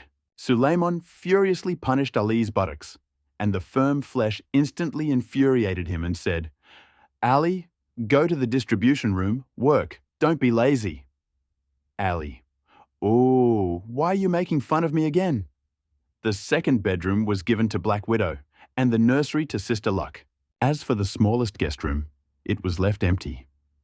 From that moment on, all the residents were assigned to their rooms. Finally, no one was sleeping on the floor or the couch in the shelter. Except for Sister Lucky, everyone returned to their room and fell asleep. Only Sister Lucky was still running around the room. Sister Luck had never seen such a modern room, and everything she saw was new to her.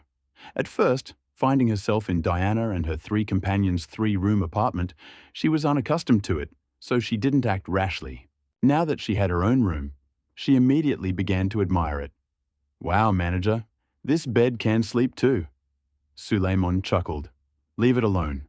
No one will come to sleep with you. This room is yours alone." All the tenants had a good rest. However, as the shelter's manager, Suleiman wasn't resting. He was busy taking inventory of the shelter's production capacity. The shelter currently consumes 102 megawatts of electricity per hour. But the distribution center's current baseline output is only 50 megawatts. Even with 2 extraordinary people, the output is only $100 and even if it's shut down for 24 hours, that's only enough for 1 day.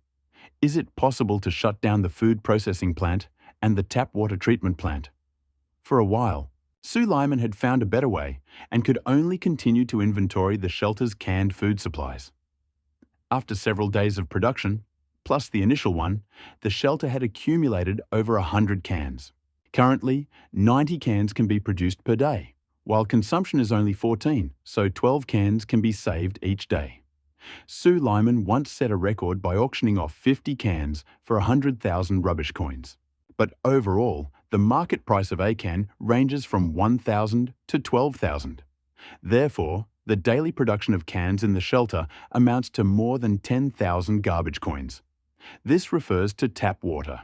Currently consumes just over 10 tonnes per day and generates 2 tonnes, which could save significant amounts. Unfortunately, prolonged use of tap water leads to radiation accumulation. Beyond the 10 barrels, the shelter has no additional storage tanks. Excess water can only be drained into a pool at the tap water treatment plant. Judging by the current situation, the shelter's development is proceeding according to plan. Until the energy crisis is resolved, food and water can be self-sufficient. Reflecting on this, Sue Lyman lay down on the bed in the presidential suite and fell asleep. Sulaimon was so angry that he gritted his teeth and shouted loudly, "Ali, did I tell you to store enough electricity? Why did the shelter lose power in just a few hours?" Ali suddenly woke up in a panic. Then Sulaimon's voice rasped, and he began teaching Ali a lesson in the room. Yes, yes. After the lecture, Sue Lyman dragged Ali to the distribution center and insisted that Ali generate electricity. The power came back on in the shelter. By this time, it was noon, and the other residents had already gotten up and started eating on their own. Sue Lyman was extremely worried. The shelter was short of electricity, and Ali was a cunning fellow. If he were being watched, he wouldn't be able to do any serious work.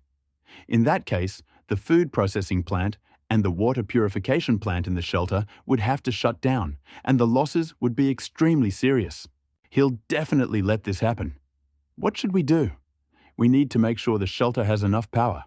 Sue Lyman planned to go to the trading post to buy the plans for the distribution center and build another one. Suddenly remembered that Ska Chen Yi had 2 blueprints for the distribution center in the cave camp 500 meters away. What a gamble it had taken to get them. He immediately summoned everyone to the distribution center and began to arrange for the day's work. Ali stays at the distribution center. You must guarantee me 200 power reserves today. Huh? Ali exclaimed. The distribution center generates 52 units of electricity per hour, plus the solar panels on the roof of the vestibule. The shelter generates 62 units of electricity per hour, but the shelter consumes 62 units of electricity. I can't store 200 units of electricity, unless there's another person working with me, Ari retorted confidently. Oh, Sue Lyman laughed angrily. When you work, you have to work hard. Why do you need these things? Are you that good at math? Ari blushed and said, but I want to go to the shelter to see. You? Suleiman glanced at Ari's curvy figure. Ari, the temperature in the shelter is 40-50 degrees, sometimes even 10. You can get a tan in a minute. Do you still want to go? I want to go.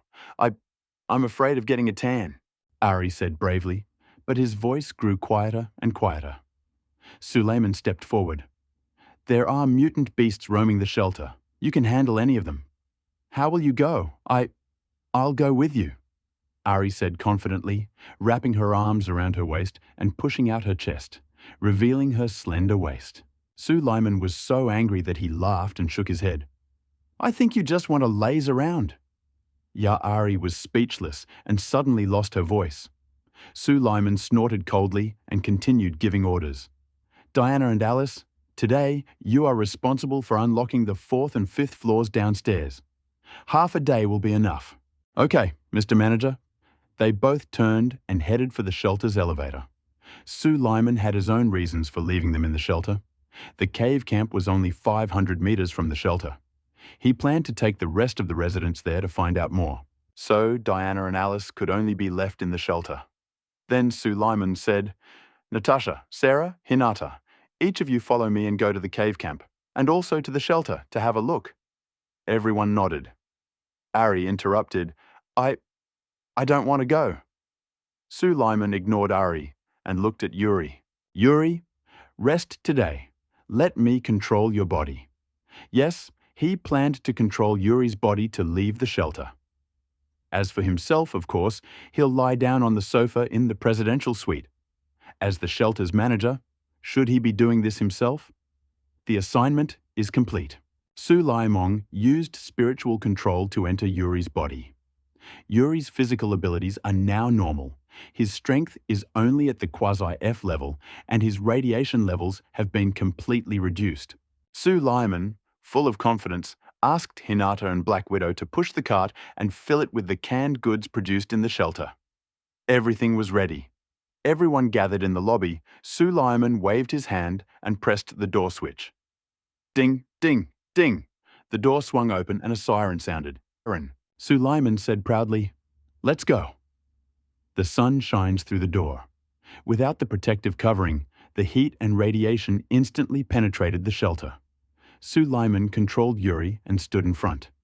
Yuri's strength was only at quasi-F level. Faced with the high temperature and radiation of the wasteland, he inevitably found himself powerless, and hot sweat immediately poured down his face. "Manager, put on your wasteland clothes." Hinata gently handed Sulaimon her wasteland clothes. Sulaimon controlled Yuri and shook his head. "Wear them, I can handle it." In the hideout, Sulaimon gave them to Black Widow and low-level Hinata. Yuri and Sister Luxara, whom he controlled, could only wear their own clothing. Therefore, under the critical influence of high temperature and radiation, Sulaimon immediately felt a burning sensation in his head. This was his first time encountering wasteland radiation. Sister Luxara is a level E, so she's much better than Sulaimon. However, Sulaimon controlled two bodies simultaneously. Both bodies were comfortably positioned in the presidential suite. Their combination made him feel much better. He took the initiative and walked out the door. But before he could take more than a few steps, he saw a huge mutant boar standing outside the door, licking the bloodstains left over from the night before. "Manager, be careful!" Black Widow reacted faster than anyone and stood before Sulaimon first. Sister Lux Sarah grabbed two pistols and decided to kill the mutant boar with one shot. "Wait!" Sulaimon quickly stopped the others, looked at Hinata, who was holding a kunai at her side, and said, "Hinata, this mutant boar is yours." Hinata was assigned to take action because he wanted to closely study Hinata's fighting style and give her a chance to prove herself. Last night, facing a monstrous onslaught, Hinata had also worked diligently. But she worked silently and did not draw too much attention to herself. Now Sulaiman's sudden order had Hinata flustered. Okay. Hinata hesitated for a long moment, her face flushed with shame. Sulaiman shook his head. Hinata was good in every way, but that was just her nature. She needed to be taught. He watched as Hinata, on edge, slowly approached the mutant boar, then very carefully tossed a kunai into his hand. "Ah," Sulaiman sighed. "Hinata, hurry up." "Oh, okay." Under the three of them's gaze, Hinata went speechless and almost burst into tears with worry. After battling the mutant boar for several turns, she was ready to take it down.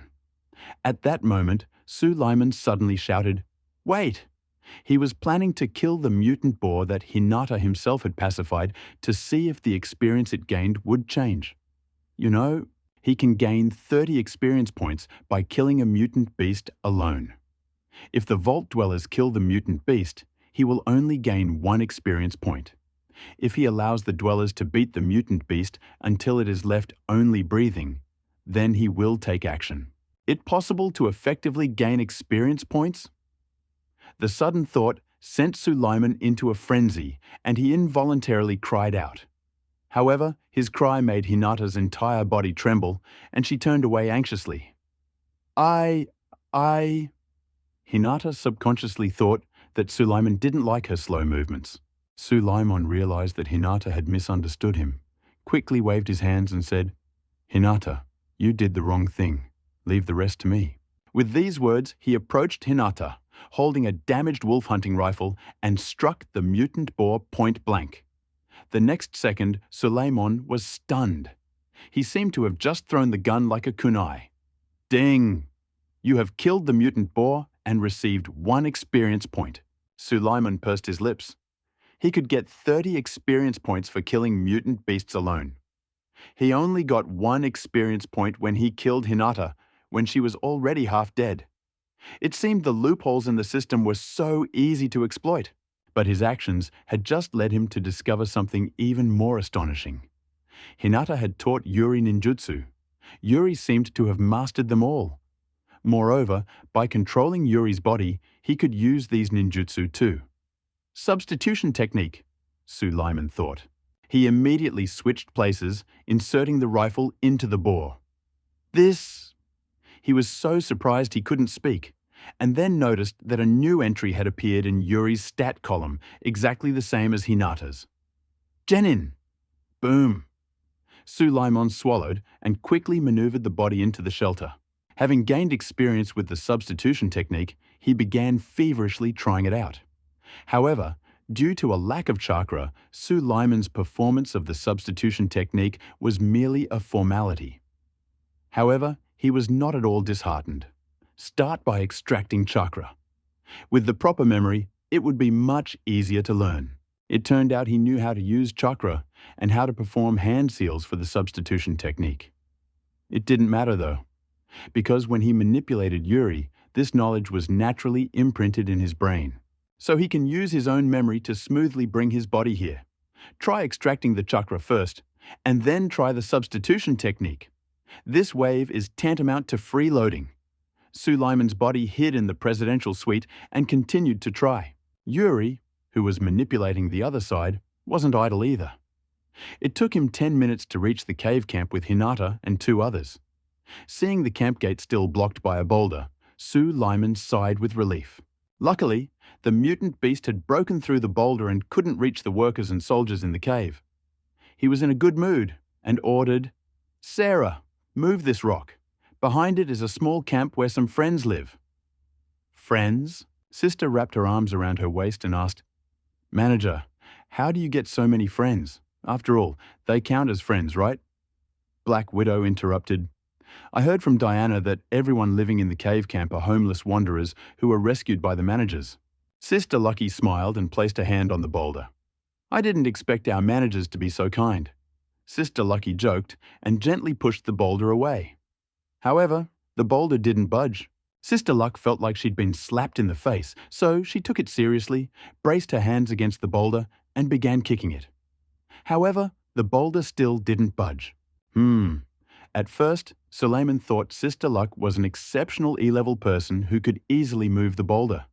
But he didn't expect the boulder to be so heavy. He quickly shouted, and everyone, bracing their hands against the boulder, strained with all their might. Boom! The boulder shook, revealing a thin crack. Done. And just as Suleiman was rejoicing, a pistol barrel suddenly emerged from the crevice and pointed it at his head. "Who?" Suleiman suddenly responded as the cold barrel of the pistol pressed against his head. He quickly grabbed it and, before his opponent could respond, abruptly opened the barrel and pointed it at the ground. Bang! A shot rang out, and Suleiman felt the barrel heat up in his hand. But he didn't dare let go. As soon as he did, the gun would be aimed at him again. Now controlled Yuri's body and the main body of Level E, making himself invulnerable to gunfire. At that moment, several more guns emerged from the opening, aimed at Suleiman and the men behind him. His eyelids fluttered and he shouted loudly, "Stop! Kill me! I'll kill Suleiman! Humph!" The man in the cave chuckled. "If you're going to pretend, find someone a little more like you. You two look exactly like 2 peas in a pod." Suleiman then quickly replied and asked everyone standing behind him to hide. He quickly hid to the side of the breach in the cave's blind spot. Seeing the situation unfavorable, everyone took cover. Even the cart with the canned goods was moved. Bang, bang, bang! Several shots rang out in quick succession, scaring the birds in the forest. Suleiman understood. Now he looked like Yuri. The last time he entered the camp and met the soldiers, he used the guise of Feng Dahu. The 2 guises were different, so naturally no one trusted him. So he hurriedly said, "Scar Chen, Li Jin, stop it. I really love Suleiman." "Su?" A voice full of disbelief came from behind the door. "Are you really Brother Dahu?" Dahu Suleiman remained silent and replied, "Yes, I am Feng Dahu. I also know that you moved here from the Qingtan camp, and the rest of the warriors came from the island on the lake. After this, the people in the cave essentially believed it. They squeezed through the gap and approached Su Lai Mong. "Brother Dahu, is it really you?" The thin man approached Li Jing, saw Yuri under Su Lai Mong's control, and asked, "Brother Dahu, where is your hair? Why did it disappear?" Su Lai Mong saw that Li Jin was more agitated than the other prominent warriors and was the first to run toward him. A warm feeling warmed his insides, and he decided to confront Li Jin about his guilt for misremembering his name. He restrained his anger and said, "Li Jin, did you just shoot at me?" "No." Li Jin quickly shook his head. "Brother Chen and the others are here. I just fired." At that moment, Scar Chen and the others emerged from the gap. Seeing Su Lai Mong, a bald man with a goatee, they confidently asked, "Are you really the manager of orphanage number 2333, Su Lai Mong?" Su Lai Mong nodded and said, "Yes, I brought you some supplies too." "Supplies?" Scar Chen's eyes widened as he saw the cart of canned goods behind Su Lai Mong. Lately, the people in the cave camp have been worried about food because of the beef with muscle meat. But eating grilled beef every day is unhealthy. Scar Chen was seriously angry, not to mention the blood in his stool. He was already urinating blood. Seeing Su Lai Mong bring a large quantity of canned goods, he naturally held back his saliva. You know, although canned food is a synthetic product, canned food in the wastelands can be enhanced with a formula and is designed for one soldier. It's not only delicious, but also nutritious. Scar Chen was about to say something, but a soldier in the gap snapped. "These canned foods are supposed to be poisonous, right?" "Ugh!" Scar Chen squeezed through the gap again and hit the worthless soldier hard on the head. "What the hell are you talking about?" The soldier cried out, "Ouch!" clutching his head, looking very offended. Scar Chen turned and squeezed back into the cave, smiling at Suleiman. "You should be ashamed of yourself. Have no discipline, and my subordinates just love to talk nonsense. We just didn't fire because there was a wave of mutants last night." As he spoke, Scar Chen's face was filled with fear. Su Lai Mong waved his hand, unconcerned, and said, "Never mind. Quickly get out of the way so we can lift the giant and transport all the supplies." "Good." Scar Chen was extremely excited. Since arriving at the cave camp, Chen Yi had become its manager. But the camp is like a tired soldier. There was theft, robbery, and the murder of all sorts of people. Besides tons of beef, the camp was severely short of all kinds of supplies, not to mention problems with water and radiation. Many in the camp were already dying and even losing their lives. This greatly troubled Chen Yi. Finally secured the supplies, and Chen Yi was naturally very excited. With their combined efforts, the enormous cave finally swung open, revealing a passage large enough for the carriage to pass through. Su Lai Mong personally rolled the carriage into the cave. Immediately, he smelled a sour odor. The air was thick with the stench of humanity, like a cell. Sweat, body odor, dirt. All these odors mingled together, making Su Laiman's sinuses ache and his head swell. He quickly held his breath. Su Laiman. The other inhabitants of the shelter responded in kind. Sarah, Sister Fortune, rolled her eyes and nearly fainted. What kind of poisonous gas was this? Black Widow quickly covered her mouth with her hands and involuntarily bent over to vomit. Hinata reacted more strongly than anyone else because no matter how awful the smell, she wouldn't behave disrespectfully in public. Everyone reacted, which momentarily confused Scar Chen. He quickly smiled and covered his face. The cave is not ventilated, and the only illumination here comes from sunlight filtering through the cracks. So, perhaps the smell is unpleasant, Chen Yi said, scratching the back of his head, his forehead almost bald. Su Lai Mong held his breath and asked, "How are you doing? Why do I smell body odor?" At that moment, Chen Yi's face instantly fell. The situation is very strange. There are only 30 of us left. Eyelids twitched, and he asked, "What's going on? I remember there were nearly 40 people transferred here, plus you 9. That should be the only number. Is that possible?" Combined with the body odor he smelled, Su Laimong realized that many people might have died in the cave camp. And of course, Chen Yi said, "There's not enough drinking water in the cave. We can only rely on the drying up underground river in the cave to replenish our water supply. We can only drink. Therefore, everyone's hygiene is very poor. Besides, there is no radiation in the wasteland. More than 10 people died in the camp." Suleiman remained silent, although the radiation level in the cave was very low. After a long journey, many survivors, given their previous radiation accumulation, have radiation levels between 80% and 90%, and they are just one step away from death. I really want to do something to change the status quo. I want to do something to change the status quo. These shelters are not rich. To feed so many people. Even if I empty my family's possessions, I won't be able to do it. After all, the shelter can only produce 96 cans and 2 tons of water per day for household needs. It's for my own consumption and is sold. Suleiman can bring 50 cans to camp at once, which is very painful. If I add dozens of half-dead mouths, the shelter will be eaten and drunk in less than a day.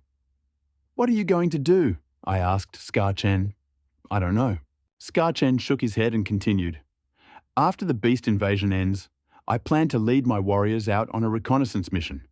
No matter what happens, try to save as many as possible. Even if they are destined to die, they must be fed to death, and the water poisoned." Suleiman was shocked by Scar Chen's words. He had brought the survivors here and planned to use them as a reserve population for the shelter. Suddenly, Scar Chen proved even more devious. So he asked, "Are you planning to take these survivors into the shelter? Do you want to recruit us?" Having said this, Scar Chen turned around abruptly. "Don't say that again. I was born in the city, and I will die in the city. I cannot join the other shelters.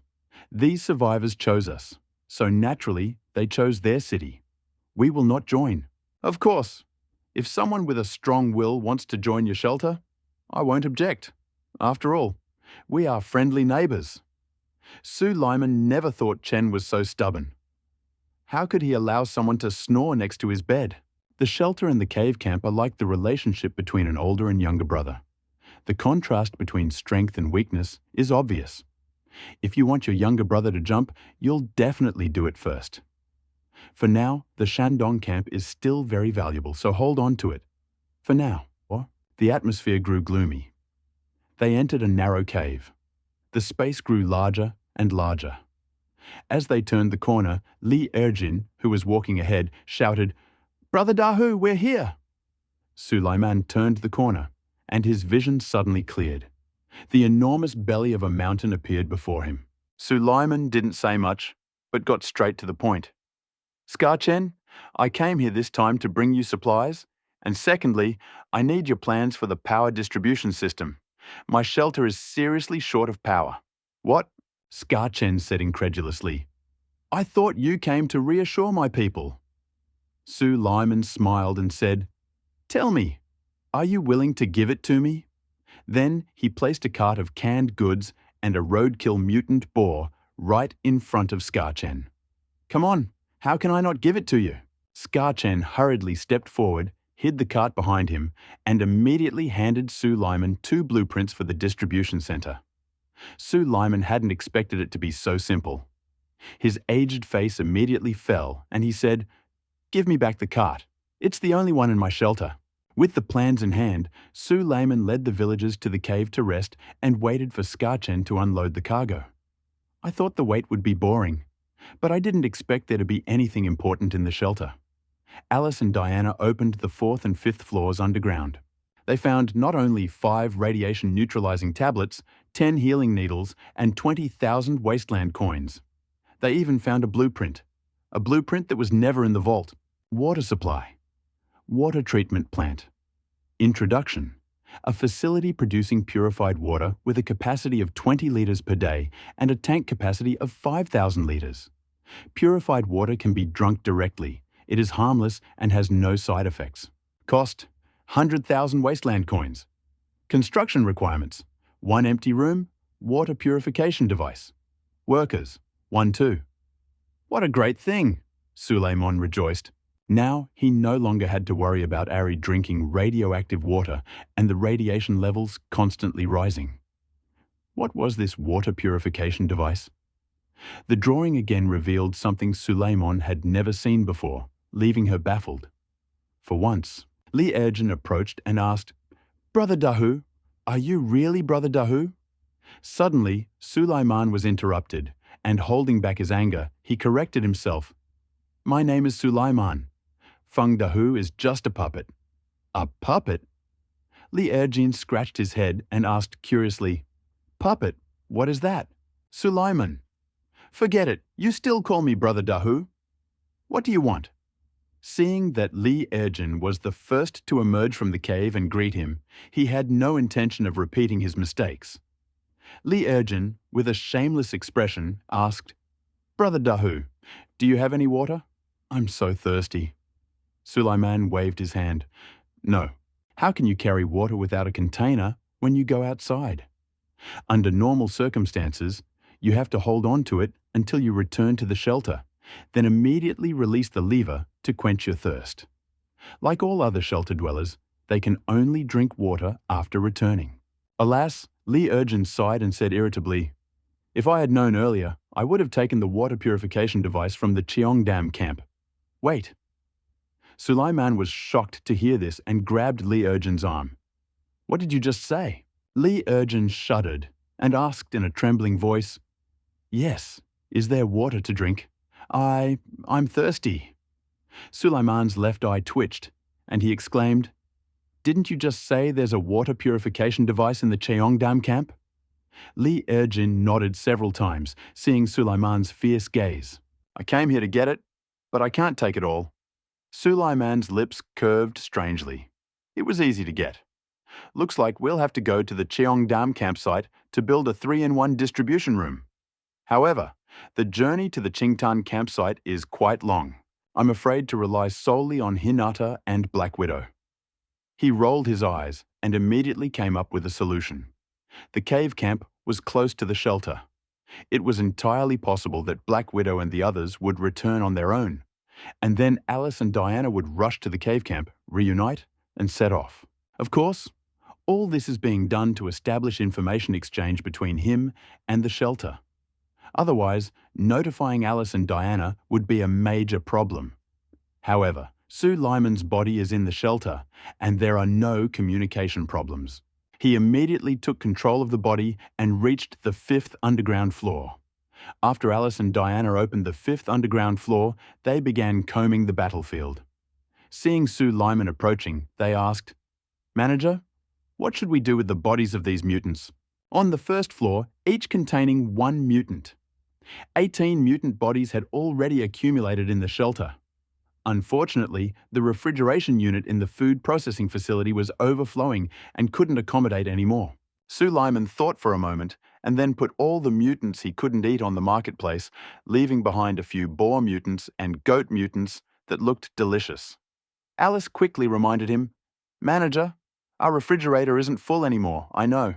Suleiman nodded and said, "Take this meat and head to the cave camp immediately. I need to take you to Qingtan camp." Qingtan camp? Alice and Diana had been to Qingtan camp before and knew no one else lived there, so they quickly asked, "Manager, why are we going to Qingtan camp?" Suleiman explained, "There's a water purification device in the Qingtan camp, and I need to use it to build a water purification device in the shelter." "But," Diana frowned, "if we leave, only you and Ari will be left in the shelter. What should we do?" Suleiman smiled and said, "Don't worry. Hinata and the others are already returning. I'm managing Yuri and will be waiting for you at the cave camp." With that, he quickly boarded the elevator and rushed to the basement. Only he and Ari remained in the shelter, so, I can focus on managing Ari's work. After spending 10 minutes alone with Ari, Suleiman greeted Hinata and the other two, along with the 2 blueprints for the distribution center he'd been considering. Having received the blueprints, he rushed down to the basement without stopping. Room number 1 on the basement floor was originally built as a distribution center. Therefore, he planned to convert rooms number 2 and number 3 into distribution centers. The 3 distribution centers are located next to each other. which is convenient for subsequent management. The first is room number 2. Suleiman spent a token and 10,000 wasteland coins to transform room 2 into a distribution room. He'd already observed the construction of a distribution room once before, but even afterward, rewatching the process, he was still in awe. In the same manner, turning it into a distribution room.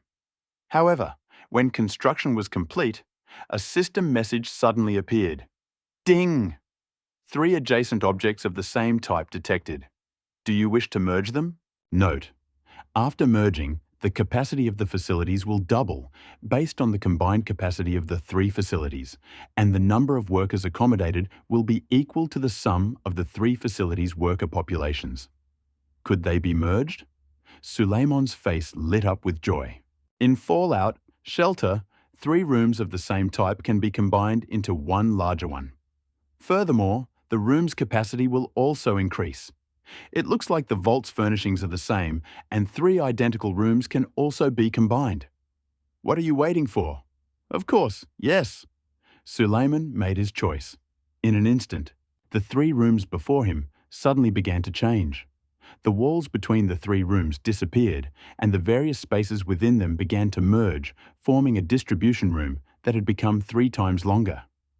The distribution room door opened in the same place as the door to room 1. The doors to rooms 2 and 3 were rebuilt with the wall. Ah! The sudden change made Ali scream in the distribution room. There's a ghost in there! The house is moving! Ali shouted and ran out of the distribution room. Seeing Suleiman in the doorway, he instinctively leaped at him and hugged him tightly. Suleiman felt the softness and elasticity of his body and involuntarily pinched the protruding parts. He reacted immediately. Ali must be looking for an excuse to be lazy. So Suleiman quickly lowered Ari to the ground and scolded him. What a shame to make such a noise. I just caused a change, Ari. Shouldn't you be going to the water treatment center? Why did you go to the distribution center? He drove the offended Ari back to the water treatment center and looked at the distribution center's information panel after the 3-in-1. Installations. Distribution base. Power, 300 electricity, hour current. Power, 400 electricity, hour power. Reserve, 45, 60, 50. This is the total power reserve of the shelter. Power consumption, 6, 2 electricity, hour. This is the total power consumption of the shelter. Employees. 1. Yuri's power bonus, 50 electricity hour. 2. Hinata's power bonus, 50 electricity hour. A appeared after the distribution station's name, indicating that this is a 3-in-1 distribution station. At the same time, the base power of the distribution station also increased to 3. Before the unification, this would have been unthinkable. Suleiman was stunned. Not only was Suleiman surprised, but even Ari, who had re-entered the distribution center, was left gaping. Ari looked at the distribution center, which had undergone a huge transformation, with an incredible expression and muttered, "Ah, Su, what happened to you? Why did it become like this?" Suleiman smiled. "I simply merged 3 distribution centers, but why did you move?"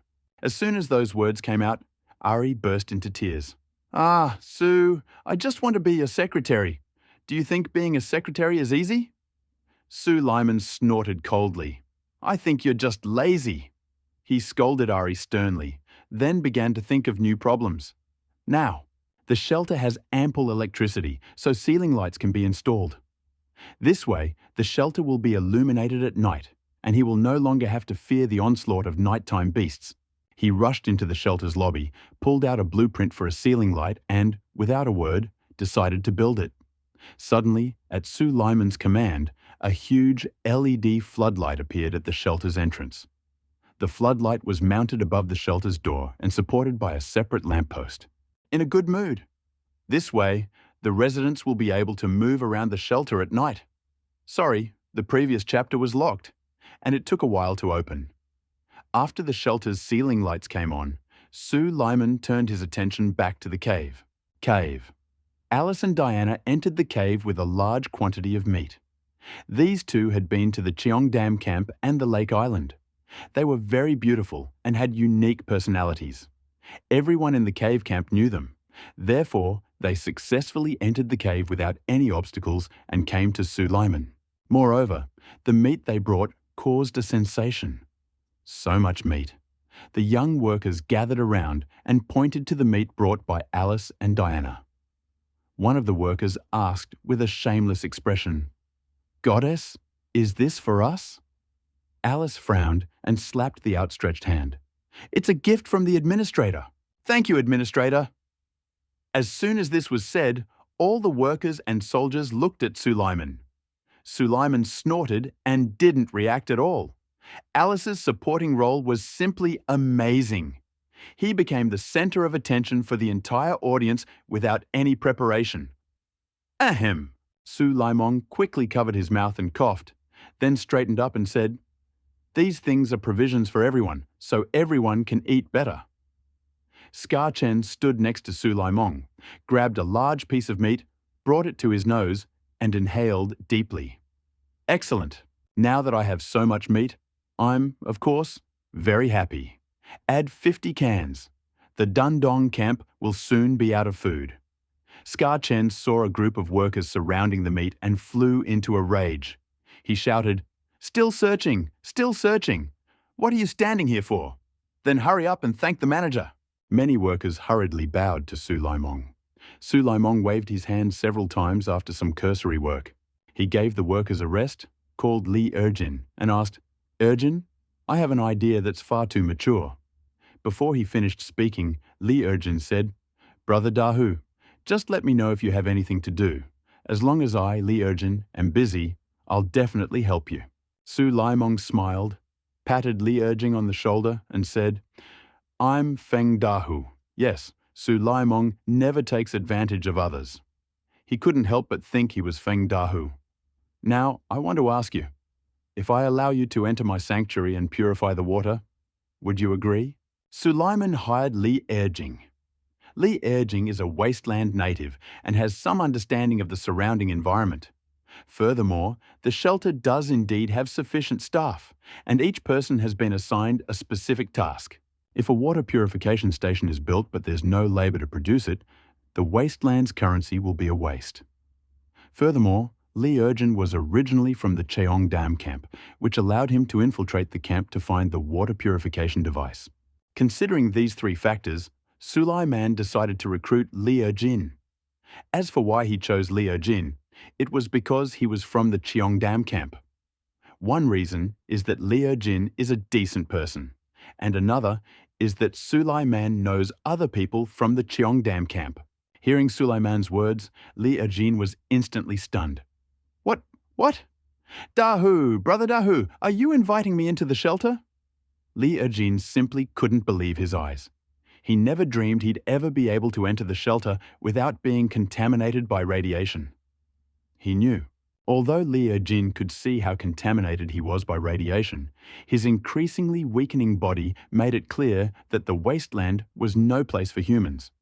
Suleiman was practically inviting him to join the shelter. In an instant, Li Erjin burst into tears. "Yes, I agree, Brother Dahu, I completely agree." Li Erjin plopped down in front of Suleiman, hugged him by the hips, and burst into tears. "Brother Dahu, I'm already alive, but in the next few days, I'll be able to see what this shelter is like. I'm very happy." "Thank you, Brother Dahu." "Thank you, Brother Dahu." The sudden movement made everyone in the cave camp look over.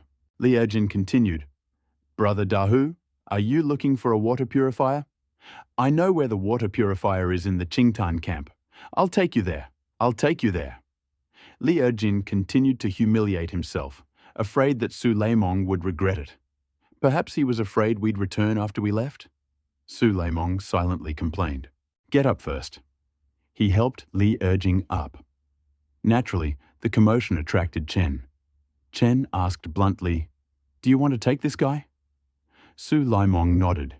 He remembered that Chen had been willing to accept workers into the shelter. However, he wanted to take Li Erjing, but he needed Chen's consent. Otherwise, he would have been beaten with a stick. "Yes, I'll take Li Erjing back to the shelter," he said decisively. Chen's eyelids fluttered. He clenched his teeth, waved his hand, and said, "I told you, if you agree, I won't stop you." Then he looked at Li Erjing. "Do you agree?" "Yes, yes." Li Erjin was as happy as Sun Wukong when he heard he was studying the 72 transformations. He didn't realize how meaningful Chen's words were. Chen, seeing Li Erjin's prudence, reluctantly said, "Then go and don't come back after you're gone." Li Erjin stood carefully behind Su Layman. The other workers looked at Li Erjin with envy. "Erjin, when you get rich, don't forget about your brothers." "That's right. I always thought Erjin was the most handsome and promising in our camp." "Did you know that? Erjin is a rare talent. Sooner or later, he'll be happy." "Erjin, come see us more often. We're all from the Cheongdam camp. When you have money, please buy me 2 cans to try." For a while, the atmosphere in the hall was very lively. The workers surrounded Li Erjin, praising him and asking him to take care of him. Li Erjin, already talkative, came to his senses. Scar Chen looked depressed and felt a little defeated in his role as camp manager. He preached the idea of a free city to the camp every day. Yet many workers proudly joined other people's shelters. How could Scar Chen feel uneasy? Suleiman patted Scar Chen on the shoulder and consoled him. "Chen, the road to revolution is thorny. It's just that not everyone likes your freedom city. Cheer up." After Li Erjin had a little fun, Su Layman took Li Erjin, Alice and Diana and headed to the Cheongda camp. Camp is quite far from the cave, about an hour's walk away. The group moved slowly, mainly due to Li Erjin's heavy load. Furthermore, the road ran through an urban forest. The terrain was uneven, and speed was naturally slow. As he walked, Li Erjin shouted with unusual energy, as if deliberately trying to show off. These mountain roads haven't been maintained for decades, maybe even hundreds of years, and have long since become completely immersed in nature.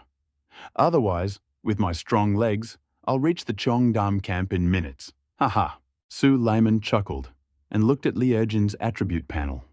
Li Erjin. Ordinary human radiation level, 87%. Happiness, 50%. Loyalty, 70%. An ordinary wasteland survivor. Stats, to be developed. Oh, an ordinary human? He shook his head.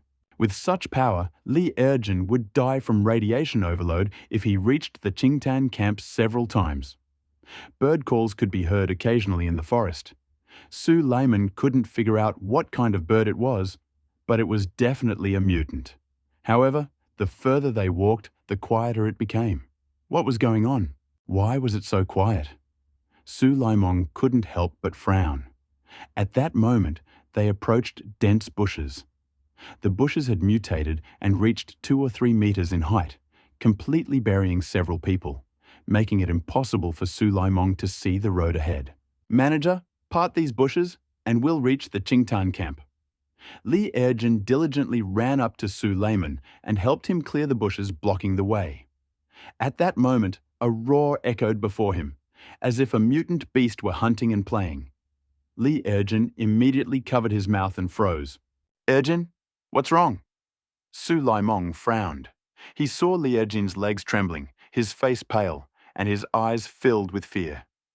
Manager, it's a mutant beast, it's a mutant beast." Li Erjin, trembling, tried to lower his voice and quietly said, "That's the sound of a mutant lynx, I heard it." "Mutated rats are very strong." Li Erjin looked very scared. If Su Layman and the others hadn't been there to see Diana's strength, I'm afraid Li Erjin would have run away long ago. "Su Layman? A quasi-F mutant rat is afraid of being like this. What kind of brain circuit is this?" He patted Li Erjin on the shoulder and consoled him. "Erjin, aren't they mutant rats? These rats wouldn't even be enough to feed the shelter." Then he decided to part the bushes and catch 2 mutant rats to give Li Erjin courage. But suddenly, a gunshot rang out ahead. Su Layman jerked his hand back. "What's going on? No one!" he immediately shouted, and immediately took precautions. Alice also assumed a defensive stance. Diana pulled out the lasso of truth and stood in front of Su Layman.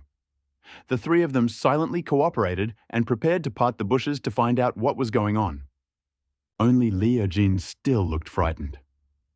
Just as Alice was about to part the bushes, Diana cried out, "It's too late. The enemy has spotted us." "What?"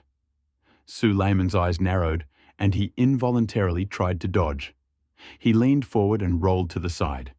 He was now in control of Yuri's body. It wasn't as free as when he was in charge of Fong Dahu. If he died, he died. You know, Yuri was one of the few people in the hideout. If Yuri died, Suleiman wouldn't have such a handy tool.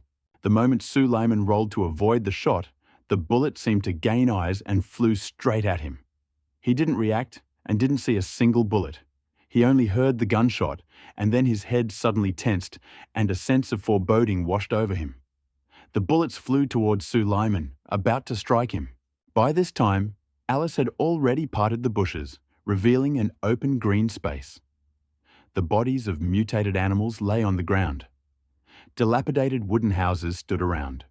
A group of 6 people stood in the middle of the green space. They were well equipped and all dressed in wasteland attire. They didn't look like wasteland wanderers. The leader held a wolf-hunting rifle, the barrel of which was aimed at Suleiman. Green smoke billowed from the muzzle, clearly indicating who had just fired.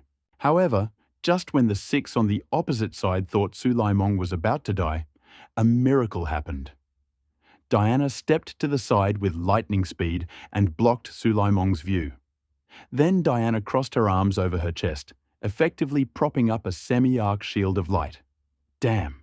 The bullet struck the light shield, sending up a shower of sparks, and then bounced off in other directions. The shooter looked as if he'd seen a ghost and screamed loudly, "This is impossible!" Then the 6 people on the green ground pointed their guns at Diana, who froze. Yes, yes, yes, yes. The enemy continued firing, focusing on Diana. But Diana remained motionless, allowing the bullets to hit her shield and body. Not a single bullet could harm Diana or Suleiman behind her. A volley of bullets rang out. Diana still stood her ground. Liurjin, standing to the side, felt his ears being pierced by the loud gunshots and constantly buzzing. Diana, on the other hand, simply refreshed Liurjin's 3 glances. This. Liurjin's eyes nearly bulged out of their sockets. He pointed at Diana and continued to repeat it. Alice already knew Diana's true strength. So, when she saw the enemy shoot at her, she didn't take any special action. Diana is a B-level superhero. Moreover, she's a superhero with all the attributes that exceed B-level. Even if she takes the shot head-on, she won't be harmed. Not to mention, Diana can create an indestructible and powerful shield using the protective silver bracelet on her wrist. Ordinary firearms pose no threat to Diana. Retreat! This is no ordinary superhero.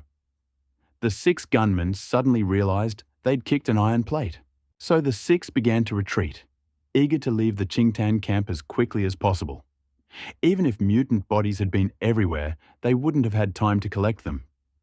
But it's not a matter of shooting if you want to shoot and leaving if you want to leave. Suleiman can't accept this loss. Suleiman stood up from behind Diana, looked at the 6 retreating men, and asked with a smile, "What? Are you running for a gun?"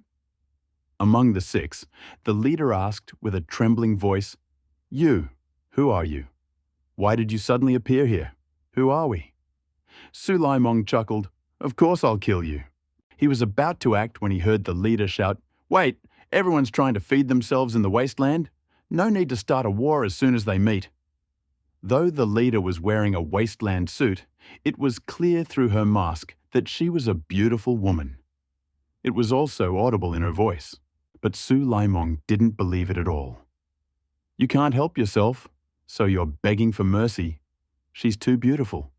If it weren't for his quick dodge, if it weren't for Diana's invulnerability, I'm afraid those 6 in front of him would have eaten him up long ago. How could they have given him time to talk? "You are talking too much nonsense." Suleiman waved his hand and pointed at the 6 in front of him. "Leave the leader here and kill the rest." As soon as the words left his lips, Alice and Diana, who had been waiting for the right moment, reacted immediately. "No!" the enemy leader involuntarily shouted, but it was no use. Alice lunged at the enemy, raised a makeshift steel pipe weapon, and killed him with a single blow.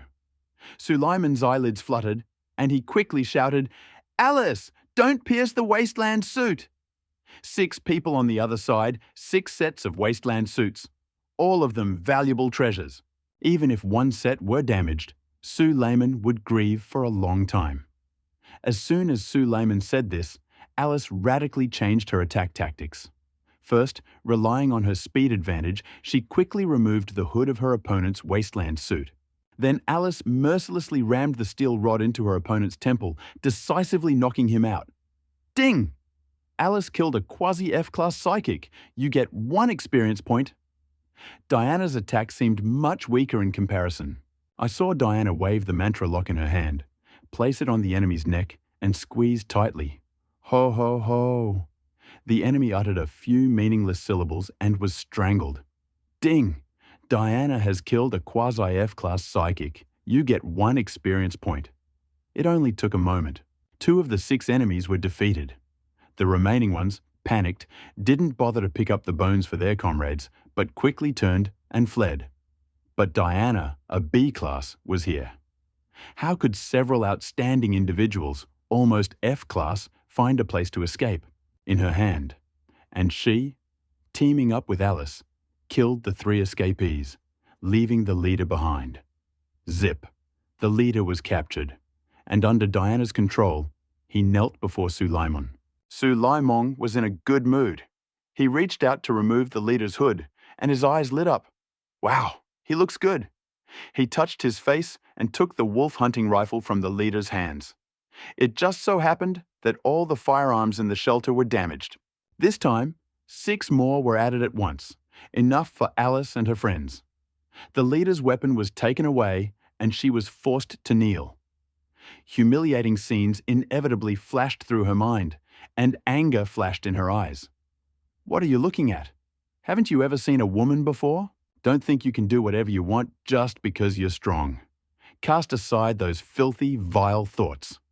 Sooner or later, I'll take the people from Vault 913 and trample your shelter. Then I'll torture you 100 and 1,000 times. Eyes blazed with hatred, she knelt, holding her head high and retreating. Ha ha. Suleiman chuckled, put away his hunting rifle, then asked Diana for a lasso for the truth and approached the female leader. What are you going to do? The female leader screamed in panic. What are you going to do? Aren't you afraid that Shelter 913 will take revenge? The female leader dropped to her knees and continued to back away until she stopped at the tree behind her. Then the female leader took a deep breath, her body shaking uncontrollably, her eyes filled with indignation. She looked at Suleiman and said in a sharp voice, "You better beg me to spare your life now. Otherwise, I will return it 100,000 times." Suleiman's whiskey sputtered. I never thought there was such an ignoramus in the world. Having fallen into enemy hands, he not only couldn't ask for mercy, but also continued to curse. You talk too much nonsense. He bound the female leader with the lasso of truth again and again, then crouched down and ordered, "From now on, answer everything I ask." The female leader was entangled with the lasso of truth, and her expression immediately changed. At first, she had been disobedient, humiliated, and angry, but now she became calm, obedient, and submissive. Naturally, this is the effect of the lasso of truth. The lasso of truth is a gift from God, possessing magical properties. Once a person is bound by the lasso of truth, they can only speak the truth and will not lie. This is precisely why Suleiman interrogated the female leader. After all, it was she who revealed the existence of Vault 913. If he didn't interrogate her clearly, Suleiman wouldn't be able to sleep. He approached the female leader and asked her directly, "Where is Vault 913? How many people are there? How are the soldiers? Tell me everything quickly." Confusion and humiliation flashed in the female leader's eyes. But under pressure from the lasso of truth, she finally gave in and, lowering her head, said, "Vault 913 is designed to house nearly 100 people. The specific location is 31 Jianxi Road, Qingshui District. The first floor is disguised as a large, abandoned shopping mall, accessible via the elevator in the shopping mall. In fact, there are almost 100 people there." Sue Lyman's heart sank. Vault 2333 currently has fewer than 10 people, while Vault 913 has almost 100. What a huge size. And Vault 913 is also located in the Qingshui district. Although it's located some distance from Vault 2333, as the vault develops, the two sides are bound to encounter each other. This is the first local vault Sue Lyman has encountered in the wasteland. He's unsure whether he should confront such a massive vault head. On. I don't know what level the most powerful extraordinary person in Vault 913 is. Thinking about this, Sue Lyman asked, "Tell me quickly, how many extraordinary people are there in Vault 913, and who is the strongest?" The female leader, directly under the control of the lasso of truth, spoke the truth. There are a total of 25 extraordinary people in Vault 913, and the strongest among them is Chen Woody, the manager of a Super F-level shelter. Sue Lyman. The strongest is a Super F level? Did I understand the scenario correctly? He couldn't believe it and checked several times to make sure the lasso holding the rope of truth hadn't loosened. But the lasso with the rope of truth was tied around the female leader's neck, tight as a collar, and there was a possibility of lying. He was about to ask again, but he heard the female leader continue. Rumor has it that Chen Woody is about to be promoted to Quasi-E class. If you know what's best for you, please help me free him. I can forgive the past. After all, I am Chen Woody's woman. At this moment, the female leader raised her head proudly, as if she owned a vast backstage area. Okay, it seems Vault 913's condensation has accepted the wrong scenario. Sue Lyman shook his head and dismissed his concerns. Although Vault 913 houses about 100 people, the highest level is only Super F. Even if everyone were transcendental, it wouldn't sink. It wouldn't even drown Diana. Not to mention that Alice himself, Sister Luck, Black Widow, Yuri, Hinata, and others are also in the shelter. Vault 913 currently poses no threat to him. In fact, half the shelter is occupied primarily by Diana and Alice. Sue Lyman looked at the two people next to him and decided to improve the conditions for one or two people when the shelter developed in the future. For now, let's get rid of this so-called woman in front of us first. Under the influence of the rope of truth, the female leader spoke incessantly. The general idea was to warn Sue Lyman to quickly let her leave in the sedan chair. Otherwise, Sue Lyman would be in trouble. Sue Lyman then asked again about the exact location of Jianxi Avenue and the distance from here, but received no answer. It seemed the leader truly knew nothing. During the interrogation, the leader continued to curse and beg Sue Lyman to let her go. Unfortunately, Sue Lyman didn't have the bad habit of cutting and pulling out grass. He removed the rope of truth from around the leader's neck. The leader became angry. "Damn it, you freak, what kind of magic are you using to get this out of my mouth?" Sue Lyman smiled faintly. "I already know everything I need to know." The leader was furious and was about to rush at Sue Lyman. But Diana had already hugged the leader tightly and was unable to move. Suleiman looked at the leader, then at Li Erjin and asked, "Erjin, have you never fired a gun?" Li Erjin was stunned, but then recovered after a fierce fight. "Manager, I've only watched others fire a gun, and I've never fired one myself." Having said this, the female leader assumed an extremely humiliating expression.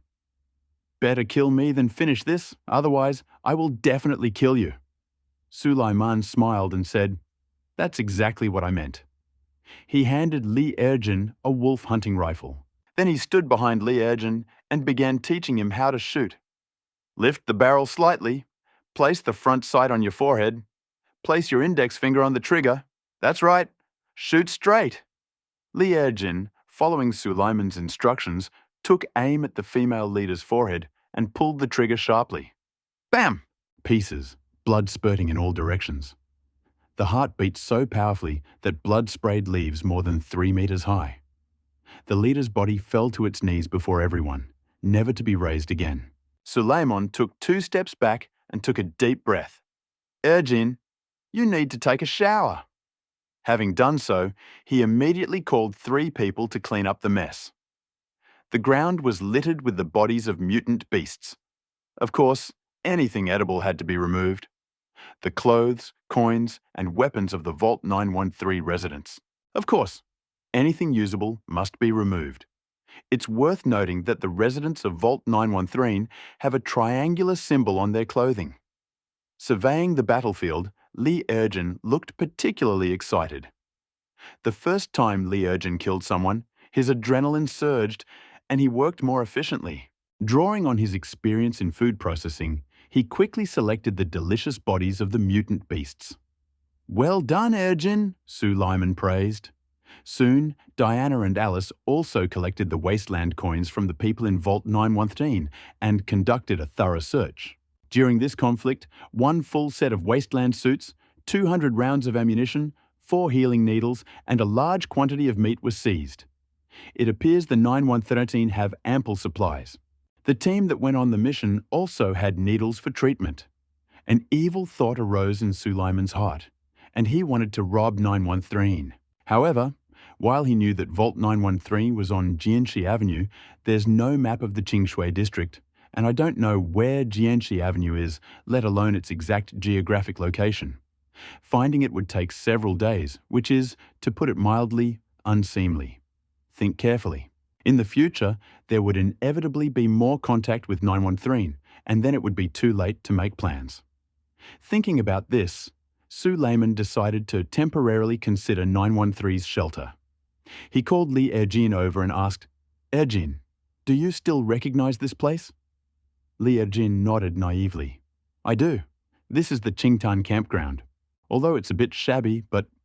Ahem.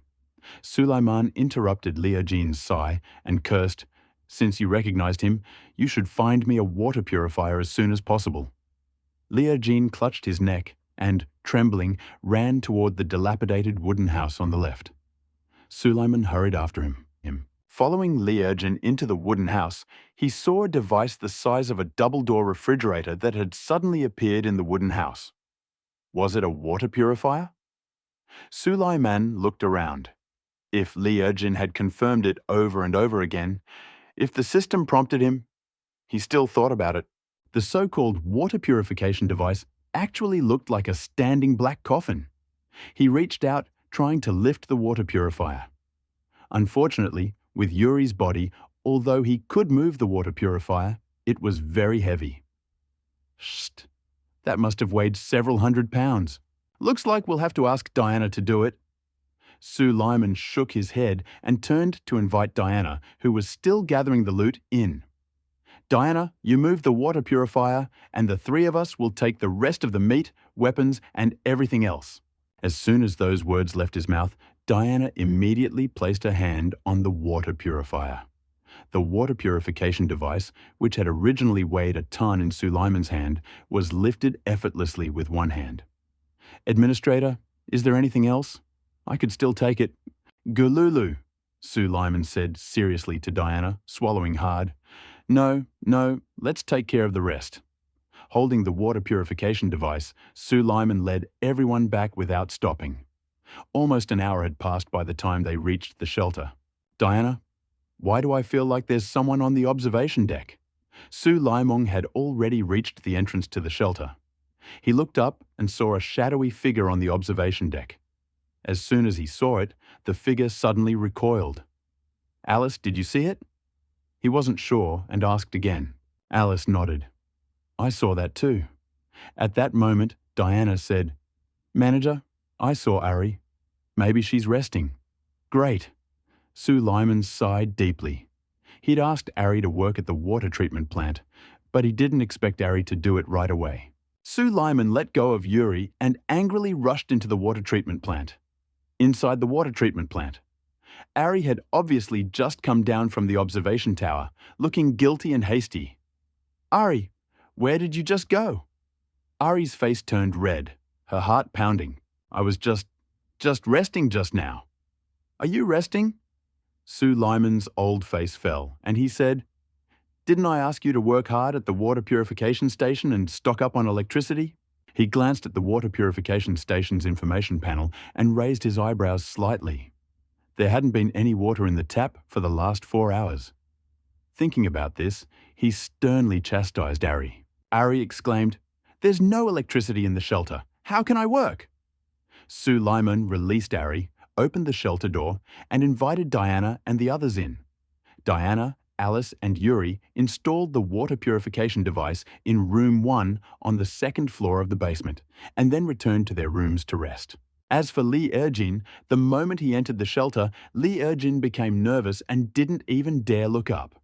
He simply grabbed the hem of his clothes and stared at his feet. "Erjin, what are you thinking about?" Suleiman angrily slapped Lee Erjin on the shoulder, startling him. Lee Erjin trembled and said, "Administrator, what are you saying?" Lee Erjin knelt before Suleiman and exclaimed, "Administrator, thank you for allowing me to enter the shelter in my prime. I think this life is worth it." As Lee Erjin knelt down, Suleiman heard a system message. Ding, Lee Erjin's happiness, plundered 10%. Current happiness, 60%. Lee Erjin's loyalty, plundered 10%. Current loyalty, 80%. Unexpectedly, simply returning Lee Erjin to the shelter would make him feel happier and more loyal. Suleiman glanced at Lee Erjin's sign with relief. He suddenly realized that Lee Erjin's radiation level had reached 88%. If this problem isn't resolved quickly, I'm afraid Lee Erjin won't survive long. Thinking about this, Suleiman approached room 1 on the 3rd underground floor, where the supplies were stored. After taking 3 doses of anti-radiation medication, he returned to the lobby. Lee Erjin stood there with an honest expression, not daring to look or move. He was afraid that the slightest mistake would deprive him of his right to reside in the shelter. Only when Suleiman returned to the lobby on the elevator did he quietly greet him. "Chief?" At this moment, Lee Erjin was timid and no longer as talkative as before. Suleiman handed Lee Erjin an anti-radiation drug and said, "Erjin, this is a cure for wasteland radiation. After 3 injections, you'll be able to return to a radiation-free state." "Okay, thank you, admin." Lee Erjin, without a moment's hesitation, removed the protective cap from the needle and pierced his leg. After 1 injection, Lee Erjin's radiation levels dropped by 30%. This time, Lee Erjin didn't feel it directly, but he did feel his body suddenly relax. After the 2nd injection, Lee Erjin's radiation levels were still at 28%. Now, Lee Erjin felt a significant change. He felt much calmer, but he also experienced a sudden sharpening of his vision and hearing. After the 3rd injection, Lee Erjin's radiation levels disappeared completely. I've never felt that living in the wasteland could be so easy. Leah took a deep breath, feeling refreshed, and even the air tasted sweet. You know what I mean. Previously, Lee Erjin's radiation levels had been off the charts, and even a breath sent a searing pain through his lungs. He'd only hesitated because he feared death. Lee Erjin jumped. Never before had he felt so energetic. "Administrator, I seem to have aged 20 years. Lee Erjin was extremely excited. Suleiman asked with a smile, "How old are you now? 21? Only 21? Suleiman was shocked. Lee Erjin looked about 40. Of course, radiation levels were off the charts back then. Now, Lee Erjin was about 30 years old. The radiation problem was solved, and Suleiman received another tearful thank you from Lee Erjin. Suleiman coughed, pushed Lee Erjin away without leaving a trace, and said, "Erjin, since the radiation problem has been resolved, I'll give you a room."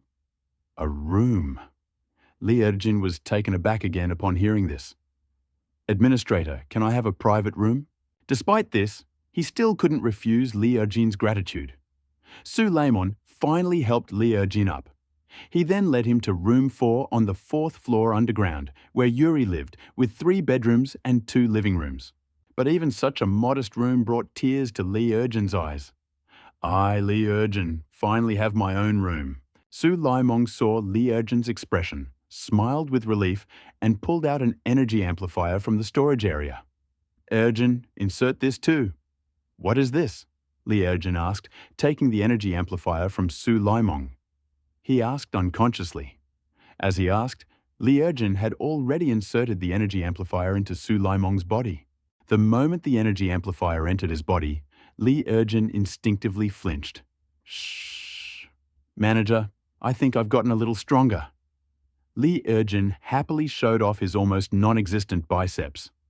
From the moment he entered the shelter, Li Erjin had been in complete shock. Injections that can cure radiation and increase strength. He can enter an underground elevator, a clean, dust-free bedroom, a living room and bathroom that no one has ever seen. A series of modern things made Li Erjin realize he was a real person. Li Erjin vowed to be absolutely loyal to the orphanage and its manager, and to work hard to live like a human in the orphanage. Ding. Li Erjin's happiness level increased by 10%. Li Erjin's loyalty level increased by 10%. A series of system prompts appeared in Sulaiman's field of vision. Li Erjin's happiness and loyalty levels dropped to 1/10, and, having reached 1/10, he saw the same commentary as the characters in the heavens. Eternal happiness. Eternal loyalty. Good, good, good. Sulaiman was happy. Li Erjin was hired because there weren't enough people. Now, Li Erjin was also eternally loyal, and he didn't have to worry about looting the orphanage's warehouse. Thinking about this, Sulaiman was filled with joy and allowed Li Erjin to rest a little. He hurried to room 1 on the second basement floor. He wanted to build a water treatment plant here and produce clean water. Sulaiman hurried to the second underground floor. But when he reached room 1, he discovered the shelter was short of wasteland coins. Building a water treatment plant requires 100,000 wasteland coins. But right now, the vault only has 49,000 wasteland coins. That's not much. But where can I find that many wasteland coins in such a short amount of time? The only option left is the old-fashioned auction. I returned to room 1 on the 3rd floor of the basement, which was used as a storage area, and weighed the shelter's current supplies. With power restored, the food processing plant and water purification plant resumed production. It would take some time for the vault to quickly accumulate a supply of canned goods.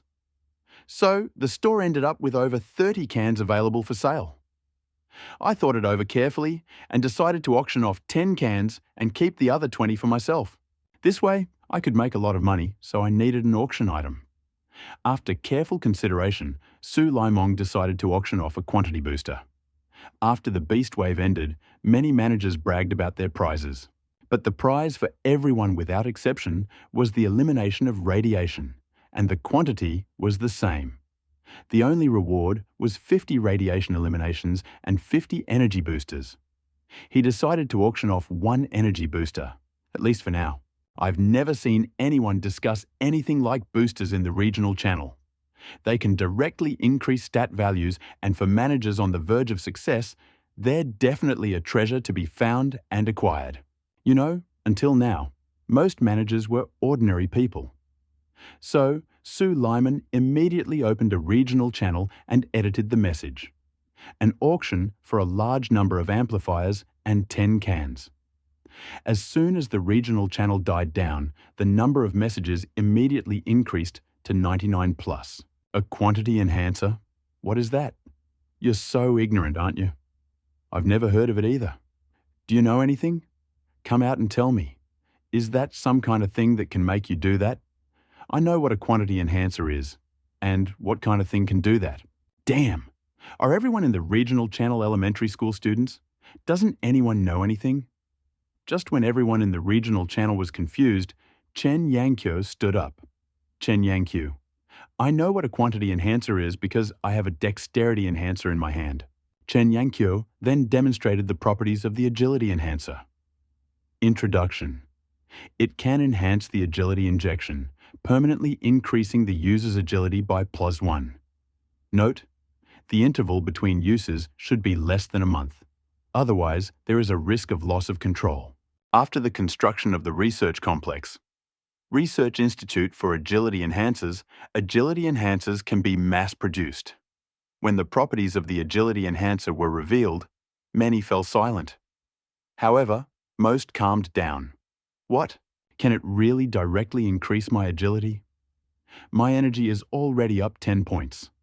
If I boost it a little more, I can break free from the shackles, reach quasi-F, and become a transcendental being.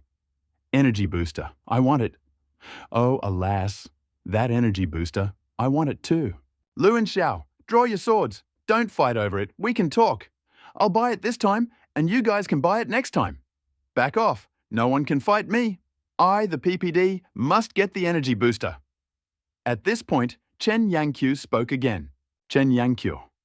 Sulaimon, I hope you will put the common interests of the wasteland first. Distribute all the amplifiers in the wasteland for free. Help the weak administrators, save the endangered shelters, and create a better future for us. You should know that we are all managers who came from the Blue Star, and we must cooperate and form an alliance. Sulaimon, as a strong person, you must implement all the quality improvements to improve the power of the other shelters and strengthen our alliance. Otherwise, I'll urge everyone to buy your quality upgrades. As soon as Chen Yangqiu said this, countless managers began to agree. Yes, saving humanity is everyone's responsibility, and the strong bear an even greater responsibility. If they're giving it away for free, I'll buy this mass booster. I bought it too, and can't wait for them to give it away. Buy it, and let the speculators go bankrupt. Yes, we'll unite and fight the speculators. Suleiman knew how Chen Yangqiu had earned such high respect among the managers over this period. Countless managers had taken him up on this and were resolutely ready to buy. Perhaps they were taking advantage of the opportunity to lower the price? Suleiman had a good feeling, yet he felt a little uneasy. When did I form an alliance with you? He immediately lunged at Chen Yangqiu. There's a limited supply of mass enhancers. Who are they going to be given away for free? You? Why did you give away the agility enhancer for free? Hey, shelter number 5649. Chen Yangqiu was so angry that her stomach swelled and she almost choked on blood. In her hand was the agility enhancer she'd originally thought was hers. But Su Laimong's words burned her like fire. Chen Yangqiu could only change the topic and said, "Before the wave of beasts arrived, I signed the Blue Star Manager Alliance agreement with the nearby managers. All Blue Star managers will automatically join our alliance. Otherwise, they will not be considered Blue Star managers and will be subject to attack by the alliance. As an alliance member, and a powerful one at that, you must do your part. Take the energy booster and hand it over to the alliance.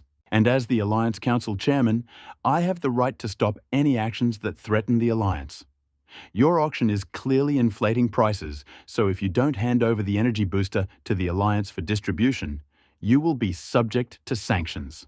All Blue Star managers will be barred from the energy booster auction." Su Laimong skimmed through the information and laughed so hard he caught his breath. It's just American theory. A good method. He'd grasped it. Then create Alliance 2333 nearby, and anything you like will become the property of the Alliance. Su Liman was too lazy to argue with Chen Yangqiu, because he knew that arguing in the air would lead nowhere. It would be better to put the energy booster on the shelves right away and see if anyone would bid. After Chen Yangqiu's public speech, he figured more people had already heard about the auction. The energy booster auction would become even more popular. So Su Liman unceremoniously launched the energy booster auction with a starting price of 80,000 wasteland coins, a one-time increase of 1,000 wasteland coins. However, unlike the heated scene Su Liman had imagined, there was indeed not a single bidder in the trading floor. What's going on? Is Chen Yangqiu really that attractive? Su Liman frowned, realizing it wasn't that simple. No. On the one hand, it was because of his connections with Chen Yangqiu. On the other hand, these people were definitely taking advantage of this opportunity to lower the price of energy enhancers. A minute passed. Indeed, there was not a single bidder in the trading floor. Chen Yangqiu spoke up. "Sulaimon, the Alliance has sanctioned you. No one will participate in the bidding." As soon as he said this, someone immediately agreed. "That's right. The speculators have made a killing off us, and now they want to continue exploiting us. It's a dream. If the energy booster isn't distributed for free, I won't buy it. Me neither. I fully support the Blue Star Management Alliance and all decisions made by Goddess Chen. Looking at the string of garbled speeches, Su Lehman smiled. He couldn't believe there really was no one to buy such a rare energy amplifier. On the other side, Vault number 4297. Lin Tian sat cross-legged on the sofa in the presidential suite and called out to Brigadier Li Mao. Li Mao patiently asked, "Administrator, is there anything?" Lin Tian asked, "Captain Li, there's a mass enhancer up for auction. Do we need it? A mass enhancer?" Li Mao was stunned and immediately replied decisively, "Yes, whatever it is, we need it." Lin Tian said, "In that case, get those wasteland coins ready." Just when everyone thought no one would participate in the auction, a message appeared. Lin Tian's bid. 81,000 wasteland coins. Since no one wants it, I, Lin Tian, will take it on myself, ha ha ha ha, right away. The regional channel immediately exploded. Chen Yankyo. Lin Tian, what have you done? Lin Tian, you betrayed the alliance. You bastard, we agreed that no one would buy it. I can't believe it. I waited until the last second to buy at a good price, and now I can't afford it. Me too. Me too. +1. Chen Yankyu. What's wrong with you guys? You keep saying you won't buy it. Aren't you afraid of alliance sanctions? Lin Tian began placing bids. Countless people immediately joined him, afraid of being left half a point behind. Su Lyman nodded. That's the proper way to start an auction. Countless people began bidding, eventually pushing the price of the energy booster up to 100,000 wasteland coins. Zhou Yu, who had purchased the radiation neutralizer from Su Lyman, said, "Didn't one or two of you say you wouldn't sell it? Why are you competing with me?" As soon as this was said, Teddy's group immediately began fighting. "Everyone's here to bargain with real powers. Why not capture him? I want to not only capture him, but also take him." Hearing these words, Chen Yangqiu was completely paralyzed with anger. "You bunch of stinking people, you're all worthless." At this point, the Blue Star Alliance is non-existent. Chen Yangqiu is nowhere to be found. Everyone is constantly fighting over the energy booster. Some are constantly demanding higher prices. Among those making bets, there are those who have been keeping an eye on Chen Yangqiu and have been critical of Su Lyman from the start. Every time such a person places a bet, Su Lymong presses Chen Yangqiu once. "Chen Yangqiu, look, one of your men has rebelled." "Chen Yangqiu, look, that's not your ally. Why is he here to place a bet?" "Eyeball, look, your ally is placing such high bets." Vault number 5649. Chen Yangqiu was so angry at Su Lymong's episode that she herself became enraged. But Chen Yangqiu simply couldn't stay angry. After all, those who had condemned Su Lymong along with her at the beginning all rebelled and participated in the auction. Chen Yangqiu gritted her teeth, her heart filling with indignation. She'd spent countless efforts and blood to found the Blue Star Management Alliance. It had completely disintegrated in the face of a mass enhancer. Thinking of this, Chen Yangqiu looked at the agility enhancer in her hand and furiously injected herself with it. "From now on, there will be no more Blue Star Management Alliance. I will fight alone." Chen Yangqiu warmed up a bit. The auction for the mass enhancers was unusually heated. The final price of the transaction reached 150,000 wasteland coins, significantly exceeding Su Lyman's expectations. He nodded with satisfaction and wrote to Chen Yangqiu again. "Thanks for the warm-up. I managed to sell it at a good price." Unfortunately, Su Lyman never received a response from Chen Yangqiu from start to finish. While the heat was still lingering, Su Lyman put 10 cans back on the shelf. This time, he didn't hold an auction, but listed them individually, each priced at 1,500 wasteland coins. Who would have thought the jars would sell out the moment they were put on the shelf? Su Lyman had earned another 15,000 wasteland coins. After the harvest wave, Su Lyman began counting his profits. At this point, the entire vault had accumulated 114,000 wasteland coins, more than enough to build a water purification station. He was inspired and rushed to the dungeon with the blueprint to prepare for the water purification station's construction. At that moment, A private message caught his attention. A private message from Lin Tian.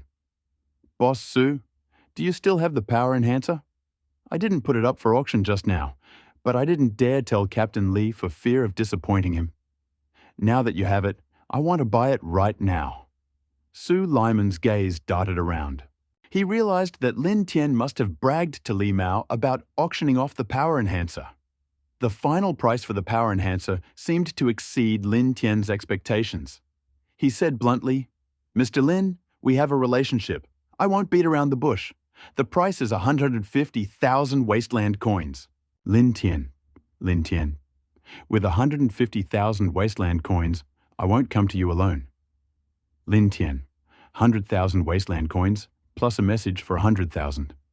Su Liman smiled and sent a message. What news is worth 100,000 wasteland coins? I want to hear it.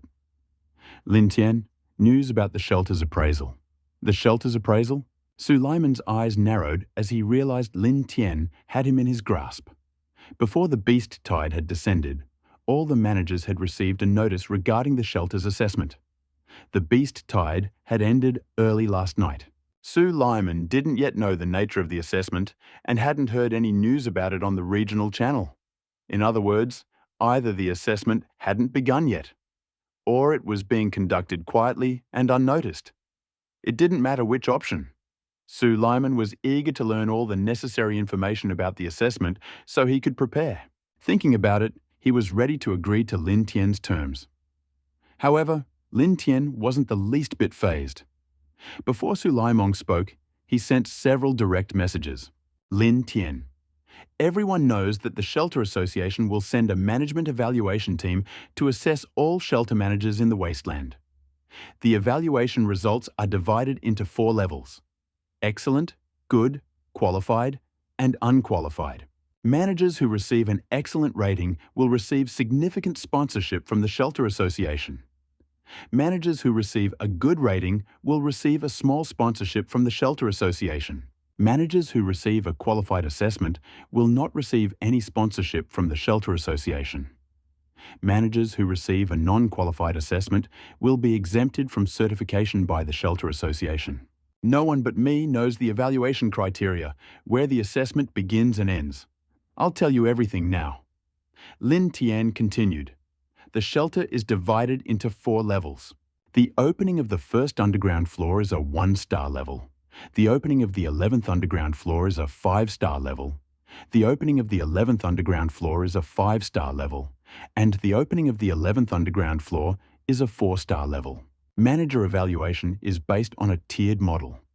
A 4-star haven is responsible for evaluating a 1-star haven within its sphere of influence, and a 1-star haven is responsible for evaluating a 1-star haven within its sphere of influence.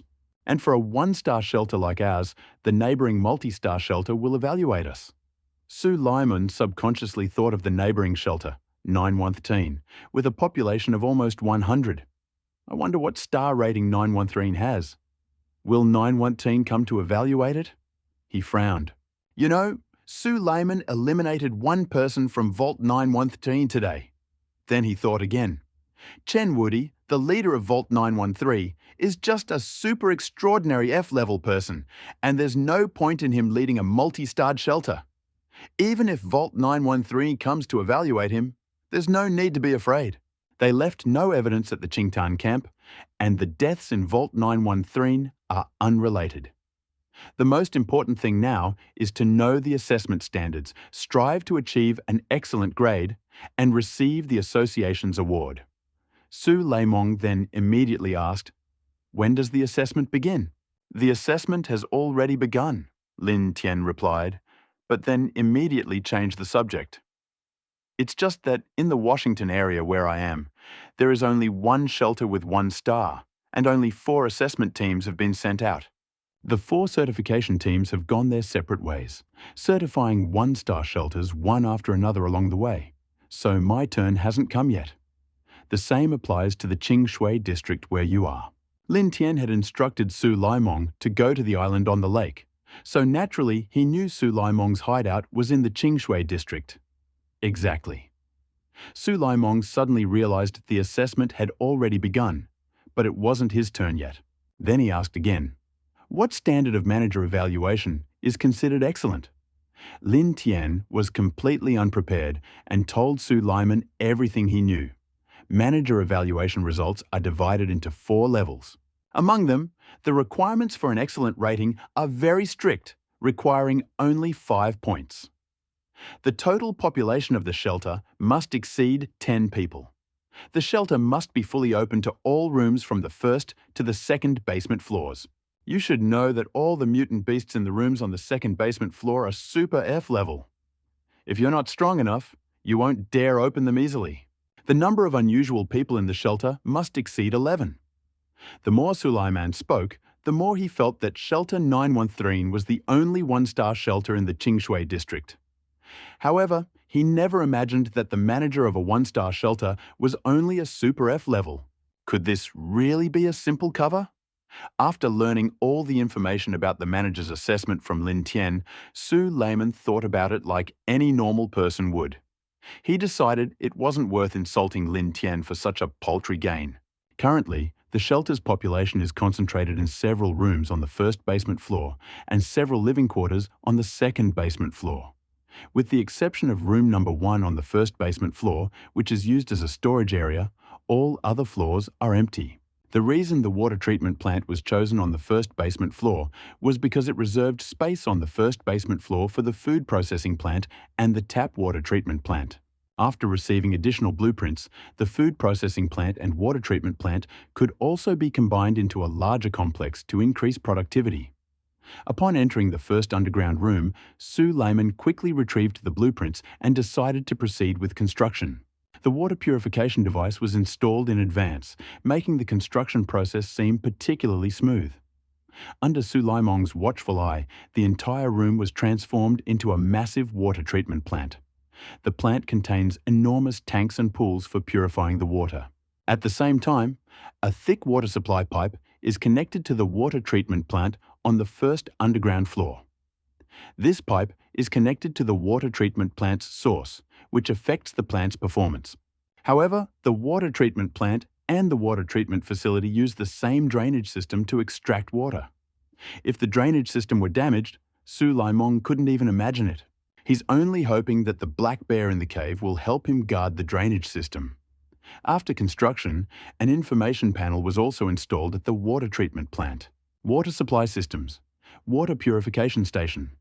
Basic capacity, 20 litres. Day current consumption, 0 litres, day. Water reserve, 05,000. Purified water consumption, 9 litres, day at the rate of 1 litre per person per day. Power consumption in operating mode, 20 litres, hour when turned on, 0 litres, hour. When the shelter did not have purified water, domestic water served as drinking water in the shelter. However, the household water in the wasteland contains traces of radiation, and excessive consumption is harmful to the body. Therefore, after the construction of a water treatment plant, everyone's drinking water was purified. Su Laimong impatiently called Li Xiaojin. Li Xiaojin froze for a moment, seeing the mechanized water treatment plant. Manager? Manager? Do I work here? Su Laimong nodded. Yes, I do. Li Wujin, trembling, entered and asked cautiously, Boss, how do these big guys work? Su Laimong pointed to the work rules on the wall and said, You just need to follow them. Da Li Wujin timidly replied, Yes, I can read. Su Laimong's eyelids twitched. Well done. It took a lot of radiation-removing nins and a lot of strength boosters to save Li Wujing's life and allow him to enter the shelter to work on water purification. As a result, Li Wujin can't read? Su Layman felt dizzy. He'd barely finished speaking when he suddenly noticed the work instructions on the wall had been replaced with a graphic. Okay, everything's fine now. He said, Jin, follow the diagram on the wall. To do a good job, you need to be literate. Yes, okay, Mr. Boss. Li Jin was afraid he'd be kicked out of the shelter, so he immediately followed the instructions on the wall and started the water purification station. Su Lyman glanced at the water purification station's dashboard. Base capacity, 20 litres, or a day. Current capacity, 20 litres, a day. Well done. Li Jin didn't supply the water treatment plant with fuel. He pursed his lips and patted Li Jin on the shoulder. Jin, you need to work harder. Li Jin shuddered violently, afraid of angering Su Lai Mong, and worked diligently. Su Lai Mong walked out of the water treatment plant and pressed the elevator button. Peep. The elevator doors opened, revealing a crowd of tenants returning to the basement. Mr. Manager! Mr. Manager! All the tenants greeted him, and he suddenly realized it was time for dinner. Su Laiman entered the elevator and ordered, Yuri, get out and go to the water purification station to have dinner with Li Yujin on the first floor of the basement. We'll go down first, okay? Hearing this, Yuri exited the elevator. Only Ahri, Black Widow, Hinata, Misfortune Sarah, and Sulaiman remained in the elevator. As soon as Sulaimong stood up, the four women who had originally been standing in the corners pressed themselves against him. Ari spoke first. And Su, what are we going to have for dinner? What are we going to eat? Sulaimong replied discontentedly. Canned food, of course. Hearing this, Ari's expression immediately drooped. The elevator arrived at the first floor of the basement. Sulaimong gathered everyone in room 1 on the first floor to prepare a large dinner.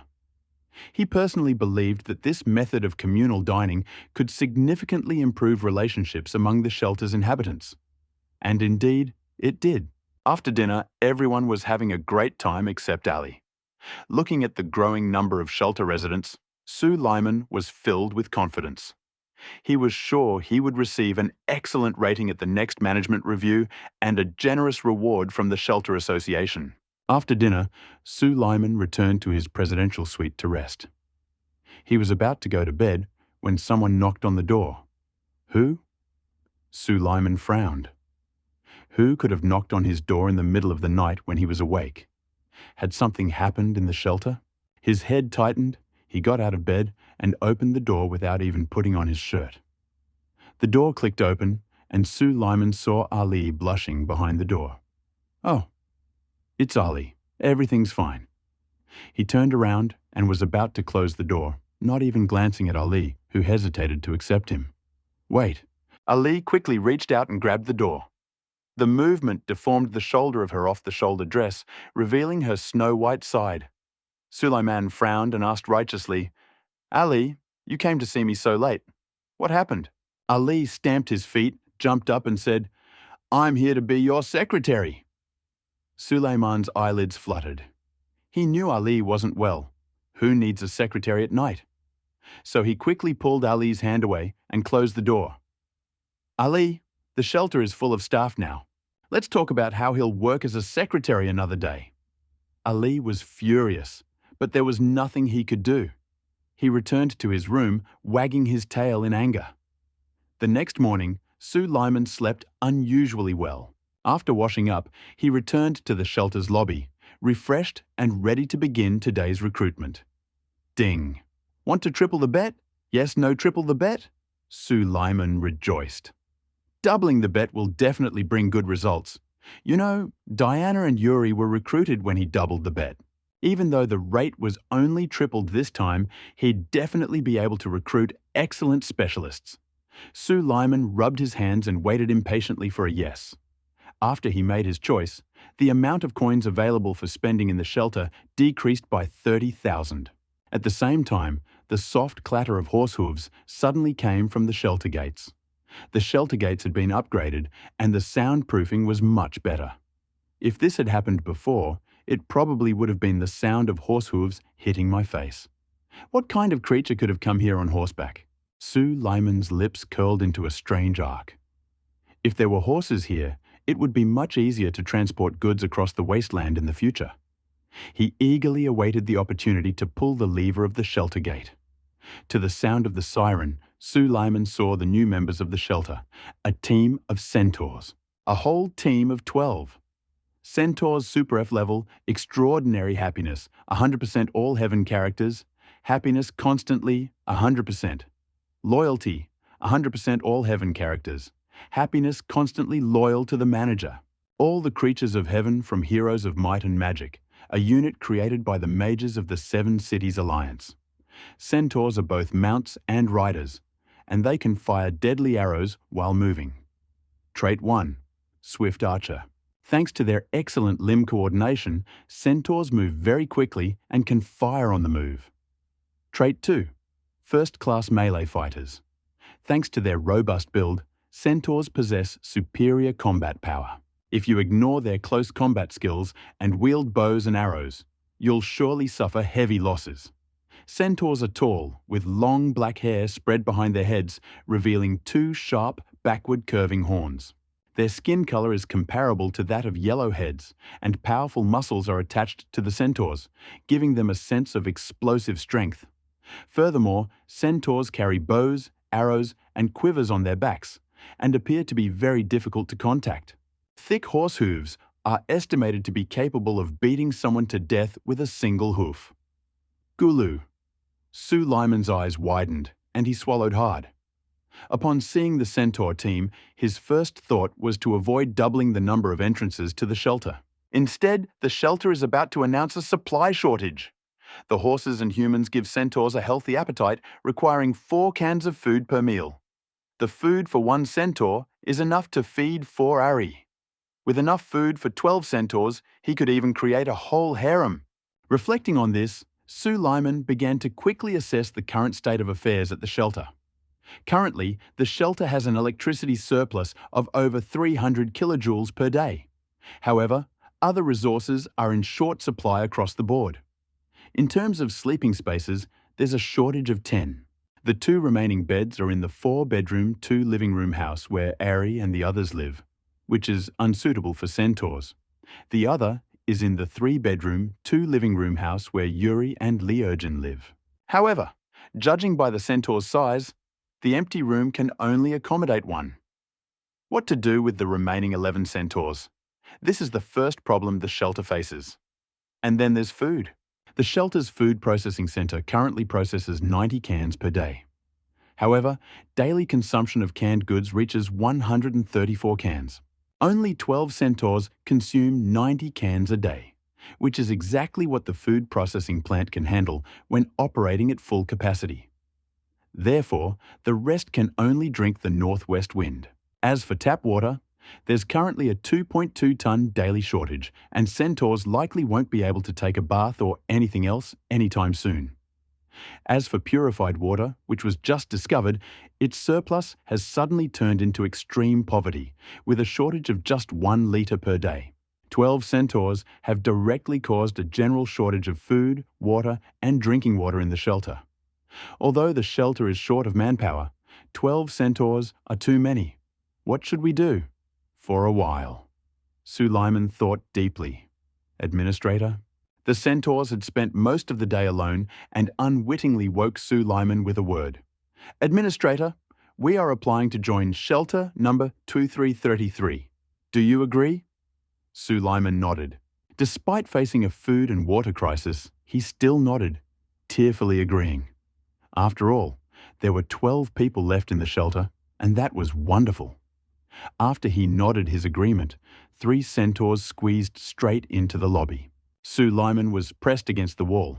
The other 9 centaurs continued to pressing, as if they weren't going to give in until he was pinned to death. Looking at the centaurs, who were an average of 2 meters tall and stronger than each other, Suleiman was dumbfounded. The centaurs seemed to have been inactive for a long time, and the odor emanating from them nearly killed him on the spot. Suleiman quickly held his breath and, with the strength befitting an extraordinary E-class character, pushed aside the centaurs who were still squeezing inside, pressed the elevator button behind him, and squeezed into the shelter's elevator. The centaur closest to him ducked and tried to enter the elevator. "Don't move!" Suleiman quickly stopped him. He could see that centaurs, as a fighting unit, weren't very smart. But fortunately, the centaurs proved more obedient. After Suleiman's shout, all the centaurs were restrained. The one at the head of the column didn't even lift a hoof. Suleiman quickly began giving orders, ordering the centaurs to squeeze into the elevator one by one, and in 3 passes, all the centaurs were delivered to the basement floor. Looking at the crowds of people in the corridor of the first basement floor, he experienced a heroic feeling, as if all the world's heroes were within his reach. Ari, lounging at the water purification plant, shuddered and peered inside curiously, but Sue Lyman pushed him away. He cleared his throat and stood up in front of the 12 centaurs. "Hello everyone, I'm Sue Lyman, manager of Vault 2333. From today on, we're family. Hello, manager." The 12 centaurs saluted one after another. Sue Lyman let out a long nodded and said, "First of all, I welcome everyone who has joined Vault 2333. At the same time, I want to warn everyone that the world you live in is a wasteland, and it's not like the original world. The surface here is full of radiation, mutants, and other disasters. People and creatures have moved into underground shelters to survive. Upon joining Vault 2333, you are required to obey my unified orders regarding work organization and discharge procedures, as well as contribute to the Vault's construction. There are currently several more residents in the Vault. I'll introduce you to them one by one later. So, do you have any more questions?" The basement floor was silent for a long time, and not a single centaur answered Sue Lyman's question. "Now, do you have any more questions?" he asked. The centaurs shook their heads and answered hesitantly, "Enough." "Okay." Sue Lyman was a little worried about the centaur's mental retardation. He nodded and said, "Now I'll introduce you to your partners. Ari." Sue Lyman grabbed Ari, who was eavesdropping at the water treatment station, and angrily commanded, "Ari, call everyone to the basement. I'll start the reshuffle." "Okay." When Ari heard he needed to rearrange things, his eyes suddenly lit up and he ran away. After a while, all the shelter's inhabitants gathered in the basement corridor. The shelter has ample power reserves, and Sue Lyman isn't worried about a power outage during the renovation. First, he introduced the centaurs to the shelter's inhabitants. Then he introduced the shelter's inhabitants to the centaurs. However, the centaurs seemed to have a high level of intelligence. They could only communicate at a rudimentary level. It was extremely difficult for the centaurs to communicate like ordinary people. Sue Lyman skipped the detailed introductions of each centaur and began organizing the work directly. "Lee Urgin, you will hire a centaur to work at the water treatment plant." "Okay, Mr. Manager." Lee Urgin smiled ingratiatingly, immediately took the centaur by his side, and returned to the water treatment plant to continue work. The plant's current capacity is 20 litres per day, while its consumption is 21 litres. After the centaurs joined, the water treatment plant's capacity reached 30 litres per day. The water purification crisis was solved in an instant. What's more, the shelter still has a surplus of 9 litres of water each day. Don't underestimate those 9 litres. In the wasteland, water purification has infinite value. The water purification crisis was resolved. Sue Lyman organised 2 centaurs to enter the distribution centre to replace Hinata and Yuri. As for Hinata and Yuri, who were free, he had no plans to release them elsewhere. Instead, he allowed Hinata to teach Yuri ninjutsu entirely so that Yuri could mature as quickly as possible. This way, by controlling Yuri, he could also indirectly learn certain things and pass them on to himself. You see, he secretly studied the ninjutsu knowledge he received from Yuri. Having settled Yuri, Sue Lyman looked at the remaining people. Ari looked impatient and raised her hands several times, hoping the centaurs could take over the job of purifying the tap water. Sue Lyman smiled coldly. He hadn't planned on letting the centaurs replace the food processing plant and the tap water purification station just yet. After all, it was still unknown whether the 4-hooved and 2-armed centaurs would be able to handle the shelter's operations. After that, Sue Lyman looked at Alice. "Alice, the shelter is now short of water. Take the centaur and find a new place to get water." "Yes." Alice agreed, turned around, and without another word, dragged the centaur away. Then Sue Lyman said, "Diana, take the remaining 9 centaurs and work with me to unlock the 6th and 7th underground floors." As soon as this agreement was reached, Ari immediately jumped out. "And what about me? What about me? Why isn't there a centaur who can replace me? You?" Sue Lyman chuckled and said, "Ari, just stay at the water treatment plant, honestly." Having finished speaking, he took Diana and the centaur and left, not giving Ari time to respond. Ari stamped her feet in anger, but she could do nothing. Sue Lyman and Diana were fighting. He led 5 centaurs to the 7th underground floor. This time, he had no intention of using his previous tactics. Instead, he allowed the centaurs to break down the door to room 1 and rushed inside. Inside room 1, the superclass mutant mantis residing there was still reeling from the impact, and a centaur rushed forward and knocked it aside. Bang! The mutant mantis crashed straight into the wall of room 1, making a loud thud. At this moment, all the centaurs entered the room. Sue Lymong simply assumed the role of commander. He ordered the 5 centaurs to raise their bows and arrows. Aim! Shoot! Swing! 5 deadly swords darted toward the mutant mantis who had fallen to the ground. At that very moment, the mutant mantis responded, but instead of dodging, it charged straight at Sue Lyman. But the centaur's archery prowess was astounding. As the mutant mantis lunged forward, 5 arrows pinned it to the wall. Ding! The centaur killed a level F super mutant mantis. You get 1 experience point. Sue Lyman felt pain upon seeing this. He knew that after building the room, the arrow holes would automatically be sealed. If they didn't, it would be a great loss. So he decided to open the next room and not let the centaur fire arrows. After killing the mutant beast, Sue Lyman naturally headed for the treasure chest. Despite his extensive experience opening chests, he was still overjoyed to open this new one. Ding! You opened the chest and received the blueprint for the fragrant household object set too. Yo! Sue Lyman raised his eyebrows. He was worried that the centaur had nowhere to sleep. Suddenly, he opened the blueprint for the residential complex directly. What a shame. The Zhenjiang Set 2 is expensive. If he has to, Sue Lyman will use it on the centaurs. After opening room 1, Sue Lyman didn't stop, but led the centaurs straight to room 2. The information Lin Tian provided was correct. Starting from the 7th underground floor, all the mutant beasts in the room had become Super F. Among them, 3 are residential quarters set 2. 3 are residential quarters with 4 bedrooms and 2 living rooms, and 2 are plumbing system. Tap water purification point. This is a real gift. Sue Lyman was still worried about how to find enough residential quarters to accommodate the centaurs. Unexpectedly, upon opening the 6th and 3rd floors of the basement, he received plans for 6 living spaces. The centaur housing problem was solved. He decided to first build a room with 4 bedrooms and 2 living rooms. So, after opening the door, Sue Lymong didn't stop and led his centaurs and Diana up to the 4th floor. He'd originally planned to let the centaurs lead the other 3 centaurs to the switchboard and water purification station. But after thinking about it, he finally let Diana go.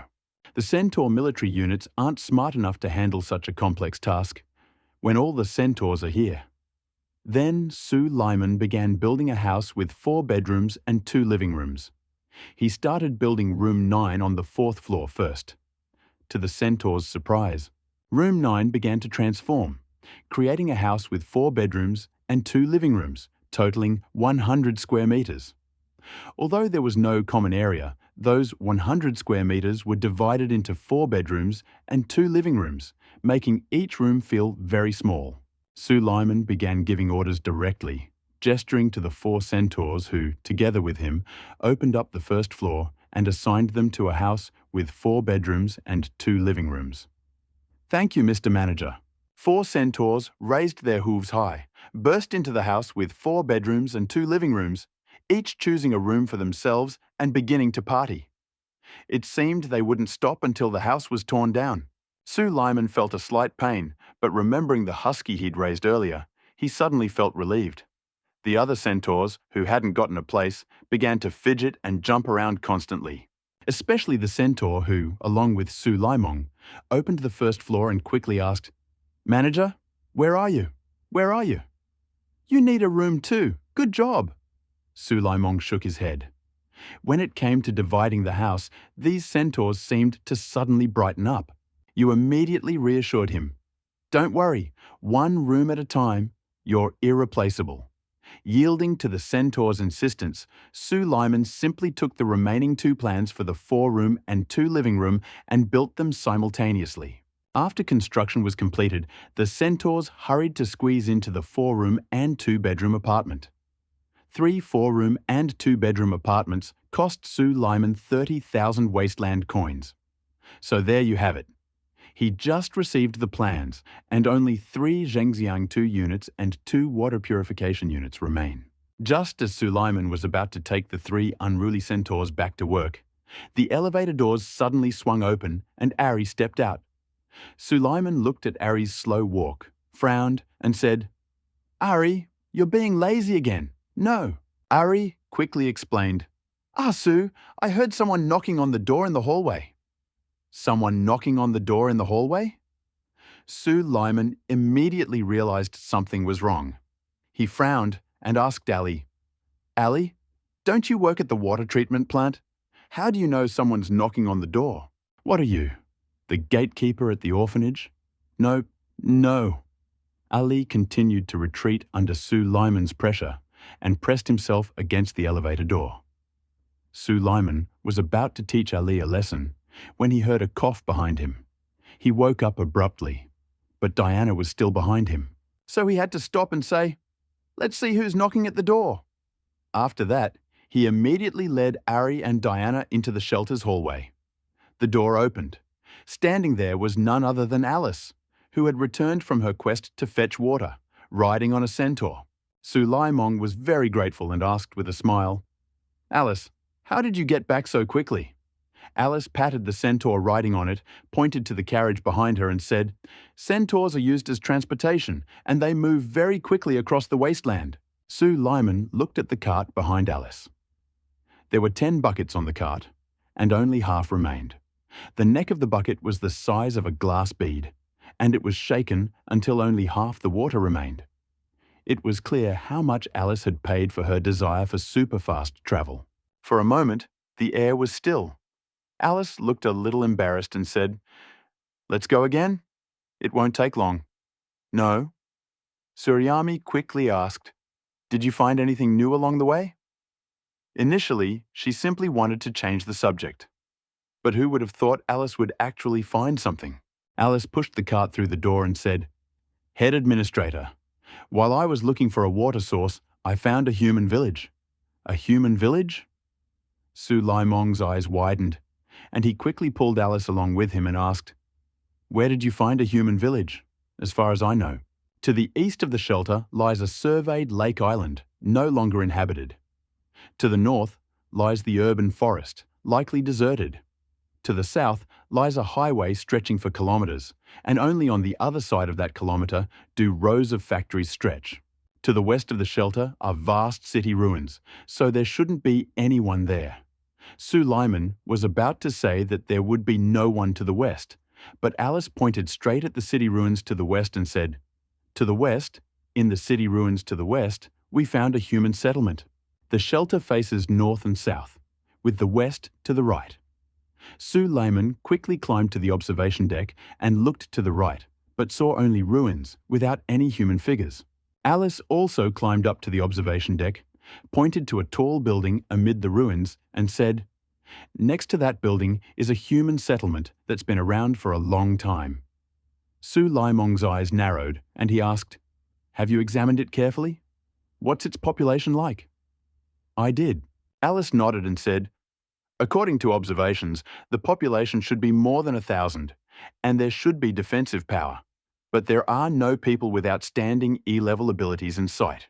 In other words, the total number of people exceeds 1,000, and the most outstanding one is just a person with a super F-level extraordinary ability."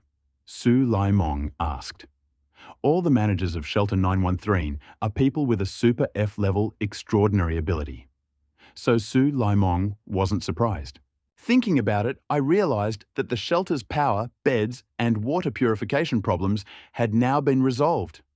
The water crisis was naturally resolved after receiving 2 plans for tap water purification stations, but the food crisis in the shelter is a long-standing problem. 12 centaurs will soon eat all the food in the shelter.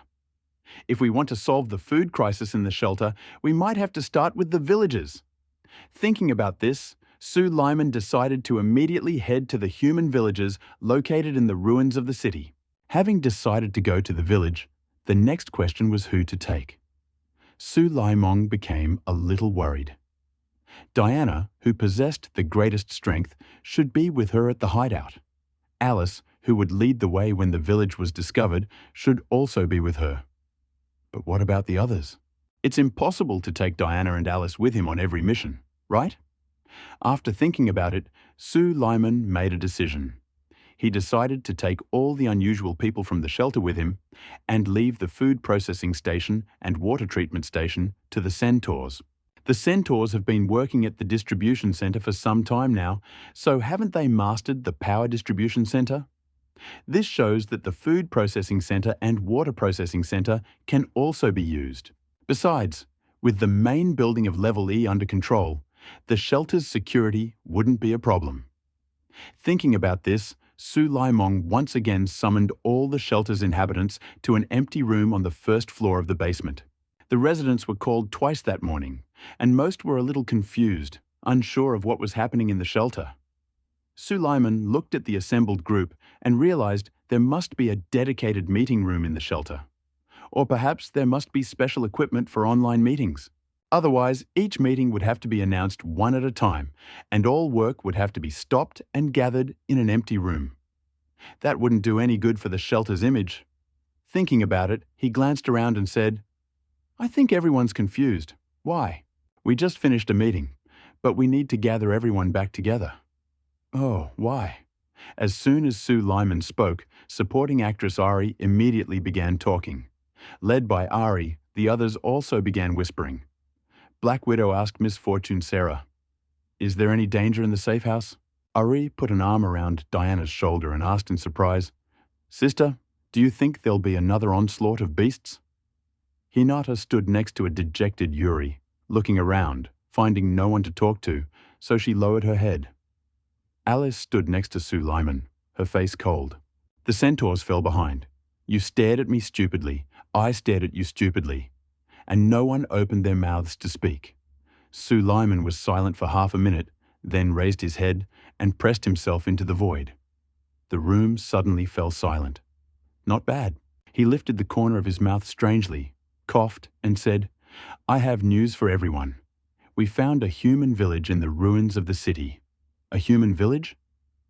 Before Sue Lyman could finish speaking, Ari called out first.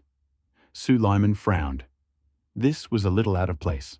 He glared at Ari and said, "I've decided to entrust the management of the orphanage to the centaurs. All orphanage managers, come with me to the human village." Aha! As soon as Sue Lyman finished speaking, Ari jumped up excitedly. His eyelids fluttered, and he quickly said, "Ari, forget it. Just watch the gate to the orphanage." "Me?" Ari pointed at himself.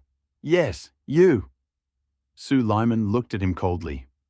"Do you dare interrupt the chief 5 times while he's speaking?" Ari is so impatient. Ari was upset, and seeing Sue Lyman looking at him, he lowered his tail and ears and rode the elevator to the observation deck. As soon as the elevator doors closed, Ari immediately smiled. "Shh, if you don't want to go, then don't go. It's much nicer to admire the scenery from the observation deck without having to work." After Ari Sue's departure, Lyman ordered 4 centaurs to take over the food processing plant and the water purification station. The remaining 5 centaurs were transformed into mounts.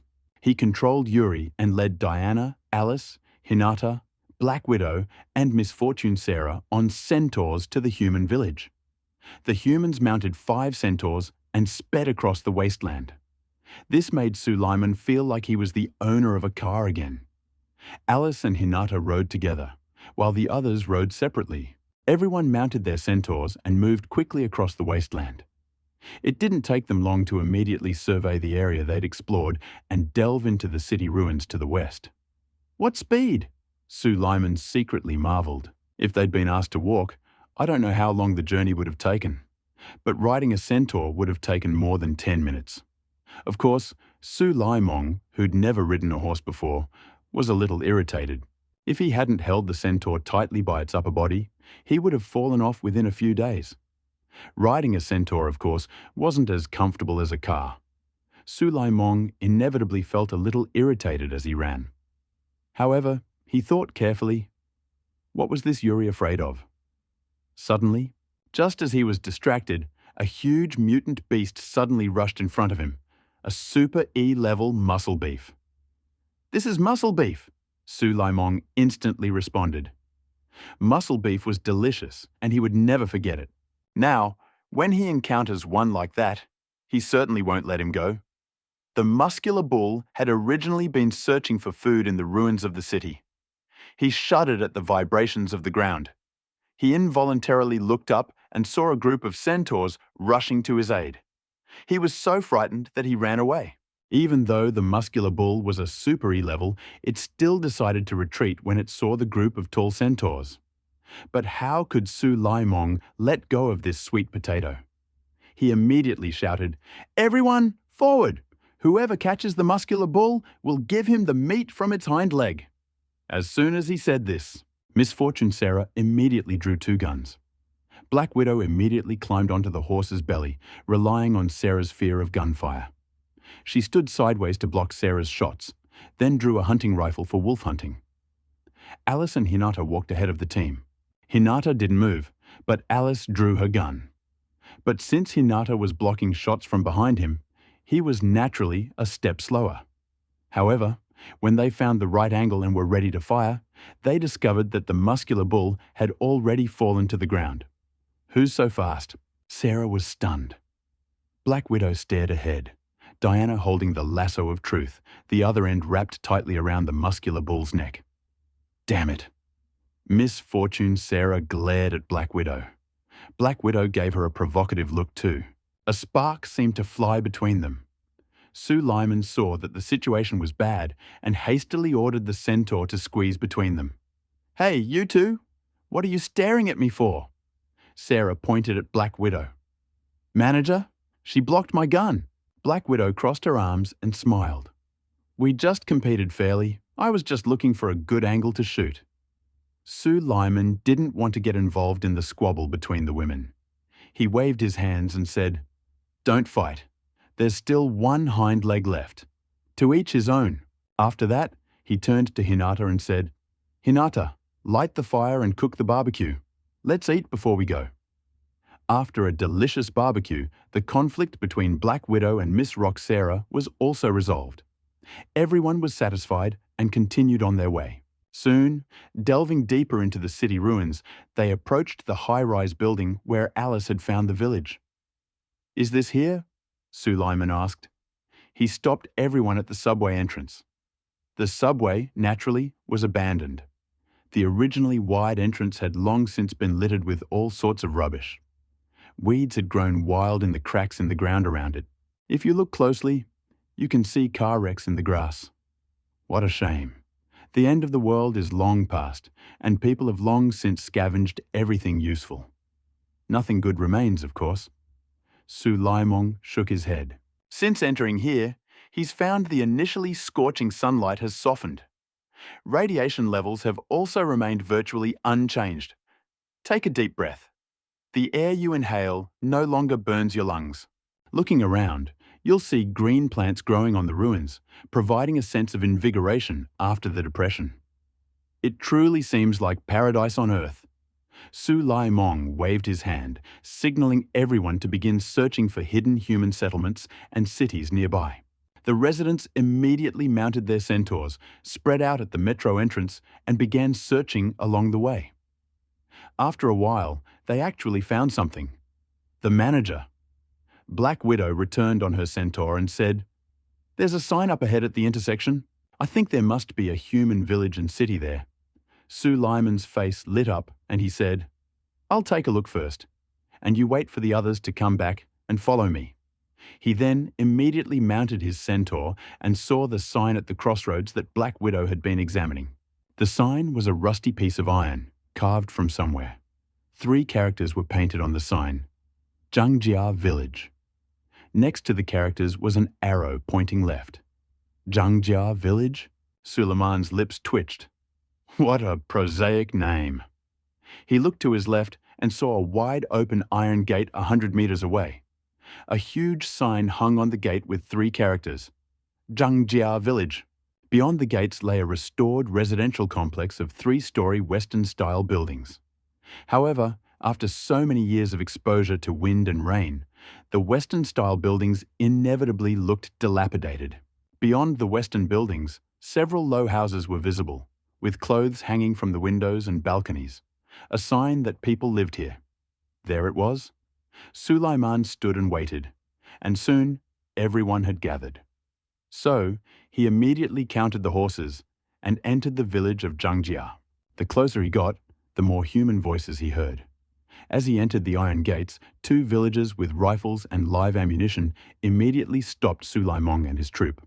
"Where are you from?" The 2 villagers looked alarmed and looked up to see Sulaiman riding on the back of a centaur. The villager on the left swallowed hard, looked at the centaur with some trepidation, and said nervously, "Hurry! Hurry! Zhangjia village doesn't welcome you." The centaur was tall, and the muscles on his upper body bespoke inexhaustible strength. Not to mention the close distance, the fear in the villagers' hearts was unleashed. Sulaiman forced the centaur to retreat, dismounted, and looked at the 2 villagers with a smile. "We are a caravan from Shelter 2333, responsible for trade with the surrounding villages, towns, and camps. Don't worry, we have no ill intentions." He tried to make his voice softer and friendlier, trying to close the distance between himself and the villagers. But who knows? Upon hearing the 3 words, "shelter," the villagers' faces suddenly changed. "Brother Joe, they're from the shelter!" The villager on the left shouted in panic. The villager on the right quickly loaded his gun, took aim at Sulaiman, and pressed the alarm button on his belt. Suddenly, an alarm blared, echoing back and forth across the villa. A cavalry of footsteps was heard in the vicinity, and a squad of 12 fully armed villagers rushed out. "What? You dare barge into my village of Zhangjia?" 12 fully armed villagers rushed to the door, iron rifles raised. Diana immediately blocked the room, controlled by Sulaiman, behind her. Alice, Black Widow, and Sister Doom drew their weapons. The situation suddenly escalated. "Wait." Sulaiman raised his hand and stepped out from behind Diana. He shouted loudly, "I told you, we're a caravan from neighboring Shelter 2333. We mean you no harm. Bah!" A villager named Brother Joe snorted fiercely, glaring at Sulaiman with hatred. "No one in the shelter. That's good. Don't think I don't know?" As soon as this was said, the rest of the villagers nodded, all feeling intense hostility towards Sulaiman and his troop. It was hard to deal with. Sulaiman's eyebrows rose again and again. He realized that the residents of Zhangjia village must have contacted other shelters, and the contact process had been unfriendly. This had led to the current situation. However, Sulaiman planned to enter the village to buy food and resolve the shelter's current food crisis. He held the stick in his mouth and said, "I'll give you 3 seconds. If you don't leave, I'll shoot." Then he pointed the gun at Sulaiman. However, Sulaiman, who was with Diana, wasn't the least bit frightened. The situation, however, was a complete impasse. He needed neighbours capable of long-term cooperation, but not too close to establish long-term trade relations with the refuge. Zhangjia village has a large population and is located just the right distance from the refuge, which perfectly suited Sulaiman's plan.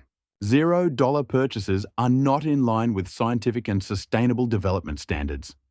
Sulaiman considered this. Since the other side would never agree to cooperate, it would be better.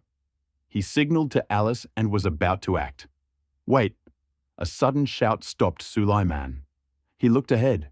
An old man of about 50 emerged from the villa area. His grey hair stood on end at the back of his head, but due to the lack of hair oil, it looked less sleek. He wore a decent dark blue suit with fine stitching, the holes in it occluded with fabric of the same colour. It was clear the old man's living conditions were not pleasant, but his feelings were not ignored. Sulaiman realized this man could influence the situation in Zhangjia village. He smiled, put his thoughts aside, nodded to the old man, and said, "Hello, we are the caravan from orphanage number 2333. We came here to buy food, I know. The old man smiled kindly at Sulaimong. I am Jungtu, the village headman of Jangjia village. You are a guest from afar. Please come in. As soon as these words were spoken, the faces of every single armed villager changed. A man named Brother Joe was the most excited and shouted loudly, Headmaster, they're coming from the shelter! Enough! To greet the strangers, Elder Jang had deliberately donned his most respectable attire. Having been rebuffed by Brother Joe, he naturally felt his prestige had been lost and immediately taught him a lesson. I've told you many times not to generalize. Not everyone in the shelter is bad. Otherwise, why would we hang such a big sign? Brother Joe was scolded and given a slap in the face. He lost his temper and retreated 2 steps. Elder Jang looked at Sulaimong with a smile, bowed and said, Please come in, please come in. Sorry for the inappropriate hospitality. Seeing the situation change again, Sulaiman followed Old Man Jang, ordered everyone to dismount, and, leading a large army, followed Old Man Jang and entered Jangjia village. Ahead of him was the main road with 4 lanes. The white line of the road has long since disappeared and the ground is full of cracks.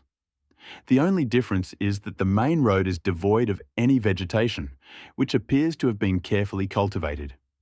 Houses line both sides of the main road. At this moment, countless villagers stood along the main road, leaning on windowsills and perched on rooftops, watching Sulaimong and his troop. Sulaimong glanced around carefully. Most of the villagers frowned and became wary. Only a few pointed at them or commented on the situation. When the villagers saw the last centaur in the squad, everyone was shocked. A mutated beast? No, not a mutant beast, but a synthetic human. What synthetic human? How can you tell they resemble iron monsters? What are these? Why do they look so strong, so big, and so scary? Do you think these guys look like mythical centaurs?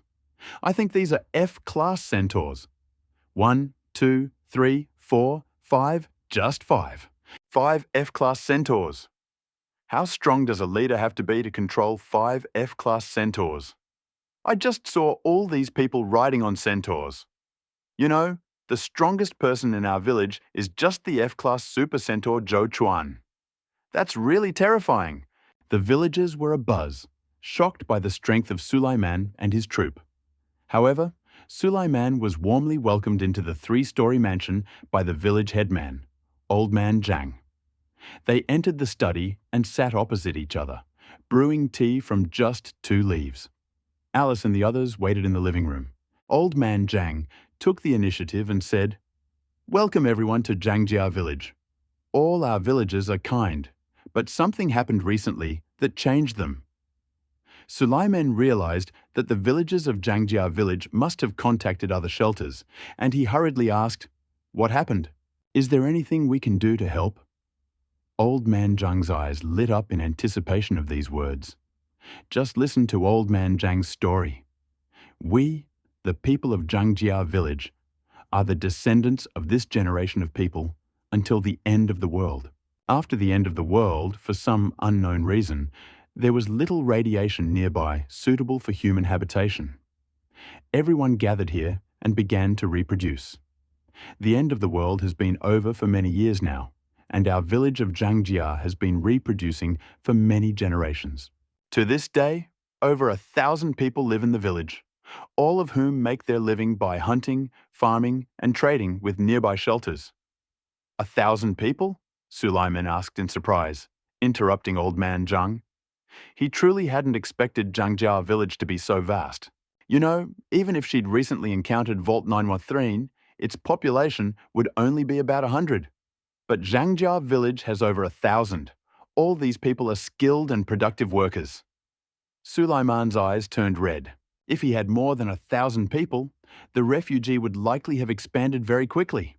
However, the amount of food and water required for more than 1,000 people is also astronomical. Elder Jang, seeing Sulaiman's surprise, had already gotten used to it.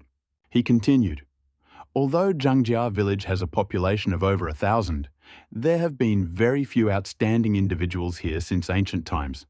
The most powerful among them now is only the F-level Superman, Zhou Chuan.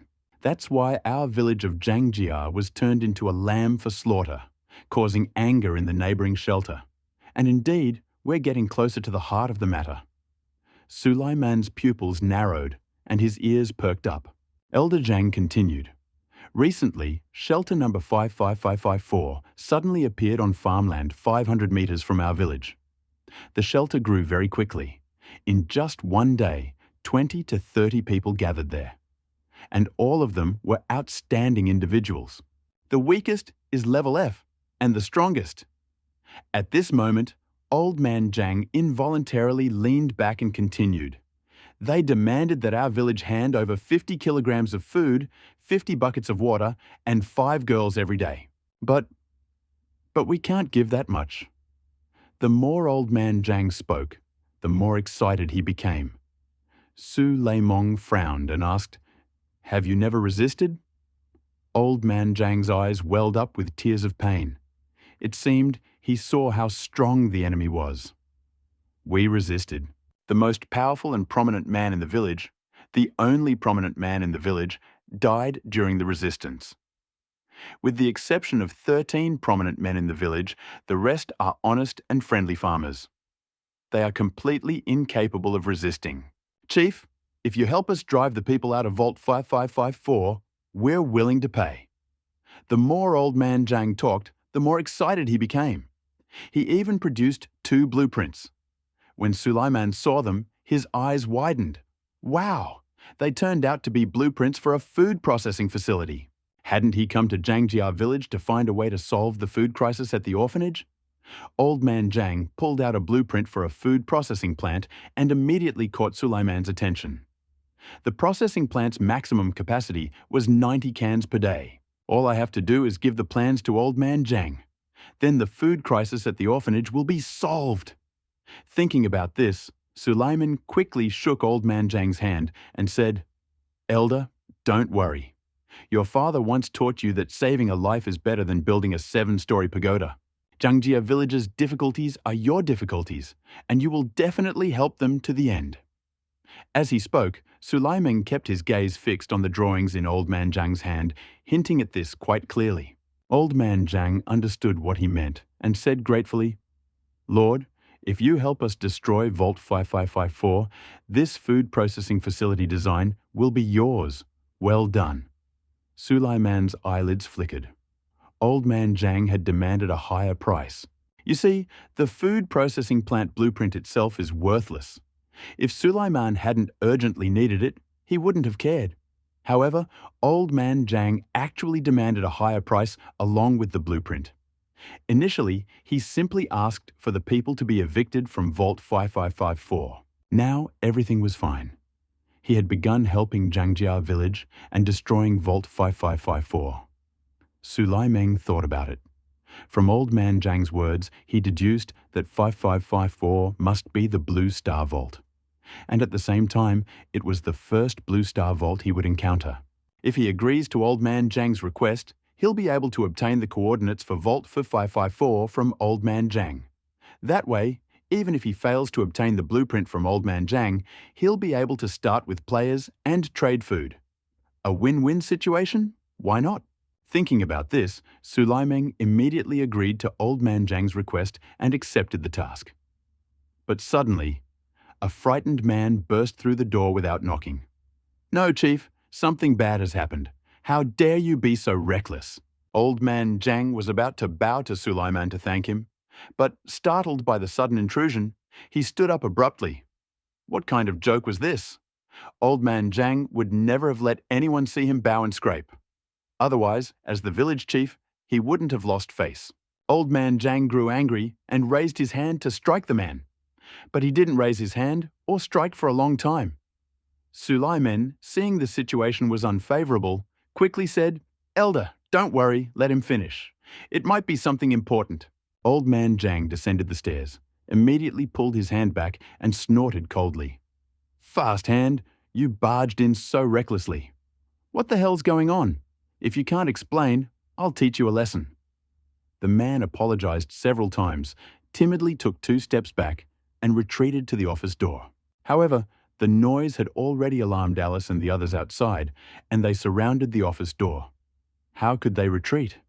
Seeing that there was nowhere to retreat, the man was forced to say, "Elder, things are bad. The bandits are attacking again." "What?" Old Man Zhang asked in surprise. His face was unfazed. He looked at Su Laimong and pleaded, "Chief, are you talking about that bandit gang? They've come to rob us again." Su Laimong smiled. He never imagined his first meeting with Blue Star's manager would take place in such a situation. However, he was very curious to know which manager and which refuge had brought a village with over 1,000 residents to this state. So Su Layman patted Old Man Zhang on the shoulder and said, "Don't worry, Chief. I will definitely do what I promised." Old Man Zhang thought of the centaur following Su Laimong. It seemed as if he'd taken a pill of comfort. His heart calmed. He quickly said, "Chief, I'll take you out now." Having said this, Old Man Zhang squeezed out of the office, squeezing between Alice and the others, into the living room and gestured invitingly. Su Laimong nodded and looked at his team with complete confidence. He had Diana, who was at level B, and Alice, who was at level E. There were also Black Widow, Hinata, Sarah, and the 5 centaurs. I'm afraid none of Blue Star's managers were strong enough to stand up to him. Come with me. Let's see how strong the opponents are. With that, Su Lyman took the initiative and walked outside. However, as soon as he stepped out the door, he saw 2 groups of people confronting each other in front of the villa. On one side, of course, was Joe and the others, fully armed and carrying weapons. On the other side, it was unknown whether they were the guys from Vault 5554. There were 9 people from Vault 5554 in total. Suleiman took a closer look. The leader was a rough-looking man with a thick beard, wearing only ripped jeans. This rough-looking man carried a machine gun on his back and showed no fear of Joe and the others. Even when they pointed a pistol at him, he remained calm. Behind the boar stood 8 men, dressed identically. They seemed to share very similar personalities and interests. Seeing Old Man Zhang emerging, the boar asked directly, "Old man, have you prepared everything for today?" Old Man Zhang didn't answer, but tugged at Su Laimong's sleeve and said, "Captain Su, here they are." Su Laimong nodded, a murderous gleam in his eyes. Seeing this, the boorish man let out a surprised cry. "Well, old man, you dare find something to do?" Old Man Zhang was startled by the boar's shout and, ignoring his expression, quickly hid behind Su Laimong. Su Laimong. "Hey!" the boar shouted again, pointing at Su Laimong and asking, "Who are you? Some bald old man tried to confront you. What benefit did he give you?" Suleiman's eyelids fluttered again and again. He was now in control of Yuri's body. He did indeed have a bald head. However, anyone being called a bald old man would surely feel uneasy, right? Suleiman stepped forward, pointed at the rude man, and asked, "Are you from orphanage number 5554? The rude man nodded. "I won't change my name. I'm Chen Yang, manager of orphanage number 55554. If you know what's best for you, get out of my way quickly, or your bullets won't have eyes." At this point, more and more villagers gathered, their gazes fixed on Chen Yang, filled with hostility. Suleiman smiled. It seems Chen Yang has committed a great deal of evil in Zhangjia village.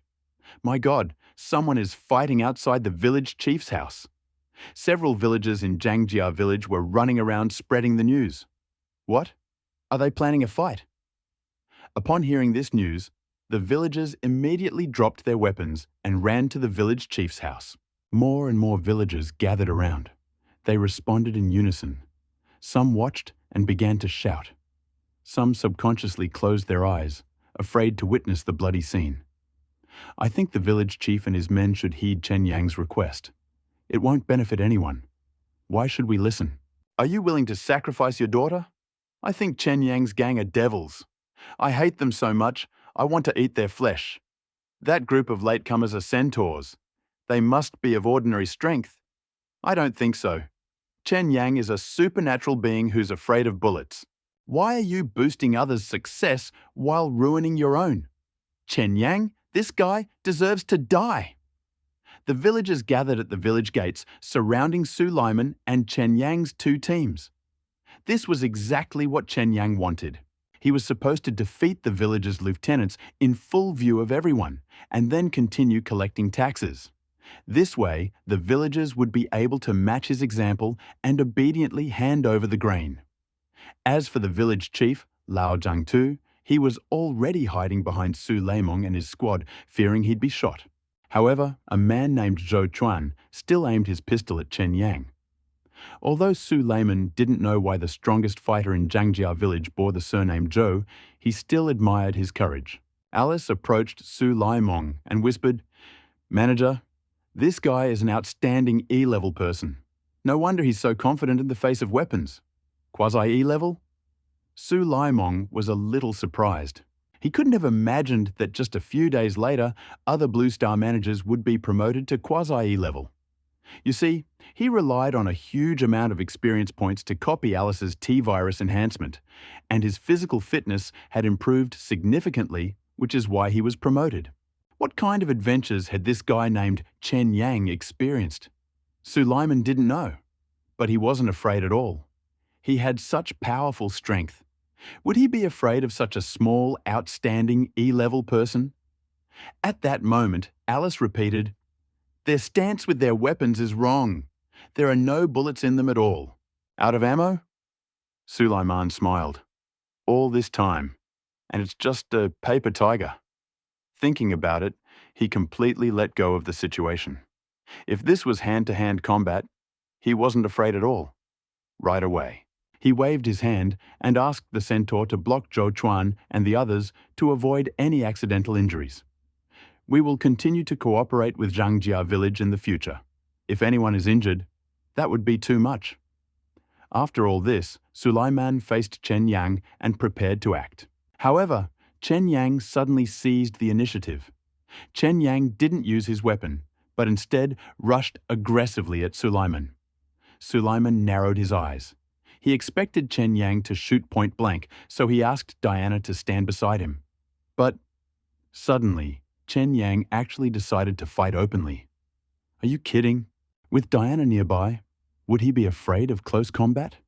He waved his hand, and Diana immediately attacked. Diana crossed her arms and closed them in front of her chest, forming an invisible shield of air. Chen Yang rushed forward and struck Diana's shield. Bang! A muffled sound suddenly rang out. Some of the villagers had already recoiled in fear. "It's over. This girl will definitely get beaten up. Mom, I can't wait to see." Damn it! Chen Yang pulled that trick again. I should have warned him. The villagers whispered, feeling wiser after what had happened. Even old man Zhang couldn't help but close his eyes and groan silently. However, surprisingly, the scene of Diana being beaten by Chen Yang's fist never appeared. Instead, Chen Yang stared at her and screamed. "Ah!" Chen Yang's face was contorted and painfully painful. If you look closely, you can see that Chen Yang's arm is twisted and white bones pierce his elbow. The village chief of Jiangtu village was startled by Chen Yang's scream and retreated. He opened his eyes and saw a sight he could never have imagined. As the village chief watched, Diana grabbed Chen Yang by the neck, lifted him up, and threw him to the ground. Bang! A loud noise erupted, and smoke and dust rose. The villagers felt the earth tremble and retreated in fear. Okay, let's fight." As the villagers screamed and sought cover, the field suddenly fell silent. Those who were a little braver looked back and saw Chen Yang and his men lying on the ground. Alice, Black Widow, Hinata, Sarah, and the 5 centaurs stood majestically beside the body. Wait, is the battle over? The villagers turned around, unable to believe their eyes, staring wide-eyed, not closing them even in the gusts of wind and sand.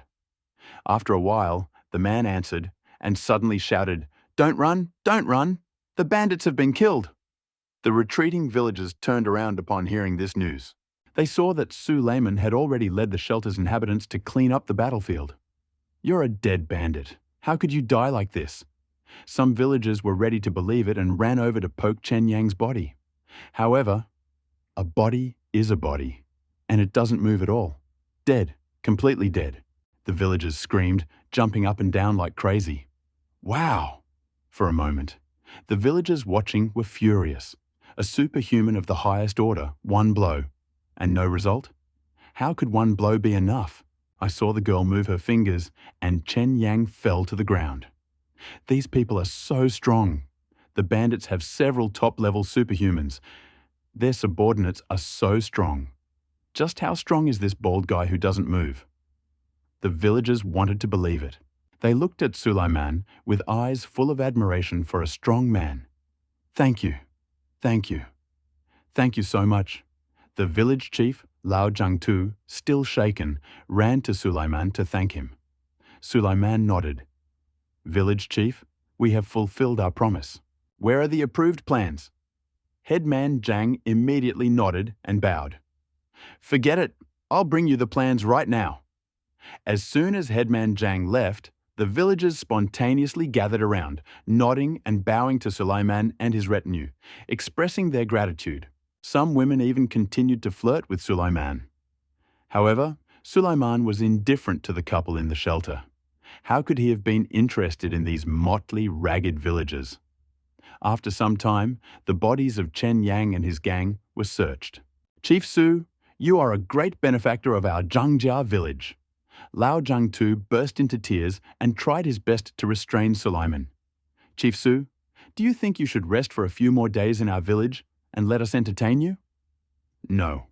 Sulaiman shook his head. There were so many people waiting for food to be cooked in the shelter.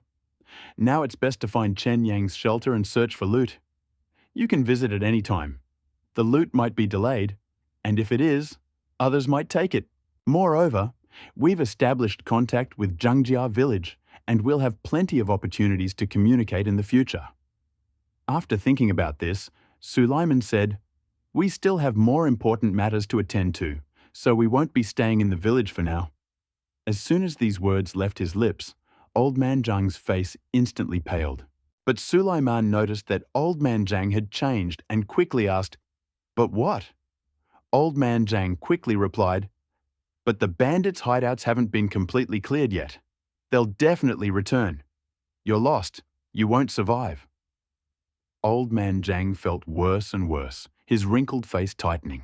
Sulaiman smiled, and after a while, he and the old man thought of the same thing. Sulaiman quickly said, I'm going to Chen Yang's hideout to take a look. Since you know the way, you can lead the way. Good, good. As soon as these words left his lips, Old Man Zhang nodded several times and hurriedly said, You lead, you lead. Old Man Zhang, who was initially depressed, was afraid that Sulaiman would go to shelter after hearing his words, so he quickly dispersed the villagers gathered around and rushed to lead Sulaiman. Sulaiman smiled and, led by Old Man Zhang, walked along the road to Zhangjia village and saw a golden wheat field. This was the harvest grown by the villagers of Zhangjia. It was harvest season, and many villagers were busy in the wheat fields. Among them were those who had just been near Sulaiman. A very distinctive building was visible in the wheat field. Sulaiman recognized it at first glance. This must be Chen Yang's shelter. The part of the shelter protruding above ground was only the size of a container. It also contained a vestibule and an elevator. At that moment, the shelter door was closed. Several bodies lay near the door. The village elder. Seeing Sulaiman and the others, one of the villagers immediately ran up to them with a report. We just tried to break down the shelter door, but over a dozen armed men ran out and opened fire without a word, killing many of us. Now they're hiding in the shelter, and there's nothing we can do. Nonsense. Old Man Zhang looked upset and cursed. Who told you and the others to go first? After that, Old Man Zhang pointed to the shelter door, turned around and said to Sulaiman, Captain Su, their shelter is here. Even if Old Man Zhang said it, Sulaiman knew it himself.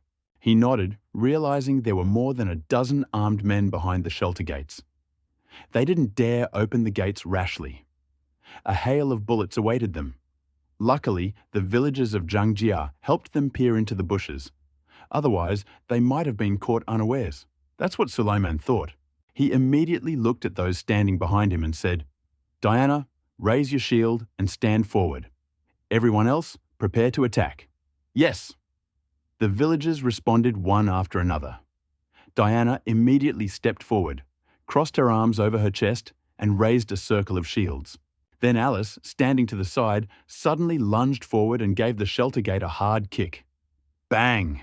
The villagers had already hidden far away, but were still frightened. The gate burst open with a crash, and bullets immediately flew out of the crack. In an instant, flames erupted. Yes, yes, yes, yes. Shots continued to strike Diana's shield, but they didn't cause any damage. What's going on? Someone in the shelter screamed in panic, but no one answered. Bam! Alice kicked the door again. The shelter door immediately flew open, throwing back the people in the hallway. At that moment, Diana also lowered her shield. But the attack wasn't over yet, and Miss Luck Sarah stood up. Time to fire! Sarah lifted her lip, snatched her double-barreled shotgun from its holster, took aim, and pulled the trigger. Ah ha ha ha ha ha ha! The fire was cone-shaped, spraying densely across the shelter's corridor. Suddenly, a scream rang out from the shelter's corridor. When the shelling died down, no one survived. What kind of weapon was this? The village chief, Old Man Zhang, still stood next to Su Mong, his eyes wide and trembling constantly, terrified beyond belief. With such firepower, if he fired several times at Zhangjia village, how could anyone survive? For a moment, Old Man Zhang looked at Su Mong with fear in his eyes. To deal with such a terrifying woman, Captain Su must have possessed immense strength. Thinking about this, Old Man Zhang began to treat him with more respect. Smoke filled the corridor, and the pungent smell of gunpowder was suffocating. Su Mong walked straight in. In the corridor, he saw only bodies with weapons. He also saw several women lying on their backs on the ground. They looked like villagers who had been killed nearby. These beasts were simply inhumane. Diana gnashed her teeth in hatred. Su Mong shook his head and smashed the shelter's broadcast equipment with a single blow. Who would have thought a system message would appear? Ding! Congratulations, you've taken over Vault 5554. Do you want to destroy it? Destroy it? Su Mong considered this. He'd never thought the shelter could be destroyed. So he clicked the question mark after the word destroy. Note, after destroying a shelter, there's a chance that the objects in the shelter can be restored to their blueprint state. He really can restore objects to their blueprint state. Su Liman's breathing became heavier. Restoring objects to a blueprint doesn't mean he can get all the blueprints for objects in Vault 5554. Wait, this is a certain probability. Ding! Congratulations, you have destroyed Shelter 5554 and obtained Power Distribution Room, Food Station, Food Processing Point. Industrial Intellectual Crystal Level 1. I'm rich. Sulaiman's eyes sparkled. The note said there was a chance of getting a blueprint. However, I didn't expect to get 3 at once. Moreover, there was also a blueprint for a food processing station, which I urgently needed. I got the Food Processing Point blueprint from Laozhang and the Food Processing Point blueprint from Chen Yang's shelter. 2 blueprints, plus the original food processing point in the shelter, are enough for a 3-in-1. Thinking about this, Sulaiman wanted to immediately return to the shelter to complete the construction of the 3-in-1. So, waving his hand, he decided to go home. Laozhang immediately became worried. Captain Su, we haven't had time to thank you yet. Why are you leaving? Sulaiman waved his hand and did not return to Zhangjia village, but decided to immediately go to his shelter. He said, "Old Chief, I've already gotten what I wanted this time, so I won't be staying in Zhangjia village for long." Elder Zhang was worried. "But how are we supposed to contact you now? If the bandits from the other hideouts come after us again, we won't have the power to resist them." Sulaiman smiled. He knew Elder Zhang wasn't being sincere in staying. He was drawn to your military might, and he wanted you to become the village's defense so that it would gain enough confidence to confront other refugees. But you can't stay in the village forever. So, Sulaiman pointed toward the small desert and reassured him, "Don't worry, my refuge is in the small desert. If there's any danger in the village, you can just send someone to find it." Old Man Zhang stood on tiptoe and looked around again and again. Pointing to the only building in the small desert, he asked hesitantly, Yes, that's in that tower crane. The tower crane? Sulaiman's eyelids fluttered, and Old Man Jung rarely explained. Yes, that's in that observation post. That's where my hideout is, not far. Old Man Jang nodded, and this time with satisfaction, waved goodbye to Sulaiman and his troop. Sulaiman said bluntly, "Elder, I think I'll be back soon." Compared to the refuge, Zhangjia village has a larger population and great market potential. The important thing is that there are no combat units here. This is a typical population reserve near the shelter. We need to strengthen the connection between Zhangjia village and accept as many people as possible into the shelter. Of course, right now, the shelter is short of food, and it's difficult to even support its own people. There are no additional jobs to accommodate the villagers. It's better to deepen the connection between Zhangjia village and the village step by step. When the time comes, the entire Zhangjia village can be used as a backup base for the shelter. Sulaiman returned to the shelter with a large force, because all the tasks were handed over to the centaur Lierjin. Therefore, let everyone learn ninjutsu directly from Hinata. This frightened the reserved Hinata. Hinata had never been a teacher. Previously, when she taught Yuri, she did it secretly, behind everyone's back. Now she had to teach ninjutsu in front of so many people. This made Hinata, who was still a ninja, so nervous she couldn't speak. Sulaiman didn't interfere too much and handed the scene over directly to Hinata. He led 5 centaurs to build a food processing station. He moved the original food processing station to room 4 on the first floor, next to the switchboard, creating a 3-in-1 solution. He then built 2 new food processing stations next to the original one, in rooms 5 and 6 on the first floor. Once the 2 food processing stations were built, a 3-in-1 solution was created. Sulaiman chose the 3-in-1 without hesitation. This startled the centaurs still working in the food processing station. 2 centaurs rushed out of the food processing station and nearly collided with Sulaiman. "What are you doing? Reckless!" Sulaiman quickly dodged. If he hadn't been promoted to E-class extraordinary human, he probably wouldn't have been able to avoid the clash with the centaurs. While the centaurs weren't particularly smart, they knew how to defend themselves. One of the centaurs panicked and exclaimed, "Manager, the room has changed." Ahem. Sulaiman covered his mouth with his hand and coughed, saying, "Where are you rushing off to? The food processing plant is just being upgraded." He then directly ordered the 4 centaurs behind him to work at the food processing plant, filling all 6 positions. Afterwards, Sulaiman inspected the redesigned food processing facility. Following the renovations, the space in the food processing facility had tripled. Several food production lines had also been added. Furthermore, the refrigerated warehouse space had been expanded, allowing for the storage of more mutant meat. Furthermore, the food processing plant's production volume had increased even further. Looking at the food processing plant's dashboard, the corners of his mouth curled involuntarily. Food service facilities. Food processing facility base. Capacity: 288 cans. Day current capacity: 576 cans. Day can. Storage: 126, 5,000 can. Consumption: 136 cans day. This is the total can consumption in the shelter, calculated based on 2 meals a day. Production materials: mutant beast meat. Production energy consumption: 20 electricity hour when turned on, 0 electricity hour when turned off. Workers: 1. Centaur output. Bonus: 48 canned goods day. 2. Centaur output bonus: 48 canned goods day. 3. Centaur output bonus: 48 canned goods day. 4.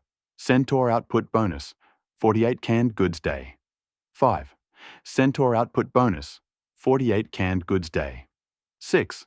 Centaur output bonus: 48 canned goods day. The canned goods production in the shelter has increased dramatically. Sulaiman was overjoyed. It was expected that the 3-in-1 operation would significantly increase the food processing station's productivity. However, I never imagined it would increase 6-fold. This time. The shelter isn't just short of canned goods. A surplus of 440 cans is being created daily. These cans can be bought and sold, increasing savings in the shelter.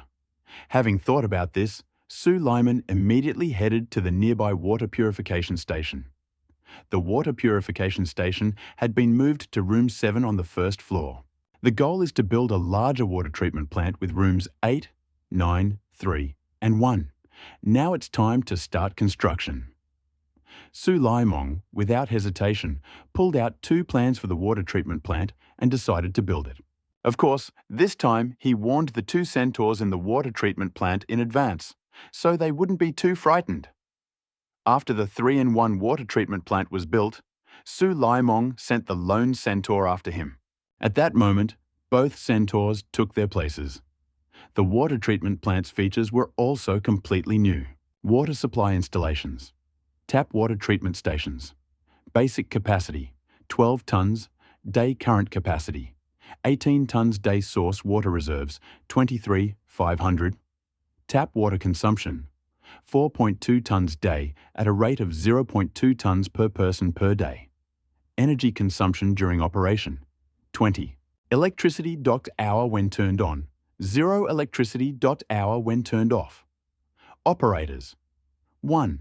Centaur productivity bonus, 2 tons day. 2.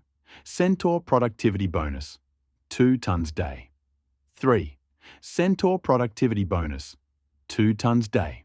Although the shelter never experienced a shortage of water from start to finish, it will currently produce over 10 tons of water per day. This water is also a valuable resource in the wasteland. If used correctly, it can create significant economic value. For now, Sue Lyman still held the blueprint for the water treatment plant he'd received in Chen Yang's hideout. He'd thought it over carefully and wasn't rushing construction. The shelter already had enough water treatment facilities, so there was no need to build another one. As he pondered this, he suddenly remembered. Most of the shelter's inhabitants had already used energy boosters. However, 2 centaurs who arrived later hadn't been enhanced. He wondered if it was possible to enhance centaurs after they'd been enhanced. The thought occurred to him, and he immediately set to work. He quickly returned to the warehouse on the 3rd floor underground, picked up an energy booster, and injected it into the centaurs one by one. The first centaur was injected with the energy booster, trembled violently, and then was promoted. Ding! The shelter centaurs used the energy boosters and advanced to super level F. Manager, The centaurs were flustered and incoherent, feeling a surge of energy after their promotion and unsure what to do. After a long time, the centaur finally managed to speak. Manager, you've been promoted. You've been promoted. His words were filled with joy. Sue Lyman nodded with satisfaction.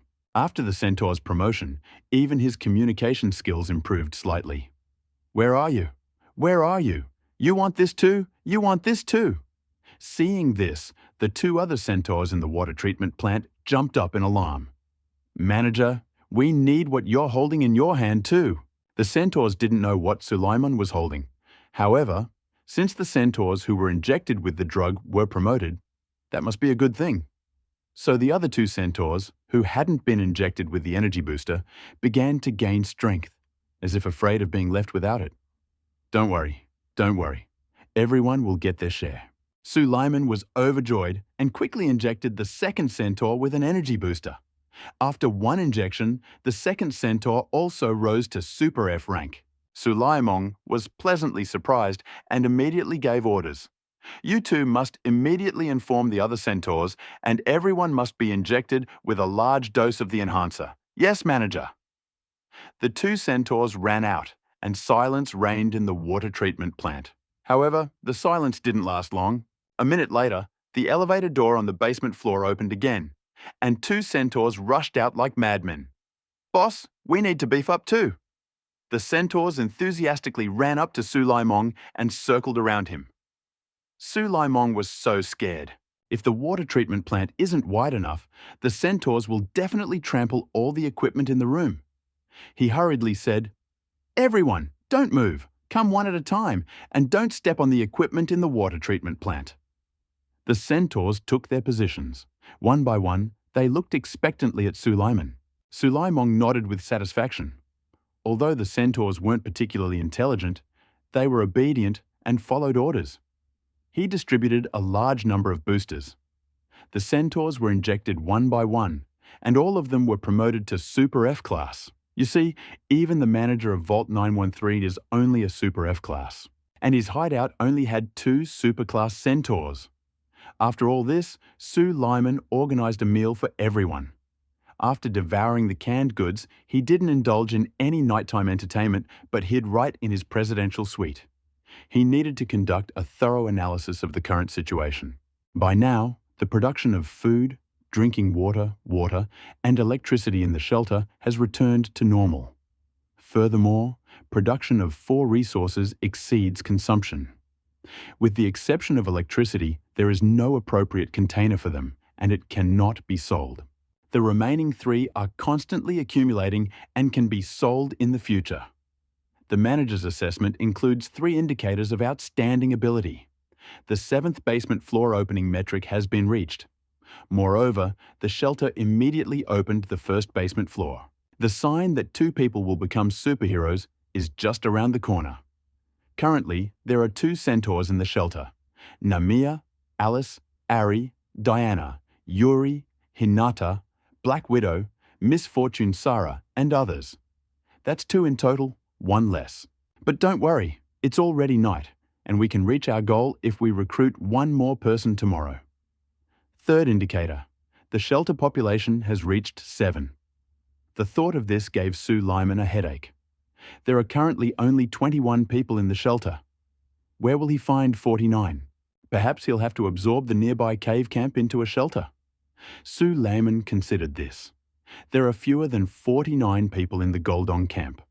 Moreover, most of the Goldong camp's residents have extremely high radiation levels. If they were to enter the shelter, treating them would require a huge number of needles.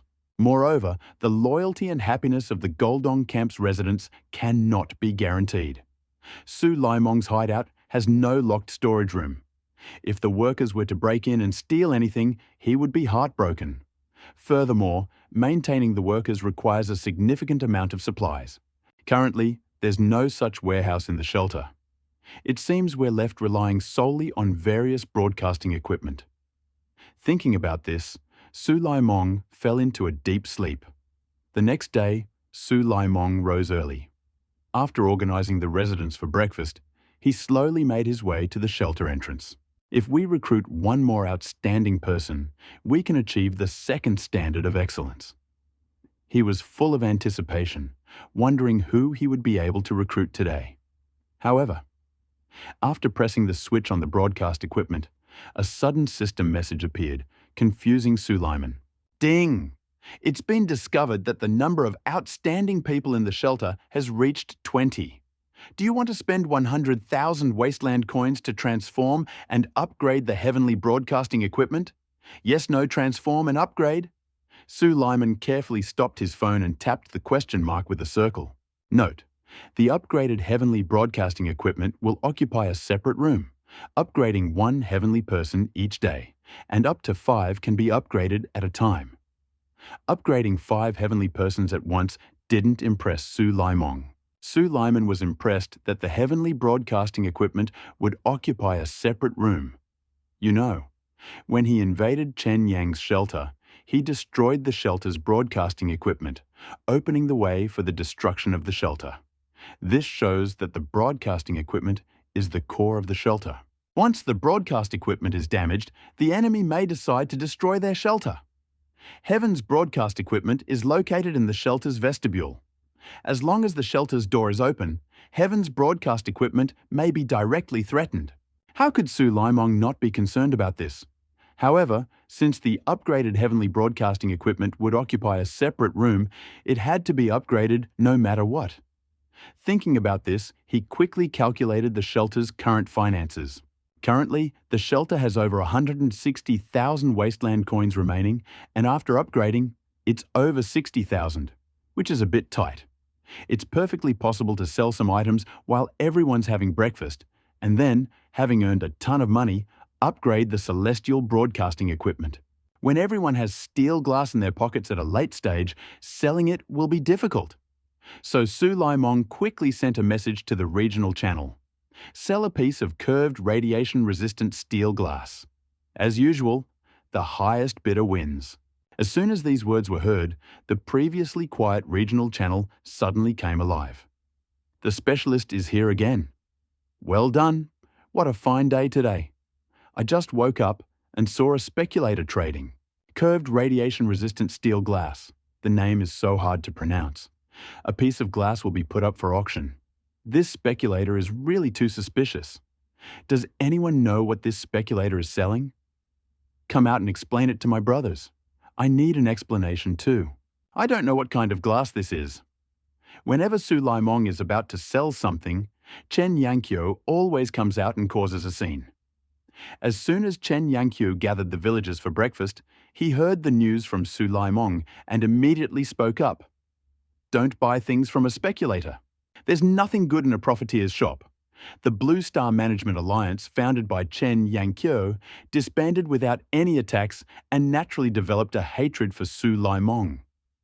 So, no matter what Su Laimong does, Chen Yankyu will step on him.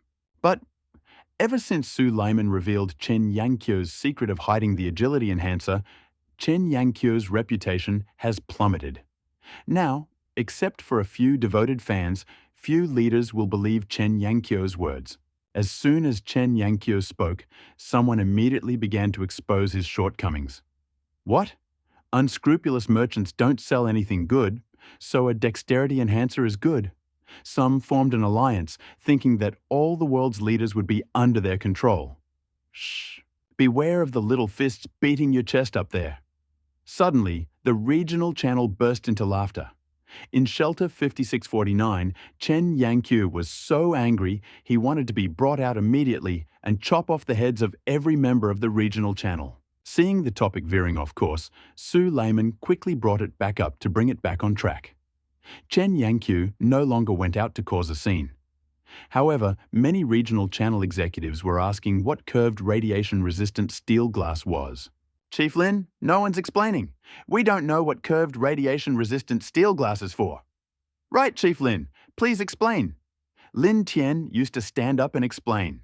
Indeed, as soon as anyone mentioned it, Lin Tian would immediately stand up and publish information about the observation post. The regional channel's executives were shocked to see this. What kind of perversion was this? Couldn't it directly monitor the situation over a large area near the shelter? What a great device. Everything that happened outside the shelter is obvious. But the price is too high, and it costs 10 curved radiation-resistant steel panes.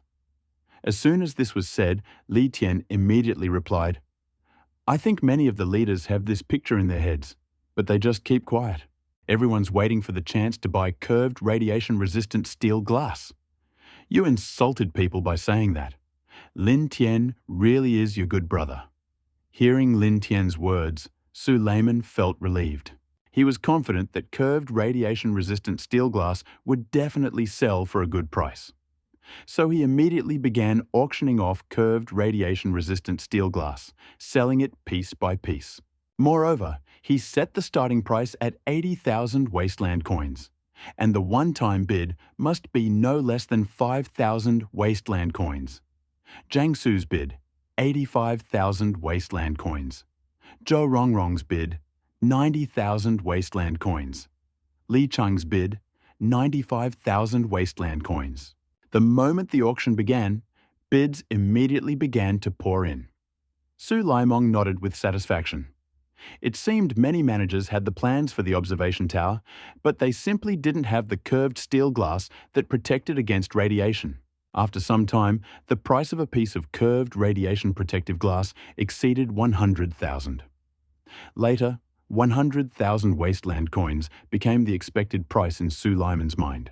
However, what was unexpected was that the price of curved radiation-resistant steel glass skyrocketed, and the final price of the transaction reached 160,000 wasteland coins. It looked like many shelters would have curved radiation-resistant steel glass.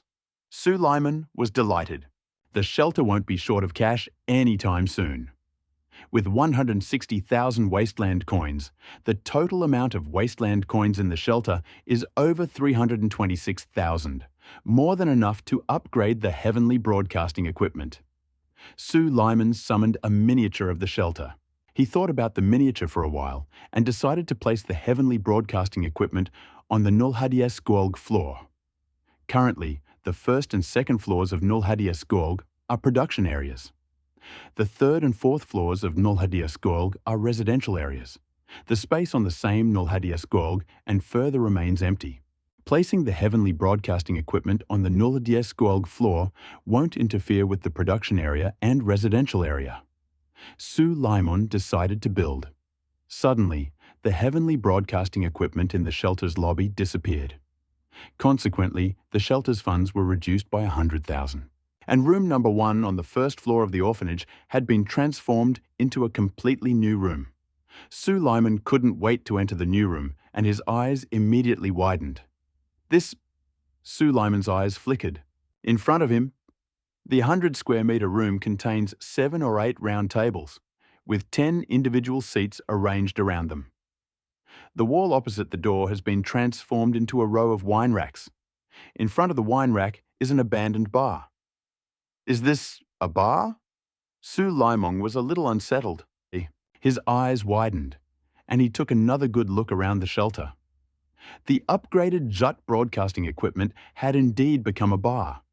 The broadcasting equipment was mounted on the bar counter, and it had become a giant computer on the bar counter. Could the residents really drink here? Sue Lyman tried to pick up the whiskey from the wine cabinet behind him, but no matter how hard he tried, he couldn't. It looked like it was just a decorative bottle. He was disappointed. If only Jutian Tavern could provide drinks. This shelter was a fortune, not to mention selling. Even if it's given to the residents to drink, it can strengthen the army. Sue Lyman licked his lips and was forced to agree. He looked at the computer screen on the bar counter, which displayed all the information from the entire room. Congratulations, you've successfully upgraded the celestial broadcasting equipment. After upgrading your equipment, each time you unlock celestial broadcasting, there's a chance to attract celestial characters to enter the tavern and sit. Managers can spend wasteland coins to recruit characters for the tavern. The cost of recruitment depends on the characters. Additionally, in the right corner of the screen, there was a button that opened the celestial broadcast. Sue Lyman moved the mouse and pressed the button. A message appeared on the monitor. Currently, the following characters can be recruited. Characters who have survived the end of life, characters based on science fiction, and outstanding characters. Would you like to turn on the heavenly broadcast? Yes, no. Do you even need to ask? If it's free, of course you should answer yes. Sue Lyman pressed the button. Suddenly, the message appeared again. Ding! Congratulations, you've successfully recruited Valentine from Resident Evil and the demigod Orn from the League of Legends universe to the tavern. 2 of them came at the same time.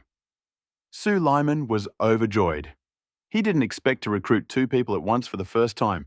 What's more, one of them is a demigod. Bam! Rang out. An arch appeared next to the original tavern door, and inside a translucent curtain of light. At that moment, 2 indistinct figures appeared behind the curtain of light. One of them vaguely resembled a woman with a warm body, obviously Valentina. The other was full of explosive energy, and of course, it was Orn. 2 figures emerged from the curtain of light. No, it had to be pushed out. Orn was very large, and it was almost impossible for him to escape the curtain of light. Boom. Sue Lyman swallowed. When he saw Orn, he didn't think about the powerful thugs entering the shelter again. Instead, he thought about his enormous appetite. Orn's appetite was probably equal to that of 10 Ari, right? He weighed the food supplies the shelter produced. While raising Orn would certainly require a lot of food, Orn's qualities alone were enough to attract him. Hidden Flame of the Mountain, Orn the Transcendent, B-level demigod Orn from the Heroes of Might and Magic universe, Orn is responsible for blacksmithing and crafting. He carved out a magnificent workshop in a volcanic cast cavern called the City of Furnaces and worked there alone. He tinkered with a crucible of boiling lava, refined ore, and crafted unrivaled items. Any scattered item will attract people willing to fight for it. Features. 1. The artisan can upgrade gear and improve its stats. Features. 2. Ornan's volcanic rift shatters the ground, creating a ravine. After a 1.5-second delay, a barrier-shaped pillar of lava will appear in the targeted direction. Features. 3. Breath. Orn spews fire across his entire body, slowing his movement. Deals damage to an enemy. Features. 4. Blazing dash. Orn charges up and deals damage to enemies along the way, destroying them. Features. 5. Molten God Summon. Orn summons a massive magma element at the target location. Element will move toward Orn, gradually increasing in speed, and enemies crushed by the magma element will take damage. Sue Lyman's eyes widened. Orn's stats and levels are simply enormous. Aun's head is adorned with enormous demonic horns, adorned with mysterious symbols. Between them stood a face covered in white hair, revealing only a pair of copper-coloured, bell-shaped eyes. Orn was as strong as a bull, with a dark red complexion that gave the people an overwhelming sense of oppression. Tall Valentine stood next to Orn like an elementary school student next to a bodybuilder. Surprised by Orn's characteristics, Sue Lyman didn't forget to pay attention to Valentine's characteristics. Valentine's Super F-Class extraordinaire, cool and beautiful policewoman Jill Valentine from Resident Evil 2 was originally a member of the Raccoon City Police Department's Alpha Team, STARS. Under normal circumstances, G. Valentine would have used her own sighted pistol for combat, but she also wielded a variety of weapons. She carried a samurai blade and a small combat knife designed specifically for her. She could also use a flamethrower if necessary. No matter how difficult the task, Valentine never wavered. Trait 1. Weapons Expert. Valentine has undergone extensive training in weapons and can use all known types. Trait 2. Courage. Valentine has a strong character. No matter what hardship she faces, she won't give up easily. Valentina wears neat, short clothes that allow her to move easily. A blue cropped knit top hugs her deep cleavage, and her neat dark brown hair accentuates her high nose. Paired with long boots and a short skirt, she's both attractive and charming. Not bad. Sue Lyman nodded. He was very pleased with both characters. Satisfied. But when Sue Lyman saw the hiring price of this man, he almost couldn't breathe. What? The hiring price of Owen is 10,000 wasteland coins? Sue Lyman cursed involuntarily. Then, recruiting a B-level Diana only cost 10,000 wasteland coins. And buy one, get one free, with a free one. But why does Orwin, who's also a B-level, cost 10,000 wasteland coins? That's simply unscientific. Sue Lyman was furious. For a moment, he wondered whether he was losing or making money by spending 100,000 wasteland coins to upgrade the heavenly broadcasting equipment. The 30,000 wasteland coins cost of hiring Valentine made Sue Lyman feel better. Although it's still more expensive than the 10,000 wasteland coins from that day, it's still 20,000. But what good does it do Sue Lyman even find the updated plugin? He deeply felt like he'd been deceived by the heavenly broadcasting equipment. Boom! Boom! Boom! As Orn walked, the ground shook, and even Valentine next to him began to shake. I watched as Orn found a booth in the tavern and sat down, and Valentine also sat down far away from Orn.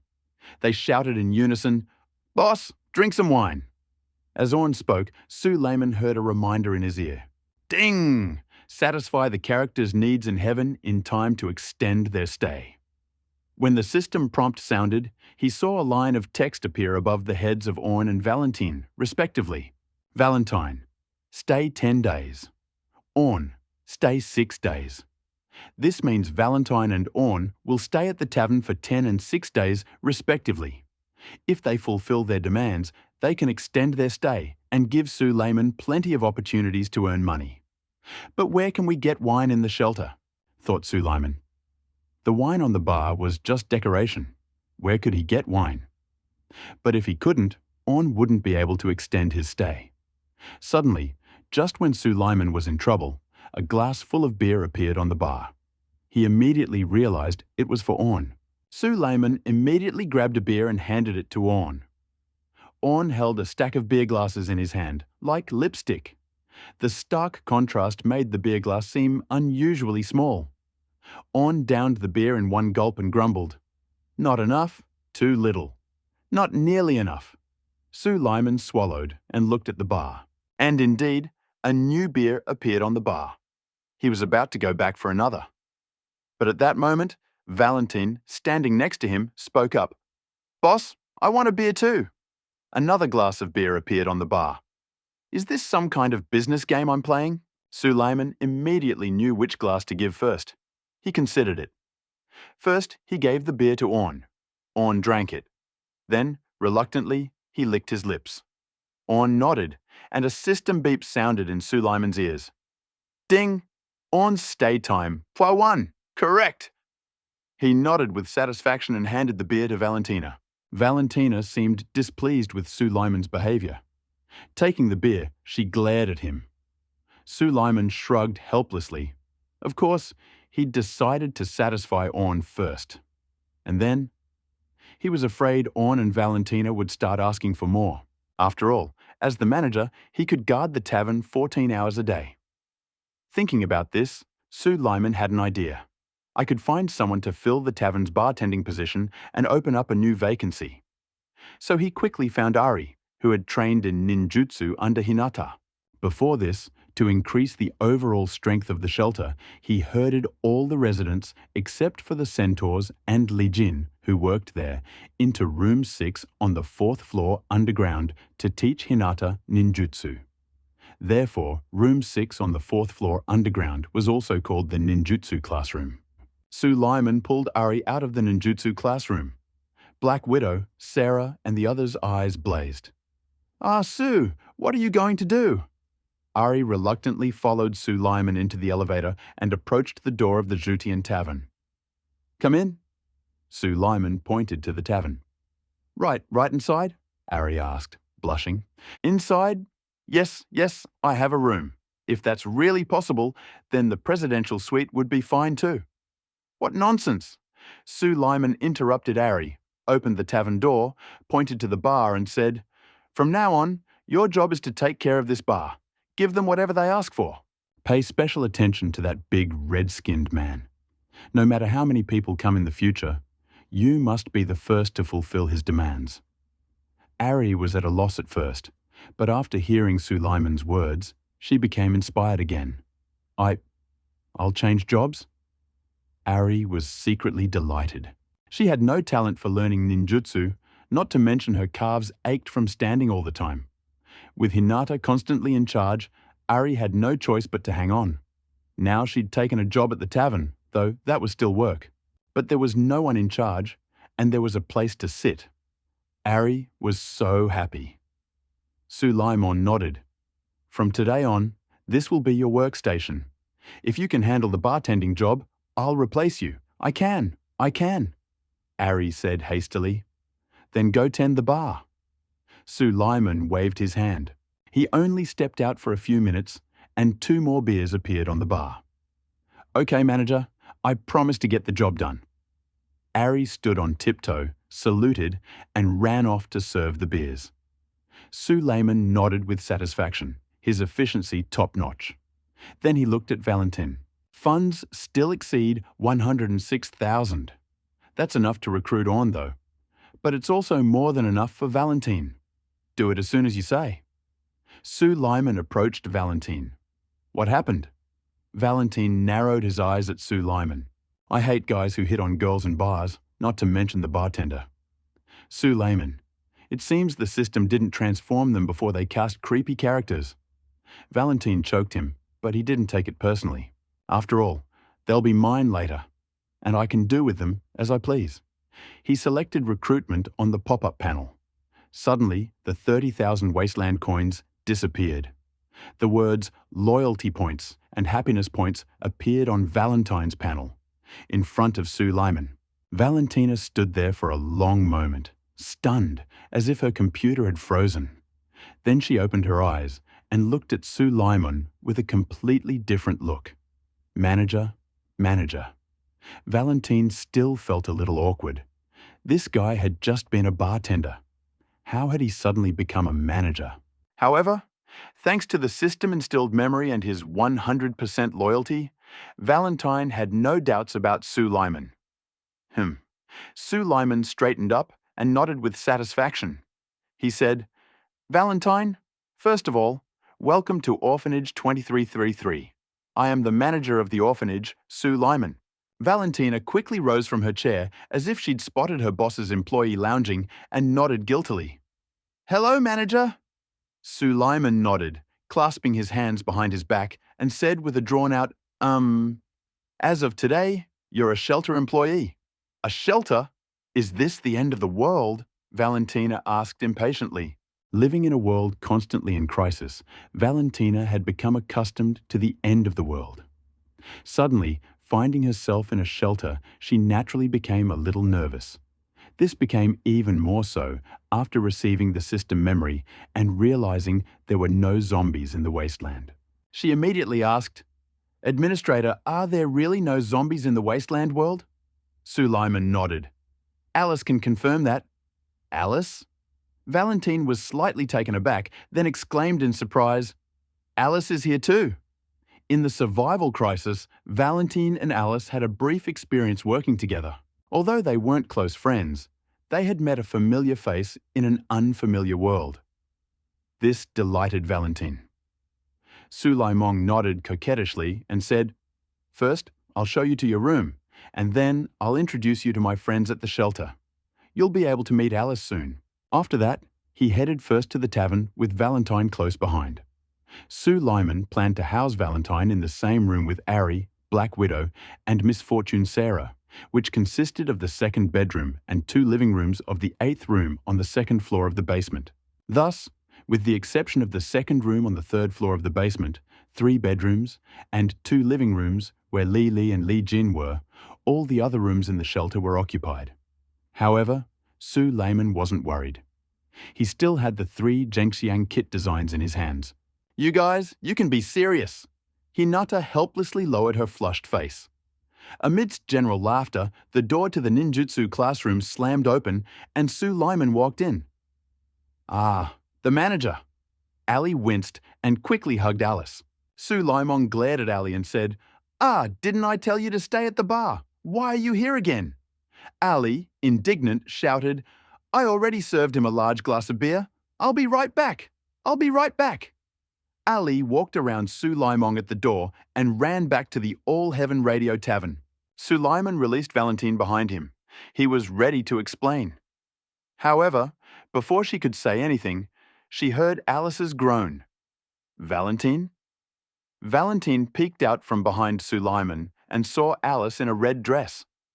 "Alice, when meeting acquaintances, it's natural to exchange pleasantries." After Su Limon and the others finished their greetings, they introduced themselves. "Everyone, this is the shelter's newest resident, Valentina." Everyone greeted Valentina. Miss Fortune pulled Black Widow close and whispered, "Why do managers always hire beautiful women?" Black Widow raised an eyebrow. "Not everyone is also a person with tools." Valentina smiled and introduced herself.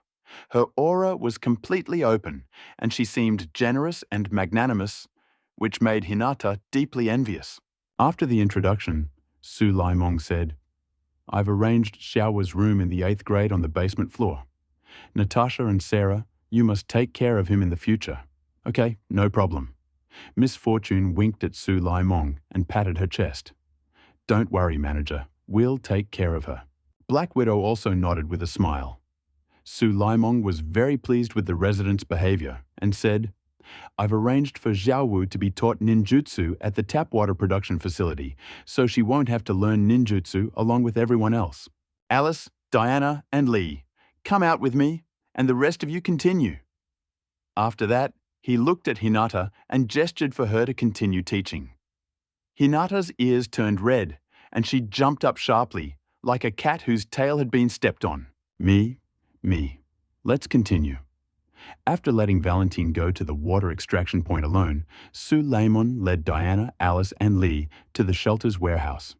He said, "First, I asked you to come because I found a good way to make money, and I need to get to Zhangjia village." Diana crossed her arms over her chest, supporting the majestic arch, and asked curiously, "How? Selling water?" "Selling water?" Alice looked at her, puzzled. "Yes, selling water." Suleiman explained, "Now most managers no longer have a shortage of water, and selling water through special connections between managers is no longer feasible. So I came up with a completely new approach, opening a water sales point in Zhangjia village. Is this convenient for the villagers? But it will also allow them to earn wasteland coins, killing two birds with one stone." Alice nodded. Diana asked, "But what do we need to sell water to the villagers?" "It's simple," Suleiman said, pointing to a pile of copper and iron scrap on the ground. "We can use this copper and iron scrap to make containers and transport water to Zhangjia village. As for what containers the villagers sell their water in, that's beyond our control." After saying this, Suleiman looked at Diana and Alice and asked, "Do you have any other opinions?" As for the water, even AAA didn't know how to use it, so he subconsciously ignored it. "Enough," Diana and Alice said in unison. After that, they immediately began crafting containers from the copper and iron scraps they found on the ground. And Suleiman found a cart, then transferred into Yuri and pulled the centaur out of the distribution room. With the loss of the centaur, the shelter's power output dropped by 50%. However, the power cannot be sold, and any excess will be wasted. Therefore, a centaur was specially assigned to transport cargo from the distribution room. After all, Yuri, Alice, and Diana's efficiency in transporting cargo is naturally not as high as that of a one-legged centaur. When everything was ready, Suleiman took control of Yuri, took Alice, Diana, and the centaur, and entered Zhangjia village again. This time, he smoothly entered Zhangjia village, unstoppable. Even Zhou Chuan, who had stopped him last time, greeted him with a smile this time. Captain Su. Zhou Chuan nodded at him with a smile, stepped aside, motioning for him to pass, and asked, "Captain Su, are you on business this time too?" "Yes." Suleiman stepped off the centaur and handed Zhou Chuan a jar. Zhou Chuan was flattered and waved his hand involuntarily. No. Take it." Suleiman put the can in Zhou Chuan's pocket and said, "I left in a hurry and didn't take anything with me. This is a gift for our acquaintance." In fact, when he left, he deliberately took several cans with him to win his favor. It's the same as giving a cigarette to someone you ask for something. This is awkward." Zhou Chuan was embarrassed, but he had no intention of returning the jars to Suleiman. Suleiman patted Zhou Chuan on the shoulder and said, "You've been on duty all day, and you've given too much to the village. What's so embarrassing about that? Brothers, you're here all day. Everyone gets to..." After that, he gestured to Alice and Diana, pulled out over a dozen jars from behind the demi-human's back, and handed them out. "Is this really for us?" The village guards were grateful, and their attitude towards Suleiman improved. "You know, although there's not much arable land in Zhangjia village," he said, "however, the yield of arable land in the wasteland is low, and it's impossible to feed so many people in Zhangjia village. Therefore, most of the food in Zhangjia village is still imported, not to mention meat, but it's very difficult to bring supplies to the wasteland. The only store in Zhangjia village that sold supplies was located next to the shelter. Naturally, there weren't enough supplies for sale, and even wasteland coins couldn't buy anything. Most of the villagers lived from one meal to the next. Many never had a proper meal. How could they not be overjoyed when they suddenly found themselves holding a can of food? Suddenly. Some were leading horses. Others were unloading goods, helping Suleiman unload the things onto the carts and centaurs. Suleiman smiled, greeted the guards one by one, and offered some comfort. Then he asked Zhou Chuan, "Where is your chief? Is he home now?" "Yes, I'll take you there." After finishing speaking, Zhou Chuan immediately turned to the guards. "Brothers, keep an eye on Chief Su's belongings. If anything goes missing, I'll make you suffer." "Brother Zhou?" You can go with peace of mind. Villagers patted their chests and signed their names. Led by Zhou Chuan, Sulaiman and his group headed to the house of the village headman, Old Man Zhang. He left the centaur behind and inspected the water resources he had carried with great difficulty. The temperature in the wasteland was extremely high. Along the way, a lot of water from the tin cans evaporated and spilled, which upset him. Following Zhou Chuan to the headman's house, Sulaiman encountered Old Man Zhang, who was looking through documents. "Headman Su is here. Please come in. Please come in." Village Chief Zhang had learned of this in advance and was prepared to greet him. Sulaiman entered the villa with a smile. "Village Chief Zhang, this time I've come to ask for your help." Hearing this, Old Man Zhang lit up and immediately exclaimed, "Foreman Su, just tell me what you need. I'll never be careless if I can do this. It's simple." Sulaiman sat down casually and made his intention clear. "This time, I want to open a water sales point in Zhangjia village." "Sell water?" Old Man Zhang was very excited. Zhangjia village often lacks all resources. Suddenly, hearing that Sulaiman was going to sell water in Zhangjia village, Old Man Zhang was naturally overjoyed. "Captain Su, are you serious? Really, this is more valuable than gold." "Excellent." Old Man Zhang patted his knees and said, "Captain Su, I can provide you with a villa in the best location in the village. If you continue to open a shop in the village, you can use it." Old Man Zhang worried about the villagers' food shortages every day. In the village of Zhangjia, and it's been out of stock for a long time, which is causing frustration among residents. "Look, the store has been closed for 5 days, and even the people have left. The village also has a tap water outlet spontaneously opened by Ni villager Zhang Dafu. Thanks to the well in Zhang Dafu's family, the shop sells well water, but other than that, there's little else for sale. And well water isn't cheap." Hearing that Sulaiman was coming to the village to trade, Old Zhang was naturally overjoyed, and even if he was deceived, he agreed. "Foreman Su, I wonder what you plan to sell besides water." Sulaiman buried his face in the ground, thought for a moment, and said, "For now, we'll only sell water. The road between the shelter and Zhangjia village is uneven, and transporting other goods along it is quite problematic." That's what he said, but in reality, there's nothing else to sell in the shelter except water and canned goods. Old Man Zhang's eyes rolled back, and he nodded hastily. "Selling water is good. Selling water is good. Step by step. There will be more and more goods in the future." Having said this, Old Man Zhang stood up and led Sulaiman to a 3-story mansion nearby. "Foreman Su, what do you think of this building?" Sulaiman examined it carefully.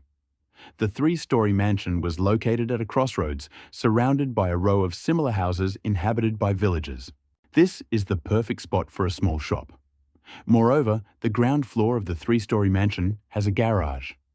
Raise the garage door and install some shelves, and it would look like a supermarket.